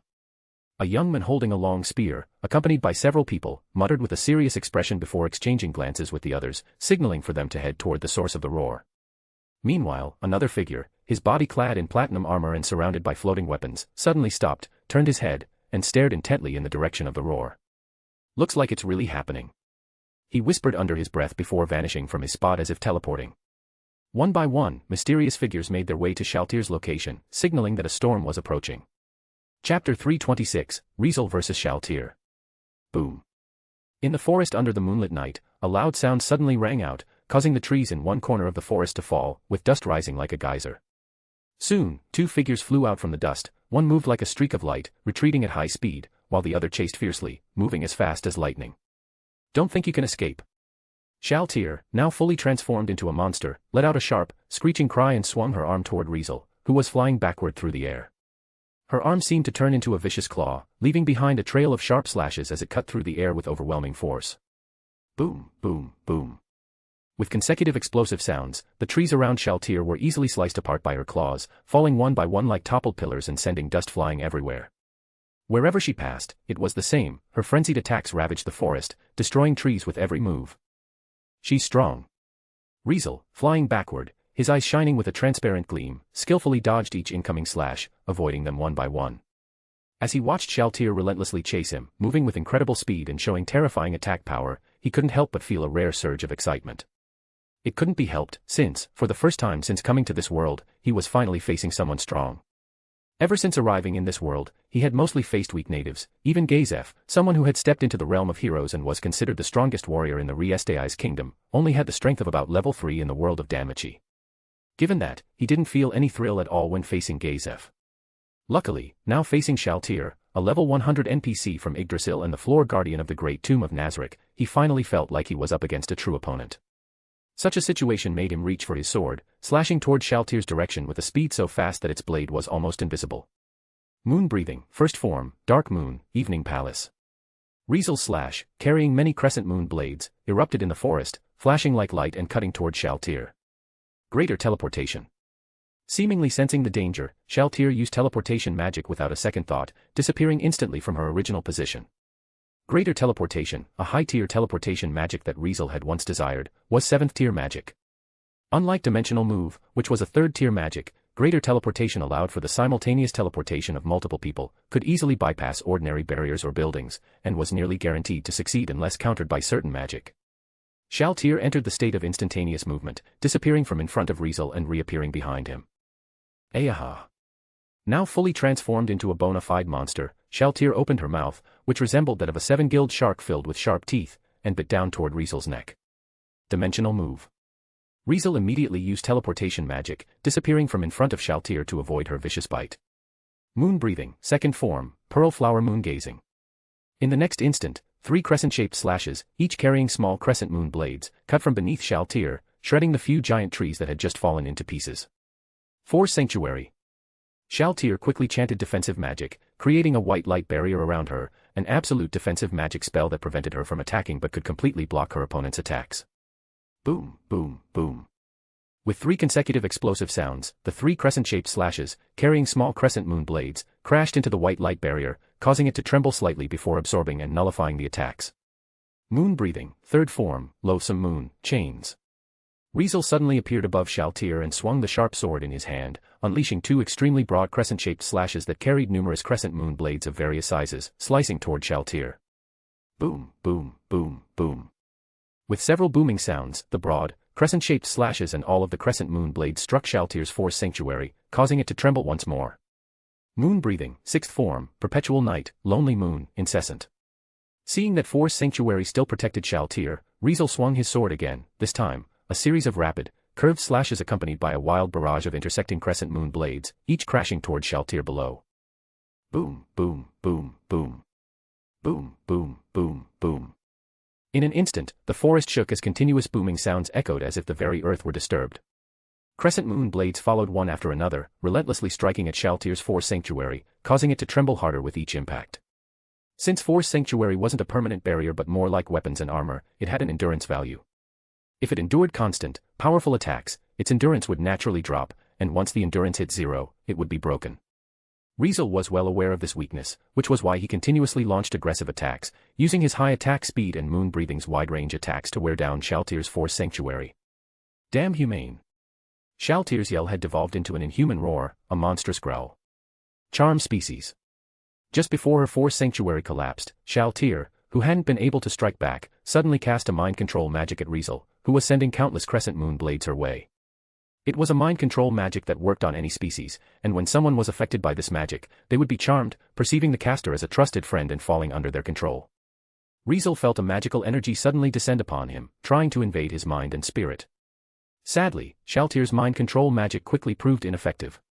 Mind control magic was practically useless against Riezel, as he was immune to mental interference. It felt no stronger than a light breeze brushing his face. Damn you! Realizing her mind control magic didn't work, Shaltir's fury was palpable as she glared at Riezel, her eyes glowing with an intense, deep red light. In fact, this was a form of mind control as well. Beings from Yggdrasil not only had magic but also possessed special skills from their job classes and racial abilities unique to their race. One example was Khajiit's skeletal dragons. They had a unique ability that made them immune to 6th-tier magic and below and resistant to slashing and stabbing attacks. Shaltir, being a high-tier vampire known as a true vampire, obviously had various racial abilities, such as fast healing, mystic eyes of charm, life drain, blood drain, weapon damage resistance, cold resistance, magic resistance, death immunity, physical penalty resistance, poisoning immunity, and many more. If not for Pioneer of the Sun, Riezel probably wouldn't have been able to sever Shaltir's arm earlier, given her various resistance abilities. Even if he had managed it, her high-tier undead race meant she could heal quickly, restoring herself in no time. However, thanks to the special damage to evil entities from Pioneer of the Sun, not only did Shaltir's severed arm fail to heal and remain detached, but she even felt pain, something undead normally wouldn't experience. Now, Shaltir was using Mystic Eyes of Charm, a racial ability that controlled the minds of her targets. In response, Riezel returned it with a slash that left a lasting impression. Moon Breathing, 9th form, Waning Moon Swaths. It was a continuous, chaotic, and interwoven series of curved slashes, even more intense and complex than the previous ones, carrying countless crescent moon blades that sliced through every tree in their path. Boom, boom, boom. As several loud crashing sounds of falling giant trees echoed, Riezel's slashes, accompanied by countless crescent moon blades, eventually landed on Shaltir's forest sanctuary. Pang. Finally, amidst the destructive attack capable of flattening everything in its wake, Shaltir's forest sanctuary shattered with a resounding crash. Greater teleportation. Shaltir quickly cast teleportation magic just as the slashes and crescent moon blades were about to shred her to pieces, teleporting to a fallen tree. Moon Breathing, 10th form, Drilling Slashes, Moon Through Bamboo Leaves. Unfortunately for Shaltir, Riezel's transparent world skillfully pinpointed her teleportation location. Thanks to fast attack, Riezel's reflexes were enhanced, allowing him to swiftly adjust his attack and unleash another sword form of moon breathing, releasing 3 giant, rotating, circular, saw-like slashes carrying crescent moon blades that headed toward Shaltir, who had just reappeared. Whoosh! With a sharp howling sound, 3 gigantic slashes carrying crescent moon blades cut through everything in their path, tearing apart fallen trees and the dust-covered ground, leaving a trail of destruction. Faced with such a wide-ranging attack, Shaltir, who had just used greater teleportation and was now somewhat immobilized, realized she had nowhere to run. As a result, the cornered vampire, her eyes bloodshot, let out an enraged scream toward the gigantic slashes. Negative impact shield. A shockwave, black and red like blood, suddenly shot out from Shaltir's raised palm. It wasn't magic, but one of her special skills, a reddish-black wave of force that combined both offense and defense, which could only be used twice a day.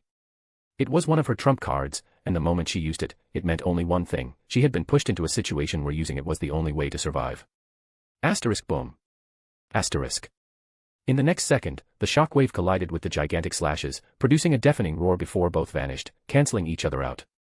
Whoosh.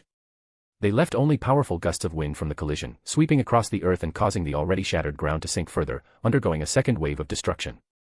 Surrounded by ethereal blue magical energy, Riezel floated in midair, watching the scene unfold. Although his face was calm, his mind swirled with mixed emotions. Seriously, there sure are a lot of magic and skills in this world. Riezel couldn't help but feel somewhat amazed. Chapter 327, Sudden Intrusion. Riezel fully understood that Yggdrasil was a game with an incredibly high degree of freedom, so when everything in it became reality, it truly felt like the world's balance had been shattered. Not to mention the over 6,000 magic spells, just talking about the 700 races and 2,000 job classes, and then these races and job classes became reality, the power they brought to players or NPCs was absolutely mind-blowing.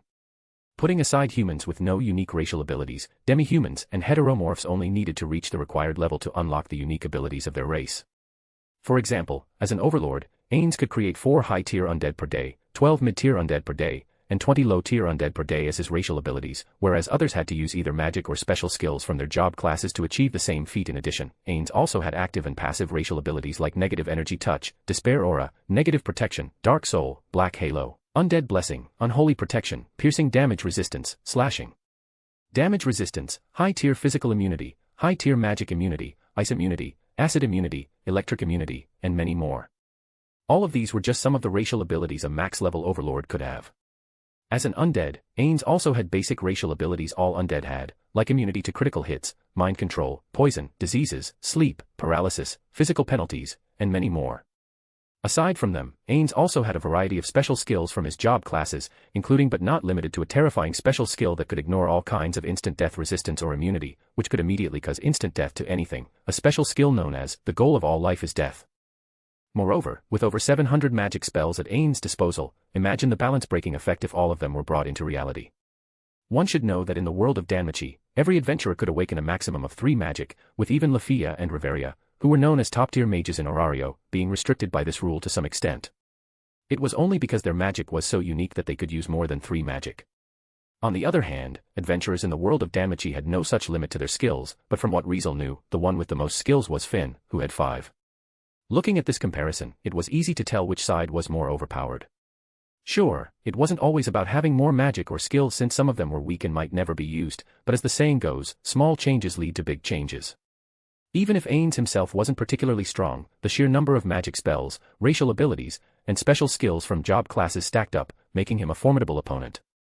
Not to mention, he was also a player at the maximum level, a level 100 player with rich experience, clearly far from weak. Naturally, Ains still had weaknesses. As an undead, attacks from positive attributes like holy or light could cause Ains serious damage. He also had extremely low resistance to blunt weapons and could take double damage from fire attribute attacks.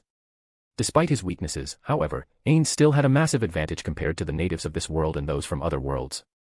In other words, even though Shaltir didn't have as many magic spells, special skills, or racial abilities as Ains, compared to the natives of this world, her advantages were still immense. As mentioned earlier, the racial abilities that came with being undead were one thing, but like the negative impact shield Shaltir had used earlier, she still had many overpowered special skills and magic that were even better than those in Ains' possession. Even the ball of blood floating above Shaltir's head had its own significance, storing the blood of her victims for various uses, such as extracting magical energy from it. All these varying magic, special skills, and racial abilities combined ultimately created a powerful existence like Shaltir, an NPC strong enough to easily stand up to a level 7 adventurer in the world of Danmachi. Shaltir's continued fight with Riezel up until now was proof of this. However, what made Shaltir even more terrifying was that she was actually still in her bare state. Yggdrasil was, after all, home to countless magic items, some of which could break the laws of the world. As every gamer knew, the difference between a game character wearing equipment and one not wearing equipment was like night and day. Shaltir hadn't even put on her armor yet, nor was she equipped with the powerful weapon that her creator in Ains' Olgaun had prepared for her. If she put on all of them and fought Riezel fully equipped, the battle would definitely play out differently. Riezel naturally understood this all too well. However, setting aside outstanding special skills like negative impact shield, some of these so-called special skills aren't necessarily good things. With such a thought, Riezel's gaze at Shaltir grew increasingly intense. He actually forced me to use negative impact shield. Damn human. Damn human. It wasn't clear if the fact that a human had forced her to use one of her trump cards had wounded her pride, but the evil aura, anger, and madness radiating from Shaltir grew more violent by the second. Unforgivable. Unforgivable. Shaltir, muttering like a lunatic, was almost completely devoid of any rational thought. In truth, her becoming like this wasn't solely because she had been provoked by Riezel. In Yggdrasil, to balance out some overpowered job classes, these job classes had their special skills come with passive penalties. Shaltir happened to possess one of these special skills known as a blood frenzy, where the more blood spilled on her body, the greater the slaughter impulse that surged within her. Even though her combat power would increase dramatically, the cost was that she would lose control of her mind. Now, with a considerable amount of blood already spilled on her body, the provocation from Riezel nearly pushed her to the edge of losing control. Summon Household. On the verge of losing all her sanity, Shaltir used another special skill. As the name suggested, this special skill allowed her to summon servant monsters who obeyed her commands. Once activated, shadows formed from pure darkness emerged from around her, almost as if they were crawling out of her own shadow, surrounding her on all sides. Among these servant monsters were swarms of bats and beast-like creatures that resembled wolves or dogs, all sharing one trait: their entire bodies were pitch black, with only their eyes glowing a blood-red hue. Go. My servants. Tear that human apart. Following Shaltir's almost frenzied scream, countless servant monsters charged toward Riezel. At the same time, in Shaltir's hand, a lance appeared without Riezel even realizing it, a massive long lance, strangely shaped like a syringe. Finally getting serious, huh? Riezel narrowed his eyes and suddenly smiled. Well then, I guess it's time for me to get more serious. In the next moment, he tightened his grip on his sword before his breathing rhythm shifted slightly, causing the moonlight flickering along its blade to gradually fade away. Instead, a searing heat, like flames forming, began to coil around his sword. Total concentration, sun breathing. Riezel was preparing to inhale large amounts of air, ready to enhance his power to its peak, but just then, several presences suddenly barged in. What? Riezel and Shaltir immediately noticed the presence of several people approaching at the same time, causing both of them to immediately stop what they were doing. Turning their heads to look, they saw a group of people charging out from the forest, which had been mostly flattened by their battle, at the edge where it had not been destroyed. It was a group of humans armed with various types of weaponry. Although there weren't many of them, certainly fewer than the servant monster Shaltir had summoned, they were all fully equipped, and the quality of their equipment was immediately apparent. Even from a distance, Riezel and Shaltir could vaguely sense the magical energy flowing through them, especially the one in the lead. He seemed to be a young man, but his appearance was quite androgynous, giving off a confusing impression as if it were unclear whether he was male or female. He wasn't very tall either, and his features looked quite youthful, with long black hair that reached his waist. After looking at the destroyed surroundings, the young man's sharp red eyes first turned to Riezel with what seemed like surprise before shifting to Shaltir, where the surprise turned into a serious, hostile look. In his hand, he carried a long spear that seemed out of place compared to his other equipment, but it exuded a sense of quality, certainly not worse than the so-called four treasures of the Riestai's kingdom. Upon seeing this group, Riezel and Shaltir had different reactions. So, the other group that entered the forest was them. Riezel had a look of realization on his face after seeing the young man and his companions. Shaltir, on the other hand, was initially surprised by their appearances, but as she sensed a threat from the young man, her focus shifted to him. "Don't get in my way." Shaltir glared at the group led by the young man with her bloodshot eyes before immediately casting magic. Mass Hold Species. It was a binding magic that targeted all species, capable of affecting multiple targets at once. However, it seemed that the equipment these people wore reacted to her magic, flashing and successfully blocking it. "Don't let her get away." With a cold expression and voice, the young man ordered his companions. "Use it on her." As soon as these words left the young man's mouth, an old woman dressed in a cheongsam, looking out of place, stepped forward from behind the young man. Chapter 328, Platinum Night. "Don't let her get away." With a cold expression and voice, the young man ordered his companions. "Use it on her." As soon as these words left the young man's mouth, an old woman dressed in a cheongsam, looking out of place, stepped forward from behind the young man. It was really the kind of sight that made one want to look away without a second thought. In fact, the cheongsam worn by the old woman wasn't bad at all and could even be said to be quite beautiful and eye-catching. It was entirely silver-white, with golden thread embroidered in the shape of a five-clawed eastern dragon soaring toward the sky. At first glance, the cheongsam looked like a rare and priceless work of art, and if worn by a beautiful woman, it would undoubtedly elevate her charm by several levels. Unfortunately, the one wearing this exquisite cheongsam wasn't a young, beautiful woman but an elderly woman with a face full of wrinkles. Moreover, her feet, which were exposed outside the cheongsam, looked like burdock roots or dried sweet potatoes, shriveled and wrinkled, completely unsuitable for the elegant outfit, making anyone who looked at her want to frown. Even Shaltir, who was on the brink of frenzy, seemed to feel the same way, causing her attention to waver slightly. Meanwhile, Riezel, upon seeing the cheongsam, frowned but didn't look away. No choice. He understood that the cheongsam was probably the most top-tier item he had ever seen, not just in this world but in all the worlds he had visited. As a result, he subconsciously stepped forward a little to get a clearer look at the cheongsam, but his intense gaze and step forward, in the eyes of others, looked as though he was preparing to attack its owner or stop her from doing whatever she intended next. Because of this, a figure suddenly appeared behind him. Sensing someone behind him, Riezel's eyes sharpened, and he immediately whipped around, swinging a sword slash that moved faster than lightning. Ding! Riezel's slash collided with a finely crafted platinum greatsword, which swung toward him as well, creating a loud, resonating metal clash that could easily stir up a shockwave as they collided violently. Whoosh! A gust of wind swept up, sending Riezel and the one wielding the platinum greatsword flying apart from each other. Such a sudden movement from Riezel naturally caught Shaltir's attention. What? Shaltir, drawn by the noise, instinctively looked in Riezel's direction. Unfortunately for her, this move was undoubtedly a mistake. In her mind, perhaps Riezel was the one she needed to be more wary of, the one she needed to take more seriously, which was why she paid more attention to every one of his actions. However, in the eyes of the people who were about to attack her, this was undeniably the perfect opportunity. Now.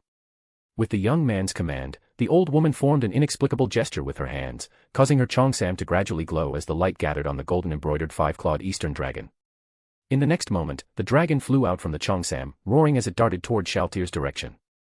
Shaltir had only just realized what happened, but it was already too late. In an instant, as the five-clawed eastern dragon struck Shaltir, her eyes widened before she let out a scream that sounded like a death rattle, a cry filled with agony and despair. Riezel, who had been pushed back by the force of the platinum greatsword, saw this unfold, but compared to what had been happening with Shaltir, his focus was now on the figure standing before him.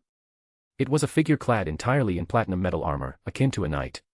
On the chest of the armor was a mysterious black mark, while 4 kinds of weapons floated around him, hovering in midair.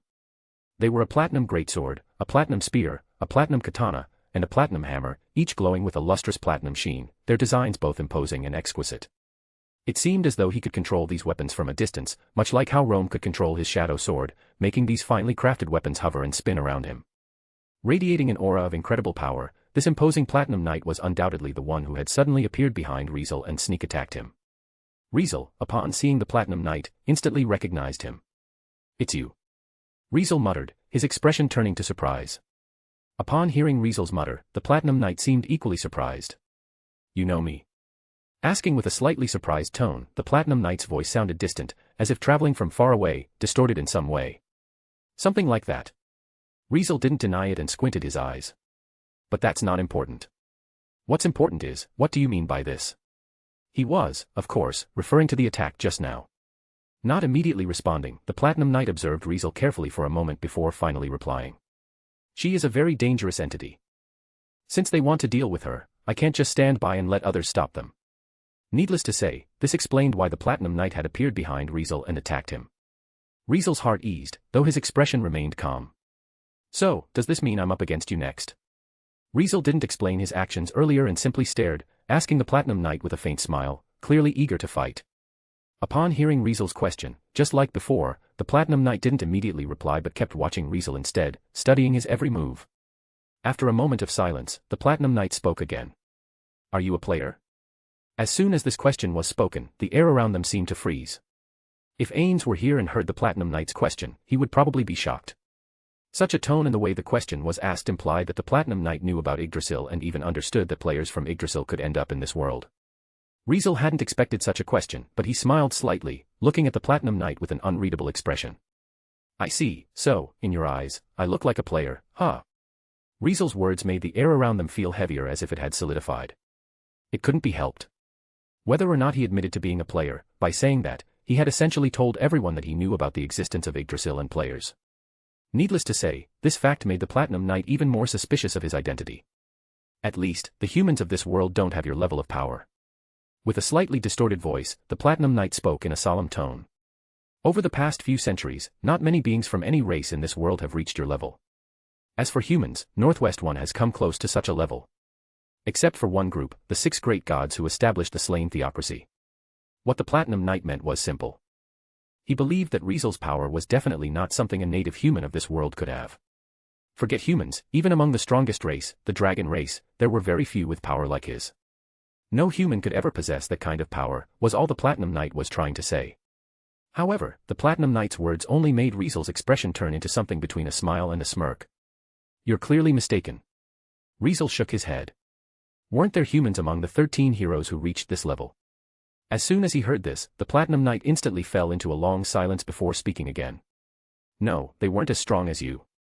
It seemed that the platinum knight wanted to change the subject, as his tone shifted in the next moment. "Someone with your level of power, if they were to do evil, would bring a serious disaster to this world." Riezel naturally understood the platinum knight's meaning, which caused his smile to disappear. "So, you want to confirm whether I'm a threat to this world? Is that what you're trying to say?" Riezel's slightly indifferent question didn't cause the platinum knight to react much. "Since you're human, I guess that's the one bit of luck in this situation. I'll just tell you that, to this world, players from Yggdrasil are a dangerous and unstable factor. I just hope you'll think this through and not make the wrong choice. Otherwise." Upon hearing this, Riezel smiled again. "Otherwise, what?" Riezel's question was met with a firm answer. "Otherwise, I'll have to eliminate you." As the platinum knight said this, there was no arrogance in his tone, no deliberate provocation or threat, just calm but resolute determination. Surprisingly, it was Riezel who fell silent this time. However, just when the platinum knight thought his warning had worked, Riezel suddenly made a move. Boom. *BZZZ. Asterisk. Suddenly, Riezel's entire body erupted with crackling lightning and thunder, turning him into a flash of lightning as he shot toward the platinum knight. What? If the platinum knight's helmet had eyes, they would surely have shrunk to the size of a needlepoint by now. Since the distance between them wasn't far, only about 10 meters, with the explosive power and speed of thunder breathing, not even a second was needed for Riezel to erase the gap. Thunder breathing, first form. A lightning bolt streaked across the air, and before the Platinum Knight could react, it shot toward him like a sudden flash of lightning. Thunderclap and flash. Following these words, the lightning bolt transformed into a blade of light, and before the Platinum Knight could defend himself, it already crashed into his chest. Asterisk ding. Asterisk. Boom, boom, boom, boom. Asterisk boom. Asterisk. With a shocking sound of two metals clashing, the Platinum Knight was sent flying, crashing through countless trees, kicking up clouds of dust, and finally smashing into the side of a cliff, shattering it into pieces. Ugh. Embedded in a wall of stone, the Platinum Knight let out a sound that was either from pain or frustration. With a forceful struggle, the Platinum Knight broke through the cracked stone and stepped out. Although it seemed as though he wasn't injured, his dazzling platinum armor now bore a slash mark right on the chest. Boom. With a thunderous sound, the lightning bolt continued to roar and streak through the forest, once again appearing in front of the Platinum Knight. Thunderclap and flash, sixfold. In the next instant, the lightning bolt ricocheted around the Platinum Knight, striking him with one slash after another. Chapter 329, Riezel vs. Platinum Knight. Cling, clang, cling. Clang, cling, clang. 6 refracted strikes. 6 changes in direction. 6 slashes. As the sound of metal clashing echoed wildly, Riezel, in the form of a lightning bolt, repeatedly flashed around the Platinum Knight, striking him with one lightning slash after another, causing him to completely lose the ability to resist. However, the fact that the metal armor on the Platinum Knight was still unbroken meant that it was clearly not ordinary armor. Even though each strike cut through him, it didn't completely shatter, only leaving slash marks. Nevertheless, Riezel's lightning slashes, landing one after another on the Platinum Knight, were powerful enough to cause shockwaves, even if they didn't pierce his armor. Under these relentless strikes, the Platinum Knight was finally forced to kneel on one knee before Riezel's voice sounded again. Looks like your strength isn't enough to back up your warning, huh? As Riezel's words fell, the lightning bolt stopped before his figure appeared in front of the Platinum Knight.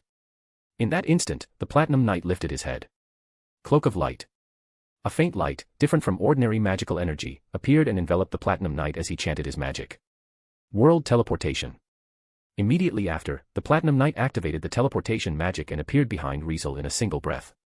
Among the 4 weapons floating around the Platinum Knight, the massive platinum greatsword moved as if an invisible hand were controlling it, slashing toward Riezel's back with a swift motion. Dimensional move. Riezel instantly vanished from his position, causing the greatsword's slash to miss. Hey, you talk so grandly, but your actions are pretty sneaky. Riezel remarked calmly, not teleporting behind the Platinum Knight but instead reappearing at a distance. Thunder breathing, 5th form, heat lightning. From a distance, Riezel suddenly released a lightning-shaped slash imbued with intense heat toward the Platinum Knight. Boom. PSSS. With a loud crash, the lightning-shaped slash knocked the Platinum Knight back, causing his armor to release steam from the high heat. However, this time, the Platinum Knight didn't get sent flying, and his armor didn't suffer any new damage, surprisingly withstanding Riezel's attack directly. Clearly, this was thanks to the defensive magic called Cloak of Light that the Platinum Knight had just cast, absorbing much of the damage. Already expecting this result, Riezel used Dimensional Move again as soon as he unleashed the lightning-shaped slash, appearing directly behind the Platinum Knight. Thunder breathing, 3rd form, Thunder Swarm. In the next moment, Riezel transformed into a wave of lightning, swirling around the Platinum Knight at high speed as he unleashed lightning bolt-shaped slashes one after another. As Riezel's slashes rained down on the Platinum Knight, though they couldn't pierce Cloak of Light, they made the Platinum Knight's entire body tremble, leaving him unable to respond in time. Fast. While enduring Riezel's slashes, the Platinum Knight watched as Riezel, now moving like a wave of lightning, quickly flew back and forth around him. His mind was filled with both shock and confusion. What shocked him was Riezel's strength. Even though the Platinum Knight wasn't using his main body right now, meaning his strength was limited, dealing with an ordinary player was still no problem. In the original work, his strength was evaluated by the higher-ups of the Great Tomb of Nazarick and unanimously considered to be around level 85. In other words, even against a max-level player, the Platinum Knight could still hold his own with this level of power. If his opponents didn't understand his true abilities and underestimated him, they could be caught off guard by his unexpectedly powerful strength and might even be outsmarted, regardless of their level. However, not only did Riezel seem completely indifferent to the 2 magic spells he had just used, which were clearly not tier magic, but he also decisively launched relentless attacks, knocking him into a defenseless state. Such a fact made the Platinum Knight realize that he had probably underestimated Riezel. As for what confused him, it came from Riezel's swordsmanship. What is this? What he used is clearly not martial arts, nor special skills from Yggdrasil. What kind of power is this? Such a question truly troubled the Platinum Knight. He could see that Riezel didn't seem to be wearing any items from Yggdrasil, the only exception being the pendant hanging around his neck, though even that didn't look like anything from Yggdrasil either. Meanwhile, the sword Riezel wielded seemed to have been created by magic. It might have looked impressive to others, but in his eyes, it didn't even qualify as proper equipment. Lastly, there was the ring on Riezel's right hand. Wait. Upon seeing the ring, the Platinum Knight froze. His gaze was immediately glued to the ring Riezel was wearing, his heart filling with overwhelming shock. No choice. He recognized the ring. However, thanks to this, his movement slowed by a mere 0.01 seconds, 0.01 seconds, which turned out to be a fatal opening. Got you. With eyes flashing with a transparent gleam, Riezel, with the transparent world fully activated, seized the 0.01 second opening with pinpoint accuracy. Reality slash. Riezel, now directly in front of the Platinum Knight, unleashed an invisible slash powerful enough to cut through the fabric of space itself. 10th tier magic, reality slash. For the natives of this world, this magic was clearly the highest tier offensive magic. What? Hearing Riezel's voice and feeling the incoming invisible slash, capable of severing space, the Platinum Knight finally reacted. His voice, distorted and mechanical, held a hint of panic for the first time. World teleportation. In a desperate move, the Platinum Knight used his teleportation magic, disappearing into space, his form becoming blurry. Unfortunately for him, teleportation magic was useless against magic that could cut through space. Swish. With a sharp sound, the invisible slash sliced through the part of space where the blurry Platinum Knight had been, leaving a smooth, clean cut. Ugh. Thud. With a grunt, the Platinum Knight fell from the broken space, crashing to the ground with his exquisite platinum armor sliced cleanly in two, his upper and lower body now separated. Ha! In the face of a result that could decide victory or defeat, the Platinum Knight suddenly launched an attack, causing the four weapons floating around him to spin at the same time. They spun at high speed and released a wave of terrifying power, a power strong enough to shake the very world, one that would soon explode right before Riezel. Seeing this, Riezel's pupils shrank, and without a second thought, he immediately used the highest tier teleportation magic he mastered. Greater teleportation. Needless to say, this magic was one Riezel had just learned from Shaltir when she used it in front of his eyes. Having already known how this magic worked, Riezel, as soon as he saw someone use it once, could naturally learn it instantly with Almighty. As a result, Riezel instantly vanished from the spot. Asterisk boom. Asterisk. In the northern forest of Irantal, a world-shaking explosion suddenly erupted, destroying everything in the surrounding area. Pa, pa, pa. After a while, the sound of rolling debris echoed as rocks tumbled across the ground. Amidst the thick smoke and dust, the sudden explosion gradually settled, leaving behind a huge crater where lush trees and grass once were, looking as if a meteor had struck the spot. Inside the crater, there was nothing but rubble, stones, and the remnants of trees. As for whether anyone had been there or not, that was unknown. Given the intensity of the explosion, even if someone had been there, they would probably be nothing but dust by now. Swish. Above the massive crater, Riezel's figure suddenly appeared, looking down at the completely destroyed surroundings, feeling speechless. Seriously, isn't he way too aggressive? Riezel used the word aggressive to describe the Platinum Knight's final, self-destructive attack. No, whether it was really a self-destruct remains to be seen.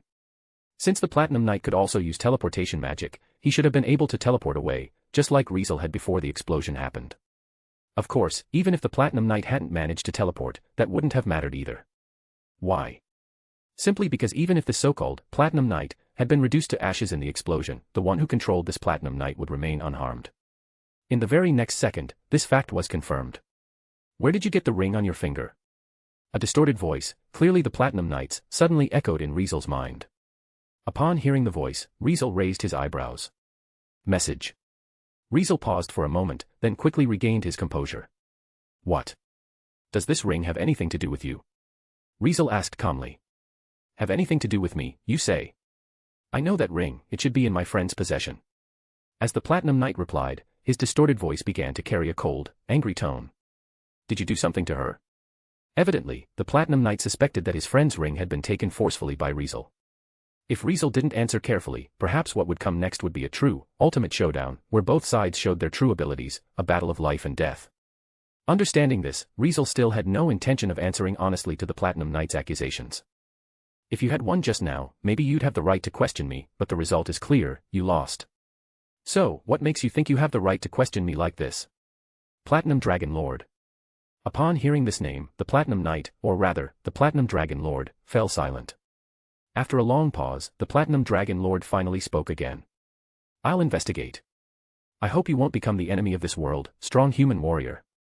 Leaving these words behind, the voice of the Platinum Dragon Lord faded away. Enemy of this world. Riezel stood still, blinked his eyes speechlessly, then chuckled. Seriously, you should say that to that overlord, not me. Chapter 330, A Monster Disguised as a Human. Because of the battle with the Platinum Dragon Lord, Riezel had already drifted away from the spot where he had first confronted Shaltir. Concerned about what might be happening there, Riezel used fly and immediately left the giant crater caused by the Platinum Dragon Lord. Surrounded by a faint bluish glow of magical energy, Riezel flew toward the place where Shaltir and the human group had last faced off, and because the distance wasn't far, he arrived quickly after flying for only a short while. Soon, from midair, he saw it, a figure standing in the sunken forest clearing below. It was none other than Shaltir, but she had reverted to her original form, no longer a monstrous vampire with a terrifying mouth, but once again the breathtakingly beautiful girl in her elegant black dress. Shaltir stood in place, completely alone, surrounded by blood scattered on the ground, while the ball of blood that had once hovered above her head was now gone. However, something about her seemed off, her eyes were hollow and lifeless as if she had lost consciousness. Even when Riezel floated in the air within her field of vision, Shaltir remained motionless, as if what she was seeing wasn't the person she had just been trying to kill but rather an insignificant pebble that had rolled into view. Seeing Shaltir like this, Riezel landed in front of her, gazing at her intently. So, she's still being mind-controlled in the end. Riezel narrowed his eyes, deep in thought, and after a moment, he began walking slowly toward Shaltir. Shaltir didn't react in the slightest throughout the entire process, and only when Riezel was close enough did she finally lift her gaze and begin to move. Boom. In the next instant, Shaltir shattered the ground beneath her feet and transformed herself into a speeding bullet, shooting straight at Riezel. Bang. Shaltir threw a punch aimed directly at Riezel, but it slammed into the sword he had raised at some point, producing a dull sound that echoed through the air. Regardless, Riezel was still sent flying backward by the immense force, his feet scraping against the ground, kicking up dust as he was pushed a considerable distance away. Meanwhile, Shaltir, who had just launched such a fierce attack, surprisingly stopped again, standing motionless in place, exactly as she had been moments before as if frozen. Riezel stared at the trembling sword in his hand, and after a moment of silence, he sheathed it back into its scabbard. She only reacts when attacked or if someone enters her attack range, whether it's friend or foe, huh? Riezel had figured out Shaltir's current condition, and it made him pause in thought. Should I just take her out here and now, or? Riezel was seriously considering it. Truly, there was no denying that Shaltir was incredibly strong. Among the floor guardians, Shaltir, the floor guardian of the first to third floors of the Great Tomb of Nazarick, was the only one responsible for multiple floors since her strength surpassed that of most other floor guardians and even rivaled that of Ains, the player himself. Because of this, Shaltir was regarded as the strongest floor guardian, and among the NPCs in the Great Tomb of Nazarick, she was easily ranked in the top 3, if not the top 2. On top of that, knowing Shaltir was equipped with several powerful items from Yggdrasil, if Riezel managed to take her down here, there was a chance he could loot those items and gain a significant amount of Excelia. However, forget it. Riezel shook his head, rejecting the idea as he remembered Ains. Getting my hands on tier magic is way more important than this. Sticking to his original plan, Riezel decided to use this incident as a way to milk some benefits from the protagonist. Greater teleportation. With his decision made, Riezel used greater teleportation, which he had just learned, and left the area. At the same time, someone stumbled out of the northern forest of Riezel, running frantically as if being hunted. Who else but Clementine? Monsters. They're all fucking monsters. Clementine cursed repeatedly as she ran, her breath ragged. How the hell did so many monsters show up in this place all of a sudden? Soon, the memories of the chaos in the forest, the tremors in the ground, and the unimaginable intensity of the battle she had sensed resurfaced, making Clementine's already twisted heart tremble with fear. Clementine had always been confident in her abilities. In this world, stepping into the realm of heroes at the young age of around 20 was an extraordinary feat in terms of strength and potential. She undeniably surpassed most others. Gazef, for example, was already well into middle age and still hadn't officially entered the realm of heroes without the aid of magic items. Compared to the Riestei's kingdom's strongest warrior, her talent was indisputable. With such remarkable achievements, her confidence, and perhaps arrogance, were only natural. Even within the Black Scripture, a special unit where all of its members were within the realm of heroes, there were only 2 individuals whom she unequivocally acknowledged as superior. One was the captain of the Black Scripture, while the other was the extra seat, known as Certain Death. As for the others, some might have been stronger, but she never thought she was significantly outmatched. Yet today, all of her confidence, all of her arrogance, had been utterly shattered to pieces. Shattered by Riezel. Shattered by Shaltir. Shattered by the Platinum Dragon Lord. Although she wasn't physically present at the scenes of their battles, the earth-shaking aftermath made it impossible for her to ignore the overwhelming gap in power. For the first time, she cursed her own heightened senses, her ability to perceive every detail of the violent clashes so vividly. Because of this vividness, she had to face the cruel truth. Compared to those monsters, she was just insignificant, weak, and utterly ordinary. No matter how hard she tried, she would never reach their level. Damn it. Damn it. Clementine's twisted mind festered with even darker thoughts, brewing a hatred so intense it threatened to consume her. If someone were to appear before her right now, she wouldn't hesitate to take all her frustration out on them, torturing them in every way she could to vent the suffocating darkness and fury inside her. I'll go back to Riezel. Clementine muttered, her eyes gleaming with vicious intent. If I can't escape, then I'll make sure to drag as many people down with me as possible, and we'll all die together. Consumed by such a warped resolve, she turned and began creeping back toward Riezel. Unfortunately. Sadly, you'll die here, all alone, without taking anyone else with you.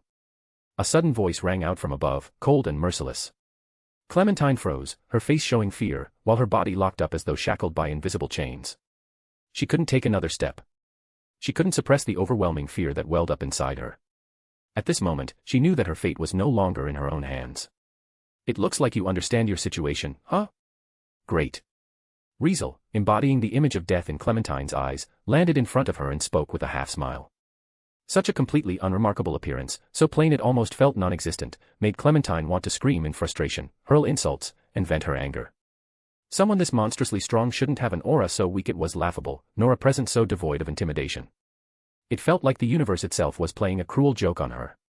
If only Riezel carried himself with a bit more presence or showed a trace of extraordinariness, would she even have ended up in this mess? As Clementine mulled over these thoughts, she had no idea that, compared to Riezel, Riezel was still 100 times better. Like Riezel, Riezel also concealed his fighting spirit and aura with the selfless state, but thanks to his inherently striking nature, people could still sense the mysterious contradictions surrounding him, indirectly realizing his uniqueness, realizing that he was not an ordinary young man.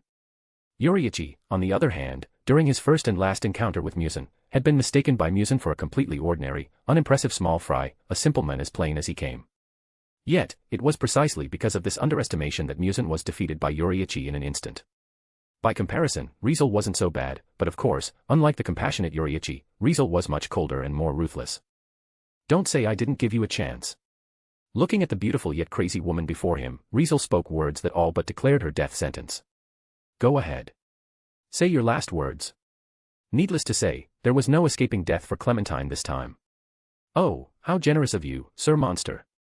Saying this, Clementine's beautiful face twisted into something grotesque, exposing her true nature for all to see. Anyone witnessing her at this moment would know that her beauty was nothing but a facade, for at her core, she was a dangerous, twisted, carnivorous monster, no different from the heteromorphs from the great tomb of Nazareth. I just want to know, what exactly are you? Are you a human? A godkin? Or a monster disguised as a human? Yeah, there's no way someone like you is a human, right? He. Clementine's lips curled into a vicious, twisted grin as she laughed darkly. Come on, before I die, let this Lady Clementine see your true form. I know that human face of yours is just a mask slapped onto your body, right? Tear it off and show me. If you satisfy my curiosity, this body of mine is yours to do whatever you want with before I die. Tempting, right? At Clementine's words, Riezel just stood in place, silently watching her, completely indifferent. However, Riezel's calm gaze and indifferent demeanor ultimately shattered whatever composure Clementine had left, unleashing the darkness in her heart. You damn monster. Clementine drew 2 stilettos from her waist, screaming as she charged at Riezel. While her speed wasn't bad, and in fact, it was fast, truly living up to the name of Windstride, unfortunately, the one she faced wasn't just anyone. Seeing this, Riezel calmly drew his sword. Squing. Splurt. With a sharp slashing sound, the cold gleam of Riezel's blade sliced through the air, followed by a spray of blood. At the same time, Clementine's body continued rushing forward, even as her head detached from her body and soared through the air. A moment later, Clementine's body finally collapsed, her aura dissipating as life left her. Chapter 331, Truth. The next morning. Riezel walked down the less-than-ideal streets of Riezel, his ears catching snippets of lively conversations as he headed toward the Adventurers Guild.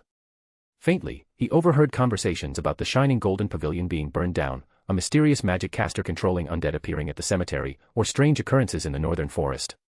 Outwardly, he appeared indifferent, but inwardly, he couldn't help but muse. I was involved in all of that, huh? Riezel single-handedly sparked such a buzz across Riezel, stirring up multiple incidents in a single night. In some way, he might actually be the root of all evil. A while later, Riezel finally arrived at the Adventurers Guild, yet even here, the adventurers were engrossed in discussions about those very incidents.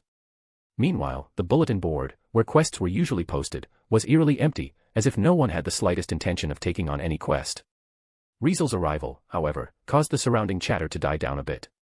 It was partly because he was recognized as a mithril adventurer, the highest-ranking adventurer in Riezel, and partly due to rumors linking him to the burning of the shining golden pavilion. Ignoring the murmurs as though he hadn't noticed a thing, Riezel headed straight for the counter. He wasn't here to take on any quests but had come to gather information. From what he knew, it seemed like the Adventurers Guild had yet to provide any official statement of how they planned to handle the aftermath of the shining golden pavilion's destruction.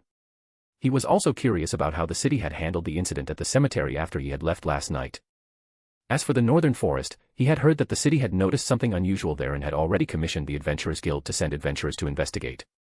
Needless to say, there was no way Riezel could figure out the aftermath of all these incidents on his own, so the Adventurers Guild was his best bet for answers. However, as Riezel made his way to the counter, someone suddenly stepped in front of him, blocking his path. Riezel stopped in his tracks and looked at the person before him. "Well, isn't this Sir Dark Warrior?" Riezel's voice was calm and composed as he called out the name of the one blocking his path. Indeed, the one who blocked Riezel was none other than Ains, who had just returned to Riezel, accompanied by Narbril. Oi, is that guy out of his mind?" "Dunno. Are they gonna fight?" At the same time, the surrounding adventurers noticed the two's confrontation and immediately started whispering among themselves. When they saw Ains, dressed in luxurious black full-body armor yet only wearing a copper identification tag around his neck, they assumed he was just a newbie adventurer who wanted to act cool by relying on wealth. Daring to block the path of a mithril adventurer, many couldn't help but smirk at Ains' audacity. Under normal circumstances, Ains might have been mindful of his surroundings or the reactions of those nearby, but today, he exuded a subtle pressure only Riezel could sense, along with a faint trace of unease. "I have something to ask you." Ains' voice was strained, as though he were suppressing his emotions, yet he spoke with an attempt at calmness. "Sure." Riezel, his lips curling into a faint smile, looked at Ains with a gaze resembling a fisherman spotting a fish caught on the hook. "Let's talk in one of the rooms the guild has prepared." Since the Adventurers Guild had several rooms upstairs designated as spaces for adventurers and clients to negotiate and discuss commissions, Riezel informed the guild receptionist that he needed one, and she immediately set about preparing it for him. "Let's go." Riezel walked upstairs with Ains, signaling Narbril to hurry and follow. Before long, the two of them arrived in a room that resembled a meeting room, with a wooden table at the center, surrounded by matching wooden chairs, an extremely simple setup, yet sufficient for a temporary meeting. As soon as Riezel stepped into the room, he seemed to sense something and paused slightly mid-step, but a moment later, he continued walking as if nothing had happened, eventually sitting down in a chair. Ains, on the other hand, took a chair directly opposite Riezel, while Narbril stood silently behind him. Narbril's gaze, however, showed a faint yet unmistakable murderous intent toward Riezel. "Speak." Riezel, ignoring Narbril's gaze completely and even abandoning the surface-level politeness he had maintained so far, spoke to Ains in a tone that was blunt and unapologetic. "What do you want to talk about?" Riezel's sudden change in demeanor, or rather, the revelation of his true nature, not only made the murderous intent in Narbril's eyes more pronounced but also caused Ains to furrow his non-existent brow. In truth, Ains hadn't wanted to confront Riezel so directly like this and had hoped to maintain a facade of friendliness to avoid revealing too much in Riezel's presence or, worse, having Riezel see through him. Unfortunately, Ains couldn't hold back this time, since he truly had no choice. "It's about the strange occurrences in the Northern Forest last night." Ains began speaking, keeping his tone as neutral as possible. "I wanted to ask you about it." "Oh." Riezel raised an eyebrow, a faint smile on his face. "So, you already know about that mind-controlled vampire." As soon as these words left Riezel's mouth, Ains couldn't help but stand abruptly. "It was you." Narbril, less restrained, yelled, immediately drawing her sword and preparing to attack Riezel. "Stop." Ains' shout halted Narbril in her tracks. "But..." Narbril hesitated, only to be silenced by Ains' cold, piercing glare. "I said stop, it's an order." Biting her lip in frustration, Narbril reluctantly sheathed her sword. Only then did Ains take a deep breath, an action more symbolic than necessary, given his skeletal body neither needed nor could perform the act of breathing, merely a habit to steady his composure. In fact, the innate emotional suppression from his undead race immediately quelled the intensity of Ains' emotions whenever they became too overwhelming. Thanks to this, Ains managed to stay calm and sit back down across from Riezel. "So, were you involved?" Ains' voice was unnervingly steady as he posed this question. Instead of answering, Riezel asked with a simple question. Are you suspecting me? Riezel, as if nothing had happened or had nothing to do with him, kept smiling. It's just suspicion. Ains said calmly, his gaze sharpening. At least among the people I know, you're the only one who gives me the impression that you could pull off something like that. Plus, I have reliable intel proving that, last night, you weren't in Riezel. I see, so that's why you're suspecting me. Riezel nodded, his expression unchanged. Okay then, since you're already saying this much, there's no need for me to hide anything. Last night, I was indeed not in Riezel but went to the northern forest and happened to fight that vampire. Seeing that Ains wanted to stand up again, Riezel made a stopping gesture with his hand. However, don't get the wrong idea. I wasn't the one who mind-controlled her. Riezel's words didn't convince Narbrel, let alone Ains, but still, Riezel's attitude was so frank that it made Ains hesitate. Caught off guard, Ains didn't press the matter further but instead asked the question that had been bothering him the most. Sir Riezel, are you a player? Ains' unexpected question surprised Riezel for a moment before he chuckled. Seriously, you're the second person to ask me that, you know. Riezel answered casually. But sorry to disappoint you, I'm not a player from Yggdrasil. You're lying. Ains wanted to shout this at the top of his lungs as soon as he heard Riezel's answer. Truly, how could Riezel not be a player if he knew Yggdrasil? However, before Ains could voice his thoughts, Riezel abruptly dropped another bombshell. Don't tell me you actually think you're the only player from Yggdrasil who came to this world. Riezel's words made Ains freeze, his skeletal face under the black helmet seeming to stiffen imperceptibly. It couldn't be helped, since the implications of Riezel's words were too enormous. At the very least, Ains had realized that Riezel had already completely seen through his own origins. Don't think you're special, and don't think you're doing a great job hiding yourself. Riezel continued, casually leaning back in his chair. Over the past few centuries, quite a few players have come to this world from Yggdrasil, and you're just one of them, so don't act all surprised just because I figured out where you're from. Anyone who knows about Yggdrasil and the existence of players would pretty much recognize your origins the moment they see you. I mean, the natives of this world aren't exactly strong, so to anyone who knows the truth, your power is practically screaming, I'm a player, . Riezel's words stirred a storm in Ains' heart.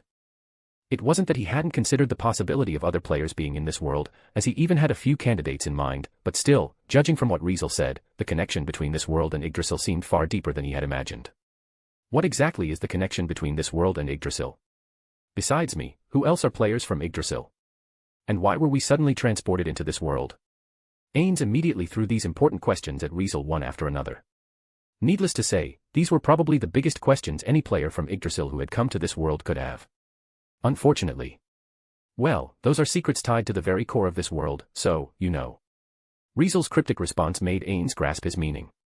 What do I need to pay? Ains asked in a deep voice.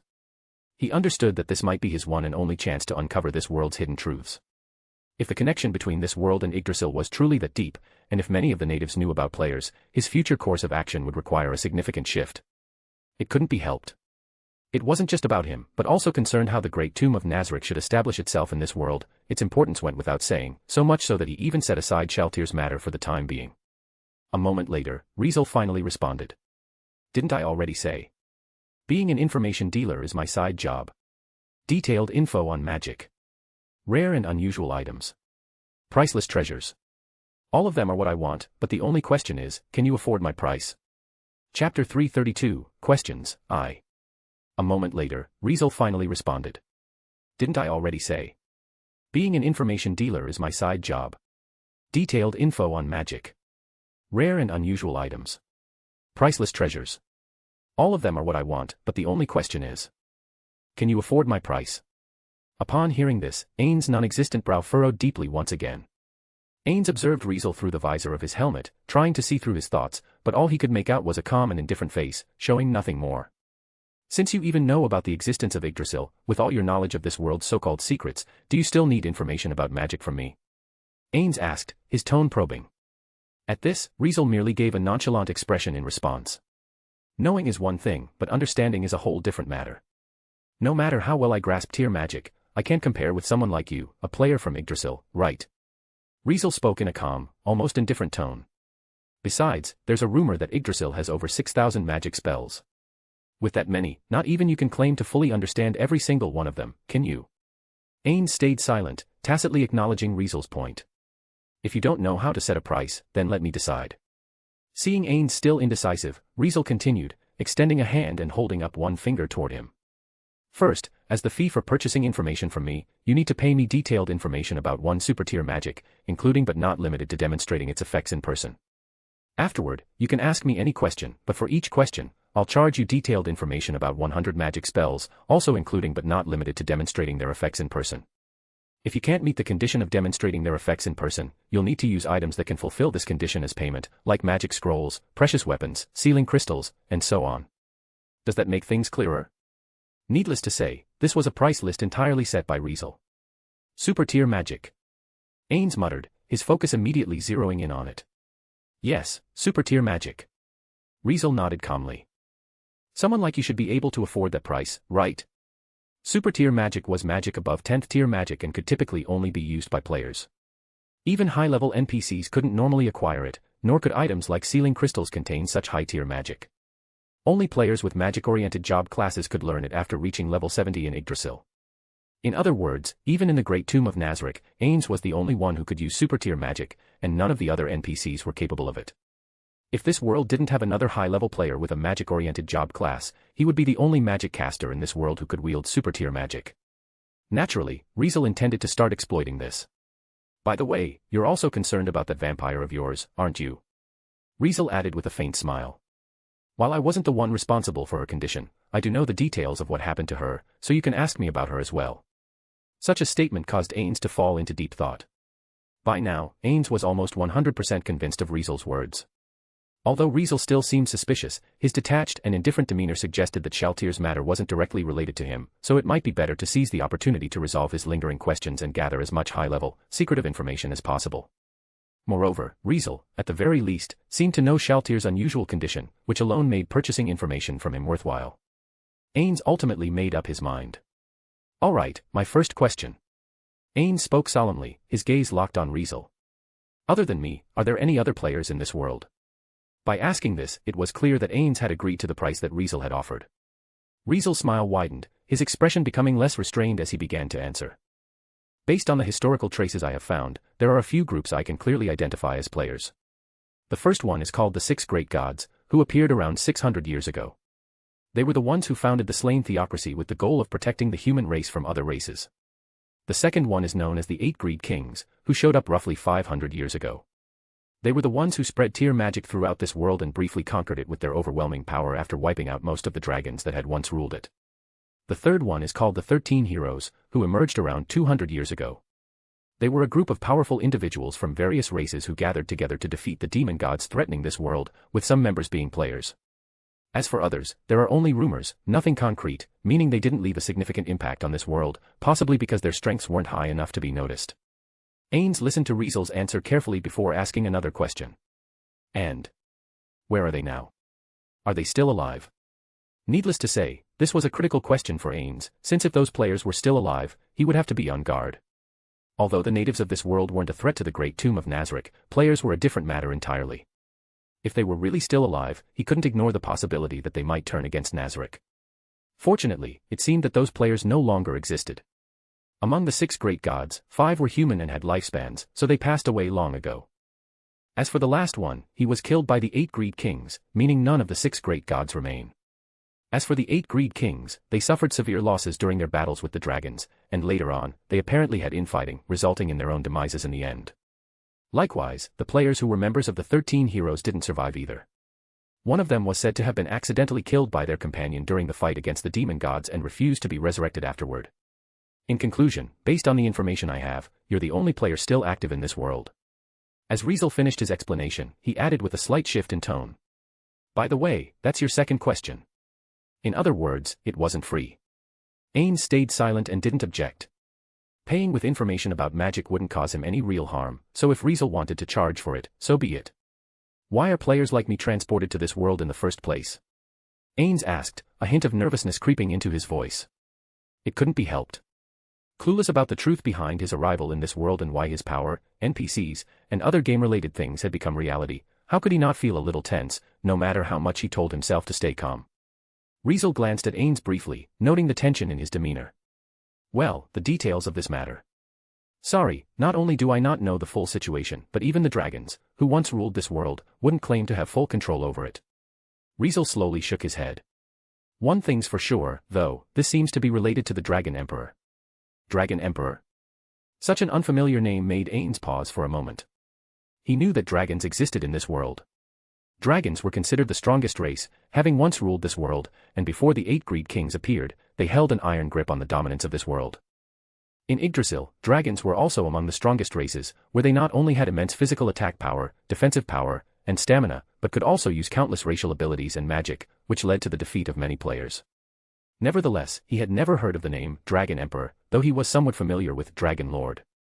Dragon Lord was said to be a special title within the dragon race, given only to dragons who reached the highest age, possessed extraordinary power, or could wield ancient magic. Apparently, those who held this title were regarded as kings by their own race.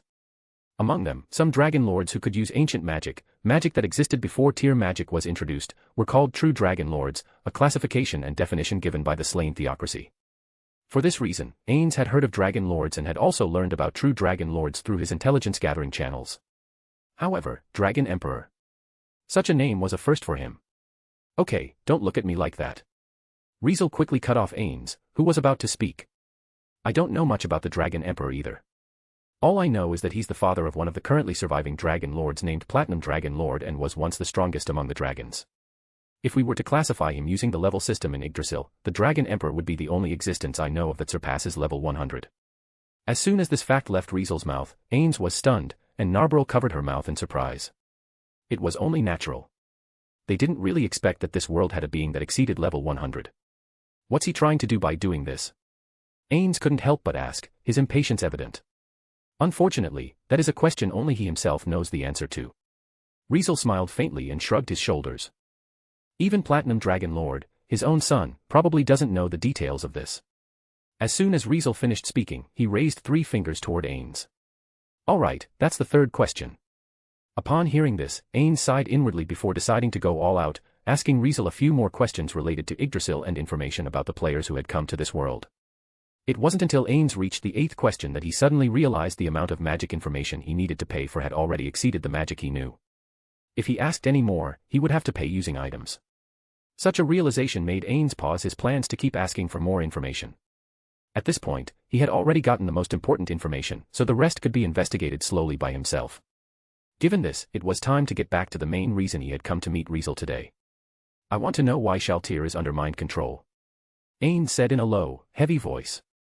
Logically speaking, she couldn't be affected by mind control. Indeed, this was the thing that confused him the most.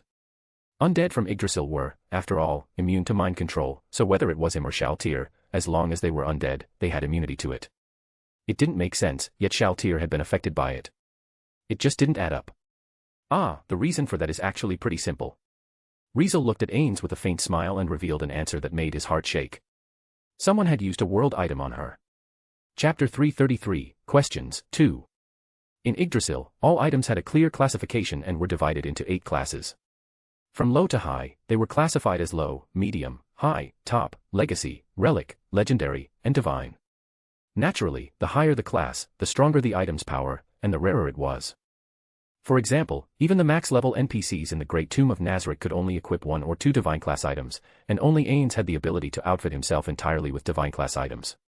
However, above divine, there was actually another class of item, known as world items. World items were top-of-the-line items, with only 200 existing in Yggdrasil. Their effects were so powerful and unique that their very existence was considered to destroy the game's balance. It was understandable, as they could do things that were generally impossible, such as allowing undead, who should be immune to mind control, to be mind-controlled, or even changing the fundamental laws of the game itself. Moreover, not only did world items have the highest priority effects, meaning they could take precedence and activate before anything else in any situation, but only another world item of equal level could resist their power. Super rare and super powerful, world items were coveted by every player of Yggdrasil.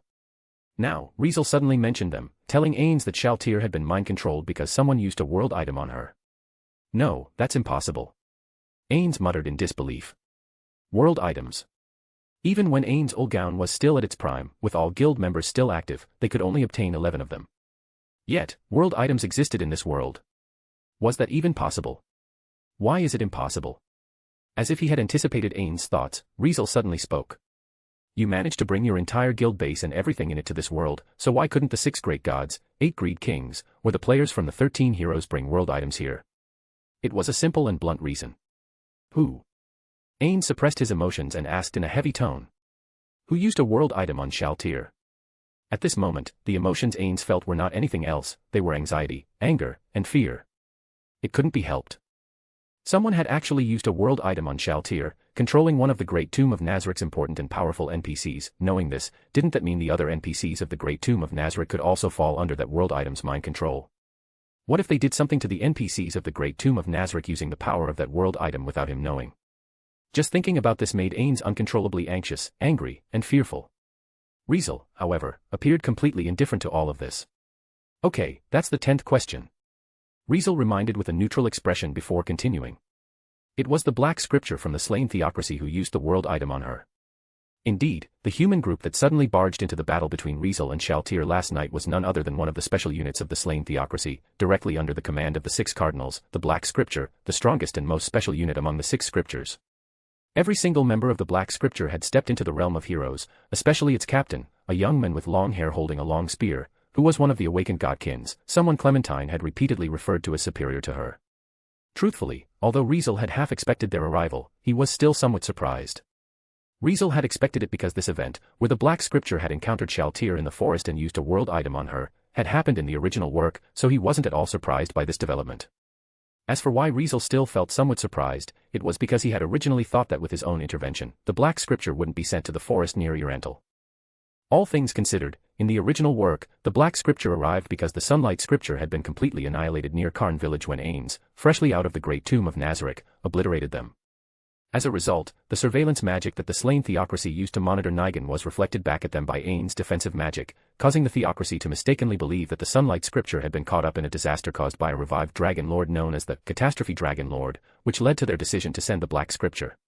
However, this time, it was clearly not Ains who obliterated the Sunlight Scripture, but Riezel. Given that Riezel didn't use any defensive magic to counter the slain theocracy's surveillance magic, this meant that, in theory, the theocracy should have discovered the truth. He was the one who had obliterated the Sunlight Scripture, not the so-called Catastrophe Dragon Lord. Such truth would have meant that the slain theocracy might seek revenge against Riezel, targeting him specifically. With this assumption, Riezel thought that the slain theocracy wouldn't directly send their strongest force, the Black Scripture, to hunt him. Even if they really came, they likely wouldn't bring the mind-controlling world item, since what they planned to confront was him, not the Catastrophe Dragon Lord. However, who could have known that, in the end, the event that happened in the original work still occurred? At this moment, Riezel didn't realize that, in the grand scheme of things, the situation was actually unfolding much the same as in the original work. Although it was indeed not Ains but Riezel who obliterated the Sunlight Scripture, the slain theocracy surveillance magic still ended up being countered, and surprisingly, the one who countered it was still Ains, just like in the original work. At that time, after Riezel made contact with Ains for the first time and sold information to him, Ains became suspicious that Riezel wasn't alone and that there might be others still lurking around. Because of this, just to be safe, Ains expanded the Great Tomb of Nazaric's defensive network by several levels, coincidentally bringing Karn village within the range of Nazaric's defense system. Thanks to this, the slain theocracy surveillance magic to monitor Nigan was countered, leading them to mistakenly believe that the Sunlight Scripture had been annihilated by the revived Catastrophe Dragon Lord, just like how it unfolded in the original work. As expected, the slain theocracy ended up sending the Black Scripture. Miraculously, everything fell into place, and the events returned to the path laid out in the original work. Unaware of all this, Riezel simply kept moving forward, explaining the slain theocracy to Ains. Eventually, Ains' mind was filled with a deep murderous intent. Slain theocracy. Needless to say, at this moment, Ains had developed a strong hatred for the slain theocracy. It was truly unavoidable. Just the fact that they had used a world item to mind control a floor guardian of the Great Tomb of Nazaric was enough to earn Ains absolute zero tolerance for them, perhaps even negative tolerance. Everything in the Great Tomb of Nazaric was the result of his past comrades' hard work, it was their legacy, especially the floor guardians, who had been carefully created and personally designed by them. In all honesty, to say they were the children of his past comrades wouldn't be an exaggeration. Now, knowing the children of his past comrades were being mind-controlled by someone else using a world item, that was something that had crossed his bottom line completely. Other than the 6 great gods, there shouldn't be anyone more powerful than players in the slain theocracy, right? Ains asked seriously. Why did Ains ask this? It was something obvious. As long as he confirmed that the slain theocracy wasn't a major threat, he wouldn't hesitate to send the entire Great Tomb of Nazaric to annihilate it. Upon hearing Ains' question, Riezel squinted his eyes slightly and stared at Ains for a moment before replying indifferently. As far as I know, the slain theocracy has 3 people who are descendants of the 6 great gods, known as godkins, and their strength far exceeds that of the natives of this world, almost on par with players. Among those three, the strongest one holds the title of certain death and is the current holder of the extra seat in the Black Scripture. If she wears the equipment left behind by the 6 great gods, her strength should be enough to match you in your bare state. In other words, if Ains or the floor guardians of the Great Tomb of Nazareth were fully armed, certain death would definitely not be their match. Understanding this, the red glow in Ains' helmet intensified, glowing like flames. At the same moment, Riezel spoke again. Well, that's pretty much it. Certain death is probably the strongest in the slain theocracy right now, and as for whether the theocracy has other strong figures comparable to players, I'm not sure. Nonetheless, the 6 great gods clearly left a lot of stuff for the theocracy, and the world item they used to mind control your vampire is just one of them. Who knows if they have other world items? Riezel's words calmed Ains down. Indeed, even if the slain theocracy's power only reached that degree, it didn't mean they possessed only that level of power. World items alone were strong and powerful trump cards, ones that Ains himself had to be cautious about. It seems that dealing with the slain theocracy will require more careful consideration. Ains sighed inwardly. By the way, that's the 11th question. Riezel reminded with a faint smile. Do you have any more questions? As soon as Ains heard this, he began to hesitate. 11 questions meant he had to pay Riezel for detailed information on 1,100 magic spells and demonstrate their effects, or he would need to use items as payment. 1,100 magic spells no doubt far exceeded the range he could provide, so he would have to find another way to make up for the shortfall. Realizing this, Ains knew that he couldn't ask questions as freely as before anymore. In that case, let me ask one final question. Ains said solemnly. Why did the slain theocracy abandon Shaltir? Are they scheming something? Riezel had to admit that the answer to this question was, in a way, quite dull. Regardless, it was something that would put Ains at ease. Well, your vampire severely injured the world items user before she was controlled, causing the mind control to be incomplete. Now, your vampire is in a state where she can't tell friends from foes, so if anyone approaches or attacks her, she'll attack them in turn, which is why the Black Scripture had to retreat. As soon as Riezel finished saying this, he stood up. Okay, I have answered all your questions. I hope you can prepare the payment as soon as possible. Leaving these words behind, Riezel turned and calmly left the room. Ains watched Riezel leave, lost in thought, silent for a long time. Chapter 334, Payment. It turned out that, although Ains was no longer human, he still seemed to value the most basic sense of integrity. As night fell, Riezel received a message from Ains about his payment. Your payment is ready. Come and get it. Following this message, Ains provided the location of the meeting. It wasn't just any random spot, it was the vast grassland where they had first met, right near the borders of the Riezel's kingdom, the Baharuth Empire, and the slain theocracy, close to the Great Tomb of Nazareth. Apparently, Ains was still ridiculously cautious, thinking it safest to hand over the payment to Riezel near his own stronghold. Riezel naturally had no complaints about this, as, after receiving the message from Ains, he immediately used greater teleportation to leave Riezel and head straight for the grassland. It was around midnight when Riezel successfully arrived at the designated spot. Waiting there, as if he had been standing by for quite some time, was Ains, who had brought along several people whose true appearances were concealed by illusions. When Riezel arrived, they greeted him with a polite, though somewhat tense, formality. On Ains' side, stacks of treasure chests were piled high. Riezel cast a brief glance at the treasure chests before scanning the area around him for a moment and then turning to Ains. You really go all out with this whole setup every time we meet, huh? Don't you think it's a bit over the top? Riezel was, of course, referring to the hidden heteromorphs surrounding him, just like during their first encounter. In fact, it wasn't just their first meeting. Even during the daytime confrontation when Ains had sought him out in the Adventurers Guild, he had once again been encircled by these invisible heteromorphs. Because of this, when he stepped into the meeting room of the Adventurers Guild with Ains and Narberl, he hesitated slightly before walking in. Now, for the third time, he found himself subjected to the same overcautious and overprotective routine from Ains. Can't help it. When dealing with you, I can't feel at ease unless I've made all kinds of preparations and taken every precaution. Ains admitted honestly, quickly moving past the topic and gesturing toward the treasure chests. Anyway, these chests contain the items I've prepared to make up for any gaps in the magic I'll owe you later. You can look them over when you have time. As Ains spoke, he directed the people he had brought along to open the chests. In the next second, Riezel saw what was inside. Needless to say, the treasure chests were filled with all sorts of items. Some were stacked neatly with magic scrolls, others held sealing crystals, and a few contained wands and staves of varying lengths, though the quantity varied. Overall, it could be described as a dazzling display. Among these, magic scrolls made up the bulk, filling several treasure chests, while the wands and staves were the least numerous, not even filling a single chest. All of these items could be used to cast magic. As for sealing crystals, they required no further explanation. Similar to what Nigan had used before, they were single-use items that could store any magic from the 1st to 10th tier, and of course, each of these sealing crystals contained different types of magic. Magic scrolls also served a similar purpose to sealing crystals. They were crafted by melting gold onto parchments, drawing a magic circle on them, and then imbuing them with magic. Once used, while a magic scroll could cast the magic it had been imbued with, the power of the magic released from it was usually at its lowest, which made magic scrolls much cheaper than sealing crystals, as proven by how they were relatively common in this world. Wands, on the other hand, fell into a different type.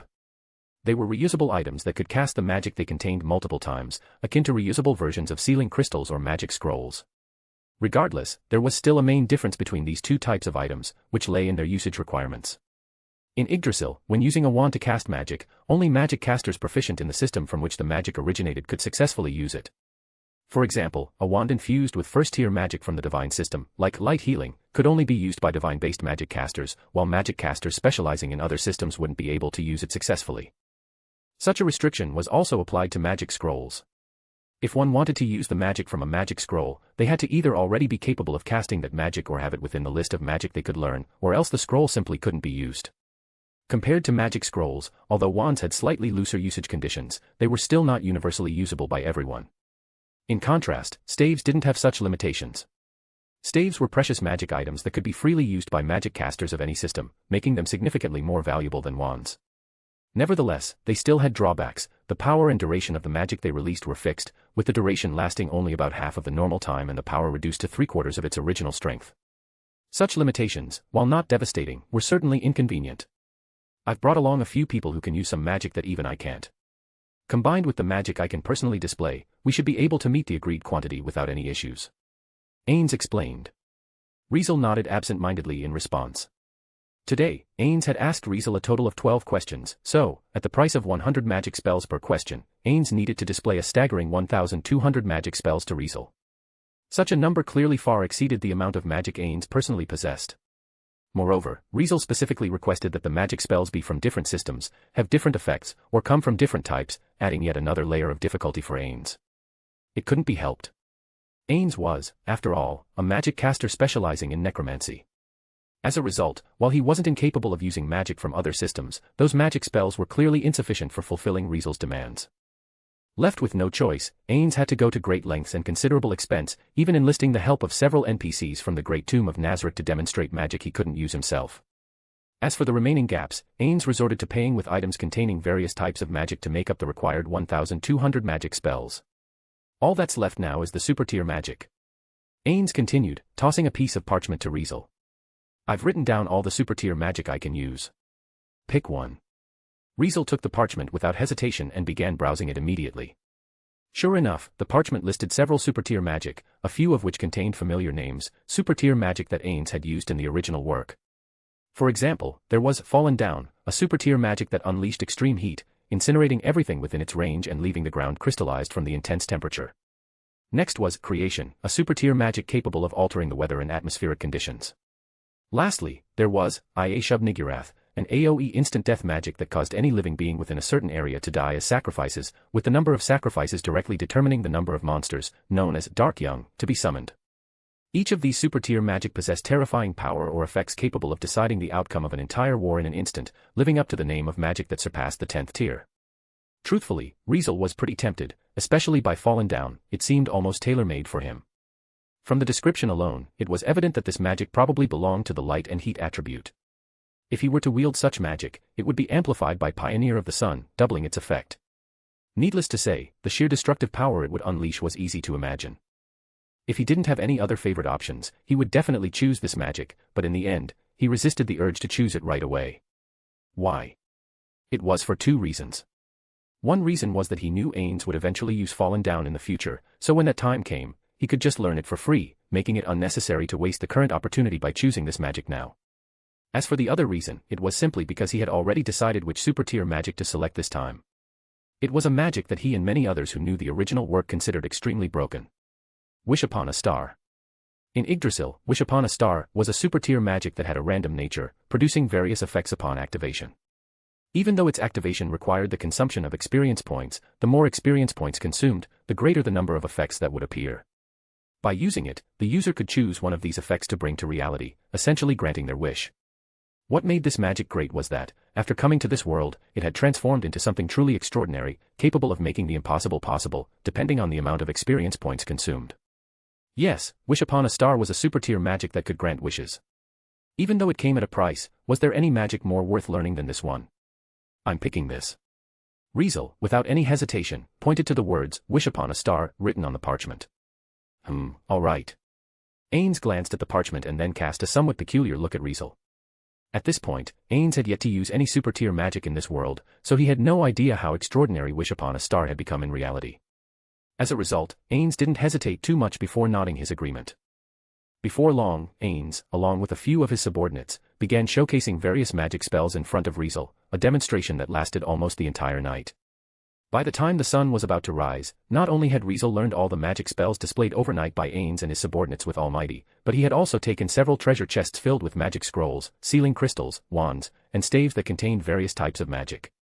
Since Riezel had obtained detailed information about the magic contained in these items from Ains, as soon as he used any of them, the magic within them would be learned by him as well. 1 super-tier magic and 1,200 magic spells from various tiers, all of them now belonged to Riezel. Clearly, Riezel had truly hit the jackpot this time. Oh, right. Before leaving, Riezel, seemingly having remembered something, turned to Ains.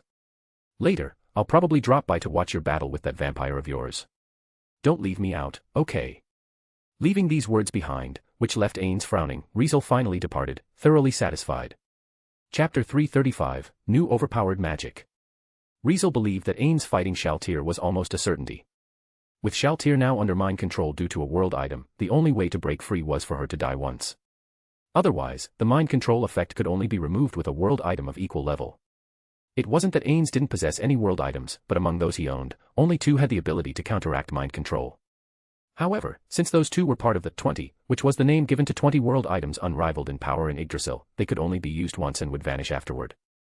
Needless to say, they were precious treasures meant to be reserved for life and death crises in the Great Tomb of Nazarick as an absolute last resort, so for this reason, forcing Shaltir to die once was a solution Ains had no choice but to consider.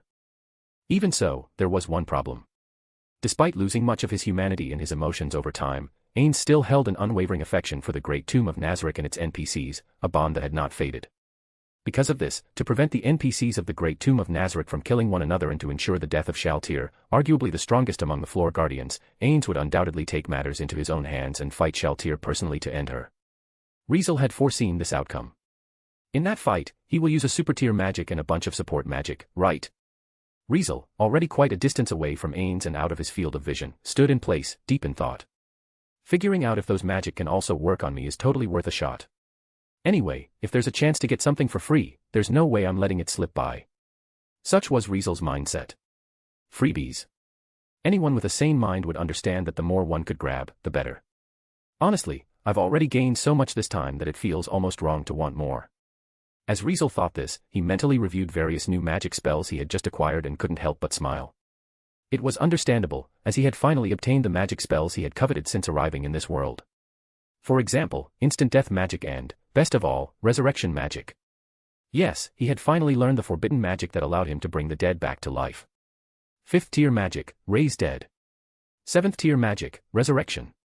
9th tier magic, true resurrection. From the lowest tier resurrection magic to the highest, Riezel had mastered several tiers of it. While it wasn't an exhaustive collection, he at least had these super useful magic spells in his arsenal now. With them, unless he chose not to intervene, it would be nearly impossible for someone to die in front of him. They were, after all, magic spells that touched upon the realm of the gods, and if taken to another world, they would undoubtedly instill fear and awe. Of course, using resurrection magic to revive the dead didn't come without a cost. In Yggdrasil, when using the lowest tier resurrection magic, raise dead, to revive the dead, the resurrected individual would lose a significant amount of experience points, which was equivalent to 5 levels.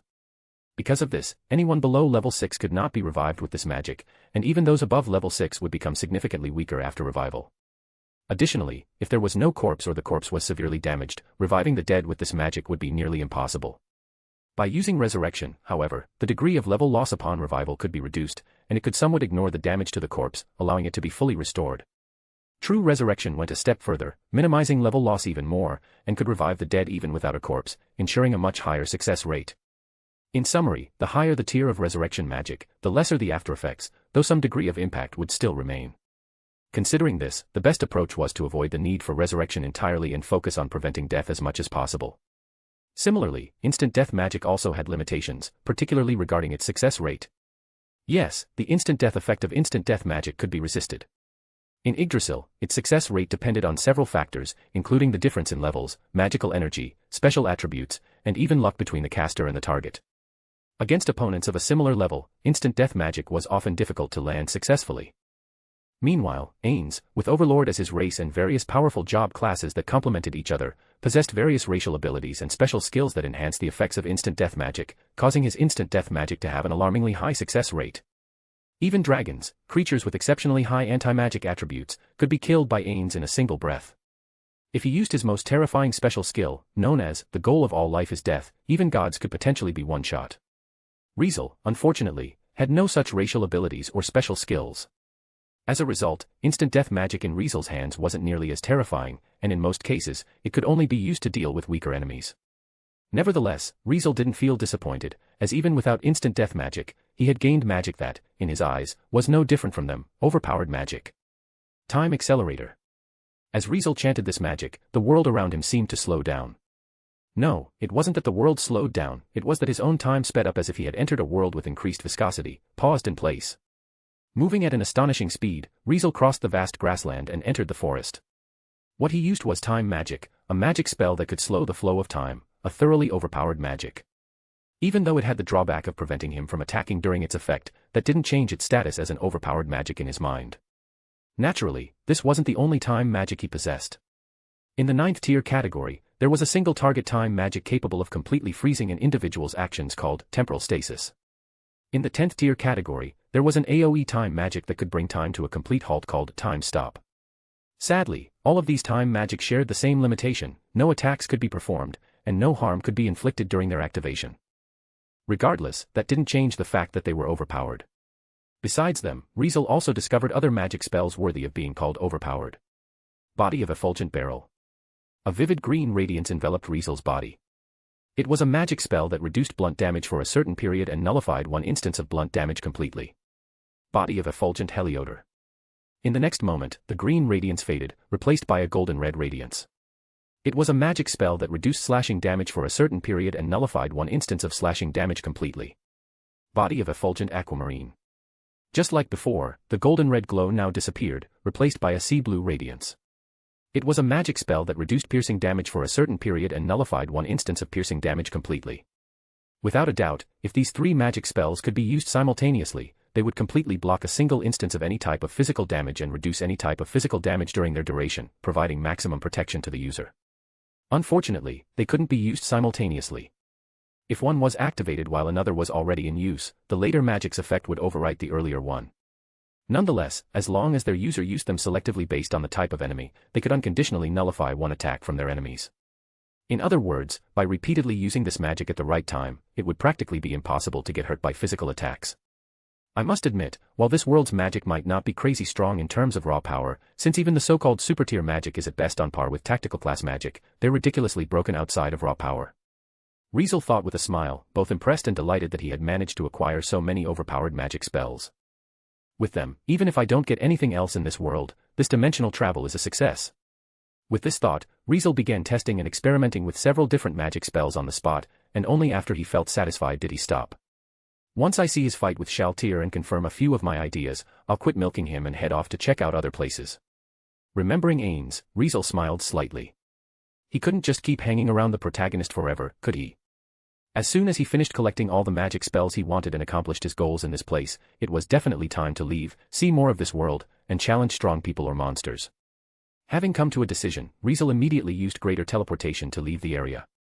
Not long after Riezel had departed, several figures suddenly appeared near his vanishing spot, scanning their surroundings briefly before quietly discussing among themselves. That human's gone already. He escaped again. It wasn't an escape.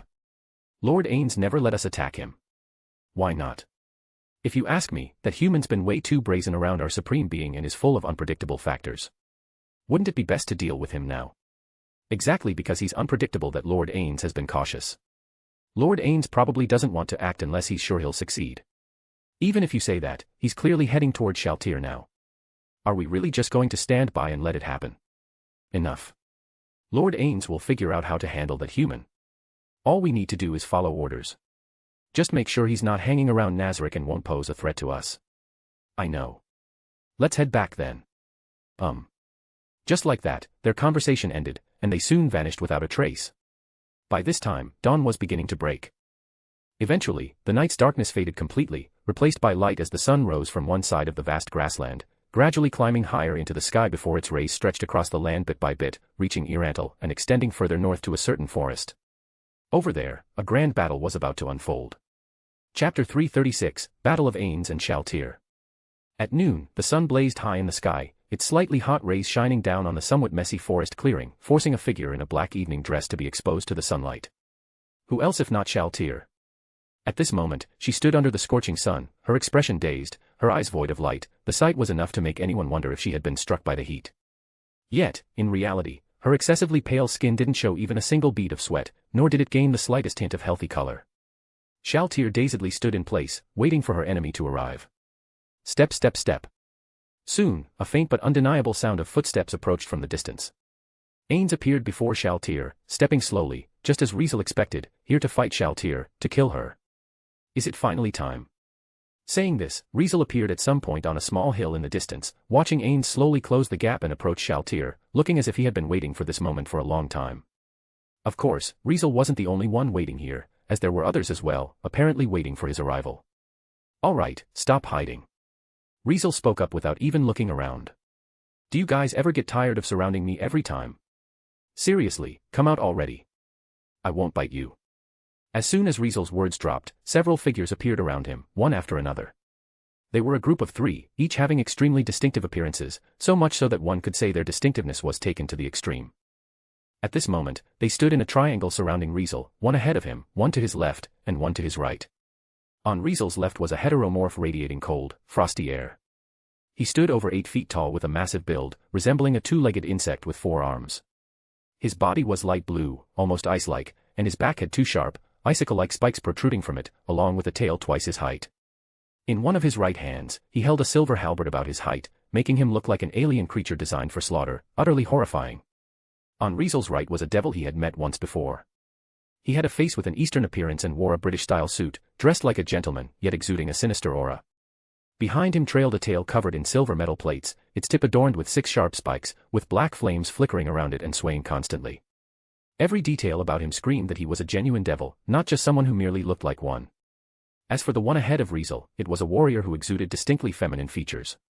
She wore full black metal armor, spiked and menacing, with 2 horns on the helmet, making her look like a demon. In her right hand was a large battle axe that gave off an ominous aura, indicating that, despite her femininity, she was probably more dangerous than the other 2. Now, these 3, none of whom looked like good beings, appeared before Riezel, staring intently at him, filling the air with an extremely fearful pressure. Despite bearing this intense pressure, however, Riezel's expression remained unchanged, which in itself gave off an even stranger vibe. Looks like your lord really thinks highly of me, huh? Riezel gazed at the humanoid insect, then at the devil gentleman, and finally at the axe-wielding female warrior. Great Tomb of Nazarick's 4th floor guardian, Cocytus. Great Tomb of Nazarick's 7th floor guardian, Demiurge. Great Tomb of Nazarick's guardian overseer, Albedo. Sending 3 guardians my way at once. You're really making me feel honored. Upon hearing Riezel's casual comment, which was completely at odds with the indifferent expression on his face, the 3 immediately released a murderous aura and hostility. Evidently, Riezel's arrival was met with the utmost disapproval. Riezel Brynhart.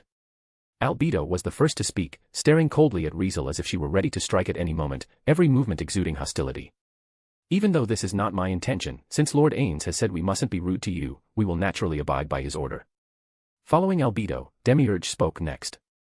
You may watch the battle, but for Lord Ains' safety, you can only remain here.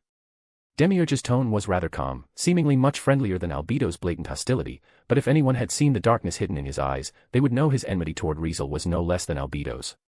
Finally, Cocytus spoke. From now on, you're not allowed to take another step forward. Thud. Exuding a chilling aura, Cocytus slammed his silver halberd heavily against the ground. Crackle. Instantly, the ground began to freeze, the cold spreading outward, and soon, the entire hill started to ice over. I see. Riezel glanced at the surroundings, now transformed into an iceberg, and smiled nonchalantly. You're here to keep an eye on me, huh? At this, the three said nothing, seemingly tacitly agreeing with Riezel's assessment. Seriously, always so paranoid. Riezel muttered lightly. Don't worry, I'm just here to watch your lord's battle and have no other intentions. I won't be doing anything like you're imagining. Let's hope so. Albedo slightly shifted her helmet. But personally, I kind of hope you do something. If that were the case, she would have a reason to act against Riezel. If you want. Riezel raised an eyebrow, glancing at Albedo. I can indulge you after watching this battle. What do you say? Wanna give it a try? In that CA. Albedo. Just as Albedo was about to respond, Demiurge interrupted her. Don't forget Lord Ain's order. Hearing this, Albedo fell silent for a moment, then clicked her tongue in frustration. Seeing this, Riezel immediately lost interest. Watch closely. It's about to begin. Riezel's words made Albedo and the other two automatically look in Ain's and Shaltir's direction. Over there, Ain's had already moved in front of Shaltir and begun to take action. Body of Effulgent Barrel.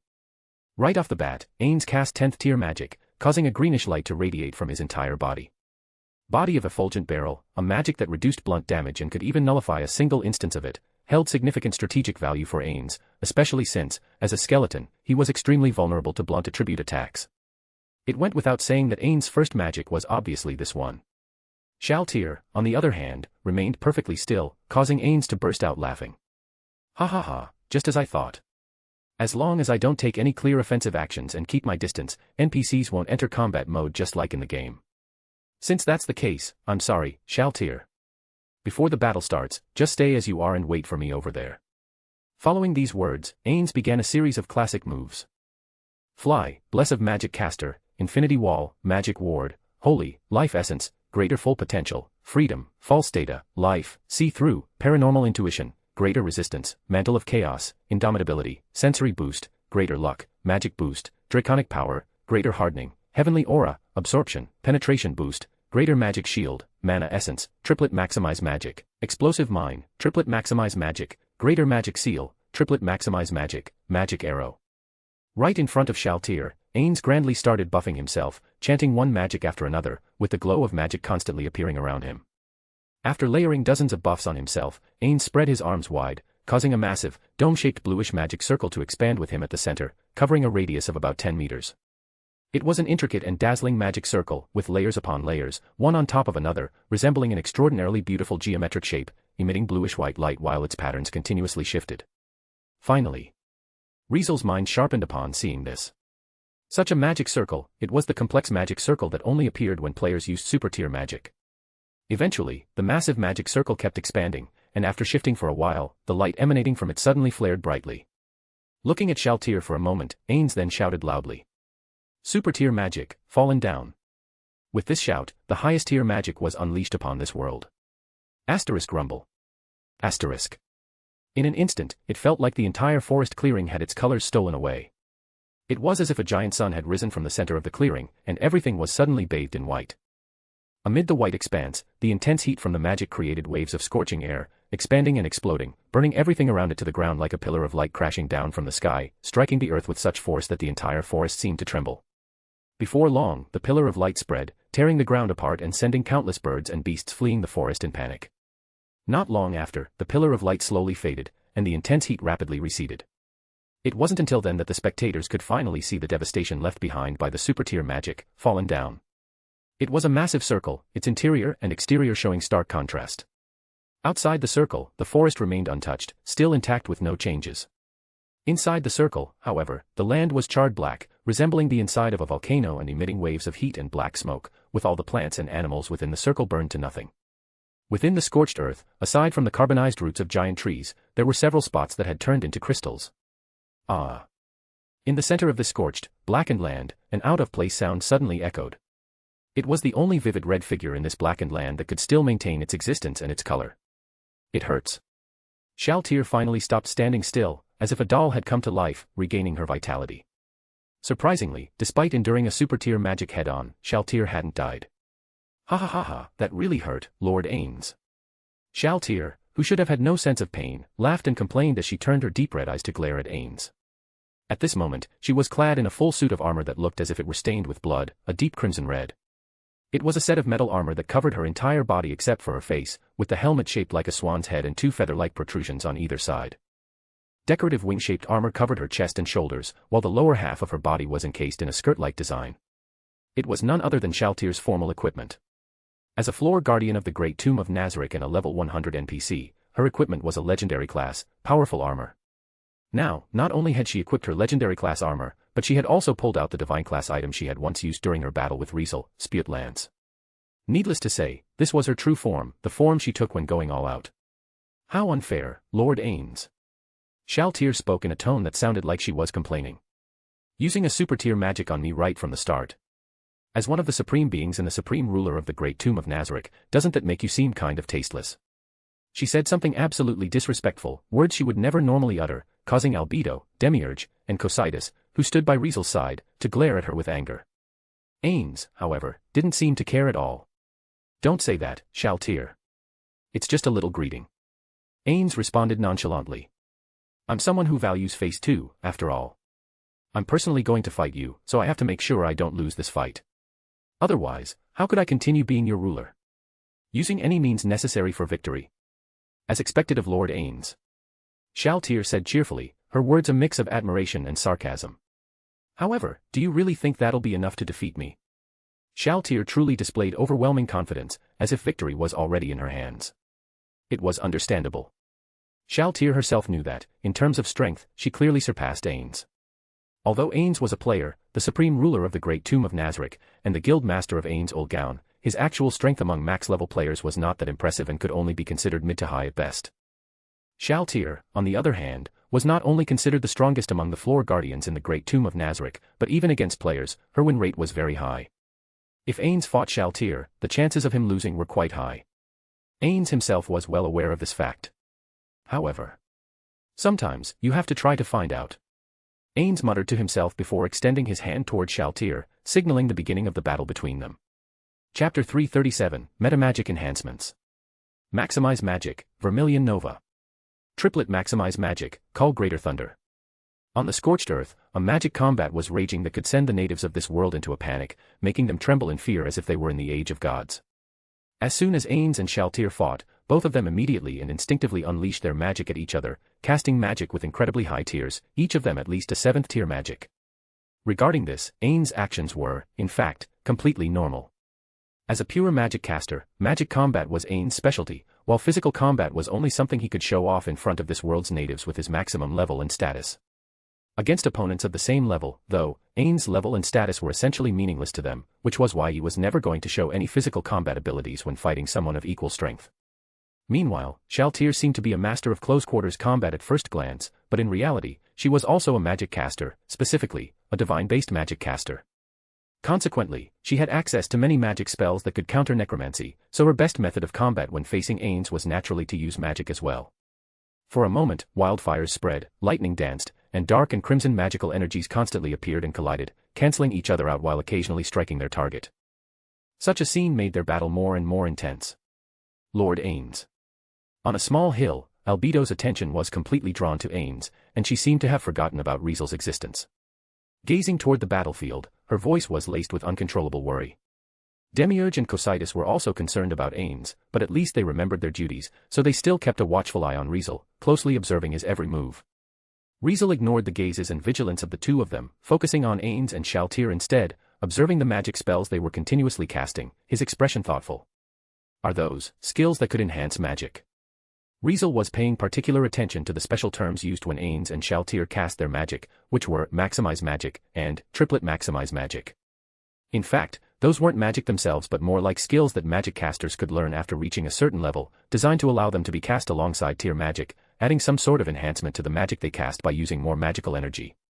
For example, Maximize Magic was an enhancement that made the fluctuating damage of the magic, also known as the RNG damage, reach its maximum potential. In game terms, when a magic spell's damage was set randomly from 10 to 30, using this enhancement would guarantee the maximum damage output, which was 30. Another example, Triplet Maximize Magic, allowed a magic spell to be cast 3 times at once, turning one magic spell into 3 with the added enhancement from Maximize Magic. In Yggdrasil, these enhancements were called metamagic enhancements, and each of these enhancements could be stacked.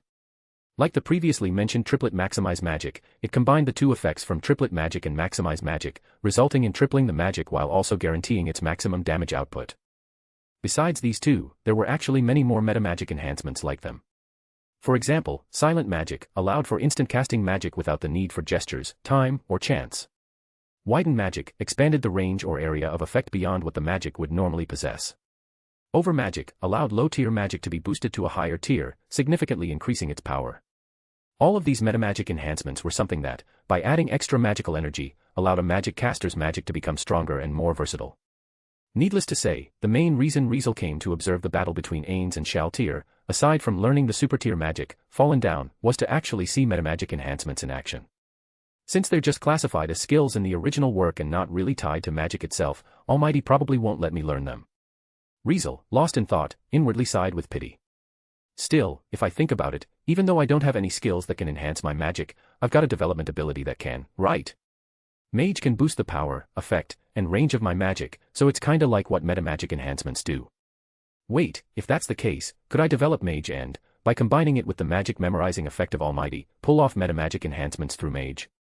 Since I already have Mage, which is basically like metamagic enhancements, doesn't that mean I've kinda learned it already? If that's the case, could I use Almighty to copy the effects of metamagic enhancements? Riezel's idea was basically like the blacksmiths in the world of Danmachi who had learned blacksmith as their development ability.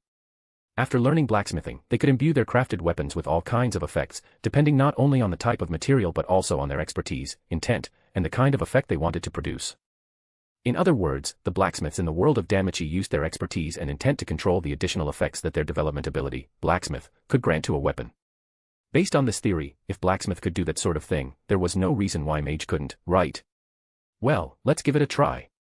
Riezel immediately acted, reaching out toward a tree nearby before a magic circle suddenly appeared in front of his hand. What are you doing? What? Hey! Riezel's actions instantly triggered an overreaction from Albedo, Cocytus, and Demiurge, who thought that Riezel was finally about to attack. In the next instant, Albedo raised her battle axe, Cocytus began radiating cold air from his body, and Demiurge's face puffed up, turning into a frog-like form as they all assumed an offensive stance. Yet, Riezel paid them no mind and focused solely on his own idea, casting a magic spell. Twin magic, magic arrow. As soon as these words resounded, two sparkling arrows shot out from Riezel's magic circle and hit the nearby tree. Bang. Bang. Two muffled sounds echoed as both sparkling arrows struck the tree, leaving two holes in it. Seeing this, Riezel's eyes lit up. It works. Indeed, it did work. When Riezel cast Magic Arrow, he hadn't intentionally increased its number to 2 but had meant to release just 1. In other words, only one Magic Arrow should have appeared, but instead of 1, 2 had been created. Clearly, this meant that Riezel had cast Magic Arrow twice at the same time, having the same effect as one of the metamagic enhancements, Twin Magic. Needless to say, Riezel's idea had worked, and it had gone much smoother and easier than he had expected. Another huge gain. Riezel put down his hand, feeling pleased. It was clear that the success of this experiment would have an even greater impact on his magical ability. After just a little practice, he would be able to use any metamagic enhancements with ease, and at that point, the power, effects, and variations of all his magic would be multiplied several times over, making the improvement enormous. Once I get the hang of it, my magical ability might even surpass my swordsmanship. Riezel thought with a somewhat amused feeling. Of course, on the outside, he appeared calm and indifferent, not even bothering to pay attention to Albedo, Demiurge, and Cocytus next to him, who were baring their teeth in a clear display of hostility. In the next moment, Riezel simply turned around as if ready to leave without saying a word. "Where do you think you're going, Riezel Brynhart?" Demiurge, standing behind Riezel, immediately questioned in a heavy tone. At this moment, Demiurge no longer looked like a gentleman but resembled a humanoid frog with damp, membranous wings spread out behind him. As for Cocytus, he not only lifted his silver halberd but also held several other weapons in his remaining hands, ready for combat. Albedo's battle axe even began to emit a black aura, an ominous energy signaling to Riezel that this weapon was the greatest threat to him now. Riezel glanced at Albedo's battle axe for a second, then casually tossed out a remark. "You won't let me get close, fine, but are you seriously not going to let me leave?" Riezel's remark made Albedo and the other two glance at each other. "Leave? Aren't you here to watch the battle?" Albedo asked coldly. At this question, Riezel's response was simple and straightforward. "I'm done watching." "Huh?" Albedo was stunned. "Yeah, I'm done." Riezel continued with a faint smile. I've seen what I wanted to see, gotten what I wanted, so this battle is pretty much over for me. Upon hearing such an absurd reason, Albedo and Demiurge frowned, staring straight into Riezel's eyes as if trying to figure out what he was thinking. It was Cocytus who suddenly spoke up. Lord Ains and Shaltir haven't decided the outcome yet. Don't you want to see the end? Hearing this question, Riezel smiled, a smile with some meaning behind it. What's the point in watching an outcome I already know? Indeed, the outcome of this battle was inevitable, unshakable. Maybe the Floor Guardians, or even everyone in the Great Tomb of Nazarick, thought Ains didn't have much of a chance against Shaltir, who was practically the strongest Floor Guardian. However, what did they know? How could they know how much real money a game-obsessed otaku like Ains would spend on the game he liked?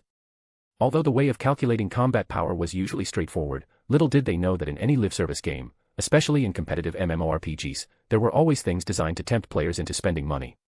In games like this, one thing was certain, only players who spent the most money would always be at the top.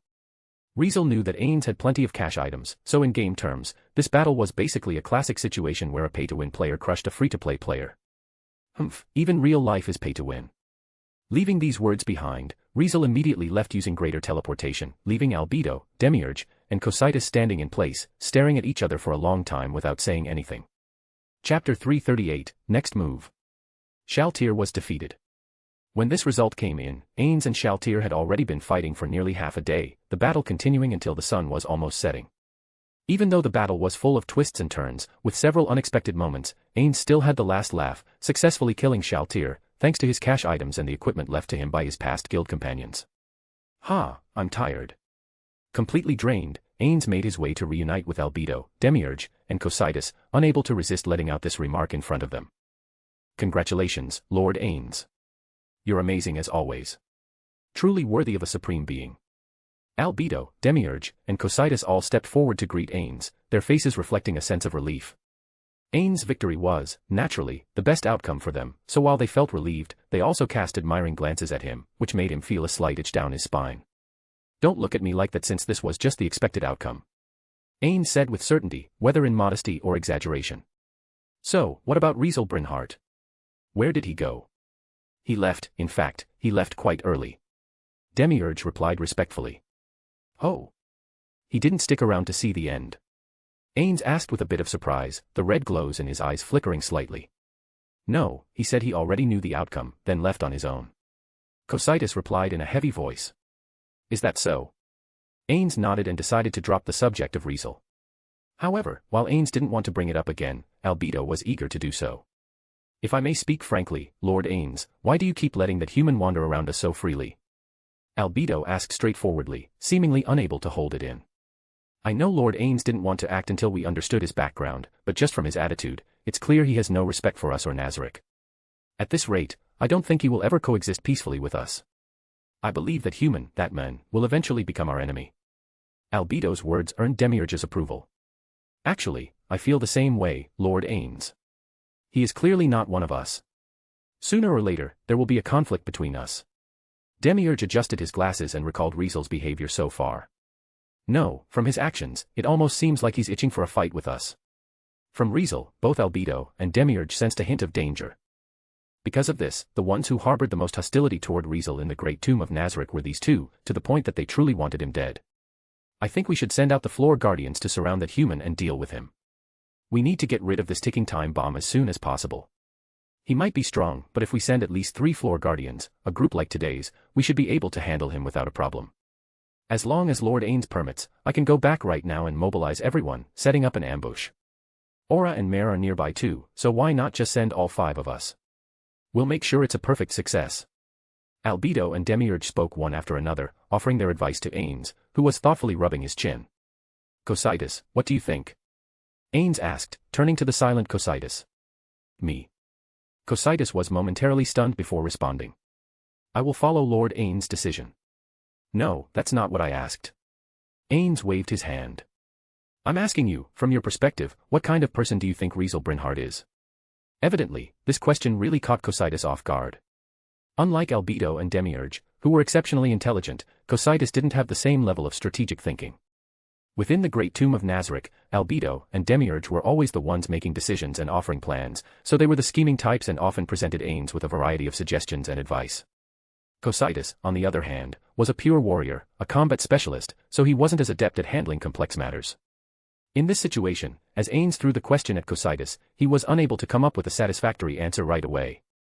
In the end, Cocytus could only reply from his own perspective. I don't know if the human will harm Nazarick, but I do agree with the statement that he is dangerous. Cocytus said in a heavy voice. I can feel it, he is strong, incredibly strong. Even though he somehow sealed off his aura, my instincts are still shouting at me not to approach him. I see. Ains muttered after a brief silence before asking another question. You think so highly of him? It's just a feeling, but I trust it. Cocytus replied truthfully. Ains nodded, thought for a moment, and then made his decision. For now, let's stick with the original plan. It's better not to move against Riezel Brynhard for now. Upon hearing this, Albedo and Demiurge looked like they wanted to say something but were stopped by Ains. I understand your concerns, and I'm glad to see you're thinking ahead, but right now, we don't know enough about him. Acting rashly might trigger some unnecessary chain reactions. Not to mention, in PvP, the most important factor is always information, meaning the side with better information has a higher chance of winning. Just consider the fact that he knows so many secrets about this world and, strangely, about us. We have no idea whether he has a large organization supporting him from behind, providing him with information. If we act rashly against him, it could very well bring out unknown forces in this world, and that might put Nazarick in a vulnerable position. Ains explained his thoughts to everyone. Now is not the time to take action against him, understand? Ains' words left everyone silent for a moment before they reluctantly nodded in agreement, especially Albedo and Demiurge, who knew they couldn't make a move on Riezel yet and had visible dissatisfaction on their faces. How about this? Seeing their dissatisfied expressions, Ains' tone shifted as he spoke again. Albedo, Demiurge, when you return, start putting together a special unit and send them out to gather information on Riezel Brynhard. We can't monitor him directly since his senses are too sharp, and it wouldn't be a good idea to send someone to provoke him, but we can investigate him from other angles. Maybe we'll get some unexpected results, finding clues on how to deal with him. At that point, Ains didn't say more, but the meaning behind his words was clear to everyone present. Yes, Lord Ains. We'll start preparing immediately after we return. Albedo and Demiurge accepted Ains' order without hesitation, and the dissatisfaction on their faces faded a bit. Let's go, we're heading back. Ains turned around and then glanced at Albedo. Is the preparation for Shaltir's resurrection ready? Yes. Albedo immediately replied. All the necessary resources have been gathered and are now placed in the throne room. We can initiate the resurrection process at any time.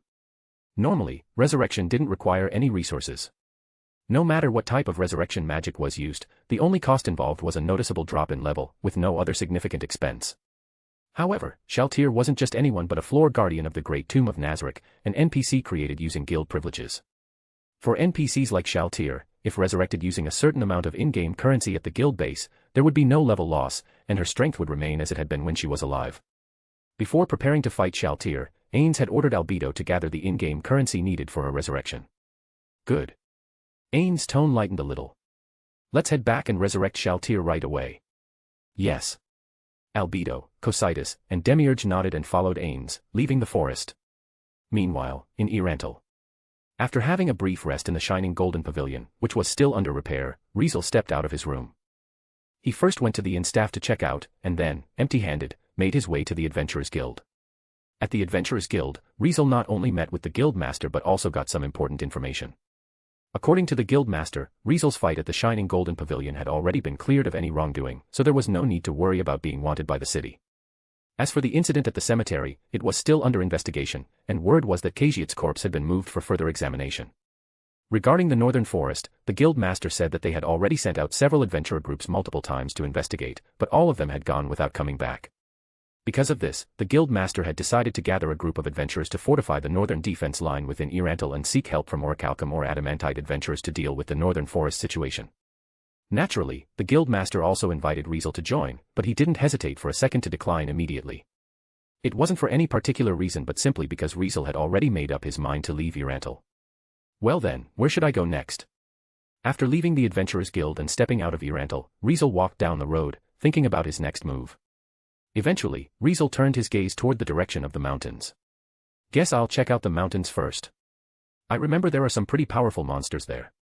Once I'm done with the mountains, maybe I could head over to the Baharuth Empire to have a look. As for the slain theocracy, might as well stop by there if I have the time. With his decision made, Riezel smiled and immediately cast magic. Fly. A ghostly blue magical energy glowed around Riezel's body, lifting him into the air and sending him off into the distance. Chapter 339, Riezel. Riezel. It was both the name of the Riezel kingdom and its royal capital, a name that had been in use since ancient times. As the capital of a kingdom with a population of 9 million, if one had to sum up the royal capital, Riezel, in one word, it would be ancient. By ancient, it didn't just mean the royal capital had existed for a long time with a rich history, but also that it was old and lifeless. In this royal capital, the buildings lining the streets were mostly worn down and simple, with no trace of novelty or splendor, and there was nothing particularly noteworthy in the scenery either, as plenty of places in it would only make one feel frustration and resentment. Many roads were also unpaved and muddy, showing a scene that shouldn't exist in the heart of a kingdom. Meanwhile, as the citizens walked along the roads, they packed shoulder to shoulder, silently weaving through the crowds and avoiding the main road. Apparently, they would rather stay in the crush of people than walk down the middle of the main road, simply because horse-drawn carriages often used it, and the people in those carriages were either nobles or high-ranking officials. It was only natural. If one blocked their way, it wasn't uncommon to be killed by the guards of those nobles or high-ranking officials. Such was Riezel, a capital city ruled by nobles and high officials, with poor security and little order, a place that hardly had anything worth longing for. When will this situation finally change? Saying these words was none other than the Riezel kingdom's warrior captain, a man known in neighboring countries as the strongest warrior, Riezel. At this moment, he walked down one of the roads of the royal capital, looking at the old, lifeless city and the oppressive street scenes, lost in thought. Perhaps it was because he was getting older, but recently he often found himself reflecting on things he had seen 1,000 times, noticing things he used to overlook, especially when it came to the kingdom's current situation. He had become increasingly worried. Among the 3 human countries, while the Riezel kingdom was not the smallest, it was by far the most problematic. Why? It was simply because the current kingdom was in a state where its collapse wouldn't be a surprise at all. Riezel wanted to change this, but he realized he didn't have the ability to do so. Certainly, he was strong, at least among the best in the kingdom, but in the end, he still came from a commoner's background.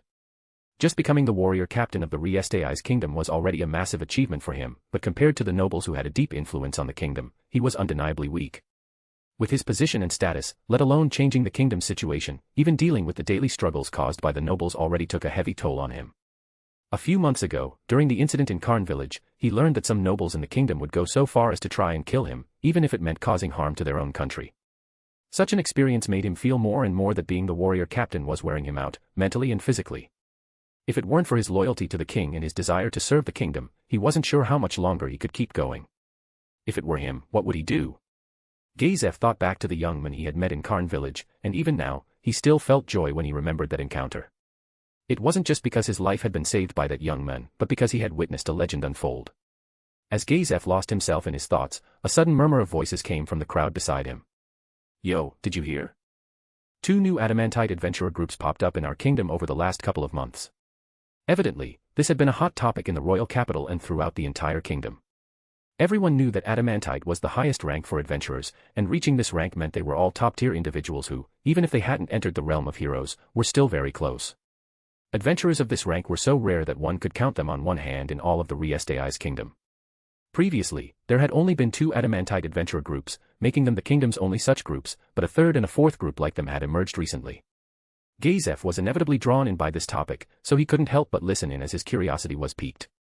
Meanwhile, even though the people discussing it weren't heavily armed and looked like they were on break, casually walking through the streets and chatting about this topic, they seemed to be adventurers themselves. Wait, there's a 3rd and 4th adamantite adventurer group in the kingdom now. So, you're telling me 2 new adamantite adventurer groups just showed up out of nowhere? Groups might be a stretch. I heard one's just 2 people and the other's just 1 dude. I mean, can we even call them groups? Hold up, you're saying they made it to adamantite with just that few people? Yeah, that's kinda impressive, not gonna lie. Do you think they're pulling some kinda trick? As the adventurers continued to chat, freely sharing their opinions, Riezel walked alongside them, listening. So, what exactly did they do? I'm not entirely sure, but I heard the 2-person group completed a ton of crazy hard quests over the last 2 months. Like, they wiped out goblin tribes that popped up out of nowhere in the great forest of Tob, then captured the wise king of the forest, who's been living in its depths for hundreds of years. And then, with the wise king's help, they gathered some insanely rare herbs, fought off a giant snake monster, and even took on an undead army from the Kars plains. After that, I heard they brought down a powerful vampire in the northern forest. Damn, that sounds insane. Yeah, no wonder they became adamantite. Seriously, for just two people to pull off stuff like that. They've gotta be the real deal. What's their group called? What's their color? Currently, aside from the two groups being talked about, the only adamantite adventurer groups in the Riezel's kingdom were Blue Roses and Red Drop, each having their own representative color. Blue Roses was cyan or blue. Red Drop was crimson or red. Apparently, this led to a trend in the Riezel's kingdom's adventurer circle, where adventurer groups started using colors as symbols for their groups, which was why these adventurers were talking about it like this. However, this trend clearly hadn't affected the two new groups mentioned. Forget about color, they haven't even picked a name for their group yet. Still, the two adamantite adventurers in that group already have their own titles. I think one is called Dark Hero Mammon, and the other is Beautiful Princess Nabe. So, their colors gotta be black then. Yeah, I guess you could say that. Hearing this, Gazef secretly took note of the two people mentioned in the conversation.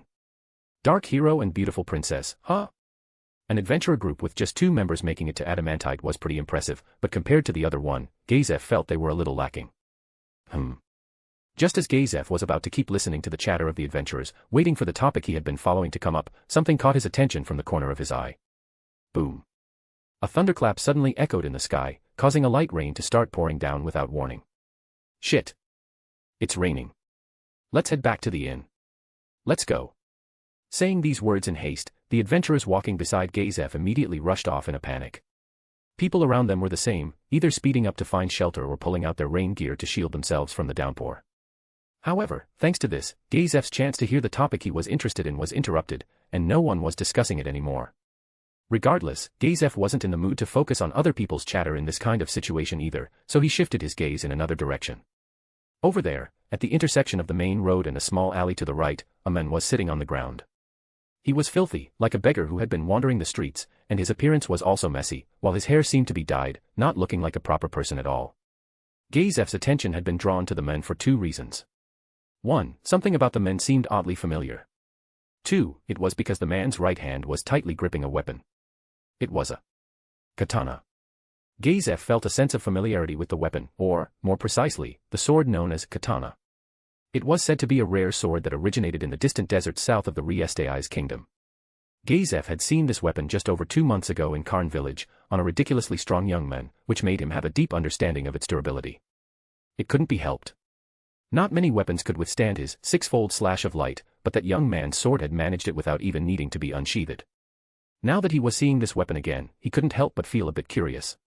Adding to the familiarity the man in front of him gave, Gazef, after a few moments of hesitation, walked over to him. Before long, Gazef stood right in front of the man. At the same time, the man seemed to sense something but responded sluggishly, slowly lifting his head to glance at Gazef. As the man looked up, Gazef could finally see his face clearly. In that instant, memory surged back like a raging wave. It's you. Gazef spoke with a dumbfounded expression, utterly stunned. Riezel's kingdom's border, Azerlija Mountains. On a snow-covered mountain, a young man casually walked through the blizzard without wearing any cold-resistant items, as if completely unbothered by it. He stepped forward against the wind, his step steady as though the fierce blizzard was nothing more than a gentle breeze, with not a single snowflake clinging to him. As he continued walking, he suddenly stopped. What's this? Seemingly sensing something, he reached into his chest and pulled out a piece of parchment. On the parchment, words appeared out of nowhere. Sir Brynhart, can you please come to Riezel's to meet me? I have a request. Gazef strun off. Staring at the words that had suddenly appeared, the young man, who was none other than Riezel, remained silent for a long while. All right. After a moment of silence, Riezel tucked the parchment away. Guess I'll go check it out. In the next moment, Riezel vanished into the blizzard, disappearing without a trace. Chapter 340, Gazef's Request. In Riezel's, the royal capital of the Riezel's kingdom, it looked as messy as ever whenever the rain was over. No matter how one looked at it, it wasn't a beautiful sight but instead resembled a muddy rural scene. Puddles filled the streets, and as carriages raced by, the wheels splashed water and mud everywhere, staining the walls of the buildings on both sides. Such a sight, no matter how one looked at it, was simply terrible. Gazef, concerned that it might rain again, had brought a raincoat before heading out. Even though he wore a raincoat, ironically, instead of keeping him dry from the rain, it shielded him from the splashing mud caused by the carriages, which made it feel like a joke. Unfortunately, he had things to do and someone to see today, so he didn't have time to dwell on any sadness or regrets. He quickly shook off any complicated thoughts in his mind and immediately headed in a clear direction. Soon enough, Gazef arrived in front of an inn. Located on the side of the main street, this was an inn specifically set up for adventurers. Not only did it have luxurious accommodations, stables, and a wide courtyard perfect for sword training, but the magnificent exterior made it easy to imagine that the interior would be just as splendidly decorated. Needless to say, this was the finest adventurer inn in the royal capital, a place for high-ranking adventurers who were confident in their abilities to afford the high lodging fees. Since Gazef rarely had anything to do with adventurers, he didn't come here often, and it could even be said that he had never come here before. But since he had to meet a great adventurer who had finally agreed to his impolite request, he had no other choice but to come. Gazef passed through the guard standing at the door, who gave him a look over, and stepped into the inn. As soon as he entered, he immediately saw a spacious hall that resembled some kind of restaurant, with all the furniture inside being high-end, definitely the kind of place that nobles who loved high society would enjoy visiting. However, for such a luxurious place, there were very few customers inside, with only a few tables occupied. All of the customers were dressed in high-quality equipment, with metal plates hanging from their necks that showed no signs of material below mithril, clearly indicating they were adventurers, and not just any adventurers, but at least mithril adventurers. Mithril adventurers, the highest rank possible in Riezel, were casually gathered in this inn, making it clear how powerful the adventurers here were. When Gazef arrived, all the adventurers in the restaurant immediately turned to look at him before making surprised expressions a moment later. "Hey, isn't that the warrior captain? Gazef Stronov. The strongest warrior? What's he doing here?" Muttering among themselves, the adventurers exchanged surprised looks, then turned their gazes onto Gazef with a fiery intensity. Gazef was used to such stares, the kind people gave when they were eager to challenge the so-called strongest warrior to make a name for themselves. Adventurers, whether low-ranking or high-ranking, all deeply yearned for fame and dreamed of their names echoing throughout the world.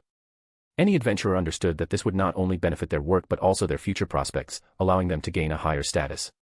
Once famous, people would seek them out, either to join their adventurer group or to assign them difficult, high-reward quests or commissions. Completing difficult, high-reward quests or commissions would naturally build their accomplishments and raise their adventurer rank. It was a positive cycle, a necessary competition. As a result, adventurers, without exception, all had a need for fame, and sometimes, in pursuit of good fame, they didn't mind doing things that bordered on danger.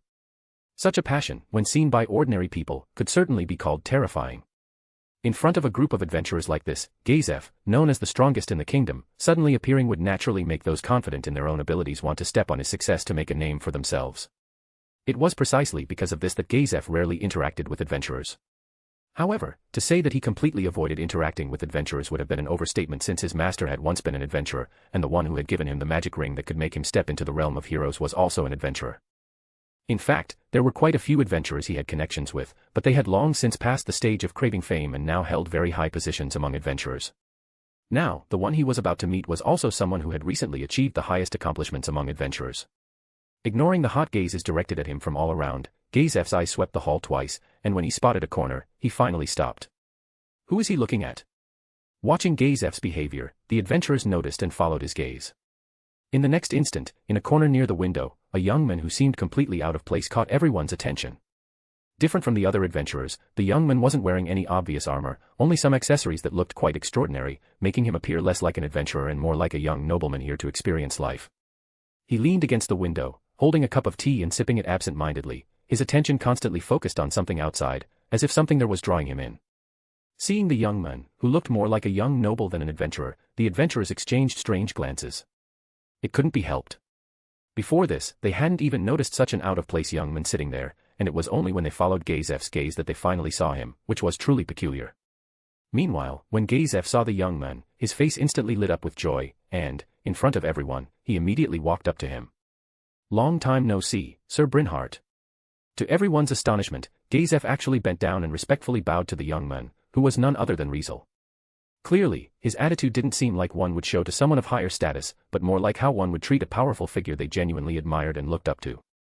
In fact, he was indeed greeting Riezel with that very feeling.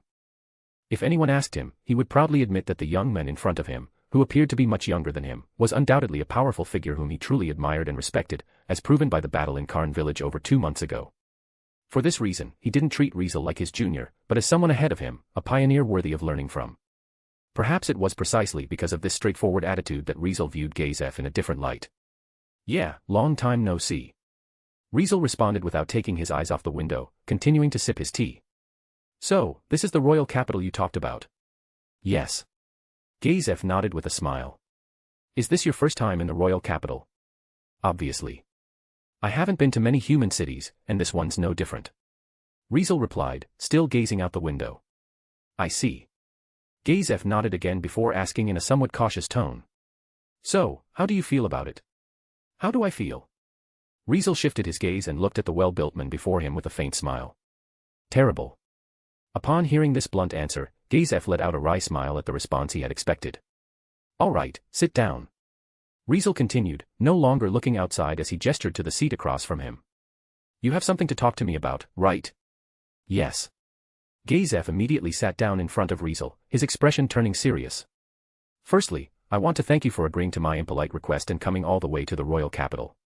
Shortly after saying this, Gazef bowed his head to Riezel. In truth, Gazef hadn't had much hope to begin with. When they parted ways back in Irantal, although he had given Riezel the communication magic item he had always carried with him, he had never expected much from it. In the first place, the magic item wasn't very effective, as there could be delays or errors when transmitting messages, and its success rate for communication was also highly unreliable. Because of this, he had no real confidence in being able to contact Riezel through it. Moreover, the reason he gave Riezel the communication magic item was so that Riezel could reach out to him if he was ever in need, as a way to repay the life-saving favor. Yet, it turned out that before Riezel ever needed anything, he had already caused another trouble for Riezel, which made him feel somewhat ashamed and guilty. Nah, don't worry about it. Riezel responded nonchalantly. You gave me that valuable ring, so I can offer a little after service once or twice. Thank you very much. Gazef nodded, understanding without needing to say more. So, what is it? Riezel asked, getting to the point. You wanted me to come to the royal capital, what do you want me to do? Upon hearing this question, Gazef didn't answer right away but thought carefully about his words, pondering for a while before finally speaking. I want you to help someone. At this unexpected reason, Riezel raised an eyebrow slightly. Help someone? Riezel asked with a puzzled expression. What? Is someone around you sick or something? You should send them to the temple, not ask for my help. Well, yes, he's sick, and it looks like it's pretty serious. Gazef sighed helplessly. But I believe this kind of illness, no one but you can cure it. Even if you say that, I'm not a priest. Riezel rolled his eyes but didn't outright deny it. What kind of illness does he have? He has a mental illness. Gazef replied seriously. If left untreated, he might even end his life, which is why I want you to meet him. As soon as Riezel heard this, his eyes narrowed. Who is he? Riezel, slowly realizing what this was about, asked a crucial question. Gazef, with a solemn expression, answered in a heavy tone. He's Brain Unglaus, a great warrior who once fought me to a draw at the kingdom's tournament, someone who is my equal. Chapter 341, Blue Roses. It's really him. When Riezel heard Brain Unglaus from Gazef's mouth, this was the first thought that came to his mind. However, the second thought that followed was a bit rude. Did he get depressed and become a pussy like in the original work? If a thought like this got out, wouldn't any man with some pride want to fight Riezel to the death? Even so, what could he do? Anyone who knew the original work couldn't help but think that way, since, logically speaking, Brain shouldn't have been facing that situation again. What happened to him? Curious about Brain's current situation, Riezel asked Gazef, but unfortunately, Gazef himself seemed just as unsure. Honestly, I'm wondering the same thing about what happened to him. Gazef spoke with a helpless expression. In my memory, he was someone who was incredibly confident in his own abilities. Even though he lost to me in the kingdom's tournament back then, I didn't see any discouragement in him. All I saw was a strong resolve to defeat me. Back then, I was very clear that this man hadn't given up, and he would come back sooner or later, re-challenging me. In truth, Gazef was more than willing to face Brain again. It was only natural since Gazef also saw Brain as a worthy rival, someone he respected as an opponent, so he was eager for another match. Recently, I ran into him on the street. Gazef continued with a very complicated expression. When I saw him then, he was completely different from the man I remembered. If the old him had always struck me as a genius swordsman, then now he feels more like a deserter from the battlefield. He's lost all his will to fight, all his spirit, and he can barely even hold his sword. Such a fact made Gazef's mood even more complicated. It couldn't be helped. To see someone he regarded as a worthy opponent, someone he considered a rival, suddenly fall into such a state was almost surreal. I asked him what had happened, and all he said to me was one thing. Gazef looked up, meeting Riezel's eyes. He said, I saw monsters. It was truly an intriguing statement. Okay, I get the general idea. Riezel nodded thoughtfully. Still, why did you end up asking for my help? It was clear that Brain had lost his spirit and confidence as a swordsman, which had led him to his current state, so Gazef wasn't wrong. he was indeed dealing with a mental illness, something even priests couldn't heal. Only, Riezel was genuinely curious about why Gazef had come to him to deal with this kind of problem. At Riezel's question, Gazef answered seriously. Even though I don't know what happened to him, if nothing unexpected occurred, he must have encountered enemies that humans cannot defeat. Maybe they were monsters, powerful demi-humans, or even the legendary dragons. Regardless, in his words and actions, there's nothing but sadness for humanity's existence and a realization of the weakness of our race. He stopped believing in the potential and power of the human race. That's why I think, to awaken the spirit he's lost, we need to show him that there are truly powerful individuals among humans. When Gazef gradually understood Brain's condition, he immediately thought of Riezel. No choice. He had met many powerful people in his life, including some who had truly entered the realm of heroes, but if he had to choose the strongest in his mind, the only name that came to his thoughts was Riezel Brynhart. If it's you, you'll definitely knock some sense into him, make him realize the potential humans have. Gazef continued, gazing intently at Riezel. Needless to say, for this reason, after much hesitation, Gazef decided to contact Riezel and ask for his help. I know this is a one-sided request, but... Gazef suddenly stood up and bowed deeply to Riezel. Could you please help that man? Upon hearing this, Riezel stared at Gazef, remaining silent for a long time. Gazef didn't rush Riezel, patiently holding his bowing posture, waiting for Riezel's response. Time passed slowly, and soon the adventurers in the inn began murmuring among themselves. Just as Riezel opened his mouth to respond, a voice suddenly interrupted. Lord Stronov. A voice, tinged with surprise, suddenly rang out, reaching both Riezel's and Gazef's ears. Riezel immediately closed his mouth and halted his intention to speak. Gazef froze for a moment, instinctively straightening up and turning toward the source of the voice. In the next second, a familiar face appeared in his view. It was a young man, somewhere between a boy and a young adult, around the same age as Riezel. He had blue eyes and thick eyebrows, his skin darkened from the sun, and his golden hair cut short, likely for practical reasons, giving off an impression of someone who valued function over aesthetics. Climb. Gazef called out in surprise. What are you doing here? Before the young man named Climb could answer, however, someone standing behind him, exuding an overwhelming presence, spoke first. He's here looking for us. It was a rather rough voice, but the owner of it was actually a woman. Even though her appearance might make one seriously question her true gender, she was undeniably a biological woman. It really couldn't be helped if someone misunderstood. Not only was her body incredibly muscular, clearly filled with strength, with large arms that made one think of thick logs, but her head was also square-shaped, like a carnivorous beast, intimidating to look at. Next to the muscular woman stood someone who formed a stark contrast, a smaller figure, almost like a little girl. She was dressed in a crimson robe that covered her whole body, and her face was hidden behind an odd mask adorned with a crimson jewel on the forehead, making it impossible to see her features. One had a shocking body, and the other wore strange attire. These two women stood behind Climb. Upon seeing them, Riezel didn't react much, but Gazef wore a very surprised expression. Lady Gagarin, Lady Evil Eye. Gagarin. Evil Eye. While these names might be unfamiliar to regular people, and they might not even recognize them, if another name were mentioned, it would be well known to everyone. Ah, to see two members of Blue Roses here today, I must be lucky. Gazef added with a smile. Indeed, the two women before them were members of Blue Roses, one of the original two adamantite adventurer groups in the Riezel's kingdom.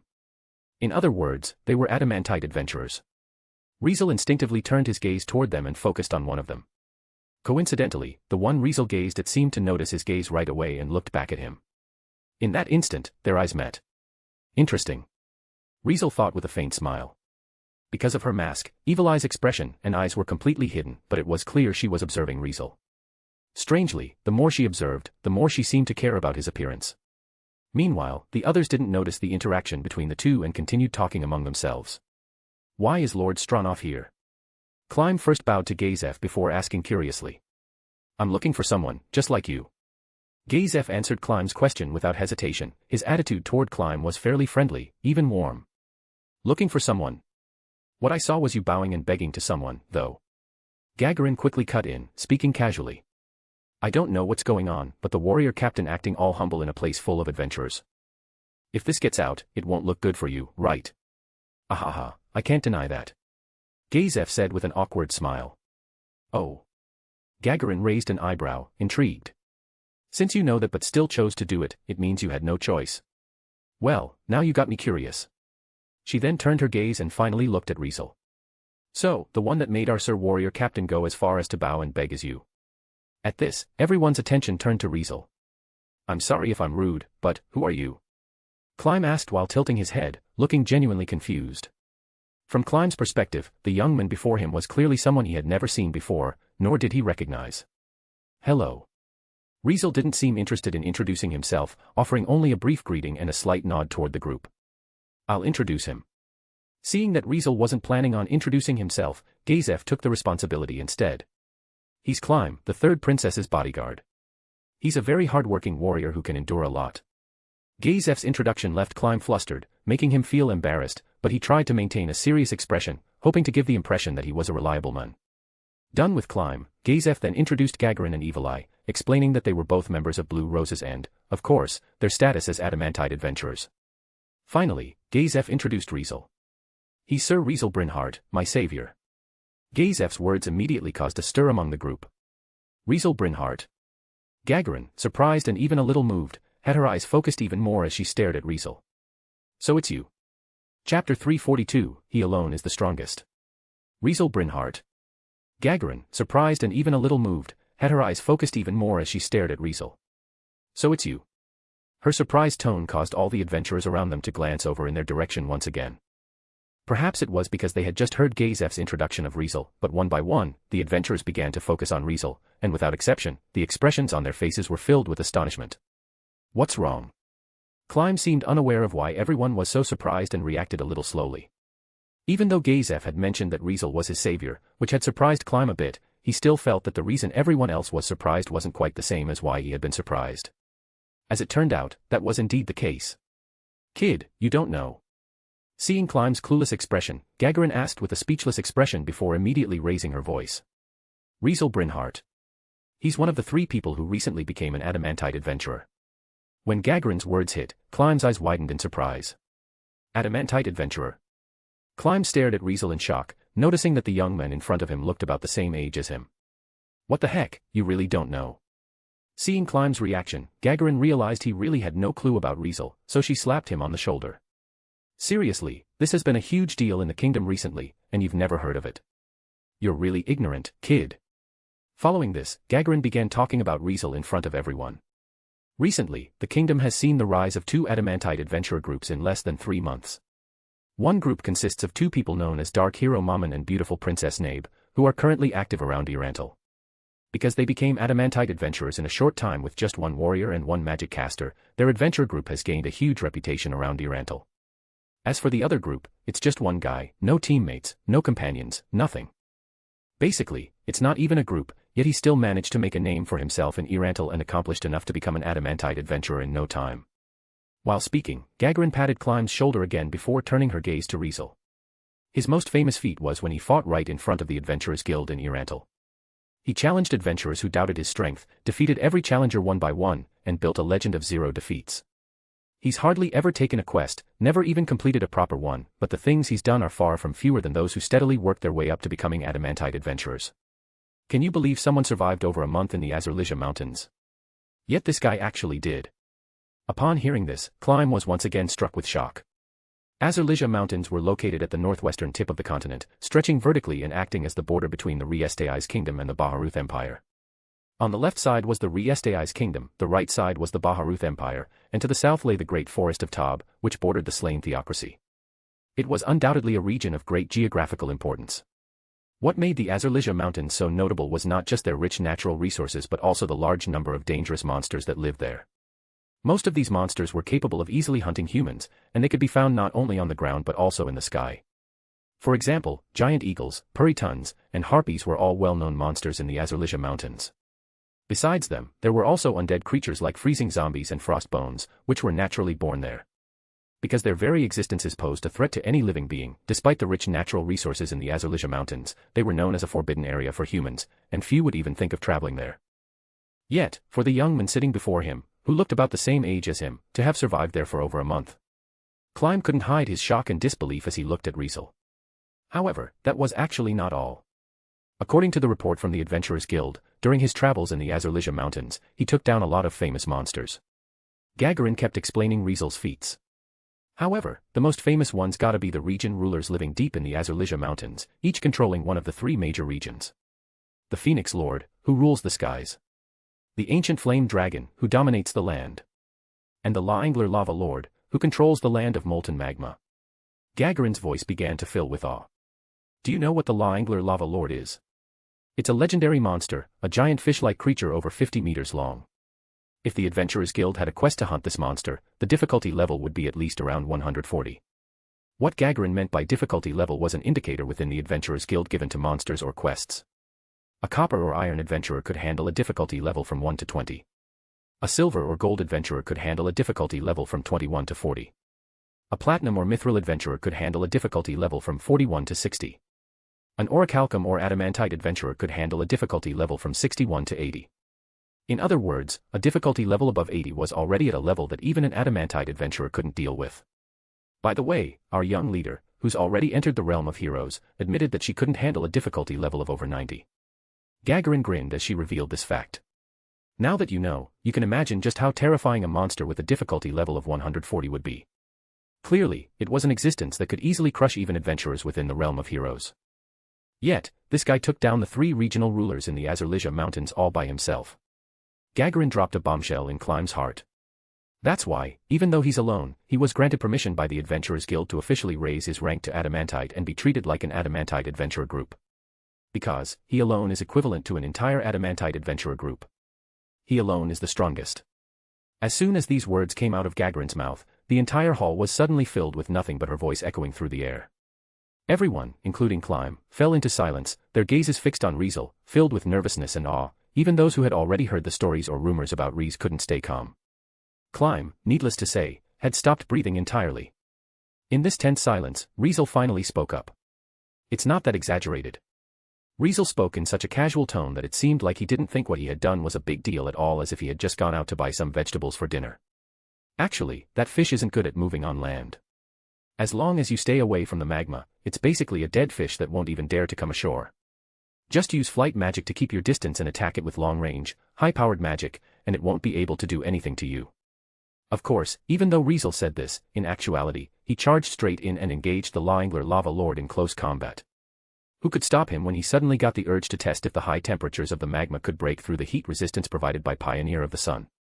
As it turned out, even though he jumped directly into the magma, he was able to endure for a while. It would have been difficult to sleep in there, but swimming in it wasn't as hard as he had imagined. Ultimately, the so-called Laengler Lava Lord, which was roughly equivalent to a level 46 monster in Yggdrasil, met its tragic end. However, since the others didn't know any of this, Riezel's casual tone as he explained made them exchange speechless looks for quite some time. As expected of you, Sir Brynhart. Gazef openly expressed his admiration, impressed by the feat Riezel had pulled off. Climb, on the other hand, was beginning to understand why Gazef treated Riezel with such respect. So, does that mean Lord Brynhart is stronger than? Climb didn't finish his words since he still had a hard time believing it, but Gazef seemed to read his thoughts and bluntly confirmed it. Yes, Sir Brynhart is stronger than me, and by quite a lot. When Climb heard this, he really couldn't describe the mix of emotions he felt. Gazef Stronov, the Riezel kingdom's warrior captain, known by neighboring countries as the strongest warrior, was undoubtedly a figure that many people looked up to. Countless warriors must have heard Gazef's name and worked hard day after day, year after year, dreaming of becoming like him. So many aspiring warriors must have taken him as their role model, dreaming that one day they would surpass him. Even Climb himself had always seen Gazef as a role model. Even though Climb knew it was a distant dream, he couldn't help but imagine that if he kept training hard enough, maybe someday he could become as strong as Gazef. Yet, when Gazef admitted that he wasn't as strong as someone of a similar age to Climb, Climb's emotions became even more complicated than he could express. If only I could be as strong as Lord Brynhart. Climb couldn't help but have this thought. Kid. Evil Eye, who had been silent until now, suddenly spoke up. Dreams and delusions are two different things. If you work hard with the wrong mindset, not only will you not get stronger, but you'll also bring about your own destruction. Such cold and stern words snapped Climb back to his senses. So sorry. Climb realized that everyone was looking at him, so he hurriedly bowed and apologized to them. Don't worry about it. Gazef patted Climb on the shoulder, signaling that the matter was settled. By the way, what were you guys talking about just now? Gagarin shifted the topic, bringing up the previous conversation. Gazef thought for a while before finally deciding to explain. Actually. Chapter 343, Brain Unglaus. Riezel, Gazef's home. As the warrior captain of the Riezel kingdom, Gazef's home was undoubtedly much smaller compared to the manors where the nobles lived. It was a house located outside the busy district, and rather than calling it a manor or a mansion, it was more like the house of an upper-middle-class citizen. "Oh, is this where you live, Stronov?" Gagarin looked at the house in front of her, feeling a little surprised, then turned to Gazev. "How should I put it? It's completely different from what I imagined." It went without saying that Gagarin had expected Gazev's house to be bigger and more luxurious, at the very least, not any less impressive than a noble's manor. "My house is just me and an elderly couple who help out, only 3 people in total. A place like that would be a waste for us." Gazev calmly shook his head. "I also can't get used to living in something too fancy, maybe because I'm originally from a commoner background. Well, a lot of nobles like to mock me for it. I think it's great here. It feels like home." Klein said seriously. Thanks." Gazev gave Klein a small smile before glancing at everyone. "By the way, I didn't expect everyone to come along. I should have asked the housekeepers to prepare something to welcome all of you." "Nah, no need. We're not here as guests, just here to stir things up." Gagarin waved her hand nonchalantly. "Still, I really can't believe it. Brain Unglaus actually lost his spirit and ended up being helped by his own opponent." "Miss Gagarin, have you met Lord Unglaus?" Klein asked curiously. "Well, I've seen him." Gagarin shrugged casually. "Don't let my appearance fool you, I was at the Kingdom's tournament too, you know. It's just that I got completely beaten down by Sir Warrior Captain." Gazev smiled wryly at the mention, but Gagarin didn't seem to care about his feelings as she sank into her memories and kept speaking. "I never spoke to Brain Unglaus, but I saw the tournament's final with my own eyes. I watched the duel between him and Stronov. At that time, Brain Unglaus was already an incredibly skilled swordsman, probably the only one in the tournament who could truly threaten Stronov. Even though it's not great to say it to your face, Stronov, I believe that in terms of talent as a swordsman, Brain Unglaus is ahead of you." Gagarin's statement made everyone turn to look at Gazev, who remained silent, not denying it. He obviously agreed that, in terms of pure talent, he couldn't compare to Brain. It was not without reason that Brain was known as a genius swordsman, as his talent had earned him widespread recognition. I remembered that even after losing to Stronov, that guy didn't show the slightest hint of discouragement or any sign of giving up, he just looked at Stronov with eyes full of intense fighting spirit. Gagarin continued, her face scrunched in a frown. "That's why it's so hard to believe that a guy like him has fallen now." Needless to say, this was the reason Gagarin had come along, clearly wanting to see with her own eyes what had become of Brain Unglaus. Evil Eye, on the other hand, seemed uninterested, just quietly following along without saying a word, and didn't seem to care at all about Brain's current condition. Instead, she seemed more focused on Riezel, watching his back intently, though it was unclear what she was thinking. As for Riezel, he ultimately agreed to Gazev's request to check on Brain's condition. He was simply curious if Brain's current condition was due to the same reason as in the original work, or if it was due to something else. "Let's just ask him directly. We'll know what happened then." Saying this, Riezel took the first step toward Gazev's house, leaving everyone behind. Glancing at each other, everyone then quickly followed suit, entering the house under Gazev's lead. Even though Gazev's house wasn't big, it still had a courtyard dedicated to his sword practice. It was small, with no flowers, plants, or trees, while in one corner, a few unsharpened swords for practice were neatly arranged, showing their usual purpose clearly. "Look, he's over there." Gazev led everyone into the courtyard and pointed toward the corner. Over there, a scruffy-looking man was holding a sword, huddled in the corner of the wall, staring blankly at the practice swords across from him, lost in thought. "Damn, he looks horrible." Gagarin made this comment as soon as she saw the man known as Brain Unglaus. Is that the genius swordsman who could go toe-to-toe with Lord Stronov, like in the rumors?" Klein asked incredulously. "Looks like he really ran into monsters." Evil Eye remarked, her brow furrowing slightly beneath her mask. Everyone immediately saw how helpless Brain had become, looking like a stray dog. It was impossible to connect him to the genius swordsman who had once fought Gazev to a standstill. Even Riezel, who knew the original work, seemed quite surprised by Brain's condition. "He looks even worse than he did in the original work." Riezel pondered, stroking his chin. "I'm curious, what did he go through?" In the next moment, Riezel glanced at Gazev, exchanging a knowing look. Understanding Riezel's meaning, Gazev immediately stepped forward, entering the courtyard with everyone following him from behind. Soon, Gazev, with everyone behind him, reached Brain's side. "You're still here, Unglaus." Gazev looked down at Brain, who was huddled in the corner of the wall, and spoke in a deep voice. "Didn't I tell you to sleep after you ate and bathed?" Gazev's question finally brought a slight reaction from Brain. "I can't sleep," Brain replied in a hoarse voice. "Every time I close my eyes, I can't help but remember everything I saw that day. It's like it's right in front of me. There's no way I can sleep." Surprisingly, his voice was not only hoarse but also weak, giving off the impression of a dying man leaving his final words. What the heck, is he really Brain Unglaus? Gagarin couldn't help but speak up, her voice filled with disbelief. Hearing her words, Brain turned his gaze toward her. Who are you? Despite seeing a huge, muscular female warrior in front of him, someone who could easily crush him, there was no sign of surprise on Brain's face, and his voice still carried no strength. I'm Gagarin. Gagarin snapped, clearly irritated. I'm a warrior from the Adamantite Adventurer Group, Blue Roses. Remember that, Brain Unglaus. Unfortunately, the only response she got from Brain was a sneer, as though he found it all amusing. Adamantite Adventurer. Heh. Brain mocked without thinking. I can't believe you can say something like that so confidently. What the fuck did you say? Gagarin's eyes practically shot fire, as if she had been insulted. Nothing, just giving you a bit of advice. Brain spoke weakly, truly looking like a dying man. Even the highest-ranked Adamantite Adventurer is, in the end, just a human, a weak, powerless human. You might have put in a lot of effort and trained hard to reach this level, but sadly, I gotta tell you, all of that is useless. As soon as you encounter a real monster, a real powerhouse, a human like you will be trampled no matter what.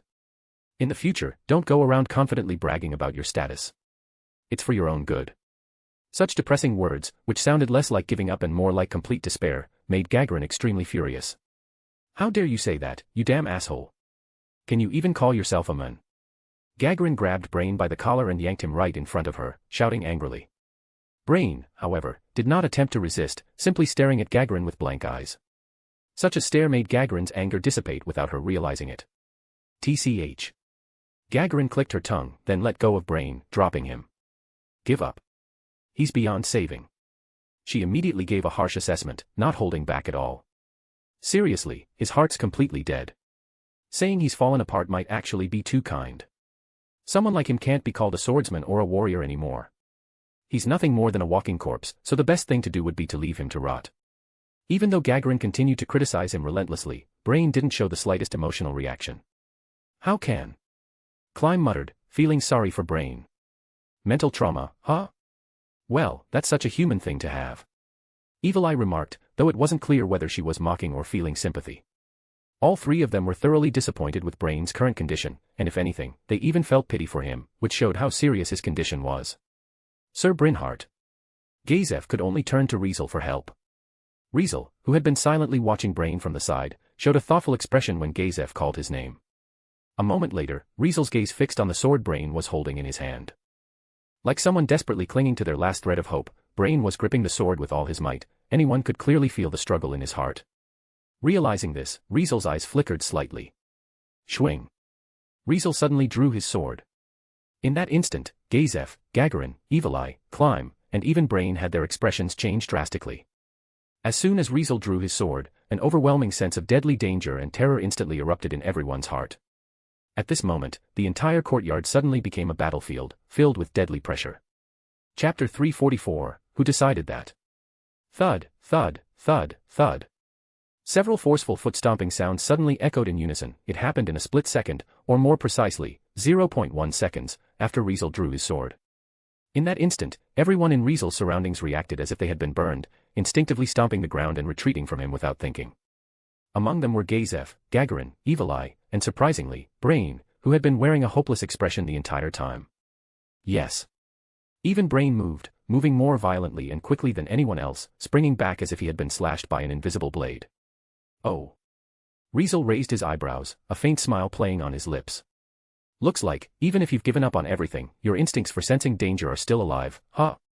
Such a remark, of course, was directed at Brain. Brain didn't respond and merely assumed a stance to draw his sword, his forehead drenched in cold sweat.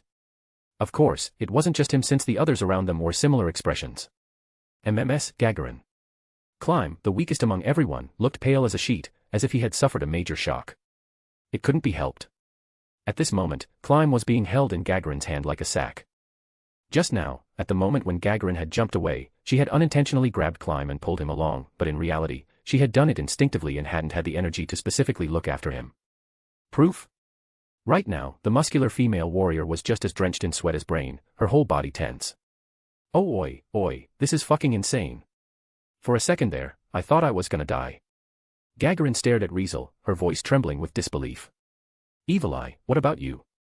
As Gagarin called out to Evil Eye, who wasn't far from her, her gaze stayed glued to Riezel, not daring to look away for even half a second. Not much different from you. Responding to Gagarin, Evil Eye's voice trembled strangely as if it were off-pitch. Nevertheless, one thing was sure, her voice carried equal parts unease, shock, and disbelief. Hell no. Even you feel that way. Gagarin spoke in disbelief, forcing a wry smile. Damn, this is ridiculous. I was hoping all those rumors about this guy were exaggerated, but now it seems they weren't just true, they might have actually underestimated him. But, is that even possible? He looks even younger than our boss. Could a human really reach this level of strength at his age?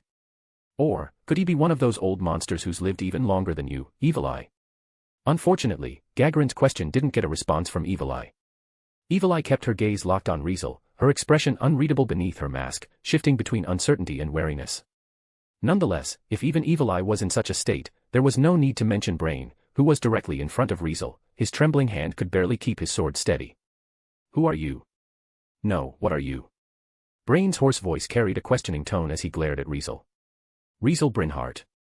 A human you've looked down on. Riezel replied calmly, ignoring the reactions of the others and fixing his gaze on Brain. Don't mess with me. Brain retorted without a second thought. Someone like you, there's no way you're a human. He truly couldn't believe it. At the very least, he couldn't imagine a human who could instill such an overwhelming sense of impending death with a mere act of unsheathing a sword. However, in Riezel's perspective, Brain's statement was nothing more than an expression of arrogance. Why not? Riezel spoke calmly, his expression laced with indifference. Because I'm a human, it's impossible for me to be this strong. Or because I'm this strong, I can't possibly be a human. Tell me, who decided that? Riezel's words seemed to give Brain a channel to release his frustration. Ha ha ha, isn't that obvious? Brain laughed helplessly, covering his face with his palm. Just a quick comparison is enough to see the truth. In terms of lifespan, humans are one of the shortest-lived races, typically reaching only a century at most. Compared to immortal beings or even the long-lived races, humans are insignificant. In terms of ability, humans are naturally inferior to demi-humans and monsters. No claws, no tough skin, not even dark vision, let alone any race-specific abilities. Humans practically have nothing. Even after honing their bodies, humans can at best compare to something like goblins, weak monsters. If the opponent is an ogre, even a talented human gotta train for a decade or more just to stand a chance. From the perspective of any other race, humans are far from exceptional. They're the most mediocre race and are seen as nothing more than walking meat, easy prey for stronger beings. How strong can a human possibly get? Saying all of this, the self-deprecation on Brain's face was evident, tinged with the pain of realizing that everything he had worked for seemed meaningless. Even I, after practicing swordsmanship to the point where I've worn my hands raw countless times, would still likely lose to a newly hatched dragon. I might not even be able to pierce its scales. And dragons. They just gotta open their mouths and bite, and my body would be torn apart in an instant, even if it were a newborn. Humans are just too weak. Even those hailed as heroes, who dedicate their entire lives to training, might not even come close to the strength of a newborn from truly powerful races. The bodies humans gotta work so hard to build are something other races are born with. If that's not weakness, then what is? No one could argue against Brain's words. Humans, unlike other powerful races, didn't possess naturally strong bodies or innate strength. Even after rigorous effort and training, there were still countless non-human entities they could never surpass in physical abilities. To some extent, Brain's words were a harsh truth, a weakness humans had to face. However, because humans aren't born strong, because we're inherently inferior to other races, we should just accept our fate just like that? Riezel asked coldly, his eyes fixed on Brain.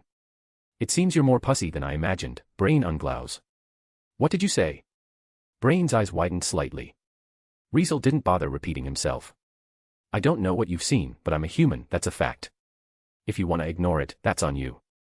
I'm not interested in debating what humans are capable of with a pussy like you. Riezel slowly sheathed his sword, allowing the suffocating sense of impending death that gripped everyone to gradually dissipate.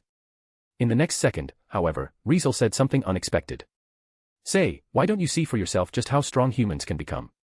Riezel stretched out his hand toward Brain, curling a finger to beckon him. Come on, let me see your blade. Even though Riezel's words weren't laced with any obvious insult, they still left Brain feeling humiliated. Riezel, however, didn't give Brain a chance to lash out. Standing before you right now isn't some otherworldly race inherently stronger than humans, but a fellow human, just like you. If you don't have the guts to swing your sword at a monster, then surely you can manage to do it against another human, right? Or are you saying you don't even dare to raise your sword against someone of the same race? If so, I'd have to wonder if your weakness isn't because you're a human, but because you're just useless. Riezel's sharp words lit a fire in Brain's lifeless, unfocused eyes, like still water disturbed by sudden flames. Draw your sword. Riezel's voice rang out clearly in Brain's ears. Let me judge if you're qualified to speak for all of the human race. Hearing this, Brain's grip on his sword tightened, and out of the corner of his eye, he caught a glimpse of Gazef, standing silently nearby. Gazef didn't say a word, he just stood there, staring at him with an expression Brain couldn't quite read. Was it disdain? Or was it contempt? Even though he didn't know what Gazef was thinking, it was certain that it wasn't anything good. Such a realization stirred something within Brain, forcing him to recall all the effort he had poured into surpassing Gazef over the years. In truth, he had not originally been a swordsman but had been just a humble farmer who, by chance, discovered he had an extraordinary talent for swordsmanship.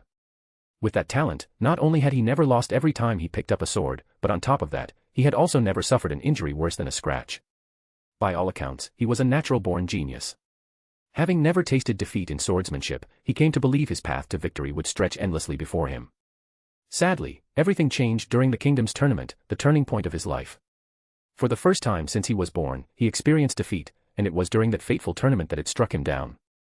Yes, the one who had defeated him was Gazef Stronov, the current warrior captain of the Riezel's kingdom and widely recognized as the strongest warrior among the neighboring countries. In Gazef's hands, he came to understand that eternal victory was nothing more than a naive delusion. He realized he was just a frog at the bottom of a well, blind to the vastness of the world. Because of this, he rejected numerous invitations from nobles and, for the first time, decided to push himself harder than ever. He trained tirelessly in swordsmanship, building up his physical strength. He studied magic relentlessly, expanding his knowledge. Although he was a genius swordsman, he worked as diligently as a scholar, constantly striving forward. Needless to say, his defeat to Gazef had driven him down this path. In order to surpass Gazef, he went so far as to become a mercenary and eventually joined a bandit group, becoming a bandit. For him, as long as it meant he could wash away his humiliation and gain greater strength, he was willing to abandon everything, including his honor. Such was his mindset. Unfortunately, such lofty ambitions eventually became a joke due to an unexpected and unforeseen turn of events. During that incident, he had been so insignificant that he fled in disgrace, sinking into despair on his own. Even now, that despair clung tightly to his heart, suffocating him. Now, however, with his opponent being a fellow human and his rival present watching him, could he really claim he didn't even dare to draw his sword? When such thoughts surfaced in his mind, Brain had already adopted a stance to attack before reaching any conclusion. You'd better not regret this. Vicious words spilled from Brain's mouth, loud and clear. Upon hearing this, Gazef's eyes lit up, and even Gagarin and the others couldn't help but fix their gaze on Brain. At this moment, Brain's once lifeless eyes burned faintly with fighting intent. For just this moment, he was Brain Unglaus, the undisputed genius swordsman capable of standing toe-to-toe with Gazef Stronov. Bring it on. Riezel's lips curled into a slight smile as he spoke simply and directly. Soon, the air grew heavy, signifying that a battle was about to begin.